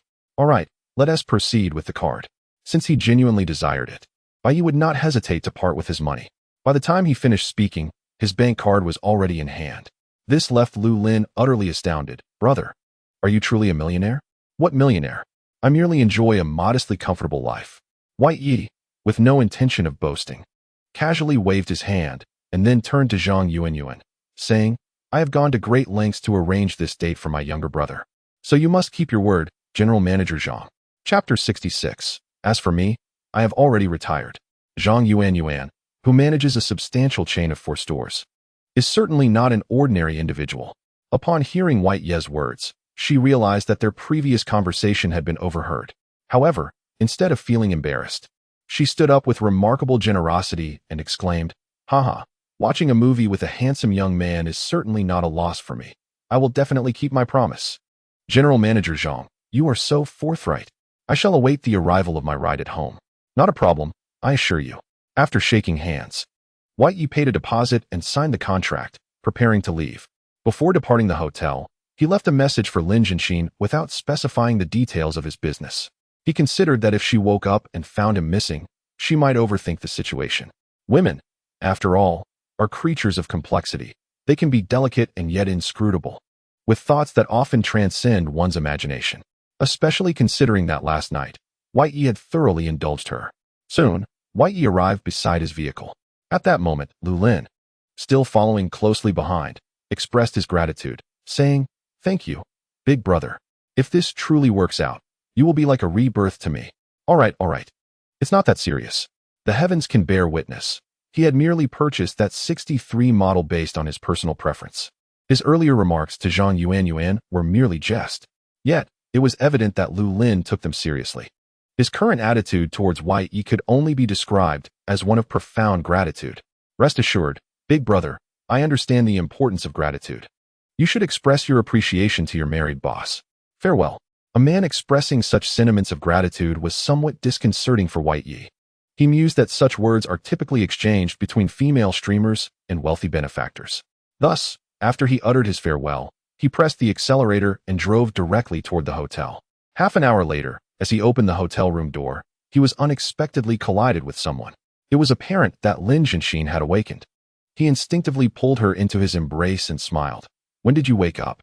"Just 10 minutes ago." Where have you been? Although she saw the message he left, she still felt a lack of security, which explained her excited reaction upon his return. I went to buy myself a large toy. While explaining, Bai Ye gently caressed her hair and continued, Did you miss me? Cough, cough. What does that cough mean? If you didn't miss me, I might just leave. Oh no, no, no. I missed you, is that not enough? Upon hearing this, Bai Ye felt a twinge of dissatisfaction. What did she mean by missing me is not enough? What sort of attitude was that? Additionally, he sensed that Lin Jianxin, who had been rather eloquent with sweet words the previous night, was now acting rather strangely. However, before he could deduce the reason behind her behavior, laughter erupted from within the room. Oh dear, did you just say missing you is not enough? Ha. Just admit whether you missed me or not. Do not trouble us. Truly, I can attest that she has genuinely contemplated this. Upon hearing those voices, Bai Ye instantly understood that Lin Jianxin was on the phone with her colleagues when he returned. This signifies that their conversation had been heard in its entirety. Alas, there are eavesdroppers. After a silent outburst within, Bai Ye decisively embraced Lin Jianxin and strode toward the room. Indeed, on the bedside table, her phone displayed a group of women clad in white coats. Among them, Bai Ye had encountered a few when he last dropped her off at work. At that moment, Lin Jianxin, overwhelmed by shyness, buried her head in his chest, clearly preparing to take it all in stride as her colleagues teased her. Fortunately, as a man, Bai Ye was not socially anxious. Even now, he showed no intention of releasing Lin Jianxin, casually remarking, Family, do you find this appealing? Next time you share a tender moment with your husbands, do share it with me as well. Ha ha. The scene when I share with my husband is not suitable for broadcasting. After all, it's a one-on-one affair. I shall video call you tonight. So don't be shy. Exactly. Peeking 1T cost you anything and adds a touch of romance. Since you've called me family, how could I not show you? When it comes to professional women, who is more unreserved about such topics? Especially those doctors who have long since grasped the intricacies of the human body. Undoubtedly one of them. Thus, being invited by a group of ladies to witness such intimate moments, Bai Ye felt a twinge of bashfulness. Simultaneously, he recognized the reality that he could not compete with them. Consequently, he decided not to linger on this topic and instead suggested, since we're all together, how about I fulfill my previous promise and treat you all to dinner tonight? This was a matter first mentioned when they had met at the hospital entrance. Upon hearing his words, the group visibly brightened. After all, Lin Jianxin was the belle of their hospital, and now that someone had captured her heart, everyone was eager to engage with Bai Ye and learn more about him. However, after coordinating their work schedules, silence fell among them. Doctors, especially those in the emergency department, have little free time, compounded by shifts and other obligations, making it impossible for them to come to a consensus. Reluctantly, the leader, Huang Yali, could only raise her hands in defeat and say, Let us put this dinner on hold. We all have to work. By the way, Jianxin mentioned you've been back for a few days. Aren't you working? In reality, Lin Jianxin often discussed Bai Ye with her, but their conversations revolved around personality and relationships, never touching upon his work. To Huang Yali, it seemed quite rare for someone of this age to have such an extended vacation. I have already retired, Bai Ye replied candidly. Retired? How old are you? 30. Then how did you retire? Our retirement age was just extended by 5 years. Upon raising this question, the atmosphere among those present became quite awkward. Upon observing the expressions on their faces, Bai Ye felt a twinge of reluctance to dampen their spirits. He smiled and said, No need to inquire. It's simply that I'm retiring. Hey, you have a method for early retirement that you aren't sharing with us. How selfish. Do tell. I too wish to retire early. Faced with their eager questioning, even Lin Jianxin, nestled in his embrace, could not contain her curiosity. Please, share it with us. I am equally eager to know. Sighing, Bai Ye, with a smile still gracing his face, replied casually. The prerequisite for retirement is to attain sufficient years of service and to contribute an adequate pension. Wouldn't you agree? Indeed. Then, if I find that paltry pension unworthy of my regard, can I not transcend beyond the confines of the mundane world? How straightforward it seems to retire early. As his words resonated, the expressions of those on the other end of the video call shifted dramatically, each more pained than the last. Here they were, earnestly seeking advice on early retirement, and he casually remarked on dismissing that meager pension as a reason to retire ahead of time. Was it not infuriating? The crux of the matter was that he spoke a profound truth. In this day and age, those who could afford to lounge at 30 had either come to terms with life, opting out of car purchases, home ownership, or even marriage, or had amassed sufficient wealth at a tender age to secure their financial freedom. From Bai Ye's words, it was not difficult for them to discern that he belonged to the latter category. Thus, it was not long before Huang Yali quipped, "You truly are infuriating. Just wait until I treat you to a meal. I shall have my revenge." With that, the video call was swiftly terminated. Finally daring to lift her head from his shoulder, Lin Jianxin asked, "Are you really retiring?" "Indeed, this is no jest. Without the system, I might have opened a shop in the county to sustain my family. However, now, Bai Ye simply wishes to relish the remainder of his life. Working is out of the question. It is an impossibility for this lifetime. If you find yourself short of funds, do not hesitate to tell me. I have managed to save a little over the years. Ha ha ha, I shall not be polite about it." Her gentle words touched Bai Ye profoundly. Yet he would never commit the folly of revealing his bank balance. Naturally, he would never actually spend Lin Jianxin's money.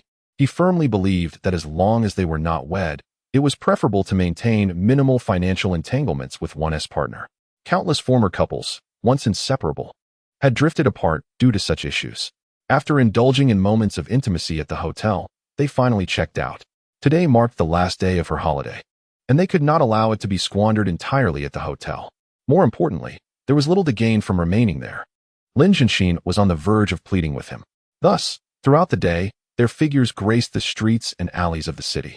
They savored local specialties such as mutton soup and baked flatbread, relished almond milk crafted by artisans, and visited various attractions including the summer resort and the Twin Towers. It is worth mentioning that these places, having been frequented by the locals Bai Ye and Lin Jianxin, undoubtedly offered a different perspective during their romantic rendezvous, presenting an enchanting beauty. Overall, Lin Jianxin's two-day holiday was both fulfilling and meaningful, while Bai Ye also reaped significant rewards. His previously inflated and restless heart has now settled into tranquility, revealing to him that with the right mindset, life is replete with scenic wonders.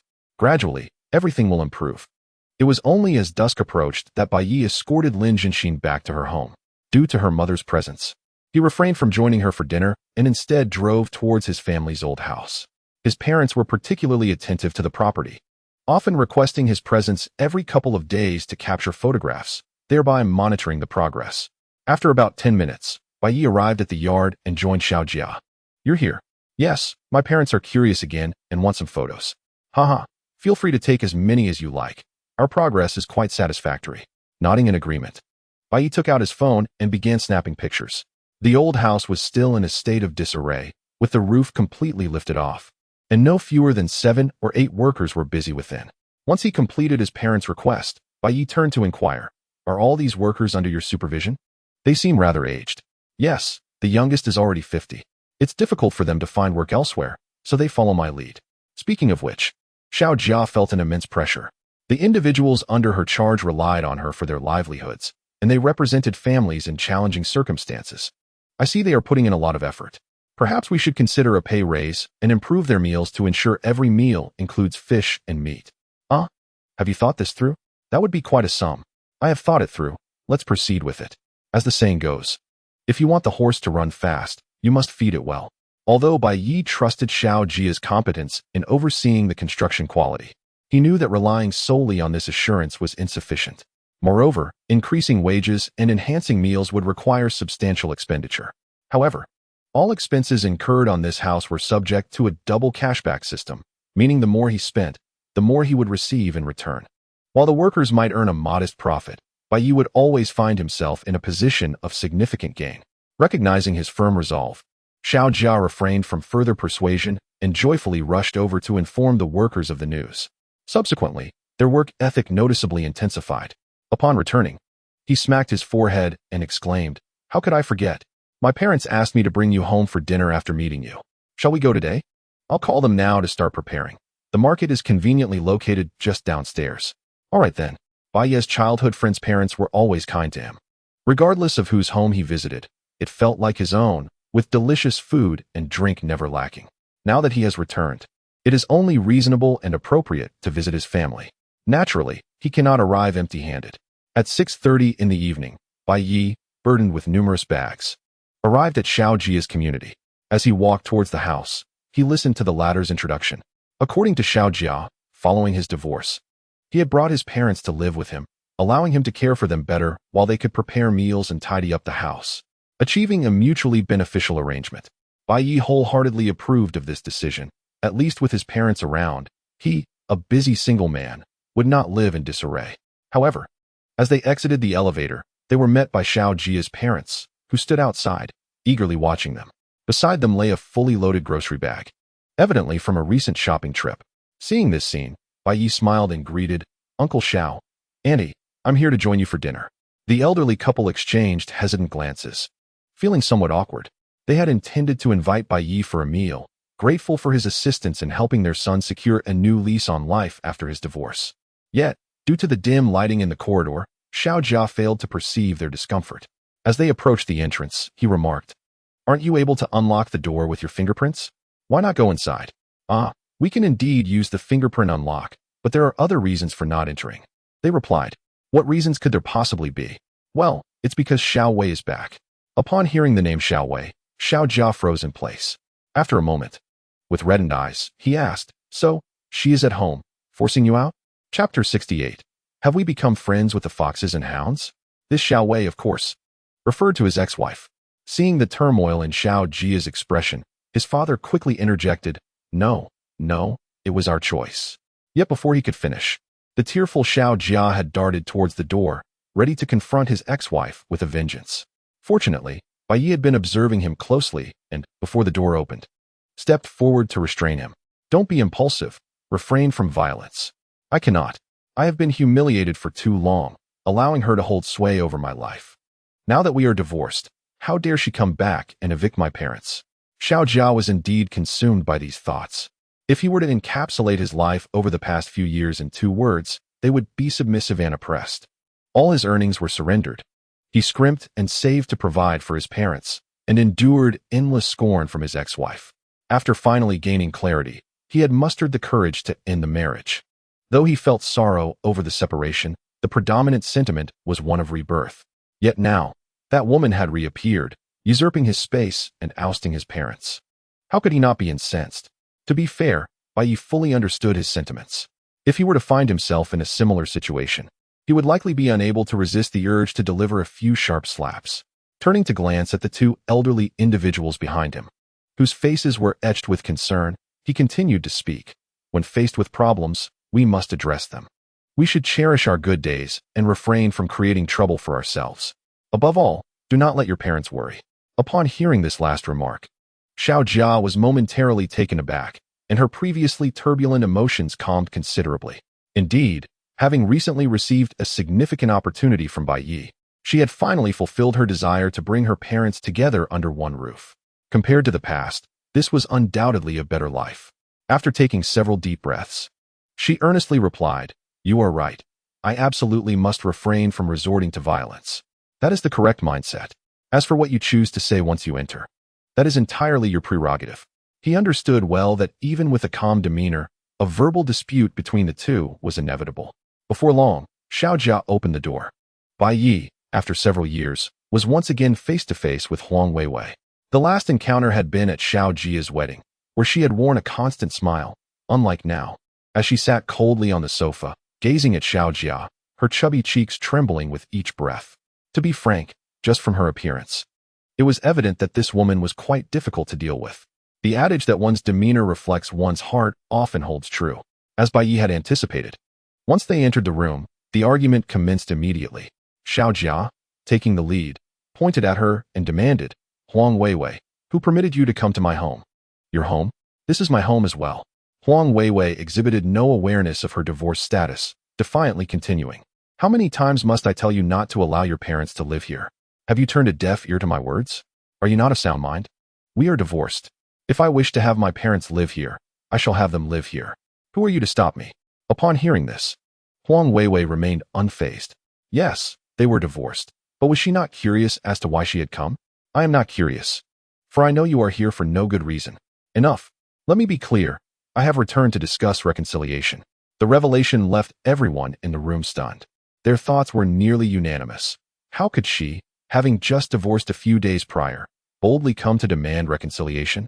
It seemed as though her desire to remarry Xiao Jia was a form of charity bestowed upon the Xiao family. regardless of how others perceived the situation. She remained entrenched in her own world and continued. However, reconciliation comes with conditions. Go on. Then, Xiao Jia retorted, her anger barely contained, curious to know what outrageous demands she would present. First, after our reconciliation, this apartment must be transferred to my name. As a woman, I deserve some security. Do I not? And what else? Secondly, your parents must vacate immediately. I have no desire to navigate a mother-in-law-daughter-in-law relationship. Please, continue. Thirdly, your income must be surrendered to me as it was before. This condition is non-negotiable. The last demand was articulated with an unusual seriousness. She had heard from her family that Xiao Jia had taken on a significant job, and this time he was expected to earn a considerable sum. If he did not manage it wisely, all his earnings might end up being spent on his parents. Upon hearing this, Xiao Jia could no longer contain himself. He looked at her as if she were a fool and declared, Huang Weiwei, I advise you to wake up. I can never accept any of your conditions. Nor will I ever remarry you. What does this mean? Huang Weiwei was evidently taken aback, despite her initiative to approach him. The response she received was far from what she anticipated. Yet, she did not dwell on it for long, and even tried to justify herself, saying that her requests were merely for her own security and not an attempt to extort his money. As soon as these words left her lips, Bai Ye, who had been standing nearby, could not hold back his laughter. Ha ha ha, this sister really is something else. She claims she doesn't care about money, yet her every word revolves around it. To be frank, the root cause of their divorce was indeed financial. However, all of them were currently in the living room, making Bai Ye's laughter quite conspicuous. It also caused Huang Weiwei to fix her gaze upon him as she remarked, Oh, I see now. I was wondering how Xiao Jia had changed so much. It turns out he learned from friends like you. His transformation was indeed significant, but it paled in comparison to hers. Bai Ye looked at her with a calm demeanor and said, I remember you used to be quite a good girl. Unlike now when you seem so avaricious. This was not mere conjecture. He recalled that when Xiao Jia had just gotten married, their circle of friends had praised him for having found a wonderful wife, generous, kind, and commendable in every aspect. This clearly illustrated how time could be a relentless force, not only aging individuals, but also profoundly altering their characters. Why you are Bai Ye? After a moment of stunned silence, Huang Weiwei tentatively inquired. Surprisingly, you still remember me. Your old friend. I recall that when you got married, I gave the largest red envelope. He spoke softly of the past, and an uneasy expression settled upon Huang Weiwei's face. Regardless of her thoughts, Bai Ye continued, This is my friend's family matter, and I would rather not interfere. However, he is an honest man who struggles with words. I have heard that you forbade him from using money for his parents' medical treatment, only to change your stance once you learned they were indeed his parents. Is that not bullying an honest man? Chapter 69. Your desire is irrelevant compared to the quarrel between Xiao Jia and Huang Weiwei. Bai Ye's words held far more weight, causing Huang Weiwei to lower her head in shame. After all, the actions he spoke of were undeniably her own, in the confines of her own home. She would have felt no remorse, but now that it had reached Bai Ye's ears, she could not help but feel utterly humiliated. Every person has a degree of pride, especially those from small towns, who fear nothing more than having their shameful deeds exposed for all to see. As she pondered this, she began to defend herself. I thought he was deceiving me, especially since his parents seemed to be in good health. Do you even believe your own words? I truly believe that if you genuinely have faith, why do you stutter? Bai Ye is no fool. How could he possibly trust such nonsense? You may deceive your family, who have faith in you, but do not be misled yourself. Why must your words be so unpleasant? Is this truly what you find offensive? His smile widened as he continued. Let me be frank. Your visit today to discuss reconciliation with Xiao Jia is likely due to financial difficulties, is it not? After spending several days together, he was well aware of the circumstances surrounding their divorce, including the division of their assets. The property they resided in belonged solely to Xiao Jia, while the combined savings of around 100,000 had all been given to Huang Weiwei. In comparison, it appeared that Xiao Jia had gained the upper hand. However, the reality was quite different. That property had been purchased outright by Xiao Jia before their marriage, with the entire family contributing. Strictly speaking, it was unequivocally considered premarital property. Nevertheless, he still chose to give all his savings to her, as a final act of kindness. On the day of the divorce, Bai Ye had overheard certain details that revealed just how resolute Huang Weiwei was in her decision to leave. Therefore, Her sudden desire to reconcile could only be rationalized by one explanation. She was financially destitute and unable to sustain herself. Upon hearing this, Longhua reacted as if her tail had been stepped on, exclaiming, "Whether I reconcile with Xiao Jia is none of your concern. Why must you meddle?" You see, she was clearly agitated. Bai Ye chuckled and shrugged, continuing, "If my words are incorrect, then prove me wrong. Surely you have mobile banking? Show me your balance. Let me see how much of the divorce settlement remains. I want to show you," she retorted, her tone betraying a lack of confidence. It was undeniable. As Bai Ye had pointed out, she was indeed running low on funds. Her father's medical expenses, including surgery, had cost over 100,000, with most of it non-reimbursable. This was not to say that health insurance was inadequate, but rather that her desire to maintain an extravagant lifestyle led to overspending. Finally, her father had been discharged, but her troublesome brother had since borrowed 50,000 under the pretense of business, only to subsequently disappear from home. After some inquiries, she discovered he was living lavishly in the city with a girlfriend. In such a situation, Longhua understood that retrieving the money was unlikely. Furthermore, having not held a job for years, her only experience was as a waitress, lacking any substantial life skills. Thus, after much contemplation, she found herself at the doorstep today, seeking reconciliation. However, these truths were too painful to articulate, so she forced herself to assert, "Let me repeat, this is a matter between Xiao Jia and me." "Very well then, my friend, what say you? Will you reconcile?" "There is absolutely no possibility of reconciliation. It will never happen." Xiao Jia was a sincere individual, but sincerity does not equate to a lack of intelligence. After firmly stating his position, he added, "Having finally gained my freedom, all I wish to do now is shout, 'Farewell, my cage.'" Ha ha ha, there is no fault in that statement. We are quite capable in every aspect. Finding an understanding and empathetic young lady of 18 is not a daunting task at all. The conversation between the two was rather audacious, yet neither felt it was inappropriate. Particularly, the parents of Xiao Jia, who had remained silent on the sidelines, looked upon their spirited son with nothing but pride. Ever since Xiao Jia's marriage a year prior, a certain light had faded from his eyes. What awaited him was merely the daily grind of earning money, followed by enduring a litany of complaints upon returning home. Fortunately, that vigor in their son had returned.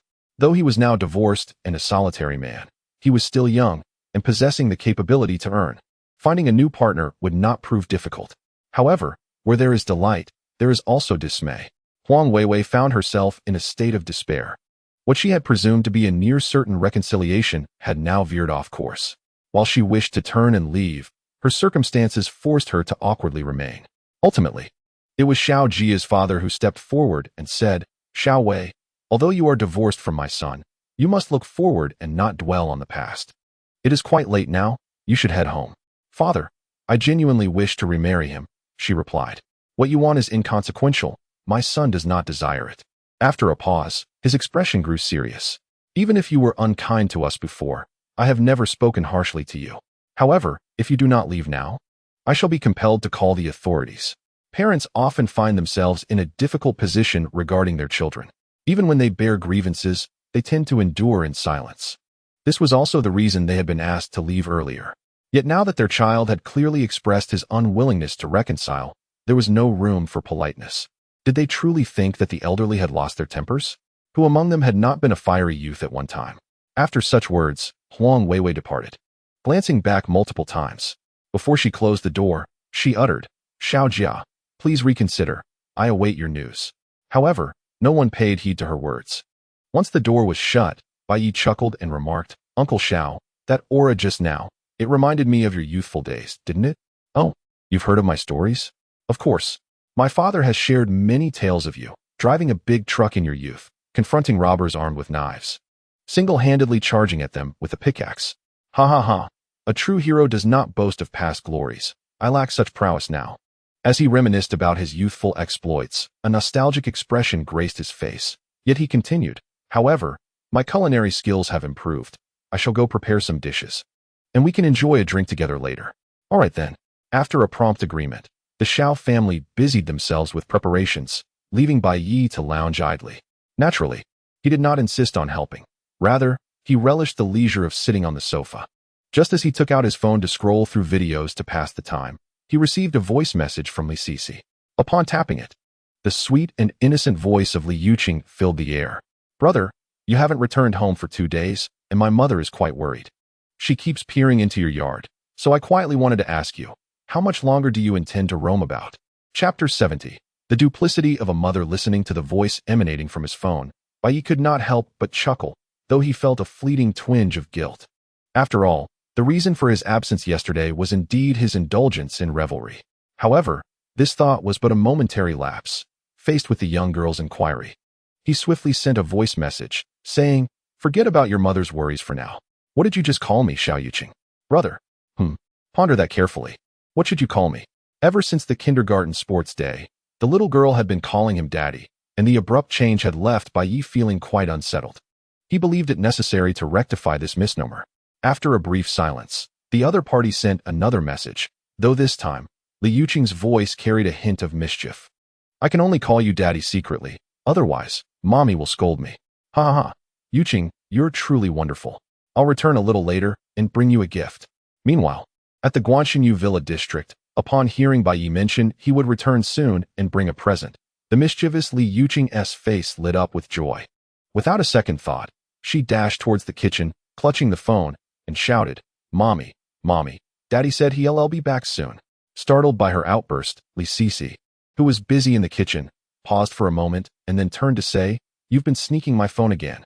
How many times must I tell you? You must call him brother instead. Your Bai Ye brother isn't even married yet. If you keep calling him that, will he ever find a partner?" "Oh," chastised. Li Yuqing promptly turned and fled, leaving Li Sisi in the kitchen, gazing at the pot on the stove, a smile gradually creeping onto her face. Although she admonished her daughter, she had to admit that the news of Bai Ye's return genuinely delighted her. This complex emotion eluded her understanding. Perhaps it stemmed from a desire not to lose a friend. Life in a small county is often like this. The ambitious and idealistic youth are always seeking opportunities beyond its confines. Talented individuals like Bai Ye tend to settle in larger cities, which made her genuinely concerned that her neighbor, friend, and yoga student might quietly depart, leaving for an extended time.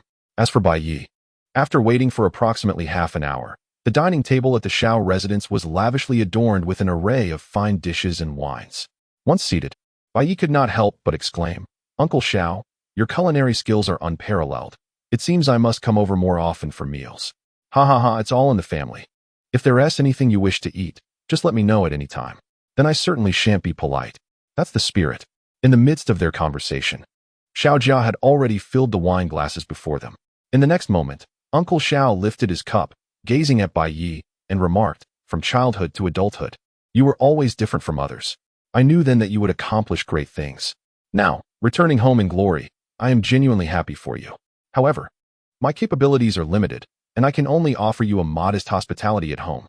Furthermore, your assistance to Xiao Jia has provided him with a lifeline. Otherwise, our family would be left to fend for ourselves.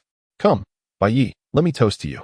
His words were imbued with heartfelt emotion, causing the eyes of the nearby aunt and Xiao Jia to glisten with tears.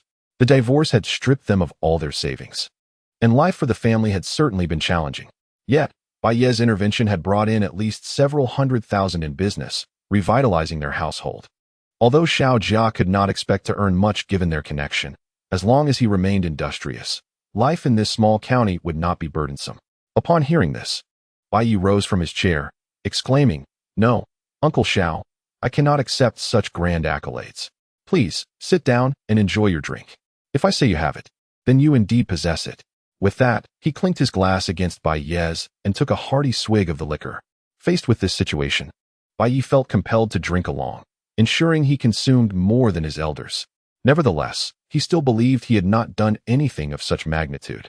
When he decided to renovate the old house, he did intend to lend Xiao Jia a hand, but this was predicated on his role as the contractor.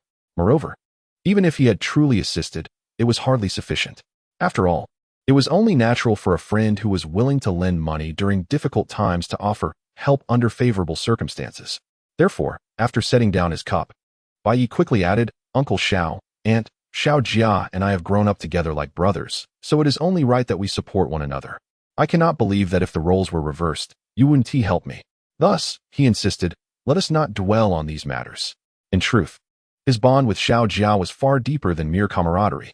They had been childhood companions, and Bai Ye's first experience watching an adult film occurred at Zhao's home, with that very disc belonging to Uncle Xiao. In summary, given the profound friendship between them, expressing gratitude was entirely unnecessary. Doing so would only create distance. Bai Ye is right.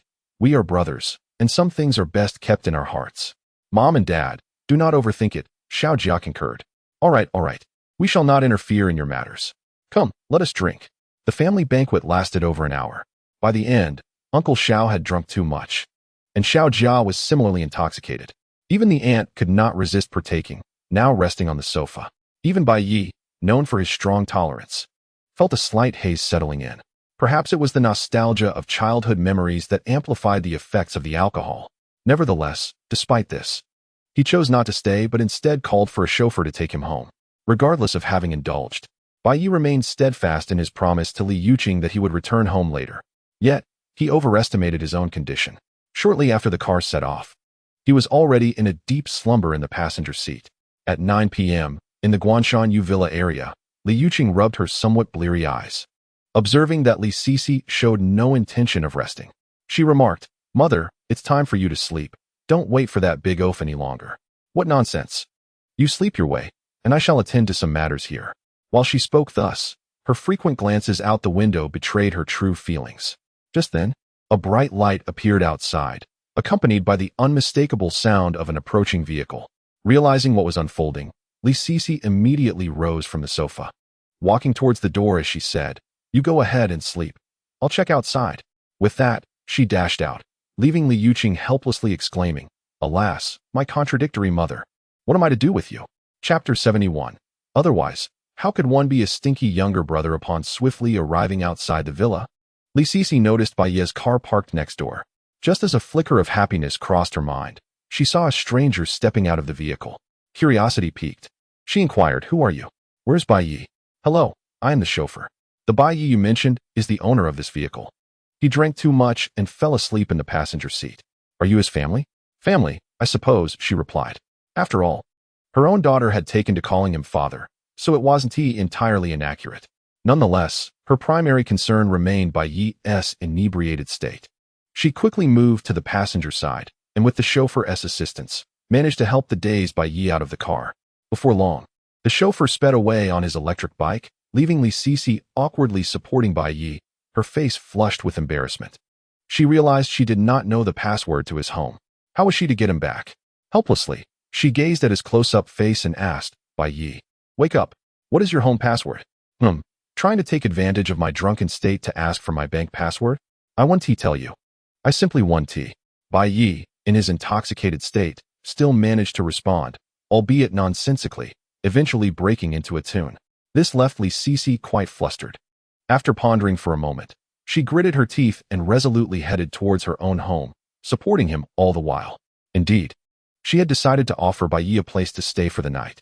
Fortunately, her own residence was also a villa, although not abundant in space. There were vacant rooms available. However, due to Bai Ye's weight, by the time Li Sisi managed to bring him to the guest room on the first floor, she was drenched in sweat. Yet she persevered, helping Bai Ye remove his outerwear and shoes, and thoughtfully placing a glass of water by the bedside. After ensuring everything was in order, she did not rush to leave. Seated on the edge of the bed, I gazed sideways at the peacefully slumbering Bai Ye, my mind swirling with a myriad of thoughts. It felt rather inappropriate to have invited a man I had known for such a brief period into my home. Yet, his character was so amiable, and his appearance so alluring. I recalled the pleasant scent of alcohol that lingered in the air when he spoke. It was surprisingly delightful. Oh, I mustn't dwell on such matters.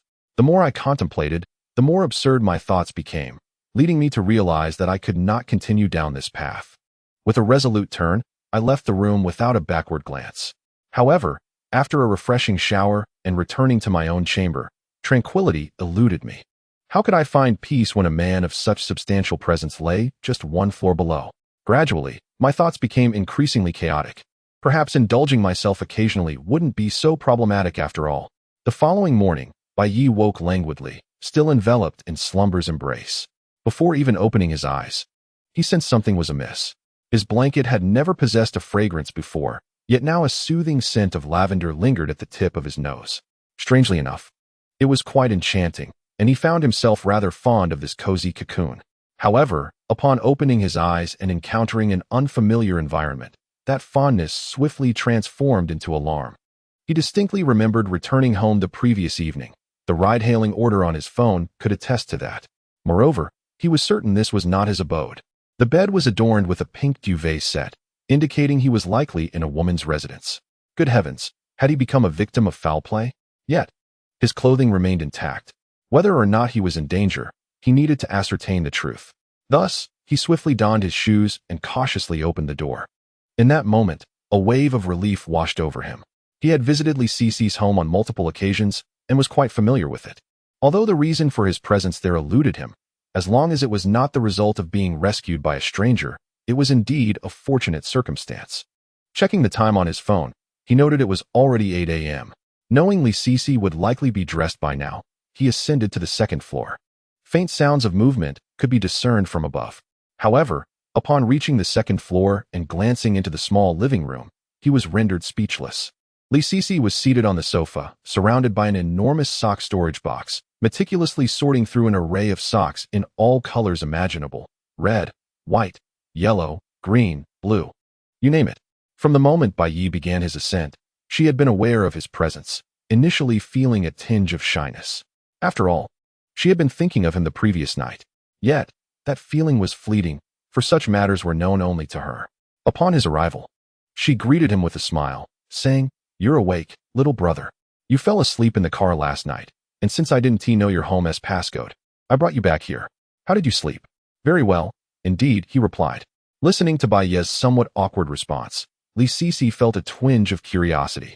When she followed his gaze and looked down, realization dawned upon her, and a wave of embarrassment washed over her entire being.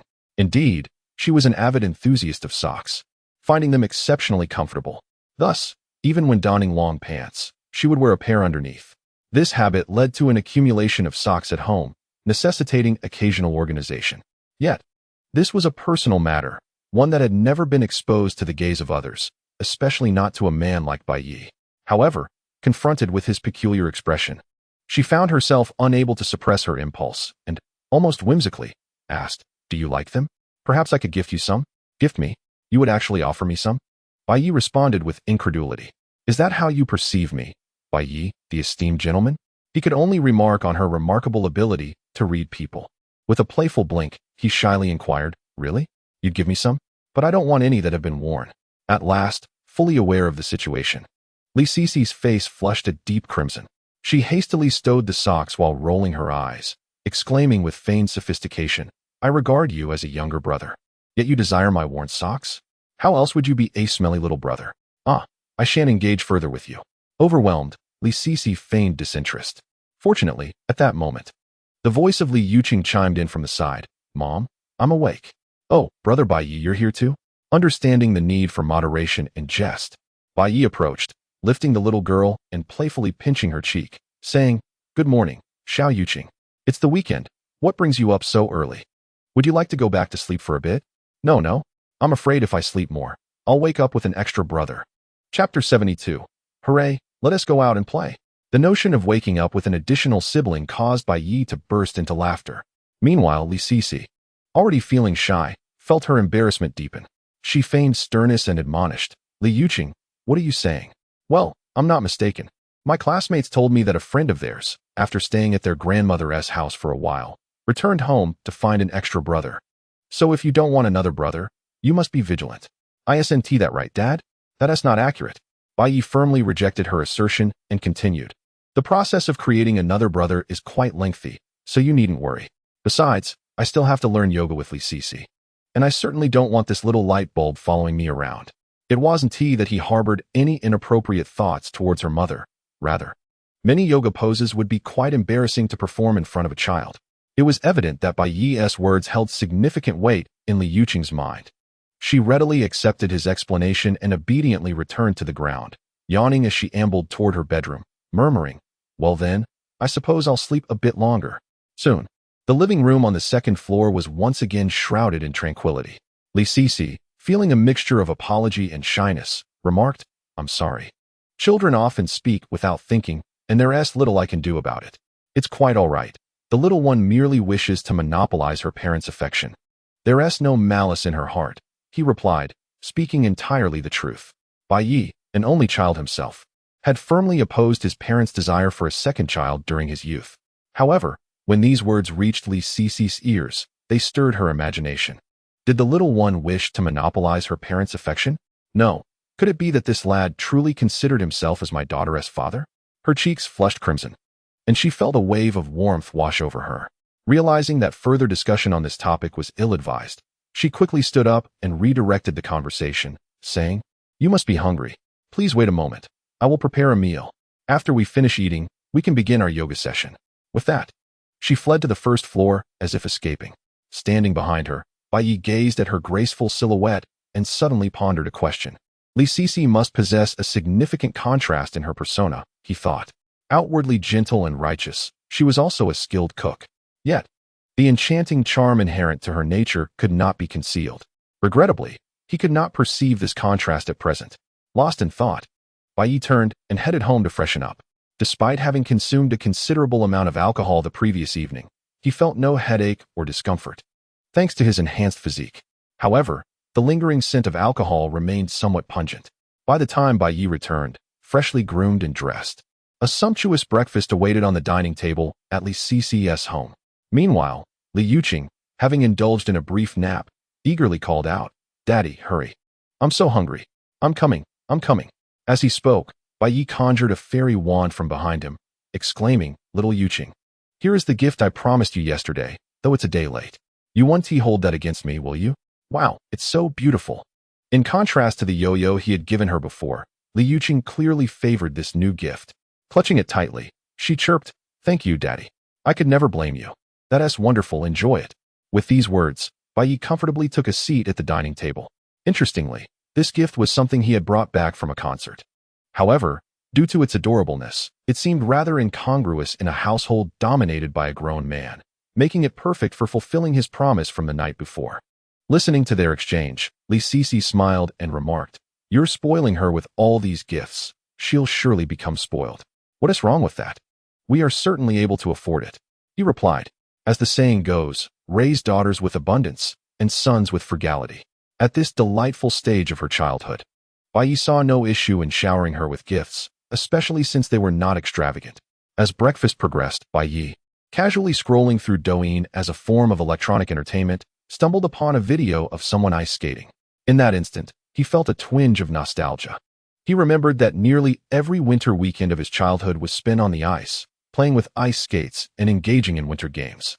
During the new year, he would even use firecrackers to crack the ice, which was quite an amusing experience. Now, in November, the temperatures in Longhua County had plummeted to around -10 degrees, and the ice on the river had long since solidified. Having some leisure time on his hands, he pondered whether to indulge in a playful outing. The more he contemplated, the more his excitement grew, prompting him to lift his gaze and inquire, "Sister, are you heading to the classroom today?" "Not until the evening. Why do you ask?" As the owner of a yoga studio, she enjoyed considerable freedom in her schedule. While she had many students, her teaching hours were primarily confined to 1 or 2 hours in the evening. "So, does that mean the entire day is free for me? For you?" Li Cici replied, momentarily taken aback, then playfully admonished, "Be mindful of your words. The child is still here." I was referring to time." "Oh, time indeed. What else?" His face bore an expression of innocence as he explained, "Since Xiao Yuqing has the weekend off, it's not ideal for her to stay cooped up at home. I thought of taking you both out for some fun." He certainly wouldn't confess that he himself harbored a childlike spirit, yearning for companionship in his escapades. Upon hearing this, Li Cici discreetly pinched herself, chastising herself for forgetting that Bai Ye had a knack for turning a simple proposition into an embarrassing affair. Meanwhile, as she devoured her meal, Li Yuqing promptly set down her chopsticks, her face aglow with excitement as she exclaimed, "So, does that mean Daddy is taking me out to play? Well, that still requires your mother's consent. Mom, you must speak up." Faced with her daughter's eager gaze, Li Cici could hardly refuse and gently nodded. "Then it falls upon my brother to take us out for a bit of fun. Speaking of which, just yesterday, Teacher Wang from the kindergarten had messaged the group about organizing a parent-child activity, complete with video recording for sharing." Now, there was no need for concern. Upon hearing this, Li Yuqing's excitement soared, and she eagerly extended her hand for a high-five with Bai Ye. Hooray, we're going out to play? With the outing confirmed, the trio hastened their dining pace. A mere 10 minutes later, Li Yuqing was snugly encased in her down jacket, ready for the adventure ahead. Now, it was merely a matter of waiting for Li Sisi to change her attire. However, before heading to the cloakroom, she discreetly removed a storage box brimming with various stockings in front of Bai Ye. It was evident that she planned to wear them today. Yet, upon entering the cloakroom and reaching for a black pair, she suddenly recalled Bai Ye's astonished expression when he had seen her holding the stockings earlier in the living room. That particular pair was gray, wasn't he? Lost in her thoughts, Li Sisi returned the black stockings and opted for the gray ones instead. Surely, he would prefer this color. Chapter 73. The ice skating adventure, whether embarking on a journey far afield or simply stepping outside one's home. The joy of going out is invariably palpable. This sentiment is especially pronounced in children. Upon learning of their impending excursion, particularly to go ice skating, Li Yuqing's face radiated pure delight. To ensure her exuberance was properly channeled and to prevent her from tiring before even reaching the ice, Bai Ye felt compelled to retrieve the microphone from the car's sound system. Consequently, throughout the journey, the little girl's melodious voice filled the air, never once ceasing. It is noteworthy that prior to embarking on their icy adventure, Bai Ye arrived first at his family's old residence. To skate, one must possess an ice sled. Fortunately, his parents had always treated his belongings with great care. Even the sled he crafted during his middle school years was meticulously preserved in the storage room. Although the yard was currently in disarray, it was not particularly difficult to locate. After bidding farewell to Xiao Jia, who was overseeing some work, Bai Ye returned to the car, where Li Sisi inquired with curiosity, "Is this your house as well?" "It belongs to my parents, and it is currently undergoing renovations. Living so close to them is truly wonderful." Upon hearing this, Bai Ye felt a twinge of curiosity and asked, "From your words, it seems you live quite far from your parents. Where is your home?" "It is indeed very far away." "Ah, is your hometown not in Longhua County?" As the conversation veered towards familial matters, Li Sisi appeared reluctant to elaborate and quickly fell silent. This only piqued Bai Ye's curiosity further. What circumstances might lead a single mother with a child, whose hometown was not in Longhua County, to establish a life here? However, respecting her boundaries, he refrained from pressing the issue, for everyone, himself included, harbored untold stories best left unspoken. The desire to learn would have to be satisfied through gradual acquaintance in the future. At 9 o'clock that morning, as Bai Ye turned the car onto a small road on the outskirts of the county, the three passengers enjoyed an expansive view. In the distance lay a mountain that, in his childhood, had been lush with trees but was now barren.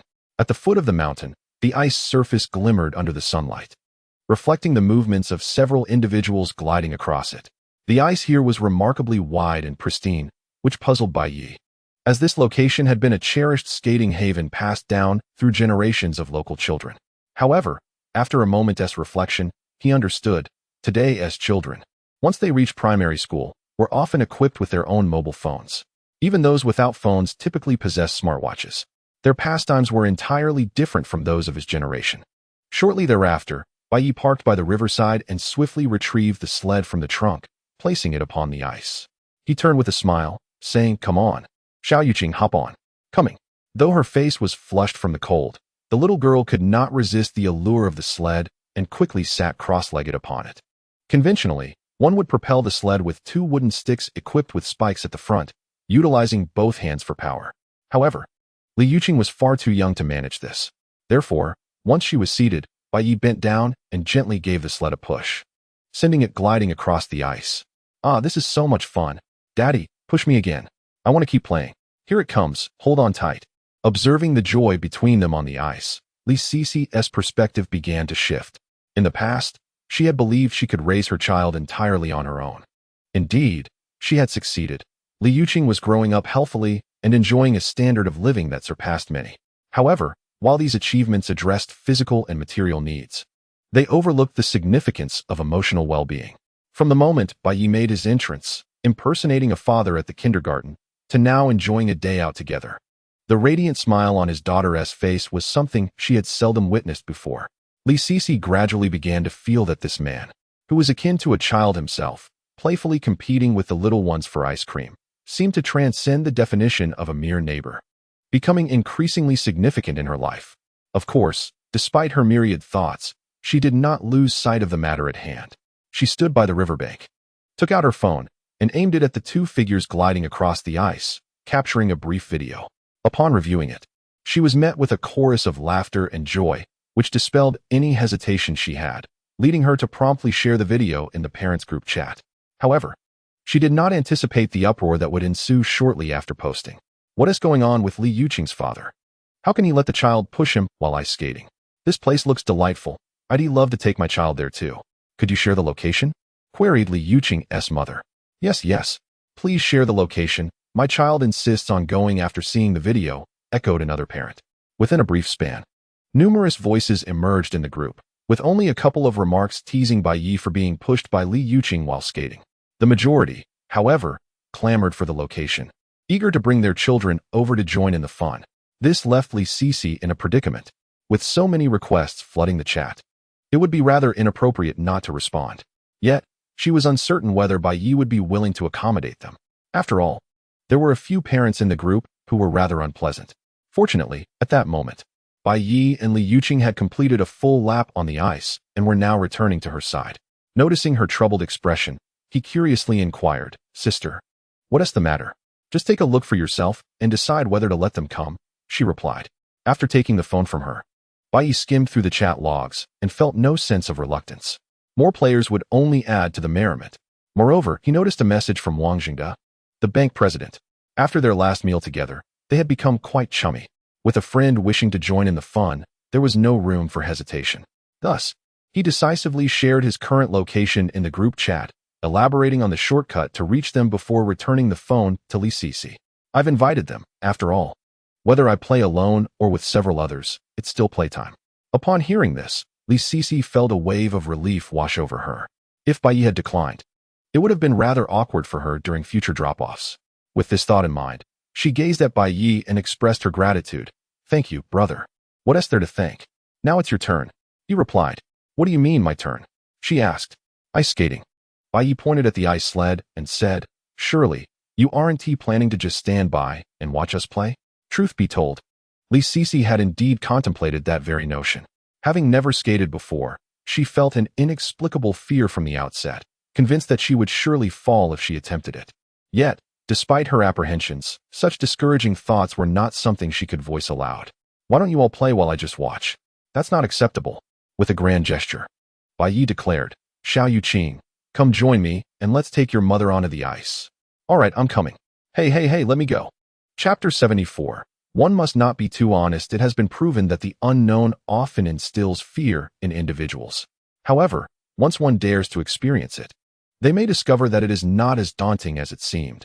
In fact, they might even fall in love with it at first sight. Indeed, after being forcibly brought onto the ice by Bai Ye for a short while, she became completely immersed in the activity and enjoyed herself immensely. During the fun, she took out her phone and snapped numerous photos, claiming they were to commemorate the occasion.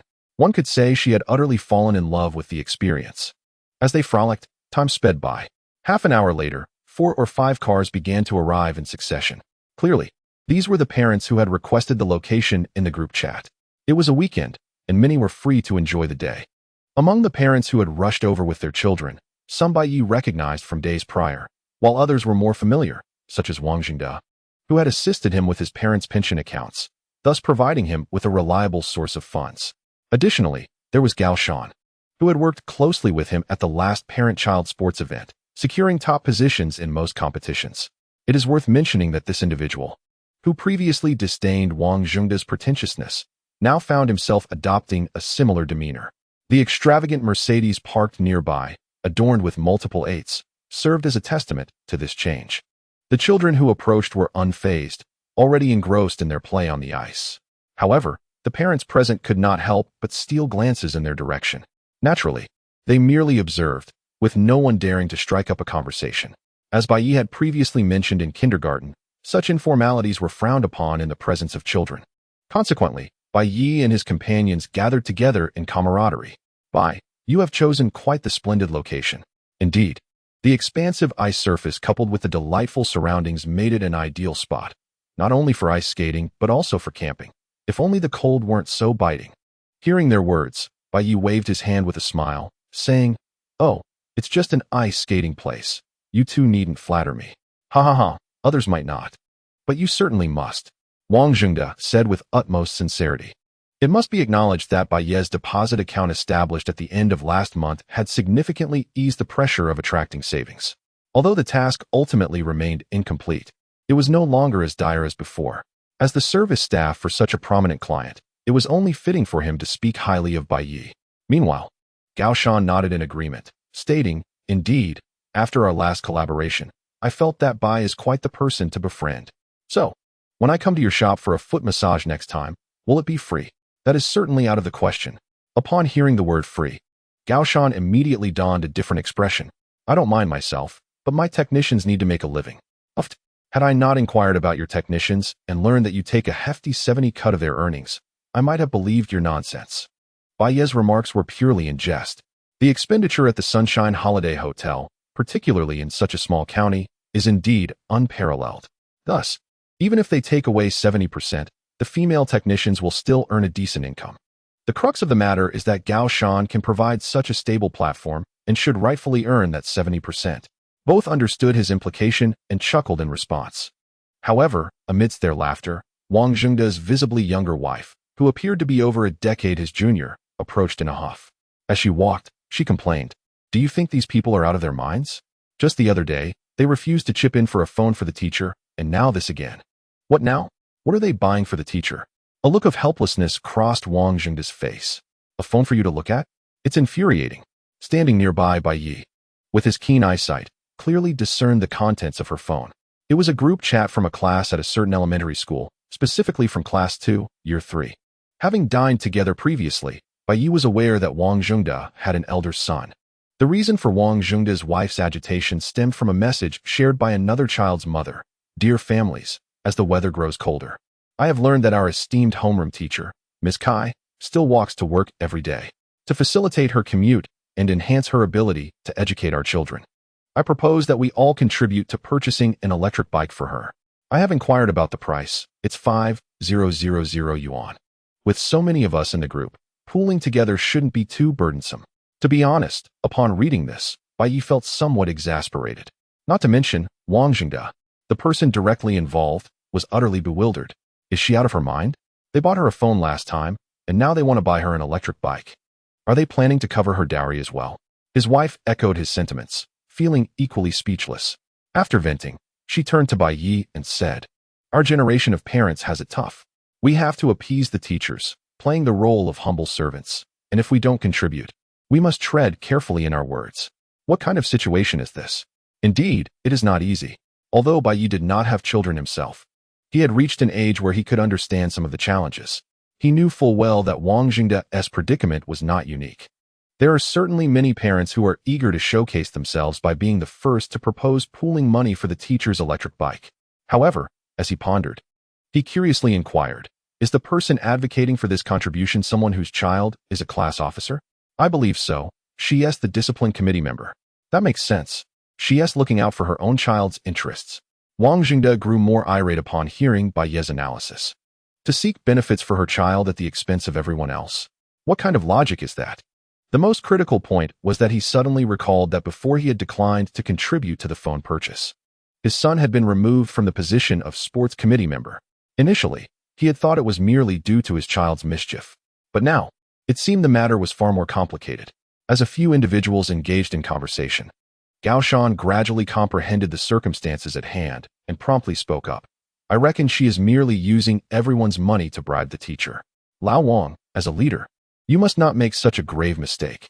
At that moment, Wang Zhengde was on the verge of exploding with anger. Yet he recalled that his eldest son was still in school and could only suppress his irritation. "I truly do not wish to comply. However, what if the teacher decides to make things difficult for my child? When it comes to matters concerning their offspring, parents invariably find themselves in such a predicament. As long as their children thrive, enduring personal grievances seems trivial." Standing aside, Bai Ye, the impartial observer, had already discerned the solution. Thus, he nonchalantly remarked, "If the problem cannot be resolved, then let us address the one who is creating it. Indeed, you should report the teacher and help cleanse the school's environment." While this suggestion was indeed a viable approach, reporting takes time. "What do we do now?" "Look, This person has already begun calling for payments in the group. I am next. Observing the distress etched upon Wang's face, Bai Ye silently mused. People truly should not be overly honest, otherwise they become morally shackled by others and find themselves at a loss. Contemplating this, he raised a hand, signaling with a gesture. Chapter 75. Defeating Magic with Magic. Are you suggesting that I challenge the teacher one-on-one? Nonsense. What I mean is, you owe me a meal, and I shall assist you in resolving this matter. Oh, that is undoubtedly a minor issue. I shall treat you today, and I shall also invite Mr. Gao. Upon hearing this, Gao Shan appeared distinctly pleased. Although he wielded considerable influence in this county, who would refuse an additional friend? Bai Ye, entirely unfazed by the situation, accepted the invitation and beckoned, "Come, hand me your phone." As Bai Ye took the phone and immediately began typing to make a statement in the group, Wang Zhengda, uncertain of his intentions, expressed concern. "Brother, please do not resort to insults in the group. Am I the sort of person devoid of manners?" Bai Ye continued typing, his head unbowed. "What is our relationship? Would I betray my own child? To counter magic, one must employ magic. Ha ha ha. With your words, I feel reassured." Indeed, he had developed a commendable rapport with Bai Ye. Considering him an ally, there was no reason or motivation to betray his own. However, once his worries dissipated, he turned to glance at his young and beautiful second wife. Feeling a twinge of curiosity, he leaned in closer and whispered, "My dear, are you underdressed? Your face is flushed from the cold. Cough, cough, no worries. Let's first address our own child's situation." Meanwhile, during their conversation, Bai Ye had already sent the first message in the class group. "I am genuinely moved by the dedication parents have shown towards the teacher, but after some contemplation, I find it somewhat inappropriate. It is important to recognize that the group is already inundated with requests for money. Thus, the message, having just been sent, swiftly captured the attention of many. The responses they provided can indeed be described as a united front against him. The remarks from this parent are utterly misguided. The teacher labors diligently for the children each day. What is inappropriate about purchasing an electric bike? After all, when the cost is divided among us, it amounts to a trivial sum. Let us refrain from uttering words that could disrupt our unity. If one is unwilling to contribute, perhaps silence would be more becoming. Yet, here you are, offering unsolicited advice." Regarding these comments, Bai Ye remains unfazed, deriving amusement from the situation.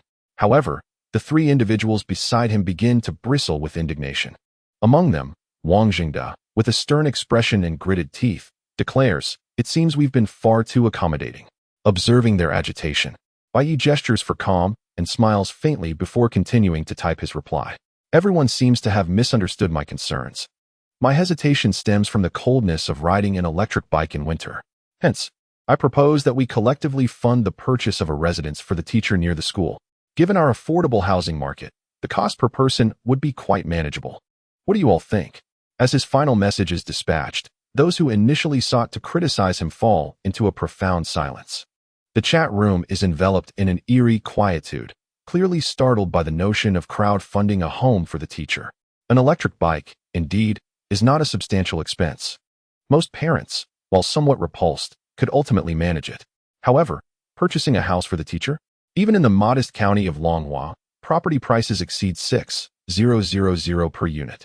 Furthermore, homes in the vicinity of the school are classified as desirable real estate, causing prices to soar even higher. Rounded off, we are certainly discussing hundreds of thousands. In such a precarious situation, who would dare to speak up? The three observers beside him can hardly contain their laughter. "Ha ha ha, brother, you truly astound me. Brilliant move. I never saw that coming." Let them continue their uproar. Why the sudden silence now? Their mirth indicates that they genuinely feel a sense of vindication. Yet, Bai Ye believes this is insufficient. He has not yet had his fill of amusement, and they certainly cannot remain quiet. Thus, he resolutely begins to mirror their earlier mockery, targeting each individual who had previously spoken out against him. Unsurprisingly, the first to be called out is the parent who suggested purchasing an electric bike for the teacher. Zhang Jihao's mother, your comment reveals that you genuinely care for the teacher. How about you take charge of the house purchase? Jin Ying's parent, speak up. You just warned me against disrupting our unity. A barrage of messages is sent forth, yet none dare to respond. They all play dead. This reaction elicits sheer delight from the three bystanders. Just then, Li Sisi, who had recently approached, glances at the unfolding scene on his phone, and cannot suppress her laughter. What are you up to here, summoning the king of hell? Ha ha. You know, that's quite fitting. It's like roll call. No one dares to make a sound. At that moment, a second individual finally breaks the silence in the group chat. Teacher Zhang, thank you to this parent, but the house is far too extravagant. So let's set that aside. What I truly require is an electric vehicle to reduce my commuting time, allowing me to dedicate more moments to the children. It is evident that the teacher has discerned the peculiar atmosphere within the group, and, coupled with the unacceptability of accepting such a costly gift, chose to voice her thoughts. However, this incited a tinge of dissatisfaction in Bai Ye. Wait, is she still contemplating the electric bike? This simply cannot stand. We must intensify our efforts. Without waiting for the opinions of others in the group, he promptly responded to Teacher Zhang's sentiments. I apologize for my oversight. Even with a house, Teacher Zhang would still need to walk to work. Therefore, let us not hesitate. We shall also procure a vehicle for Teacher Zhang. Just the other day, I visited a Mercedes dealership, and their prices are quite reasonable, starting from just over 400,000. By the way, if any of you are reluctant to contribute for Teacher Zhang or for the children, I am willing to shoulder a larger portion. It is no trouble at all. After sending out several messages, Teacher Zhang fell silent. Bai Ye could easily surmise that she was undoubtedly contemplating the proposition. This silence was merely a prelude to gauge the group's sentiment. What if, perchance, she were to receive both a house and a car? Would that not elevate her to the pinnacle of life? Regrettably, she did not receive the anticipated response. Instead, the once considerate parents began to voice their dissent against Bai Ye's assertions. Leading the charge was Zhang Jihao's mother, who had been vociferous from the outset. You, parent, are so quick to propose purchasing a house and a car for the teacher. Is your sincerity genuine? Her words served as a clarion call, prompting an increasing number of voices to join in. Zhang Jihao's mother is absolutely correct. I suspect he is merely obfuscating his inability to afford an electric bike. Indeed, what is he doing in this parent group, pretending to have such means? We all wish the best for the teacher. What are you playing at? Assuming that Teacher Zhang and the rest of us are fools, faced with the barrage of messages flooding the chat and even personal attacks surfacing, Wang Jingde could no longer contain himself. Brother, just retort. Worst case, I will transfer my son to another school. There is no need for that. If they accuse me of pretentiousness, then let me be pretentious. But how to do that? Does it really need to be asked? Our esteemed Gao is right here. As he spoke, Bai Ye activated the camera on his phone, directing it towards Gao Shan's Mercedes 600. Chapter 76. At most, you will personally take the stage. Dear parents, there is no need for such agitation. I am currently out and about, in splendid spirits, and do not wish to engage in a war of words with you. Whether I am being pretentious will be evident should you agree to procure a house and a car for Teacher Zhang. A single photograph can often convey a multitude of messages. Yet, the one Bai Ye sent merely needed to showcase the grand Mercedes along with its license plate bearing the auspicious numbers 8888. People are not foolish. They cannot be oblivious to the value represented by that plate, even if there were doubts about the authenticity of Bai Ye's display. Or if it were indeed a candid shot taken roadside, no one dared to question it further. Better to be safe than sorry. If this were indeed true, it would have undoubtedly offended someone gravely. Thus, after the message was disseminated, an utter silence enveloped the class group. Even Teacher Zhang, who had recently been preoccupied with thoughts of an electric bicycle, dared not utter a word. However, just as Bai Ye believed the matter had come to a close and prepared to return his phone, he suddenly noticed a change in the group name. It had been altered to Zhang Jihao's mother, single. After a brief moment of surprise, Bai Ye comprehended the situation. The woman who initially proposed purchasing the electric bicycle seemed intent on modifying her group name card to attract Wang Jingde, who had already established himself as a wealthy figure in the minds of many. Unfortunately, she had misidentified the group name as her name card. Such blunders are not uncommon in life. Bai Ye himself had once mistakenly altered the name of his university class group, leaving him embarrassed for at least a week. Meanwhile, Zhang Jihao's mother in the group remained oblivious to her error. She made a complete turnaround, stating, "She only meant well for the teacher. Let us not attack her. By the way, I have sent you a friend request. Please accept it." Upon reading this, Bai Ye could no longer contain his laughter. However, he refrained from responding and instead handed his phone to Wang Jingde, saying, Look, not only has the issue been resolved, but there is also an unexpected delight. You are indeed fortunate, Brother Wang." Just as he was about to say something more, Wang Jingde felt a hand on his ear, which twisted sharply. Ah, ouch. The excruciating pain contorted his entire expression. What are you doing, my dear wife? There are so many people around. What does it matter if there are many? If I don't take action now, will you not go and add other single mothers as friends? What single mother? Just look at it. Wang Jingde's face was a portrait of helplessness, yet he dared not pause for a moment, swiftly opening Zhang Jihao's mother's profile picture in the group. It was an animated image depicting a man, a woman, and a child, clearly a portrait of a family of 3, rendered in animation. She uses such an avatar.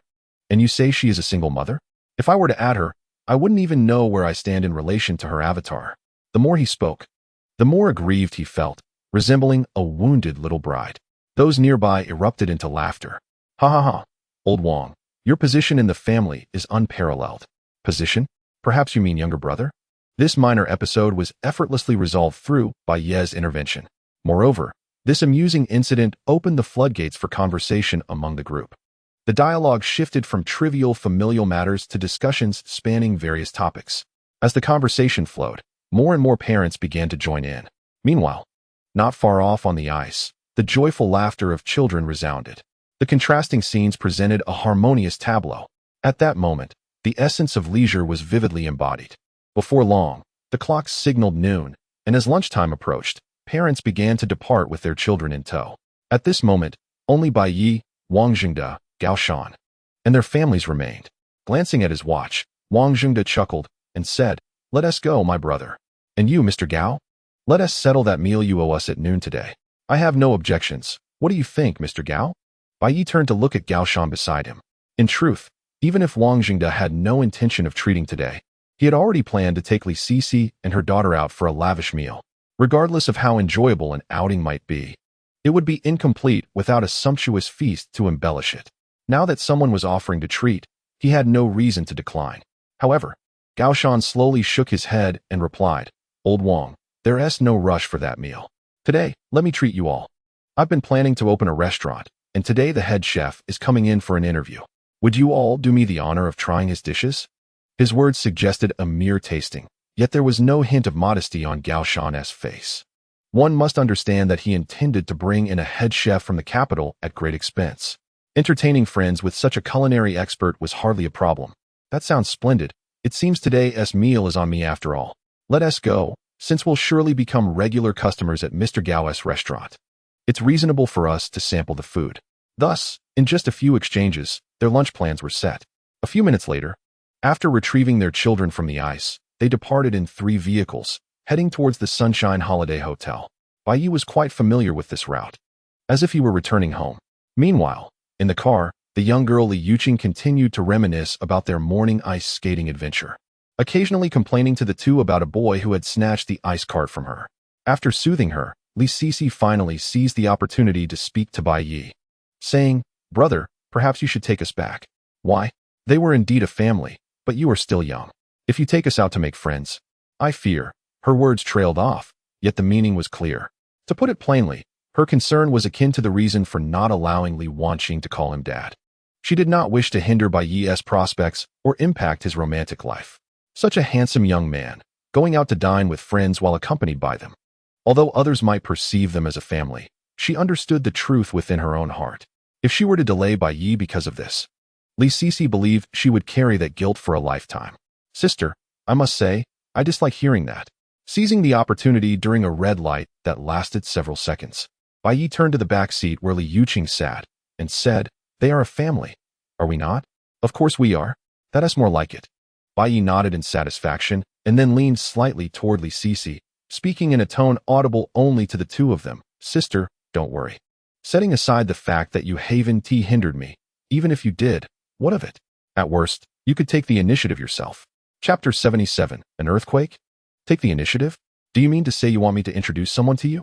Do not say. She indeed possesses resources in this regard.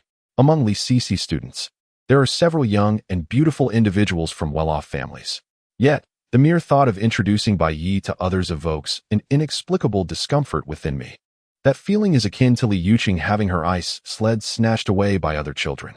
However, upon hearing her words, Bai Ye shook his head, saying, "Introduce? What I mean is, you could offer yourself. Let us also savor the experience of being supported by a wealthy woman. Oh, what nonsense. The red light has turned. Focus on driving.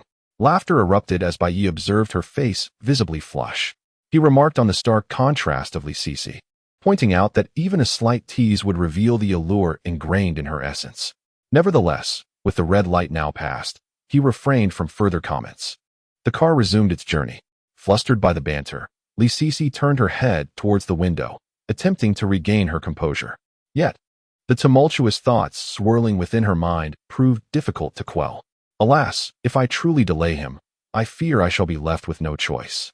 Moments later, 3 cars came to a halt at the Sunshine Holiday Hotel, and under the guidance of Gao Shan, they proceeded inside. As they walked, Bai Ye overheard Wang Jingde being questioned by his young wife. Have you ever been here? Speak the truth. Never been here? What are you avoiding with your gaze?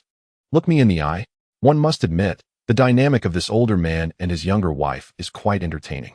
Logically, it should be Wang Jingde, the middle-aged gentleman, who is more attentive to his young spouse, yet the reality is quite the opposite. Perhaps this is the nature of balance. Soon, led by Gao Shan, the group entered the hotel amidst the welcoming voices of several hostesses clad in kipayos. However, while waiting for the elevator to ascend, Bai Ye suddenly heard a familiar voice. Turning his head, he discovered Yang Zhui approaching with a few similarly aged individuals, their demeanor suggesting a rather unsavory disposition, as they strolled with an air of camaraderie, discussing their recent victories and plans. From their conversation, it was evident that this group was likely up to no good. Yet, Bai Ye had no intention of intervening. While they are indeed relatives, they are not the kind he particularly favors. To be frank, had it not been for the presence of his elder aunt, the Bai family might have severed ties with Yang Zhui long ago.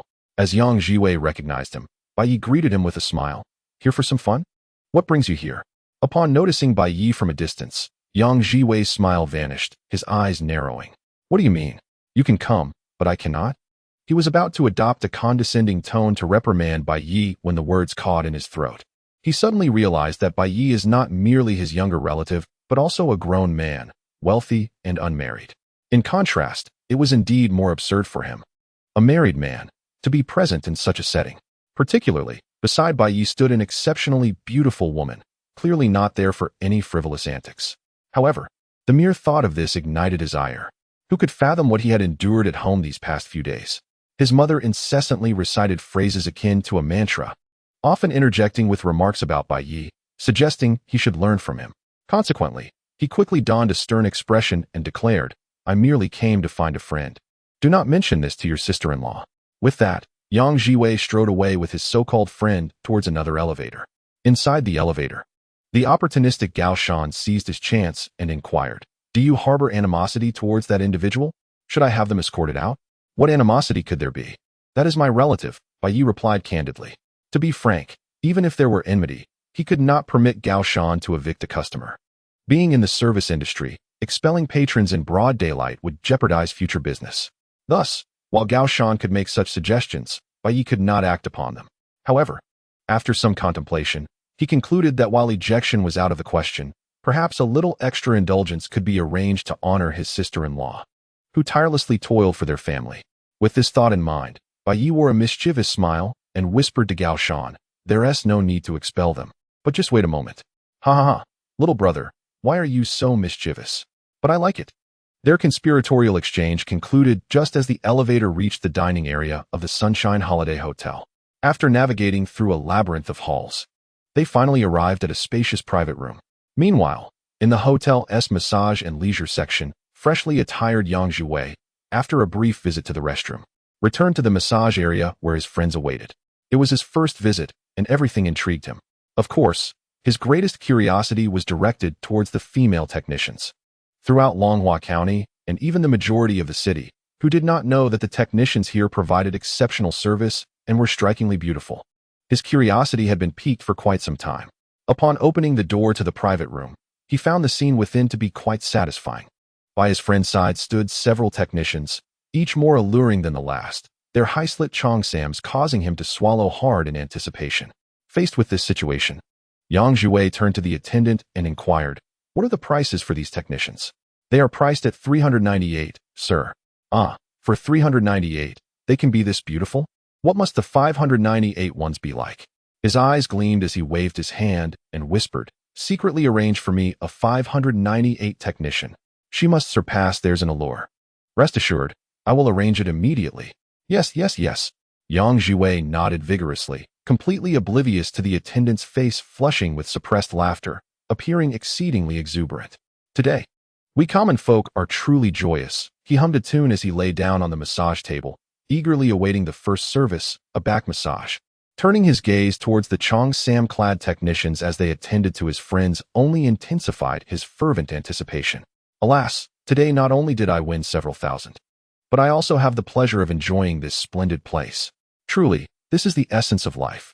However, before I could revel in my triumph, I was suddenly graced by an exquisitely sweet voice beside me. Good day, sir. I am the masseuse, Jiao Jiao, and I shall commence your back massage now. Splendid. Please proceed without reservation. Upon hearing that voice, I felt a delightful shiver coursing through my being, rendering me oblivious to the urge to glance back at her appearance. After all, in my estimation, a woman with such a melodious voice must possess an alluring visage. Yet, at that moment, I sensed the once steadfast massage table begin to sway violently. An earthquake? Chapter 78. Apply some strength, your brother is strong. The vigorous shaking of the massage table startled me. Just as I was about to rise and investigate, an immense force pressed down on my back, pinning me to the table, immobilizing me. For a fleeting moment, I genuinely believed I was facing my demise. However, after a moment of despair, I began to sense something amiss. Logically, if it were indeed an earthquake, those nearby would be in utter chaos, not remaining so composed. Furthermore, the pressure, while intense, was shifting in its location. Realizing this, I gritted my teeth against the pain and made an effort to turn my head to discern the cause. That single glance left me utterly astonished. A rotund girl, ample enough to accommodate 4 of her, stood atop my back, diligently applying pressure. Bewildered, I stammered, "Who are you?" "I am Jiao Jiao, dear brother." "What? You are Jiao Jiao?" I could scarcely believe it. The sweet voice belonged to this hefty girl before me. Yet, the voice itself could not deceive. Setting aside her physique, her endearing term of brother still resonated sweetly. Of course, at that moment, I was hardly inclined to think so. With an expression of utter despair, I implored, "Please, get off me. Are you trying to crush me?" Upon hearing this, Jiao Jiao complied and stepped off, though her cherubic face bore a clear look of grievance. Nevertheless, I was unconcerned with her feelings and promptly called out, "Waiter." "Yes, sir. How may I assist you?" As the waiter entered, I immediately voiced my complaint. "What is the meaning of this?" I specified my preferences. Yet what is this Jiao Jiao about? Just look at her size. If she applies any real force, she could easily crush me. The waiter, having received prior instructions, faced my accusations with unwavering composure and boldly replied, "And what of it? Did you not request a technician weighing 598 pounds? Our Jiao Jiao has just been weighed, and she is indeed 598 pounds. Pounds? When did I ever utter that word?" My face flushed with anger. My words began to come out through clenched teeth. "Surely, you meant 598 yuan." The composed waiter turned to glance at the companions who had arrived with Yang Jiwei, remarking, "But your friends, they are all at the 398 price point." Upon hearing this, the expressions of the several dubious-looking men shifted noticeably. Yang Jiwei, noticing this change, felt a sudden clarity in his gaze. When venturing out together, it is crucial to treat one's companions. He had ordered a 598 service for himself, while opting for 398 for his friends. Such remarks hold a striking resemblance to insults. Who would wish to remain friends under such circumstances? More importantly, he relied on these individuals to continue winning money each day. In that instant, he cast aside his irritation, his eyes sparkling with a smile as he exclaimed, "Ha ha, it must be the waitstaff from Sunshine Holiday who truly understands me. I hope I didn't frighten you earlier. The reason I called you in was to commend you." "Really, sir?" The waiter responded, blinking with anticipation. "Absolutely. My taste differs from others. I have a penchant for those with a bit of extra weight. The plumper, the better." "Huh. As long as you're satisfied, I'll be off to attend to my duties," the waiter retorted, departing with a playful shrug. It was evident that he could hardly contain his laughter the moment he turned away. Had he not undergone professional training, his laughter might have echoed throughout the hotel. Of course, he was not the only one amused. For instance, the jovial girl named Jiao Jiao was now beaming with delight. In truth, Her initial aim upon coming here had been to interview for a technician position. However, due to the high standards set for technicians, she was ultimately assigned to the kitchen. After 2 months of work, she had gained over 20 pounds. Yet her heart still harbored dreams of becoming a technician and earning a substantial income. She was well aware that a technician at Sunshine Holiday could easily afford a small BMW after 2 years of work. At last, she had encountered a discerning customer who recognized her talent hidden away in the kitchen. Feeling a surge of emotion, Jiao Jiao hesitated before speaking. "I apologize, brother. My colleague misled you regarding my weight." "Oh, so you do not weigh 598 pounds? Yang Jiwei inquired, inexplicably feeling a sense of relief. Perhaps it was because, given the circumstances, a little weight loss would be better than none at all. However, upon hearing his words, Jiao Jiao slowly shook her head. 598 pounds was my weight 2 months ago. I have now surpassed 600 pounds. Initially, she had no intention of revealing this. But given his earlier comment about preferring the heavier set, she felt compelled to share. "You're quite a decent person, I must say." Yang Jiwei, whose mindset had completely unraveled, truly wished to cease this conversation. Previously, he had dismissed online claims that a woman's voice could deceive, but now the reality lay bare before him. Yet, since resistance was futile, he decided to close his eyes and indulge in the moment.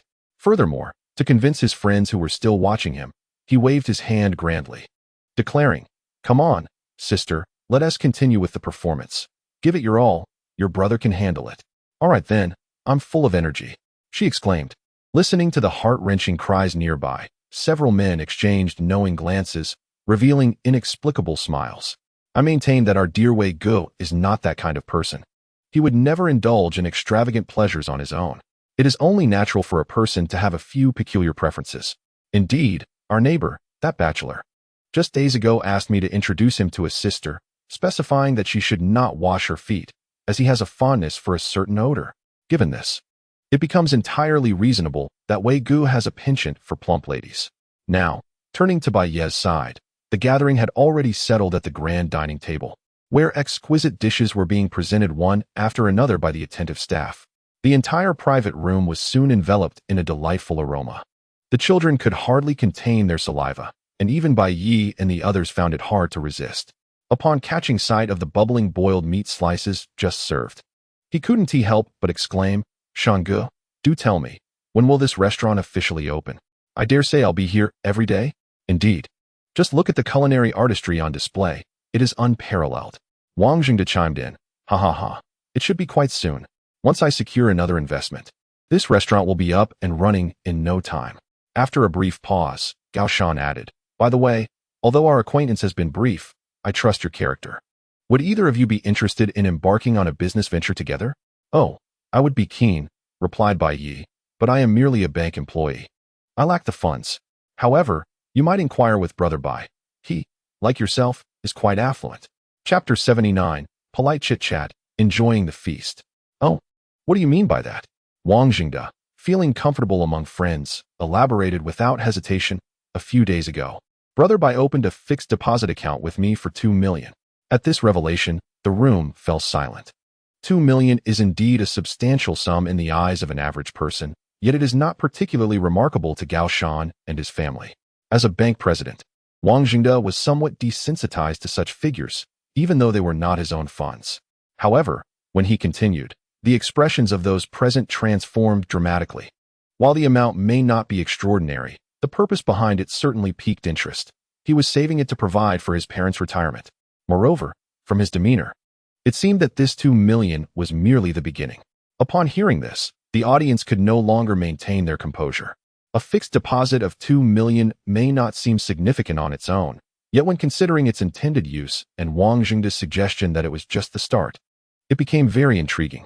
To save 2 million for his parents' old age, what must his own capabilities be? Even among the wealthiest elite in the county, one could not help but exclaim, "Wow, no wonder I sensed something extraordinary about you upon our first meeting. You possess formidable strength." No, I merely aim to provide some security for my parents. I do not possess much wealth myself," Bai Ye responded modestly. He understood his own situation best. The ability to amass such funds was purely bolstered by the system's support. If he only had 2 million in his pocket, he would certainly be reluctant to operate in such a manner.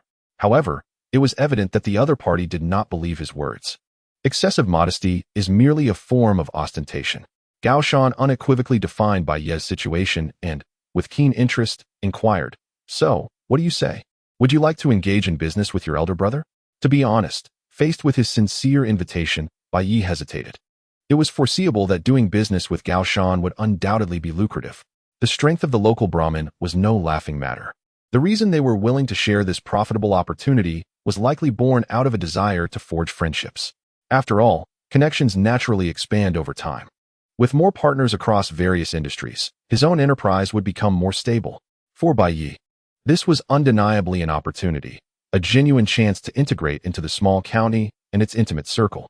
However, after careful consideration, he resolutely shook his head, opting to decline.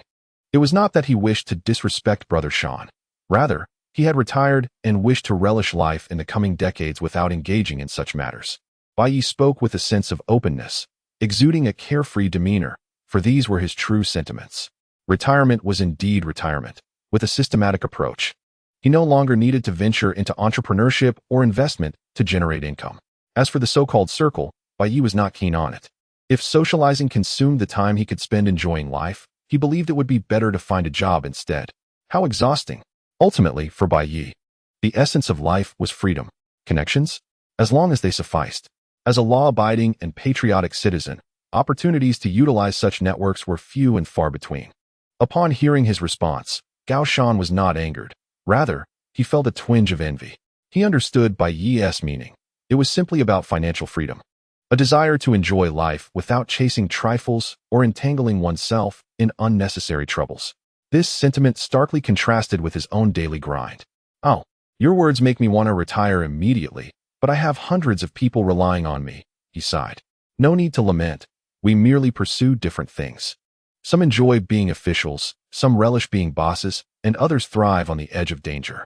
Each person is an independent individual, naturally seeking different aspirations. You speak wisely." "My brother."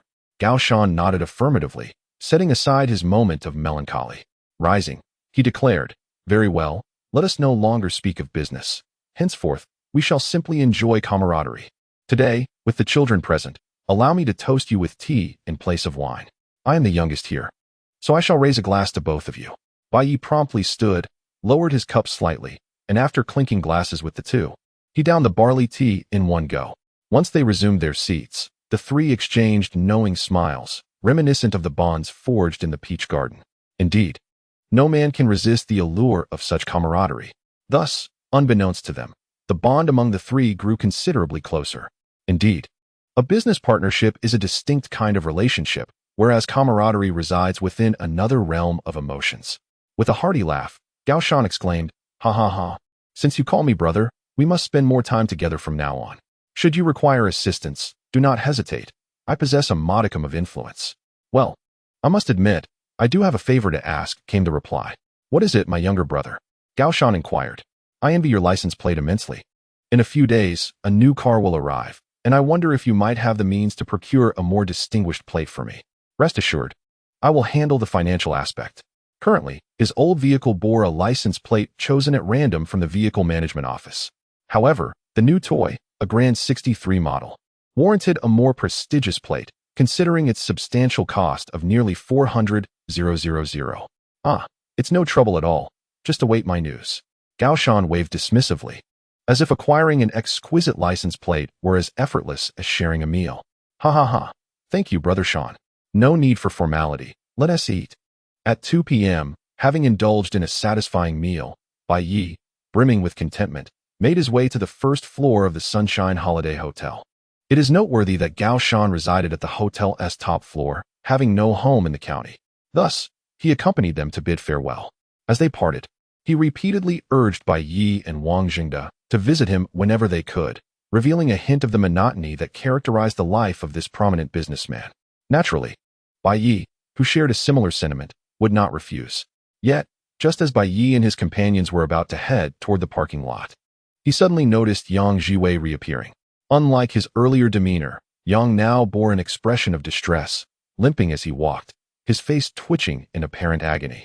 Beside him stood a plump young lady, who accompanied him with a cheerful remark, "Brother, You are Jiao Jiao's very first customer. You must visit often. Jiao Jiao will miss you. If not for the excruciating pain coursing through his body, Yang Zhiwei would have likely fled. Next time, I have already resolved in my heart to avoid such places in the future, he thought grimly. However, in an effort to maintain composure in front of his friends, he feigned calmness and replied, "Certainly, I will seek you out next time." Upon hearing this, Jiao Jiao's face lit up with a radiant smile. Meanwhile, Bai Ye, standing at a distance, could not suppress a laugh as he gave Gao Shan a thumbs up. "Brother Shan, you truly have a remarkable talent pool at your disposal," he exclaimed. "Ha ha ha. I can only say that there is nothing you can conceive that Brother Shan cannot accomplish." After sharing a hearty laugh, Gao Shan leaned in closer and, with an air of mystery, said, "I just reviewed the surveillance footage. He was certainly well taken care of. Would you like me to send you a copy?" "That won't be necessary. Ha ha ha," Bai Ye replied, genuinely feeling there was no need to view it. From Jiao Jiao's physique alone, he could already envision the events that had transpired during the massage.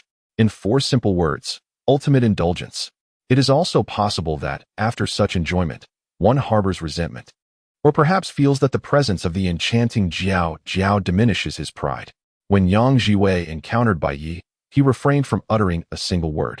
Instead, he averted his gaze, pretending not to see him, and simply brushed past.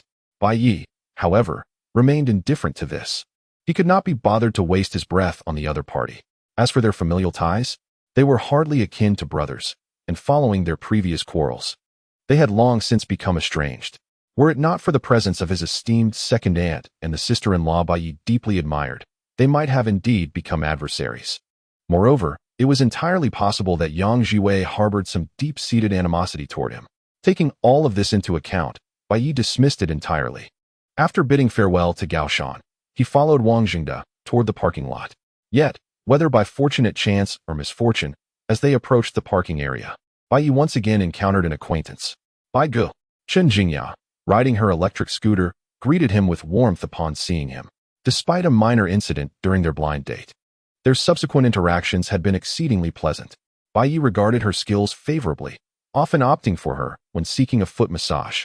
For Chen Jingya, he was nothing short of a valued client, and she frequently addressed him as brother with great enthusiasm. "Oh, heading to work?" as she applied the brakes near him. Chen Jingya initially intended to inquire if he had come for a massage, hoping to change into a different outfit. However, upon noticing Li Sisi standing nearby, the words quickly faded from her lips. She thought to herself, no wonder Bai Ye could attract such a stunning woman, although she was accompanied by an adorable little girl. In the eyes of many men, this was undoubtedly a positive aspect. Yet, she quickly said, "I almost forgot. I have some matters to attend to. Let us catch up later." With that, she mounted her scooter and departed.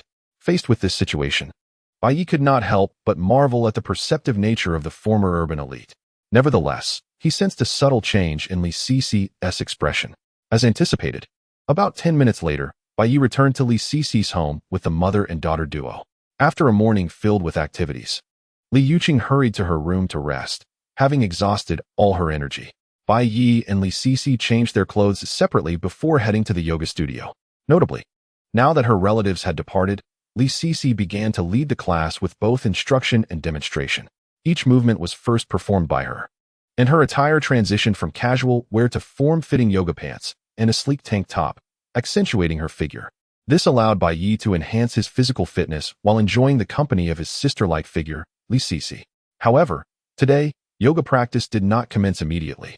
At Li Sisi's request, they sat on the floor and engaged in conversation. With a worried expression, she inquired, "Did that girl leave in such haste because of me? In the future, I believe it is best if I refrain from going out with you." Upon hearing these words, Bai Ye understood she was referring to Chen Jingya, while simultaneously reflecting on her inner sensitivity. Ultimately, this was an expression of insecurity. Fearing that her presence might adversely affect those around her, she navigated every situation with extreme caution. Bai Ye disapproved of such a mindset. Thus, he resolved to take this opportunity to enlighten her, to make her realize that even if her actions impacted him, it was inconsequential. Compensating for any repercussions was a trivial matter. Having formulated his thoughts, Bai Ye spoke. "Indeed, it has had an effect. But not in the way you think." "Huh? What do you mean?" "She is a therapist from the Mountain Brother Hotel. Whenever I felt fatigued, I would visit for a massage. Consequently, she assumed you were her sister-in-law, which is why she did not mention the foot massage. Ah, so that is it. Li Sisi exhaled in relief. In comparison, Bai Ye receiving a foot massage was hardly a significant issue. To put it plainly, she herself often sought a massage when she felt tired. Such things were entirely normal. Exactly, that is the case. Nodding in agreement, Bai Ye wore his trademark mischievous smile. Sister, do you remember what we discussed in the car? What? The matter of you delaying me, and then taking matters into your own hands. He reclined on the yoga mat, lifted one foot, and waved it playfully in front of her.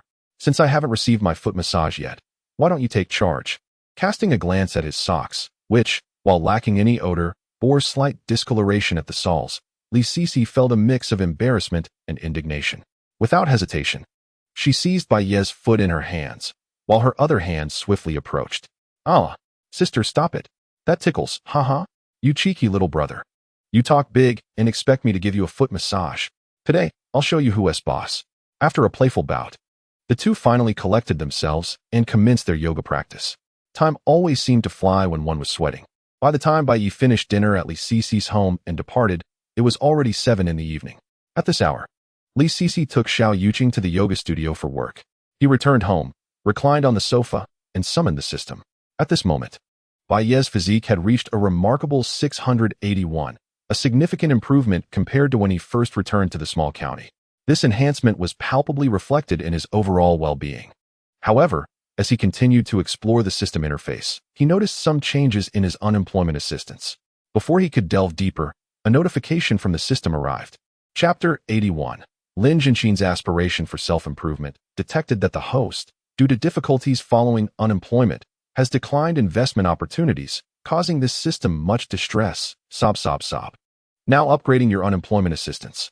Unemployment assistance 2. Daily payment of 2,000 yuan, already credited today. Please take care of yourself while patiently awaiting employment opportunities. And remember that present hardships are but temporary. We shall surely overcome this together. As Bai Ye observed a series of notifications from the system, he found himself in a state of bemusement.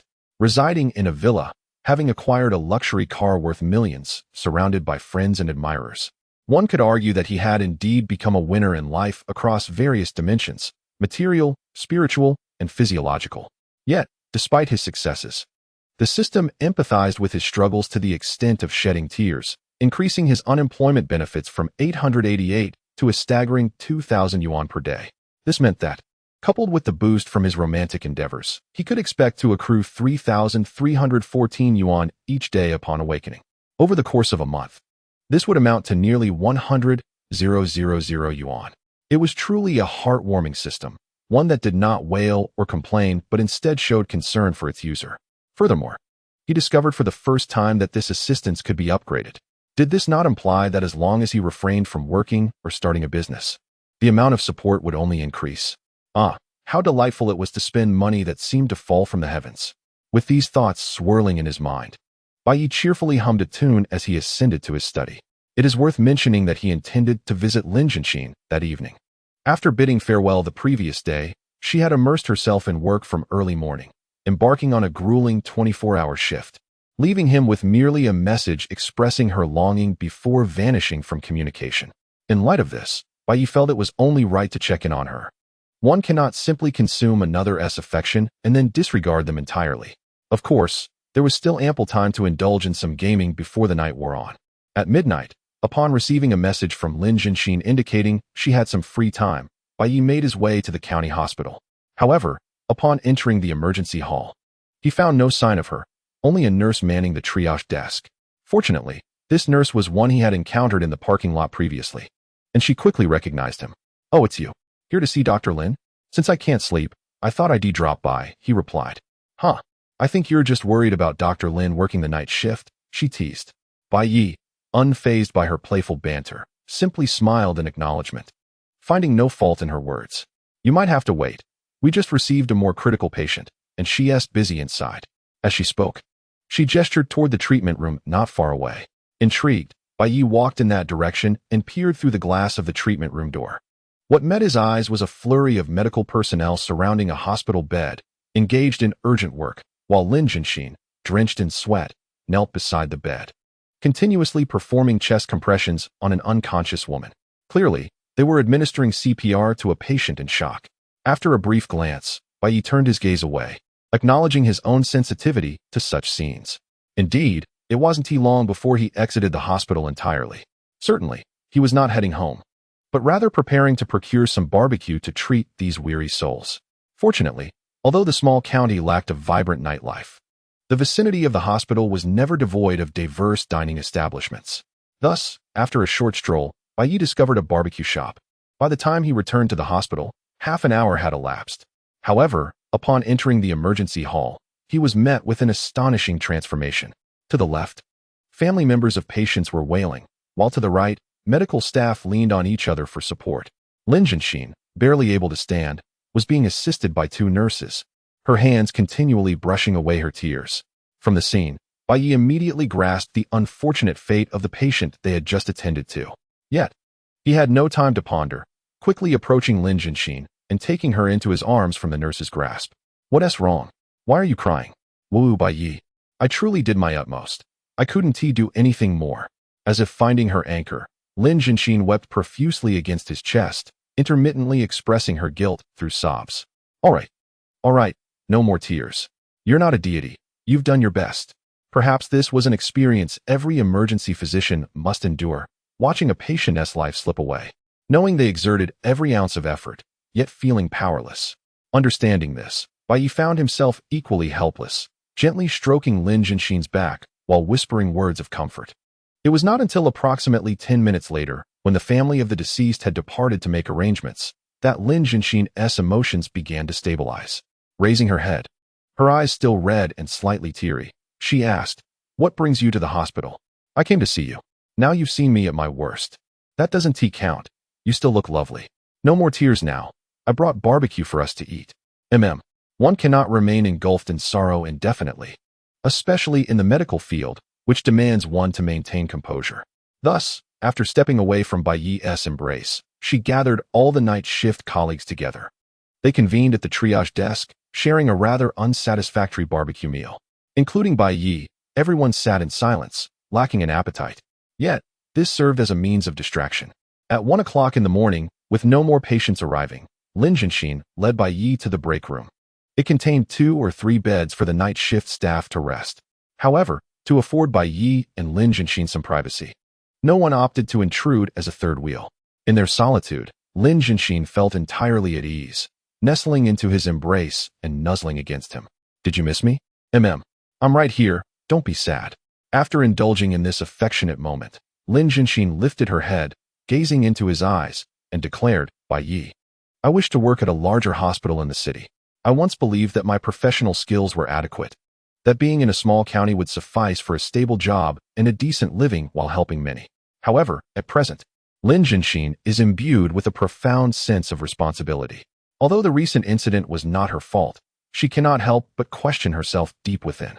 To prevent such occurrences in the future, she feels an urgent desire to enhance her capabilities. Thus, seeking a position in a prominent hospital becomes an inevitable choice. Do you agree? If not, it matters little. I could resign and change my career path. Chapter 82. Wait a moment. Let me embrace my sister-in-law. Lin Jianxin spoke earnestly. Though she deeply cherishes her career, when faced with the man who has introduced her to the sweetness of love, she ultimately opts for the latter. She senses that she has become somewhat infatuated with romance. To willingly relinquish a career forged through years of arduous study for a nascent relationship seems both foolish and enchanting. Love possesses an undeniable magic. Let her be infatuated. Lin Jianxin possesses the courage for it. Upon hearing this, Bai Ye could not resist teasing her. He smiled and nodded, saying, "Resign then?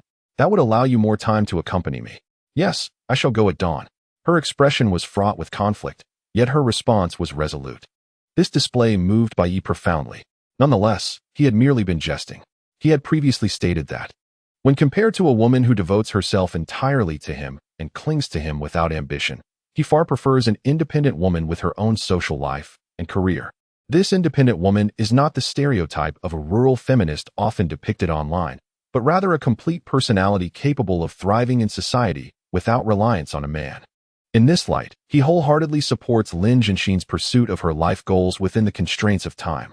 Merely keeping a canary for oneself holds little appeal. Everyone possesses their own distinct aspirations. With this in mind, Bai Ye embraced her once more, whispering, "I was merely joking. Would I truly want you to abandon a career you love? If you wish to go to the city hospital, then so be it. It's only 20 kilometers away, and we can still see each other whenever we please. Are you serious? Am I the type to lose my ambition and drag others down with me?"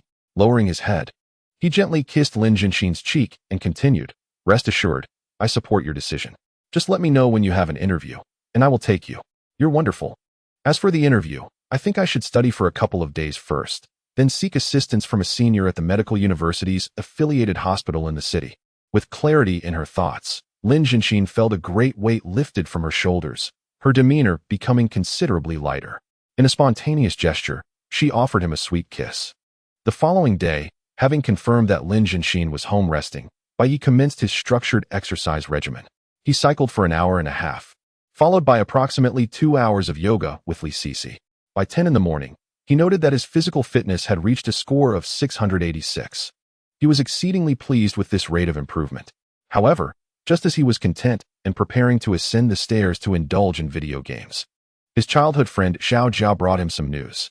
Another childhood companion, Wang Hongwei, was set to arrive at the station that morning, reportedly accompanied by his girlfriend, returning home for the new year. Although it seemed peculiar to return for the festivities so early in November, Bai Ye felt a sense of joy. Unlike his pure fraternal bond with Xiao Jia, Wang Hongwei's life trajectory was rather heart-wrenching. It had been mentioned before that in Longhua County, many former students were influenced by the gang culture, forming factions in school and causing disturbances. Bai Ye was among them, but fortunately, he had chosen to amend his ways and focused on his studies after entering high school. Wang Hongwei, however, seemed to be deeply entrenched in the notion of loyalty, which, in a certain sense, irrevocably altered the course of his life. In the second year of junior high, he was expelled for fighting on behalf of others, becoming what is often referred to as a social drifter. Subsequently, he left the small county to navigate the complexities of society. Upon reaching adulthood, he worked in the capital alongside a group of friends. Yet, due to his unwavering loyalty, he ended up assaulting a customer at the establishment. Unfortunately, leaving school meant that the consequences were far graver than mere expulsion. He faced over 2 years of imprisonment.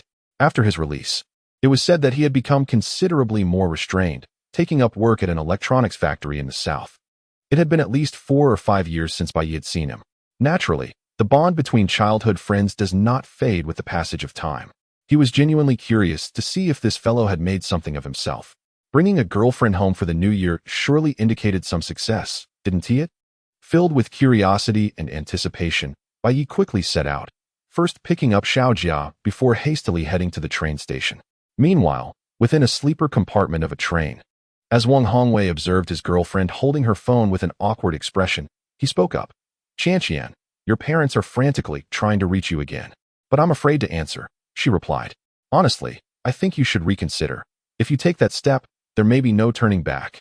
"What do you mean by that? You don't want me anymore, do you?"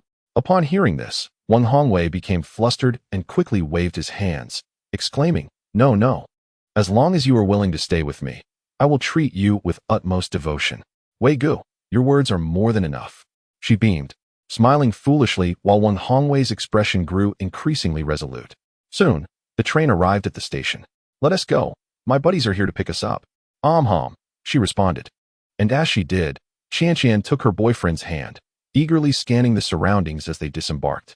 She wanted to take in every detail, as this small county would soon be her future home, barring any unforeseen circumstances. Meanwhile, at the station, Bai Ye and Xiao Jia stood at the exit, scanning the crowd for familiar faces. Finally, Xiao Jia spotted Wang Hongwei and raised his arm, calling out, "Hongwei, over here." "Ah."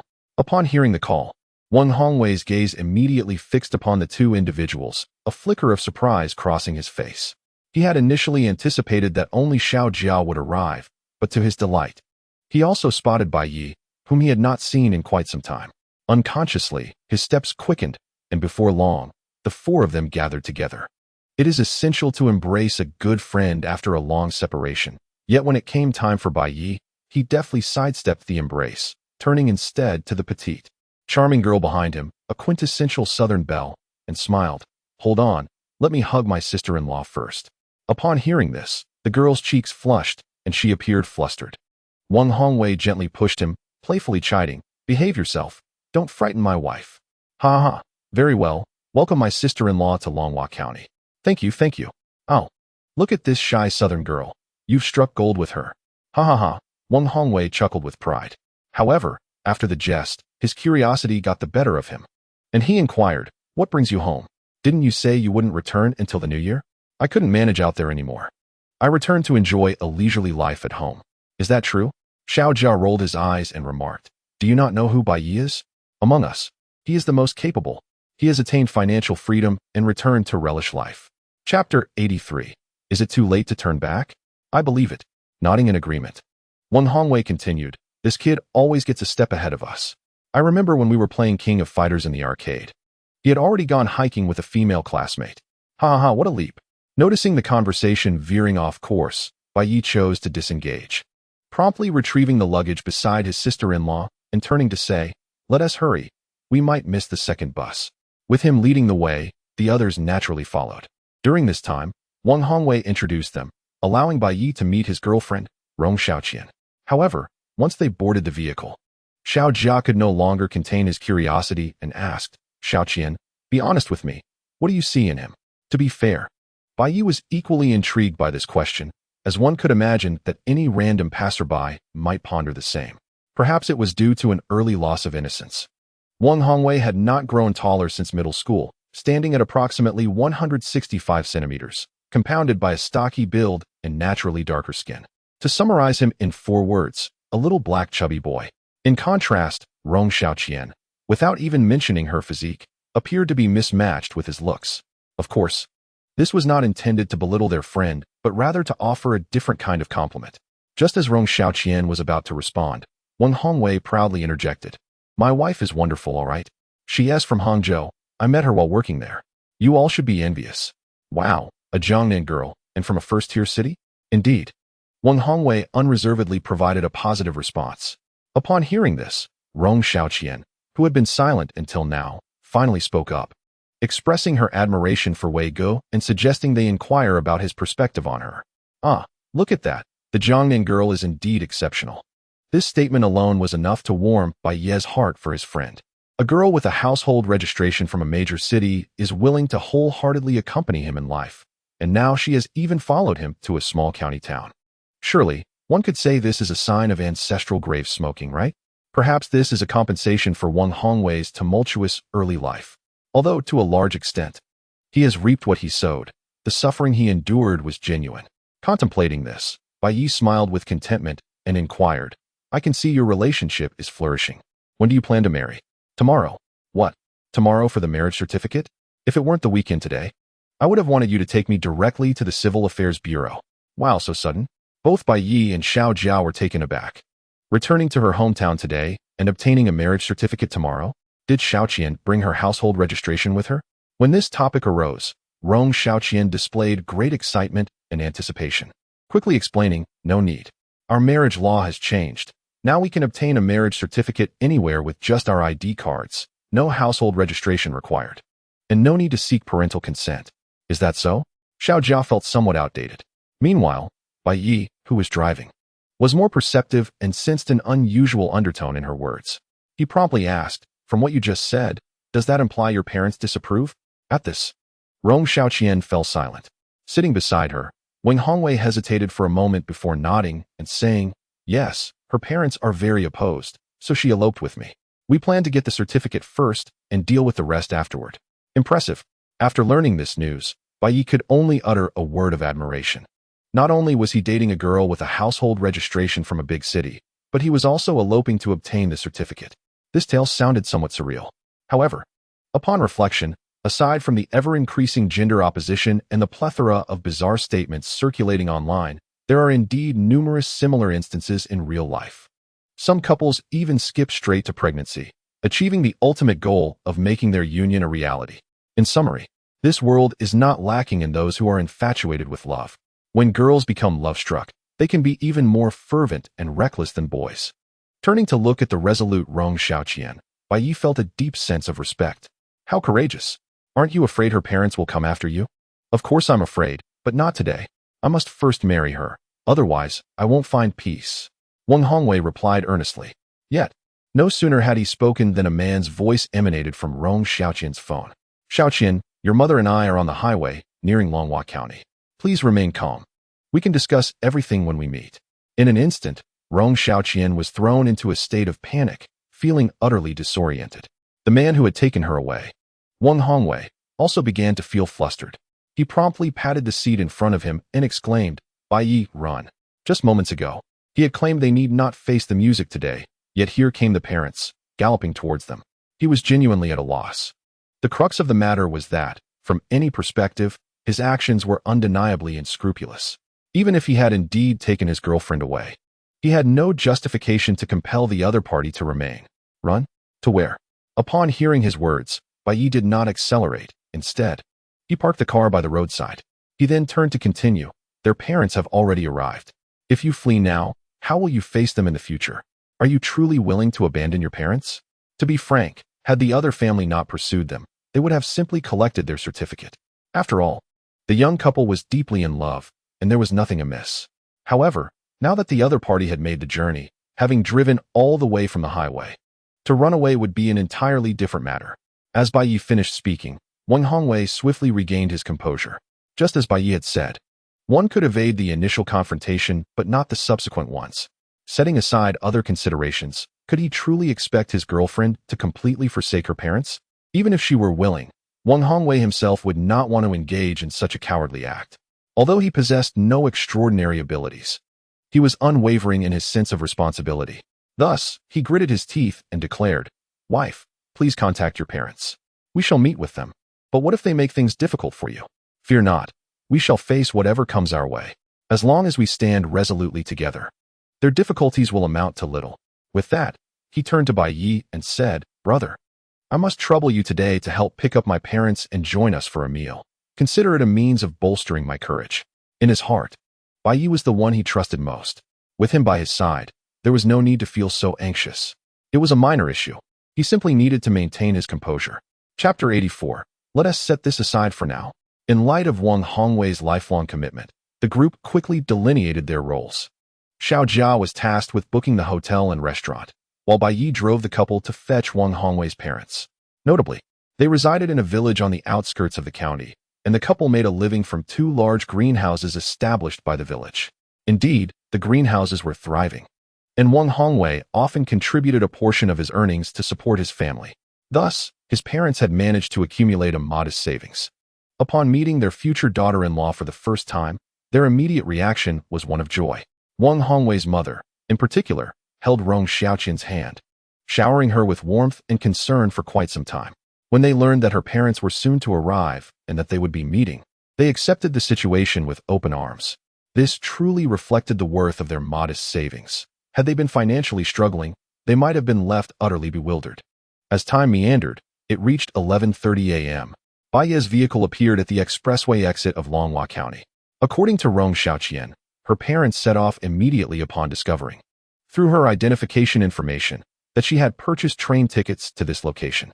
The journey of over 1,500 kilometers was completed without a moment's pause, save for refueling, which vividly illustrates the fury that simmered within her father. Thus, it became essential for him to come here and extend the courtesy of a host. Bai Ye was genuinely apprehensive that upon disembarking, the other party would charge at him wielding a knife. One cannot blame him, placing oneself in his shoes. If someone were to elope with his future daughter, even a violent confrontation would seem mild. A few minutes later, a BMW 5 Series adorned with Zhejiang plates came into view. The tension on Rong Xiaoqian's face indicated that the occupants of the vehicle were indeed her family.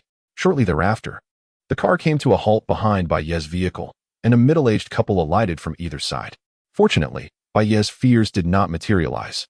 Rong Xiaoqian's father did not confront Wang Hongwei immediately, but instead glared at his daughter, exclaiming, "You mischievous girl, have you grown wings? Have you learned to elope with others? Please, don't scold her just yet. Let me see my daughter properly," her mother interjected, disregarding her anger as she embraced and examined Rong Xiaoqian, as if fearful that she might be missing a limb. Once reassured of her well-being, she lamented, "What were you thinking? Your father and I feared you had been abducted by human traffickers. You nearly gave us a heart attack." "Nothing of the sort, Mom," Rong Xiaoqian quickly retorted. Eager to dispel her parents' misconceptions about Wang Hongwei, she swiftly began the introductions. Wei Gu, uncle, auntie, this is my father, Rong Jiqiang, and my mother, Bai Hui. At that moment, Wang Hongwei felt far from the bravado of whisking her away to obtain a marriage certificate. He merely timidly called out, uncle, auntie.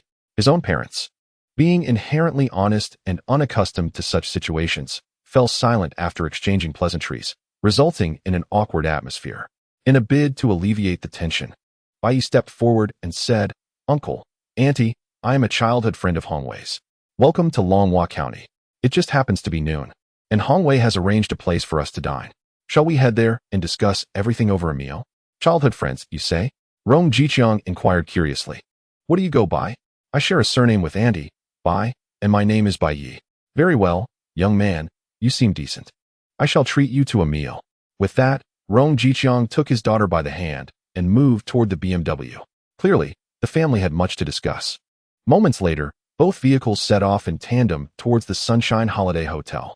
Indeed, Bai Ye had previously arranged for Xiao Jia to contact Gao Shan. Along with booking the hotel, he had also summoned the chef who had prepared their meal the day before. Unlike the complimentary dinner of yesterday, today's meal would be at Wang Hongwei's expense. It is not that Bai Ye cannot afford to contribute, but rather that he does not wish to overshadow the significant moments in his close friend's life. He offers assistance where it is warranted and refrains from involvement where it is not. During their drive, Bai Ye noticed his companion frequently glancing back and could not help but comment, "Stop looking back. They've already arrived. Can they just turn around and drive away?" "Hey, I'm just concerned," came the reply. "No need to fret too much. Observing their demeanor, there shouldn't be any significant issues." "Really?" "Fairly certain."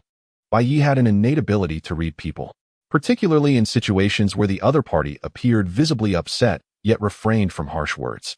He discerned that Rong Jiqiang and his wife possessed considerable grace. Generally, individuals of such character do not impose undue hardship on others and tend to respect their children's choices. Coupled with Rong Xiaoqian's resolute decision, it seemed that Wang Hongwei's union was destined to flourish. Approximately 20 minutes later, the two vehicles arrived at the parking lot of the Sunshine Holiday Hotel. Xiao Jia, having arrived earlier, awaited their presence and promptly led the group toward the restaurant on the upper floor. It soon became evident that Bai Ye's choice of venue was commendable. As one of the few prestigious establishments in the county, entering the grand foyer visibly eased Rong Jiqiang's expression. Initially, upon learning that his daughter was being taken to a small county, he was displeased, although he was quite open-minded and did not mind her marrying far from home. The notion of her settling in a small county was difficult for him to accept. After all, Rong Xiaoqian had never endured hardship throughout her life. However, now, gazing at the opulent hotel before him, he began to reassess his views on this little county. At the very least, it proved that the area was not impoverished. Yet, when they boarded the elevator, Rong Jiqiang's expression shifted upon noticing a few young women clad in high-slit kipeos and stockings accompanying them. It was only after these women exited ahead of them that he turned to Bai Ye and inquired, "What is the deal with them? This place isn't disreputable, is it?" Notably, he intended to ask about Wang Hongwei, but the latter was engrossed in flirtation with his daughter, which was quite irksome to observe. "Not at all. It's perfectly respectable," Bai Ye replied with a smile, elaborating, "Uncle, to discuss the service staff, we must touch upon the bathing culture in the north." "Bathing culture?" "Indeed. You may not be familiar, having spent your years in the south, but once you experience it, you will undoubtedly fall in love. If you have time tonight, we can take you to experience it, and you'll understand." Upon hearing the suggestion of an experience, Rong Jiqiang's interest was piqued. However, casting a discreet glance at his stern wife, he quickly composed himself and said, "Ahem, let us put that aside for now and discuss the matter at hand." Chapter 85. Your proposal is highly constructive, haha. Then let us proceed with the serious discussion, Bai Ye said while mentally noting the previous topic. He understood the complexities of a man's contradictory nature all too well. Let us not speak of that for now. This phrase was not a rejection, but rather a clear acceptance. Indeed, when it came to such matters, any man found them utterly irresistible. Unless, like Yang Jiwei, one is clearly arranged by a technician weighing over 600 pounds. Of course, regardless of what follows. The matter of Wang Hongwei's lifelong commitment is of utmost importance at this moment. As a few individuals entered a small private room, the dining table was already adorned with a plethora of delicacies and several bottles of Mount High liquor. However, when the waiter filled each person's glass. Rong Jiqiang had no intention of starting the meal just yet. Instead, his gaze fixated intently on Wang Hongwei. Wang Hongwei, I believe you owe me an apology, he declared. To this uncle and aunt, I sincerely apologize, he said, standing up and apologizing like a dutiful child. After all, it was he who had taken their precious daughter away. And now he found himself in quite the predicament. Well, the attitude is fairly sincere. Rong Jiqiang nodded in satisfaction before turning to Rong Xiaoqian. And you? On that day when you confided in me, I merely expressed my dissatisfaction. I never said you should break up immediately, did I? Yet look at you. You eloped without a thought for your parents. No, I was just afraid of putting you in a difficult position, she retorted. Nonsense, just observe the current situation. Who is truly making things difficult for whom? After a slight complaint, Rong Jiqiang decided not to dwell further on this topic. After all, it was ultimately his own daughter's actions at play. What more could he do, even in anger? Moreover, knowing his daughter well, he understood that the decision to elope was most likely hers. This spirited girl certainly had a mind of her own. Thus, he swiftly transitioned to the main topic. I heard from Xiaoqian that you previously worked in operations at a media company, Hongwei. What are your plans for the future? I intend to start a business in the county, opening an agency. It's still somewhat in my field, he replied confidently. Over the years, he had taken on various jobs, eventually landing a position as a streamer operator, which opened up a new world for him. So, before returning, he had already been planning in this direction. Speaking in front of his future father-in-law instilled a sense of confidence within him. And how much savings do you have? Currently, I only have 100,000 yuan, he admitted, and upon broaching this topic, his confidence waned. Fortunately, his parents were present. Wang's father, Wang Qijing, promptly added. Not just that, Hongwei has been sending money home over the years. His mother and I have been saving it, and it totals at least 300,000 yuan. Rong Jiqiang showed no reaction to this amount, instead casting a surprised glance at Wang Hongwei. You rascal, having taken my daughter away, you are quite filial to your parents. Oh well. Seeing his friend in a daze, Bai Ye chuckled. We have several childhood friends. While I want to comment on their character, none of them are unfilial. So, Uncle Rong, you can rest assured that he will treat you and Auntie just like his own parents. Haha. You certainly know how to flatter. Rong Jiqiang laughed heartily, then picked up his chopsticks and said, All right, enough questions. If I keep this up, my daughter will claim I'm making things difficult for you. Let us leave it at that. You two should discuss your matters freely. But let it be known, no more eloping. With this remark, the atmosphere in the private room lightened considerably. Even the nervously speechless Wang Hongwei has now come to a realization. He raised his glass and said, Uncle Rong, Aunt Bai, I acknowledge my fault regarding the elopement. Now, I respectfully offer you a toast as an apology. This aligned closely with Bai Ye's expectations. After a rather agreeable lunch, the young couple's relationship received the blessing of both sets of parents. With just a little more time for discussion, they could soon bring up the topic of marriage. Both were immensely satisfied with this outcome, wearing smiles that radiated joy. Naturally, Bai Ye and Xiao Jia, who had come to assist, were also busy, continuously seeking various angles to drink with the couple, Rong Jiqiang and his wife. The entire process was quite intense. By the time they had managed to drink Rong Jiqiang under the table, even Bai Ye, who was quite confident in his drinking capacity, was swaying slightly as he walked. Consequently, he had to book a room at the hotel, collapsing onto the bed to sleep. The afternoon slipped by quietly in slumber. At 7 p.m., after a night of driving and consuming an unknown quantity of liquor, Rong Jiqiang finally awoke, massaging his throbbing head, which felt as if it might split open. He got out of bed and discovered that his wife was still sound asleep beside him. Their daughter, Rong Xiaoqian, was sitting nearby, gazing at him with a smile. Dad, you're awake, she exclaimed. Is it already 7? Yes, I brought you dinner. It's on the table. I don't want it. After checking the time on his phone, Rong Jiqiang expressed his profound disappointment, saying, Wake your mother. We are leaving now. I will never return. What is this all about? Rong Xiaoqian exclaimed, alarmed by her father's words. You agreed during lunch. What of it? I detest those who do not keep their word. Not keeping your word? After some reflection, Rong Xiaoqian helplessly shrugged her shoulders. You mean the bathing culture? But that was not Wang Hongwei's idea. It was his friend's. I don't care. One is judged by the company one keeps. If his friend is untrustworthy, how can he be any better? I thought that young man was decent. He must be someone of worth. Seeing that her father was truly determined to get out of bed and put on his shoes, Rong Xiaoqian felt a pang of anxiety. Just as she was contemplating whether to turn and run, her phone rang. Upon realizing it was Wang Hongwei calling, she quickly answered and switched to speaker mode. Baby, what is up? Cough, cough. Hold on. Don't call me baby. I am your brother Bai. Is our uncle awake? Yes, he is. Great. I've arranged everything for him. Have him eat something, then come to the second floor. With that, the call abruptly ended, leaving the father and daughter exchanging glances. Dad, why not skip the shoes and just wear slippers? Your suggestion is quite constructive.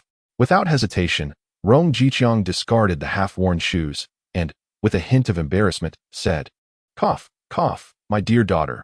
You know, I consider this a trip, and one must experience the local culture, you understand? I understand. As long as she does not take herself away, Rong Xiaoqian expressed her understanding of being with Wang Hongwei. Well, once your mother wakes up, we shall see how to address this. Chapter 86. Uncle, have you ever seen a dragon? In the Sunshine Holiday Hotel's leisure area. Previously introduced as the most renowned bathing and massage establishment in Longhua County, and quite famous throughout the city, we find our characters. At this moment, seated in the second-floor lounge, alongside Bai Ye and his childhood friends, is the hotel owner, Gao Shan. However, he is not there to promote his establishment. He has come specifically to meet Bai Ye. Upon taking a seat beside him, Gao Shan whispered, Brother, I have news regarding the license plate number you mentioned yesterday. So soon? Indeed, I have two options. One is 55,555, and the other is 77777. You may choose. After a brief pause, he lowered his voice intentionally and added, We will proceed through legal auction channels. By the way, both numbers are priced at 300,000. Impressive, Brother Shan. Bai Ye could not suppress his admiration, giving a thumbs up to his elder. The reliability and speed with which Gao Shan operated exceeded Bai Ye's expectations. After all, such numbers are rare and highly sought after. One can only imagine how many eyes are on them. Yet, Gao Shan managed to secure them in just one day, and at such a favorable price. Bai Ye was not particularly familiar with the value of 5 consecutive digits, but based on online information, even in third or fourth-tier cities, they would likely fetch over $1 million. This confirmed that even though he had categorized Gao Shan among the elite in the county, he had still underestimated his influence. Simultaneously, Bai Ye was acutely aware that the favor he owed this time was substantial, one that he must repay in the future. Of course, such matters are best kept in mind without spoken acknowledgement. In the realm of social connections, one must demonstrate their worth through deeds. Therefore, maintaining a calm exterior, he said, I'll take 77,777, as it happens to be my lucky number. Brother Shan, please provide your account number, and I shall transfer the funds to you immediately. There's no rush. I will send it to you shortly. For now, enjoy yourselves. I will not intrude. Understood, Brother Shan, thank you. Don't be so polite. I must take my leave. With that, Gao Shan departed hastily, leaving Bai Ye in a state of delight. Sensing his elation, Wang Hongwei could not help but inquire, What is the matter? Did you win the lottery? Haha, something like that. Indeed, Bai Ye felt as though he had struck a fortune. Who could have imagined that one day he would afford a luxury car worth millions and attach a license plate that would turn heads? Life, truly, is a marvel. Bai Ye's fortune was not merely akin to winning a lottery. He was on the verge of soaring to new heights.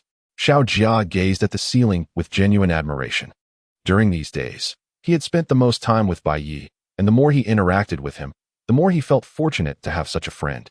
From initially lacking a budget and freely renovating an old house, to discovering he had purchased a villa and was now driving a car worth several $100,000. The transformation was remarkable. Until today, he was given a contact number, allowing him to arrange hotel and restaurant bookings through others. In the end, he discovered that the person who received him was none other than the owner of the Sunshine Holiday Hotel beneath his feet. To be candid, he was utterly astonished. As a local, he was well aware of the owner's stature, even going so far as to describe him as a legendary entrepreneur from a small town. This very individual was also a friend of Bai Ye. Thus, it would not be an exaggeration to say that he has truly soared. However, the most significant aspect is that Bai Ye, having completed his ascent through social classes, remains unchanged.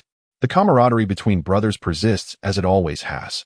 When assistance is needed, there is no hesitation. Not to mention that his current livelihood is sustained by the projects Bai Ye provided, particularly concerning Wang Hongwei.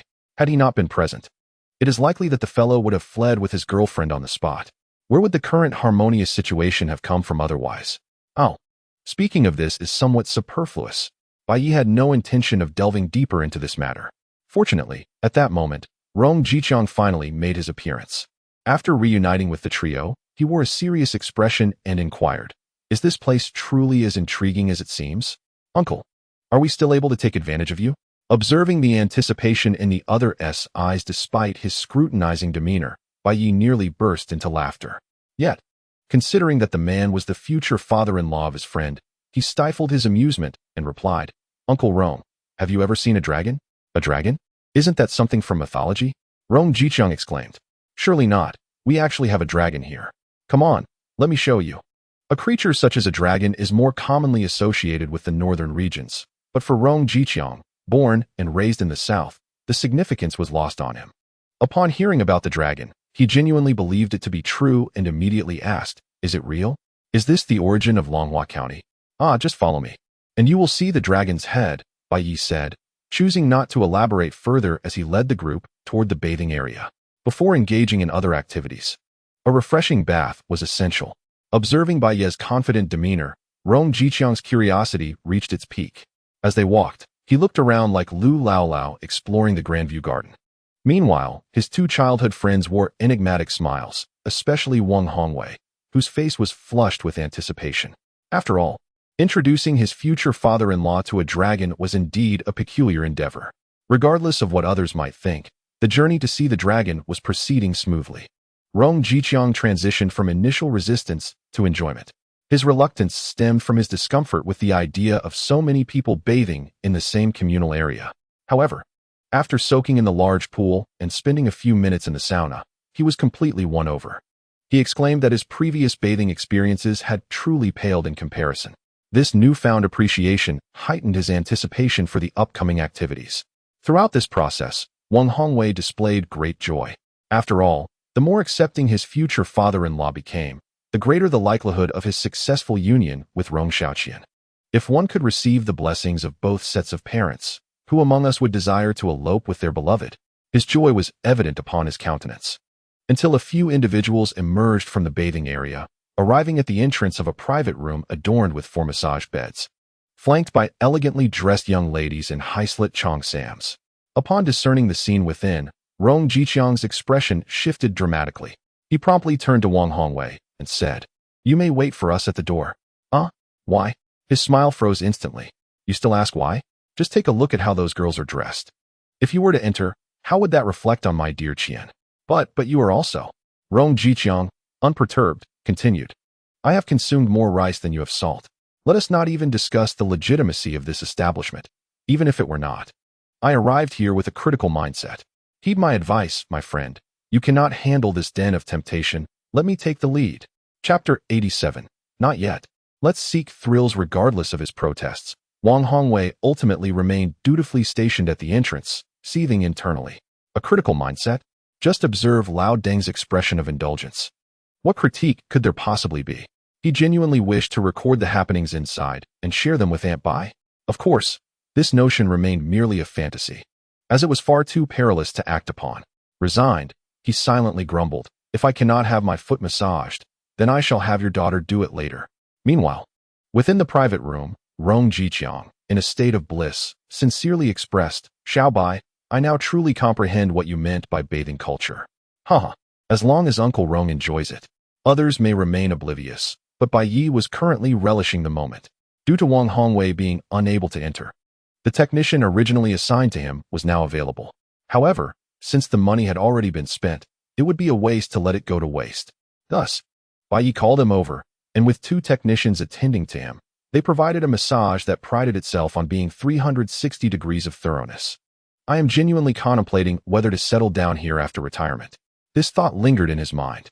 Setting aside the awe he felt upon encountering Long, the fact that Rong Qian was an only child was enough to seal the deal. As parents, no one wishes to be distanced from their children. Moreover, the city was a staggering 1,500 kilometers away from Hangzhou. I would certainly welcome it with open arms. One could discern from the conversation that Wang Hongwei's lifelong commitment was likely secured. Long's presence was time-sensitive. Before long, the clock struck 9 in the evening. And after all activities concluded, Rong Jiqiang returned to his room, thoroughly satisfied. Bai Ye also bade farewell to his two childhood friends amidst Wang Hongwei's myriad expressions of gratitude. In addition, he received a monetary transfer from the other party. However, let there be no misunderstanding. This was not a red envelope, but rather a reimbursement for the expenses he had previously covered. Bai Ye accepted this without hesitation. Siblings should keep their accounts clear. Casual dining and drinking are one matter, but entertaining a future father-in-law certainly necessitates that the expenses be shared. After departing from Sunshine Holiday, Bai Ye intended to return home to indulge in gaming. Unfortunately, a day spent inebriated had rendered him quite well rested, leaving him rather invigorated at this late hour. It was difficult to fathom that it was already 2 or 3 in the morning. Sleep appeared elusive. However, as he approached his residence, he noticed a slender figure standing outside his door from a distance. The silhouette unmistakably belonged to Li Sisi, which struck Bai Ye as peculiar. Ordinarily, at this hour, she would have been fast asleep. Could it be that she sought him for something urgent? With this thought lingering, Bai Ye swiftly parked his vehicle beside her and rolled down the passenger window, calling out, "Sister, please get in. It's quite cold outside." The temperature was a biting -11 degrees. Li Sisi, who had been waiting for an indeterminate length of time, appeared to have her cheeks tinged with a bluish hue from the cold. Before she entered the car, Bai Ye adjusted the air conditioning to its highest setting. As a familiar scent of lavender wafted in, Li Sisi settled into the passenger seat, rubbing her hands together. "Why are you only just returning?" she inquired. The moment the words left her mouth, she sensed the awkwardness of her tone. It sounded as if a wife were reproaching her husband for returning late. Quickly, she added, "Ahem, what I meant to say is that it's quite late, and the outside world can be perilous. Young men must take care of themselves." "Ha. But I have returned, haven't I?" Bai Ye, undeterred by the oddity of her words, smiled and asked, "You didn't wait here specifically for me, did you?" "Oh no, not at all. I was merely feeling a bit down and wanted to get some fresh air." "Really?" "Indeed." Though her words were resolute, her gaze betrayed her, flickering away. She was genuinely anxious. Initially, she had meant to seek out Bai Ye for a heart-to-heart conversation to alleviate her discomfort. Upon discovering he was not home, she had lingered outside for several minutes, only to be unexpectedly caught in this moment, facing such probing inquiries. "Very well, I shall take your word for it." After sharing a light laugh, Bai Ye inquired, "What has you feeling down? Is it Xiao Yuqing's mischief, or perhaps issues with the yoga studio students?" "Neither. It's just me being overly sentimental." As the warmth of the car enveloped her, she slumped into the seat, her eyes vacant as she gazed ahead. "What do you think is the meaning of life?" Such a profound question. Bai Ye responded, equally taken aback by its depth. "In my youth, I believed my life would be extraordinary, filled with grandeur and spacious living. Yet, upon attaining that, I realized the essence of life transcends the mere possession of a large house. Regardless of its size, life often unfolds in a monotonous manner, devoid of excitement." As he listened, Bai Ye understood that his sister was grappling with the tedium of an uneventful existence. It was no surprise. She was merely a year or two his senior. While he reveled in life's offerings, she had succumbed to a routine existence dictated by the responsibilities towards Li Yuqing, inevitably leading to a rather mundane cycle. After several years, it was only natural for her to feel disenchanted. The crux of the matter lies in the fact that many single mothers endure the excruciating solitude and loneliness. Bai Ye articulated his perspective on life, expressing that an individual's existence spans over 30,000 days. While this may seem extensive, in the vastness of the universe, it amounts to but a fleeting moment, scarcely more than mere dust. After a century, no one will recall our presence, and even our descendants will forget our names. Thus, during this ephemeral period, one should refrain from searching for profound meaning and instead seek joy in any possible way. If one must insist on a purpose, it would be to live joyfully. In truth, Bai Ye has already embraced this philosophy, relishing life and engaging in its pleasures. Upon hearing such sentiments, Li Sisi nodded earnestly, acknowledging the wisdom in his words. Yet she pondered how she might amuse herself. "Well, think carefully about what you desire to do most at this moment," he encouraged. After some contemplation, she replied, "Perhaps I wish to engage in something thrilling. Life feels rather mundane, and one inevitably yearns for excitement. It is human nature." Additionally, prior to Li Yuqing's arrival and her subsequent relocation to a small county, she had been a girl who relished roller coasters. However, since then, She had not experienced any exhilarating activities. Thrilling? Bai Ye blinked and inquired softly, "Is the ride not thrilling enough?" With a playful roll of her eyes. Li Sisi lightly tapped him on the shoulder. "Haha, no more jesting. Fasten your seatbelt." "What for?" "Never mind. I'm taking you somewhere exciting." Chapter 88. Compensating for regrets. Longhua County is quite small, and its sole amusement park lacks attractions that would thrill an adult. As for haunted houses, they are simply out of the question. Yet, as a native, Bai Ye found it rather effortless to seek out a bit of excitement in the depths of the night. He knew of a place perfectly suited for a man and a woman to explore together. Thus, once Li Sisi secured her seatbelt, he drove off. In no time, they had exited the county and entered a national road flanked by numerous villages. As the surroundings grew increasingly desolate, devoid of any vehicles, Li Sisi began to feel anxious. Unable to contain herself, she asked, "Brother, where are you taking me? Are you scared?" Bai Ye chuckled, reassuring her, "Do not worry. I will ensure you meet good people." "You think you can sell me off? I am not merely a delicate girl who whimpers. I possess strength and cunning." "Haha, precisely. Maintain that audacious spirit." After a lighthearted exchange, Li Sisi's tension eased considerably. However, when she pressed him for their destination, Bai Ye chose to remain silent. After all, revealing the surprise in advance would diminish its excitement. Finally, after about 10 minutes, Bai Ye brought the car to a halt, saying, "All right, we have arrived." Stepping out of the vehicle, Li Sisi utilized the car's headlights to gaze ahead.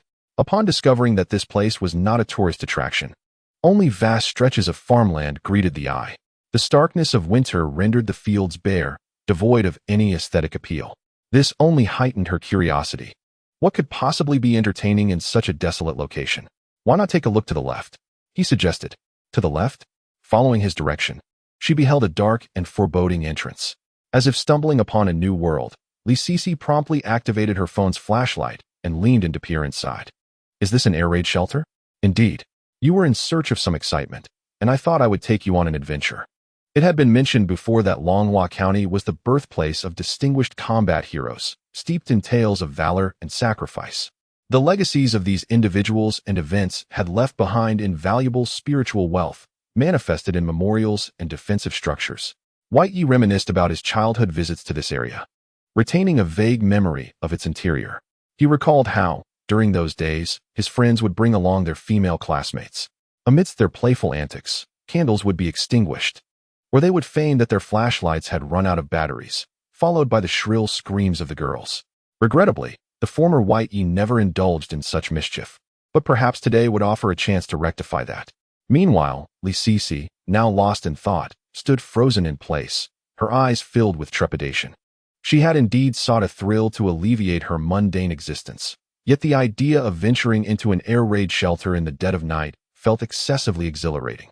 Bordering on terrifying, she found herself yearning for the warmth of her cozy bed. "Perhaps we should head back, brother," she suggested softly. Sister, weren't you the one craving excitement? Are you backing down now?" "I am not. Oh, come on. Backing down is backing down. You can admit it. I am not afraid at all."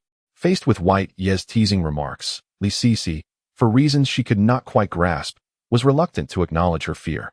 Motivated by this thought, she straightened her posture and declared, "I am merely concerned about your fear. You need not worry. When I am afraid, I will naturally seek refuge in your arms." How boastful.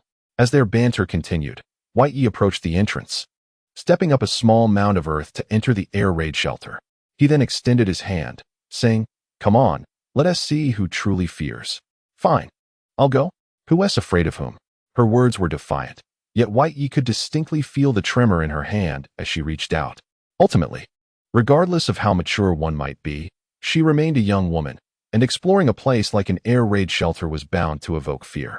Nevertheless, assured of their safety inside, Bai Ye saw no reason to suggest they turn back. After all, she sought excitement, and he intended to deliver an unforgettable experience. Soon, both found themselves within the confines of the air raid shelter. The flashlight on the mobile phone illuminated the pitch-black surroundings.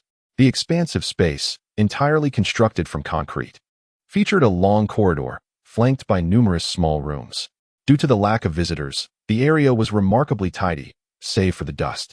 This situation provided some comfort to the increasingly anxious Li Sisi.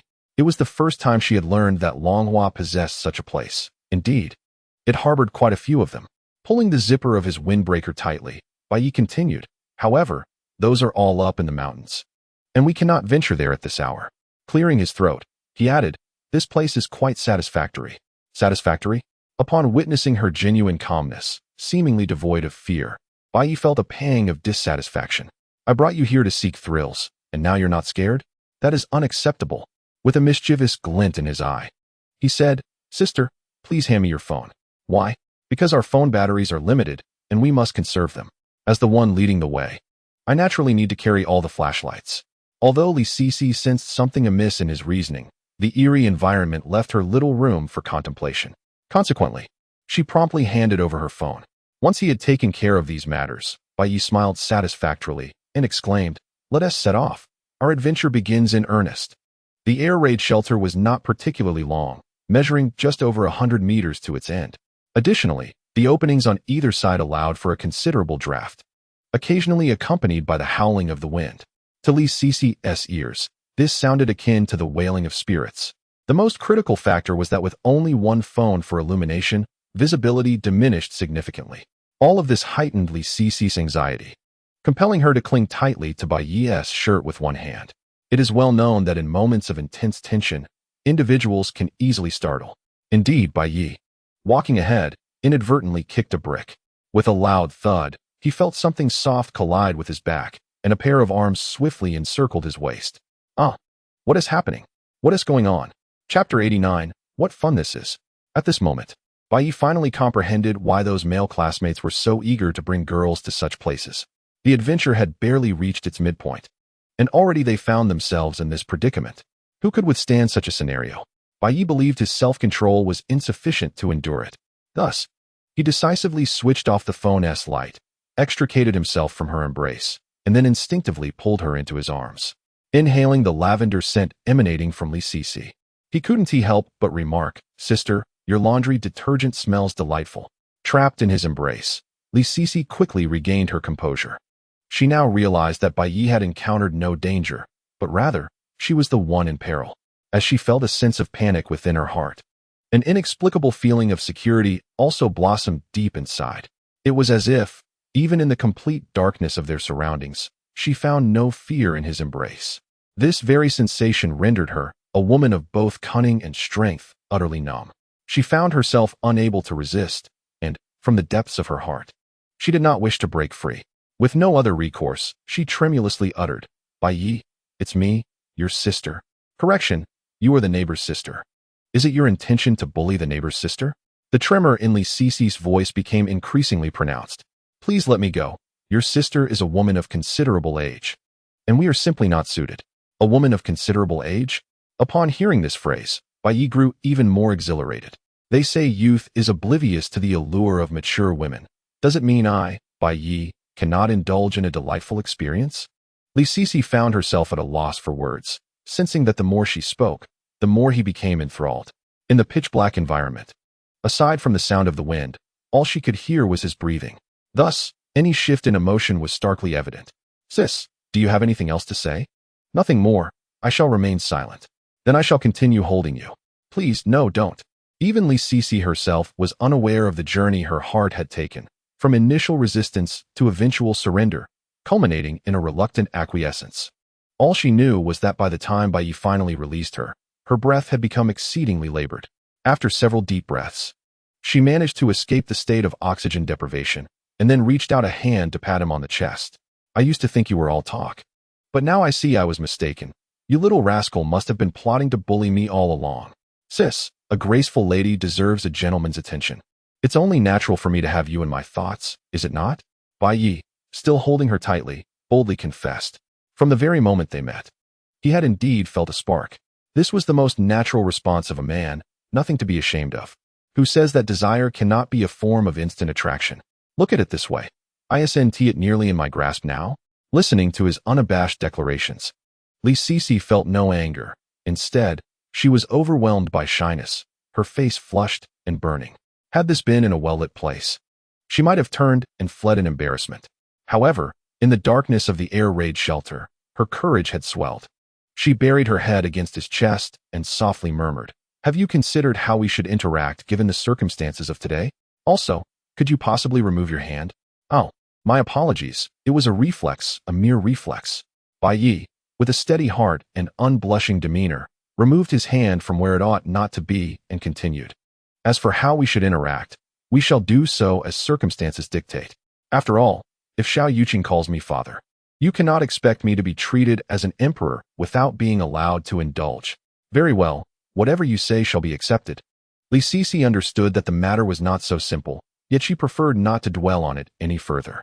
Since the arrival of Bai Ye, both she and her daughter have been progressing towards a more favorable direction. Her daughter has blossomed into a more confident and cheerful individual. As for herself, she has transformed into something entirely different. The presence of Bai Ye has filled the many voids within her heart, allowing her to finally perceive herself not as a mere tool, constrained by the mundane, but as a woman. In truth, ever since he last stayed at her home, she has been acutely aware of her inability to resist this younger brother. The actions that transcend mere friendship were merely a matter of time. As for the future, she has chosen to relinquish her worries. Each day of happiness is a treasure. After all, her brother is infatuated with her, and she finds herself powerless to resist. So she might as well close her eyes and savor the moment. Noticing her demeanor of submission, Bai Ye felt a stirring in his heart and remarked, "Sister, wasn't today's adventure delightful? Indeed, it was so enjoyable that I nearly lost myself in it." She laughed. "Shall we head home now?" "Yes, let us return. I fear that Yaqing will wake and worry if she cannot find me." "Well, you should concern yourself more with your own well-being than with the child." With that, Bai Ye switched on his flashlight and led Li Sisi toward the entrance of the bomb shelter. Adventure could wait for another day. The most pressing matter today was to seize the moment while the iron was hot. As Li Sisi followed behind, she was acutely aware of the unfolding situation. Yet, what could she do? All she could do was reflect on her own feelings, lamenting her earlier pretentiousness, believing life to be dull and needing someone to ignite her sense of thrill. Now, here she was, led into a bomb shelter and gnawing on her own choices. How amusing indeed. Despite her thoughts, having nearly surrendered her resistance, she bore no ill will towards Bai Ye, though a hint of nervousness lingered. However, as they approached the cave's mouth, the heavens bestowed upon them a delightful surprise. Emerging from the shelter, they were greeted by a sky filled with swirling, feather-like snowflakes. In the brief 20 minutes they had spent inside, a thick layer of snow had already blanketed the ground, a testament to the intensity of the snowfall. Holding hands with Bai Ye, Li Sisi seemed to regain a touch of her youthful spirit, her excitement bubbling forth at the sight of the heavy snowfall. "Wow, it's snowing so heavily," she exclaimed, pulling out her phone to capture the moment in photos. Bai Ye understood her exuberance.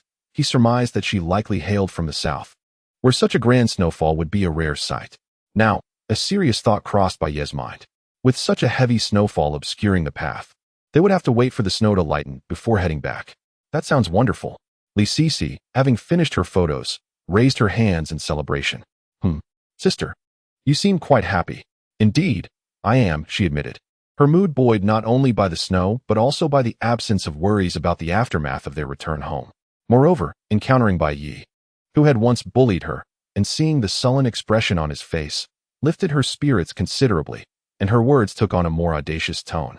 However, this boldness was fleeting, lasting only a moment. As the moment arrived, Bai Ye, adorned with a mysterious smile, remarked, "You are overly jubilant, my ideal companion.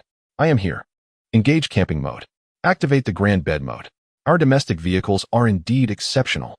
Chapter 90. Once again, happiness enveloped me. Domestic cars, whether purely electric or hybrid models like the Ideal 9, have stirred considerable debate. However, these discussions predominantly revolve around the motor and battery technology. In contrast, the comforts of refrigerators, televisions, and spacious sofas are undeniably advanced. At Bai Ye's command, the rear seats of the vehicle began to descend automatically. In mere moments, the transformation was complete. Observing this spectacle, Li Sisi could not restrain her critique, questioning the practicality of such features while they were comfortably ensconced in the vehicle. "Isn't this quite impressive?" When it came to the matter of convenience, she refrained from providing a direct answer, instead blushingly gazing out the window. "If I were to flee now, would I still make it in time? What do you think?" The following morning, Bai Ye awakened leisurely from his warm cocoon. glancing at the vacant side of the bed. Upon checking his phone, he discovered a message from Li Sisi that brought a smile to his face. He promptly replied, "Let us keep our affairs a secret from everyone, including Yu Qing." It was evident that Li Sisi was quite cautious. The previous day, they had returned home as the snowfall diminished, with Bai Ye insistently bringing her to his residence. Yet, in an effort to avoid detection by his daughter, they had stealthily departed at 4 in the morning. As for the reason behind the secrecy, Bai Ye surmised that she had yet to overcome her emotional hurdles and believed their relationship had not reached a stage suitable for public acknowledgement. Faced with this situation, he had no intention of applying pressure. After all, their relationship had progressed to this point, and everything else could unfold in due course. Moreover, the thrill of their clandestine romance was quite enjoyable. At least, he found great joy in Li Sisi's company. Additionally, Bai Ye's delight was not solely derived from Li Sisi's message. He also received a notification from Lu Lin. The content was straightforward. His new car would arrive at the dealership promptly in the afternoon, and he was welcome to retrieve it at his convenience. This was splendid news. With the license plates already arranged at the mountain location, he could hardly contain his excitement. He immediately responded, "I will be there on time this afternoon." After finalizing these arrangements, Bai Ye prepared to rise from his bed. Although the car collection was slated for the afternoon, his daily yoga practice was indispensable. Most importantly, his relationship with the yoga instructor had evolved, and it was time to apply the techniques he had learned. However, just as his feet brushed against the slippers, a notification from the system echoed in his mind. Detected a stable romantic partner. The state of love has been activated. The system is currently analyzing the situation. Wait, how did the host fall in love again? Analysis complete. As a person of exceptional caliber, it is reasonable for you to be discerning in your choice of partner. Having more options is entirely justifiable. To support you, the Life Assistance System is upgrading your romantic experience. The Love Assistance Program, now aptly renamed Happiness Enhanced, Brother, displays a daily happiness subsidy of 2,628 yuan and an additional 5 kilograms of tiger bone liquor each month. Observing the information on the system interface, Bai Ye's spirits undoubtedly lifted. Indeed, the system seems to show a unique concern for its user. Even when things became chaotic due to his own actions, it refrained from chastising him as an unworthy man. Not only did it double the previous love assistance, but it also granted an extra 5 kilograms of liquor monthly. As the saying goes, a product of the system must be of exceptional quality. It is clear that this liquor is bound to be potent. Though Bai Ye is still quite young and benefits from daily physical enhancement assistance to restore his optimal condition, he must also consider his elderly family members. Furthermore, this liquor would undoubtedly make an excellent gift that no man would refuse. Take, for instance, Wang Jingde, the prominent bank president, who has married a significantly younger wife and must bear considerable pressure. He resolved to bring him some the next time they meet. As he mentally organized his plans, Bai Ye swiftly completed his morning routine and stepped outside. At this hour, Li Sisi had likely already sent her child off to school, leaving him with some time to clear the snow. The heavy snowfall from the previous night blanketed the ground, and as he stepped into the yard, his feet sank deeply into the snow. With the crunching sound of snow beneath his feet, Bai Ye opened the gate to his yard, only to find his sister-in-law, Sun Hongxia, emerging from Li Sisi's yard, accompanied by several others, armed with shovels and brooms. "Sister-in-law, what are you doing?" he inquired.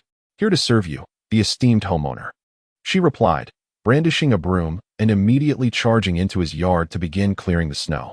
With her leading the charge, the others quickly followed suit. In the blink of an eye, the yard transformed into a scene of bustling activity. Faced with such diligent efforts, Bai Ye could only acknowledge that the high property fees at Guanshan were justified. Even the sales staff had been summoned to assist homeowners in shoveling snow. This flurry of activity continued for over 20 minutes. Once his yard was cleaned, Sun Hongxia prepared to depart with her companions. Observing his sister-in-law at work, Bai Ye seized the moment to offer each person a cup of hot water. "Impressive, sister-in-law. Everyone listens to you. You truly are a leader." His words were genuine praise. He had previously mentioned more than once how capable Sun Hongxia was, managing both the household and external affairs adeptly. It came as no surprise to him that someone like her would rise to a leadership position. However, to his astonishment, Sun Hongxia, instead of appearing pleased at his compliment, displayed a hint of bitterness. After sipping her hot water, she responded, "What leadership? I am planning to resign." "Why?" he asked, puzzled. "Isn't the salary here quite good?" "It is good, But someone must manage the supermarket, and your second aunt is just not cut out for business. After a moment's hesitation, Sun Hongxia couldn't help but inquire. By the way, do you know what Yang Jiwei has been up to these days? Not at the supermarket? Not at all. He comes home reeking of smoke every day. A true chain smoker. This, I cannot ascertain. Bai Ye suddenly recalled that during his last encounter at Sunshine Holiday, he had met several friends of the other party, each exuding an air of informality, appearing utterly unrefined. However, he refrained from passing judgment at this moment.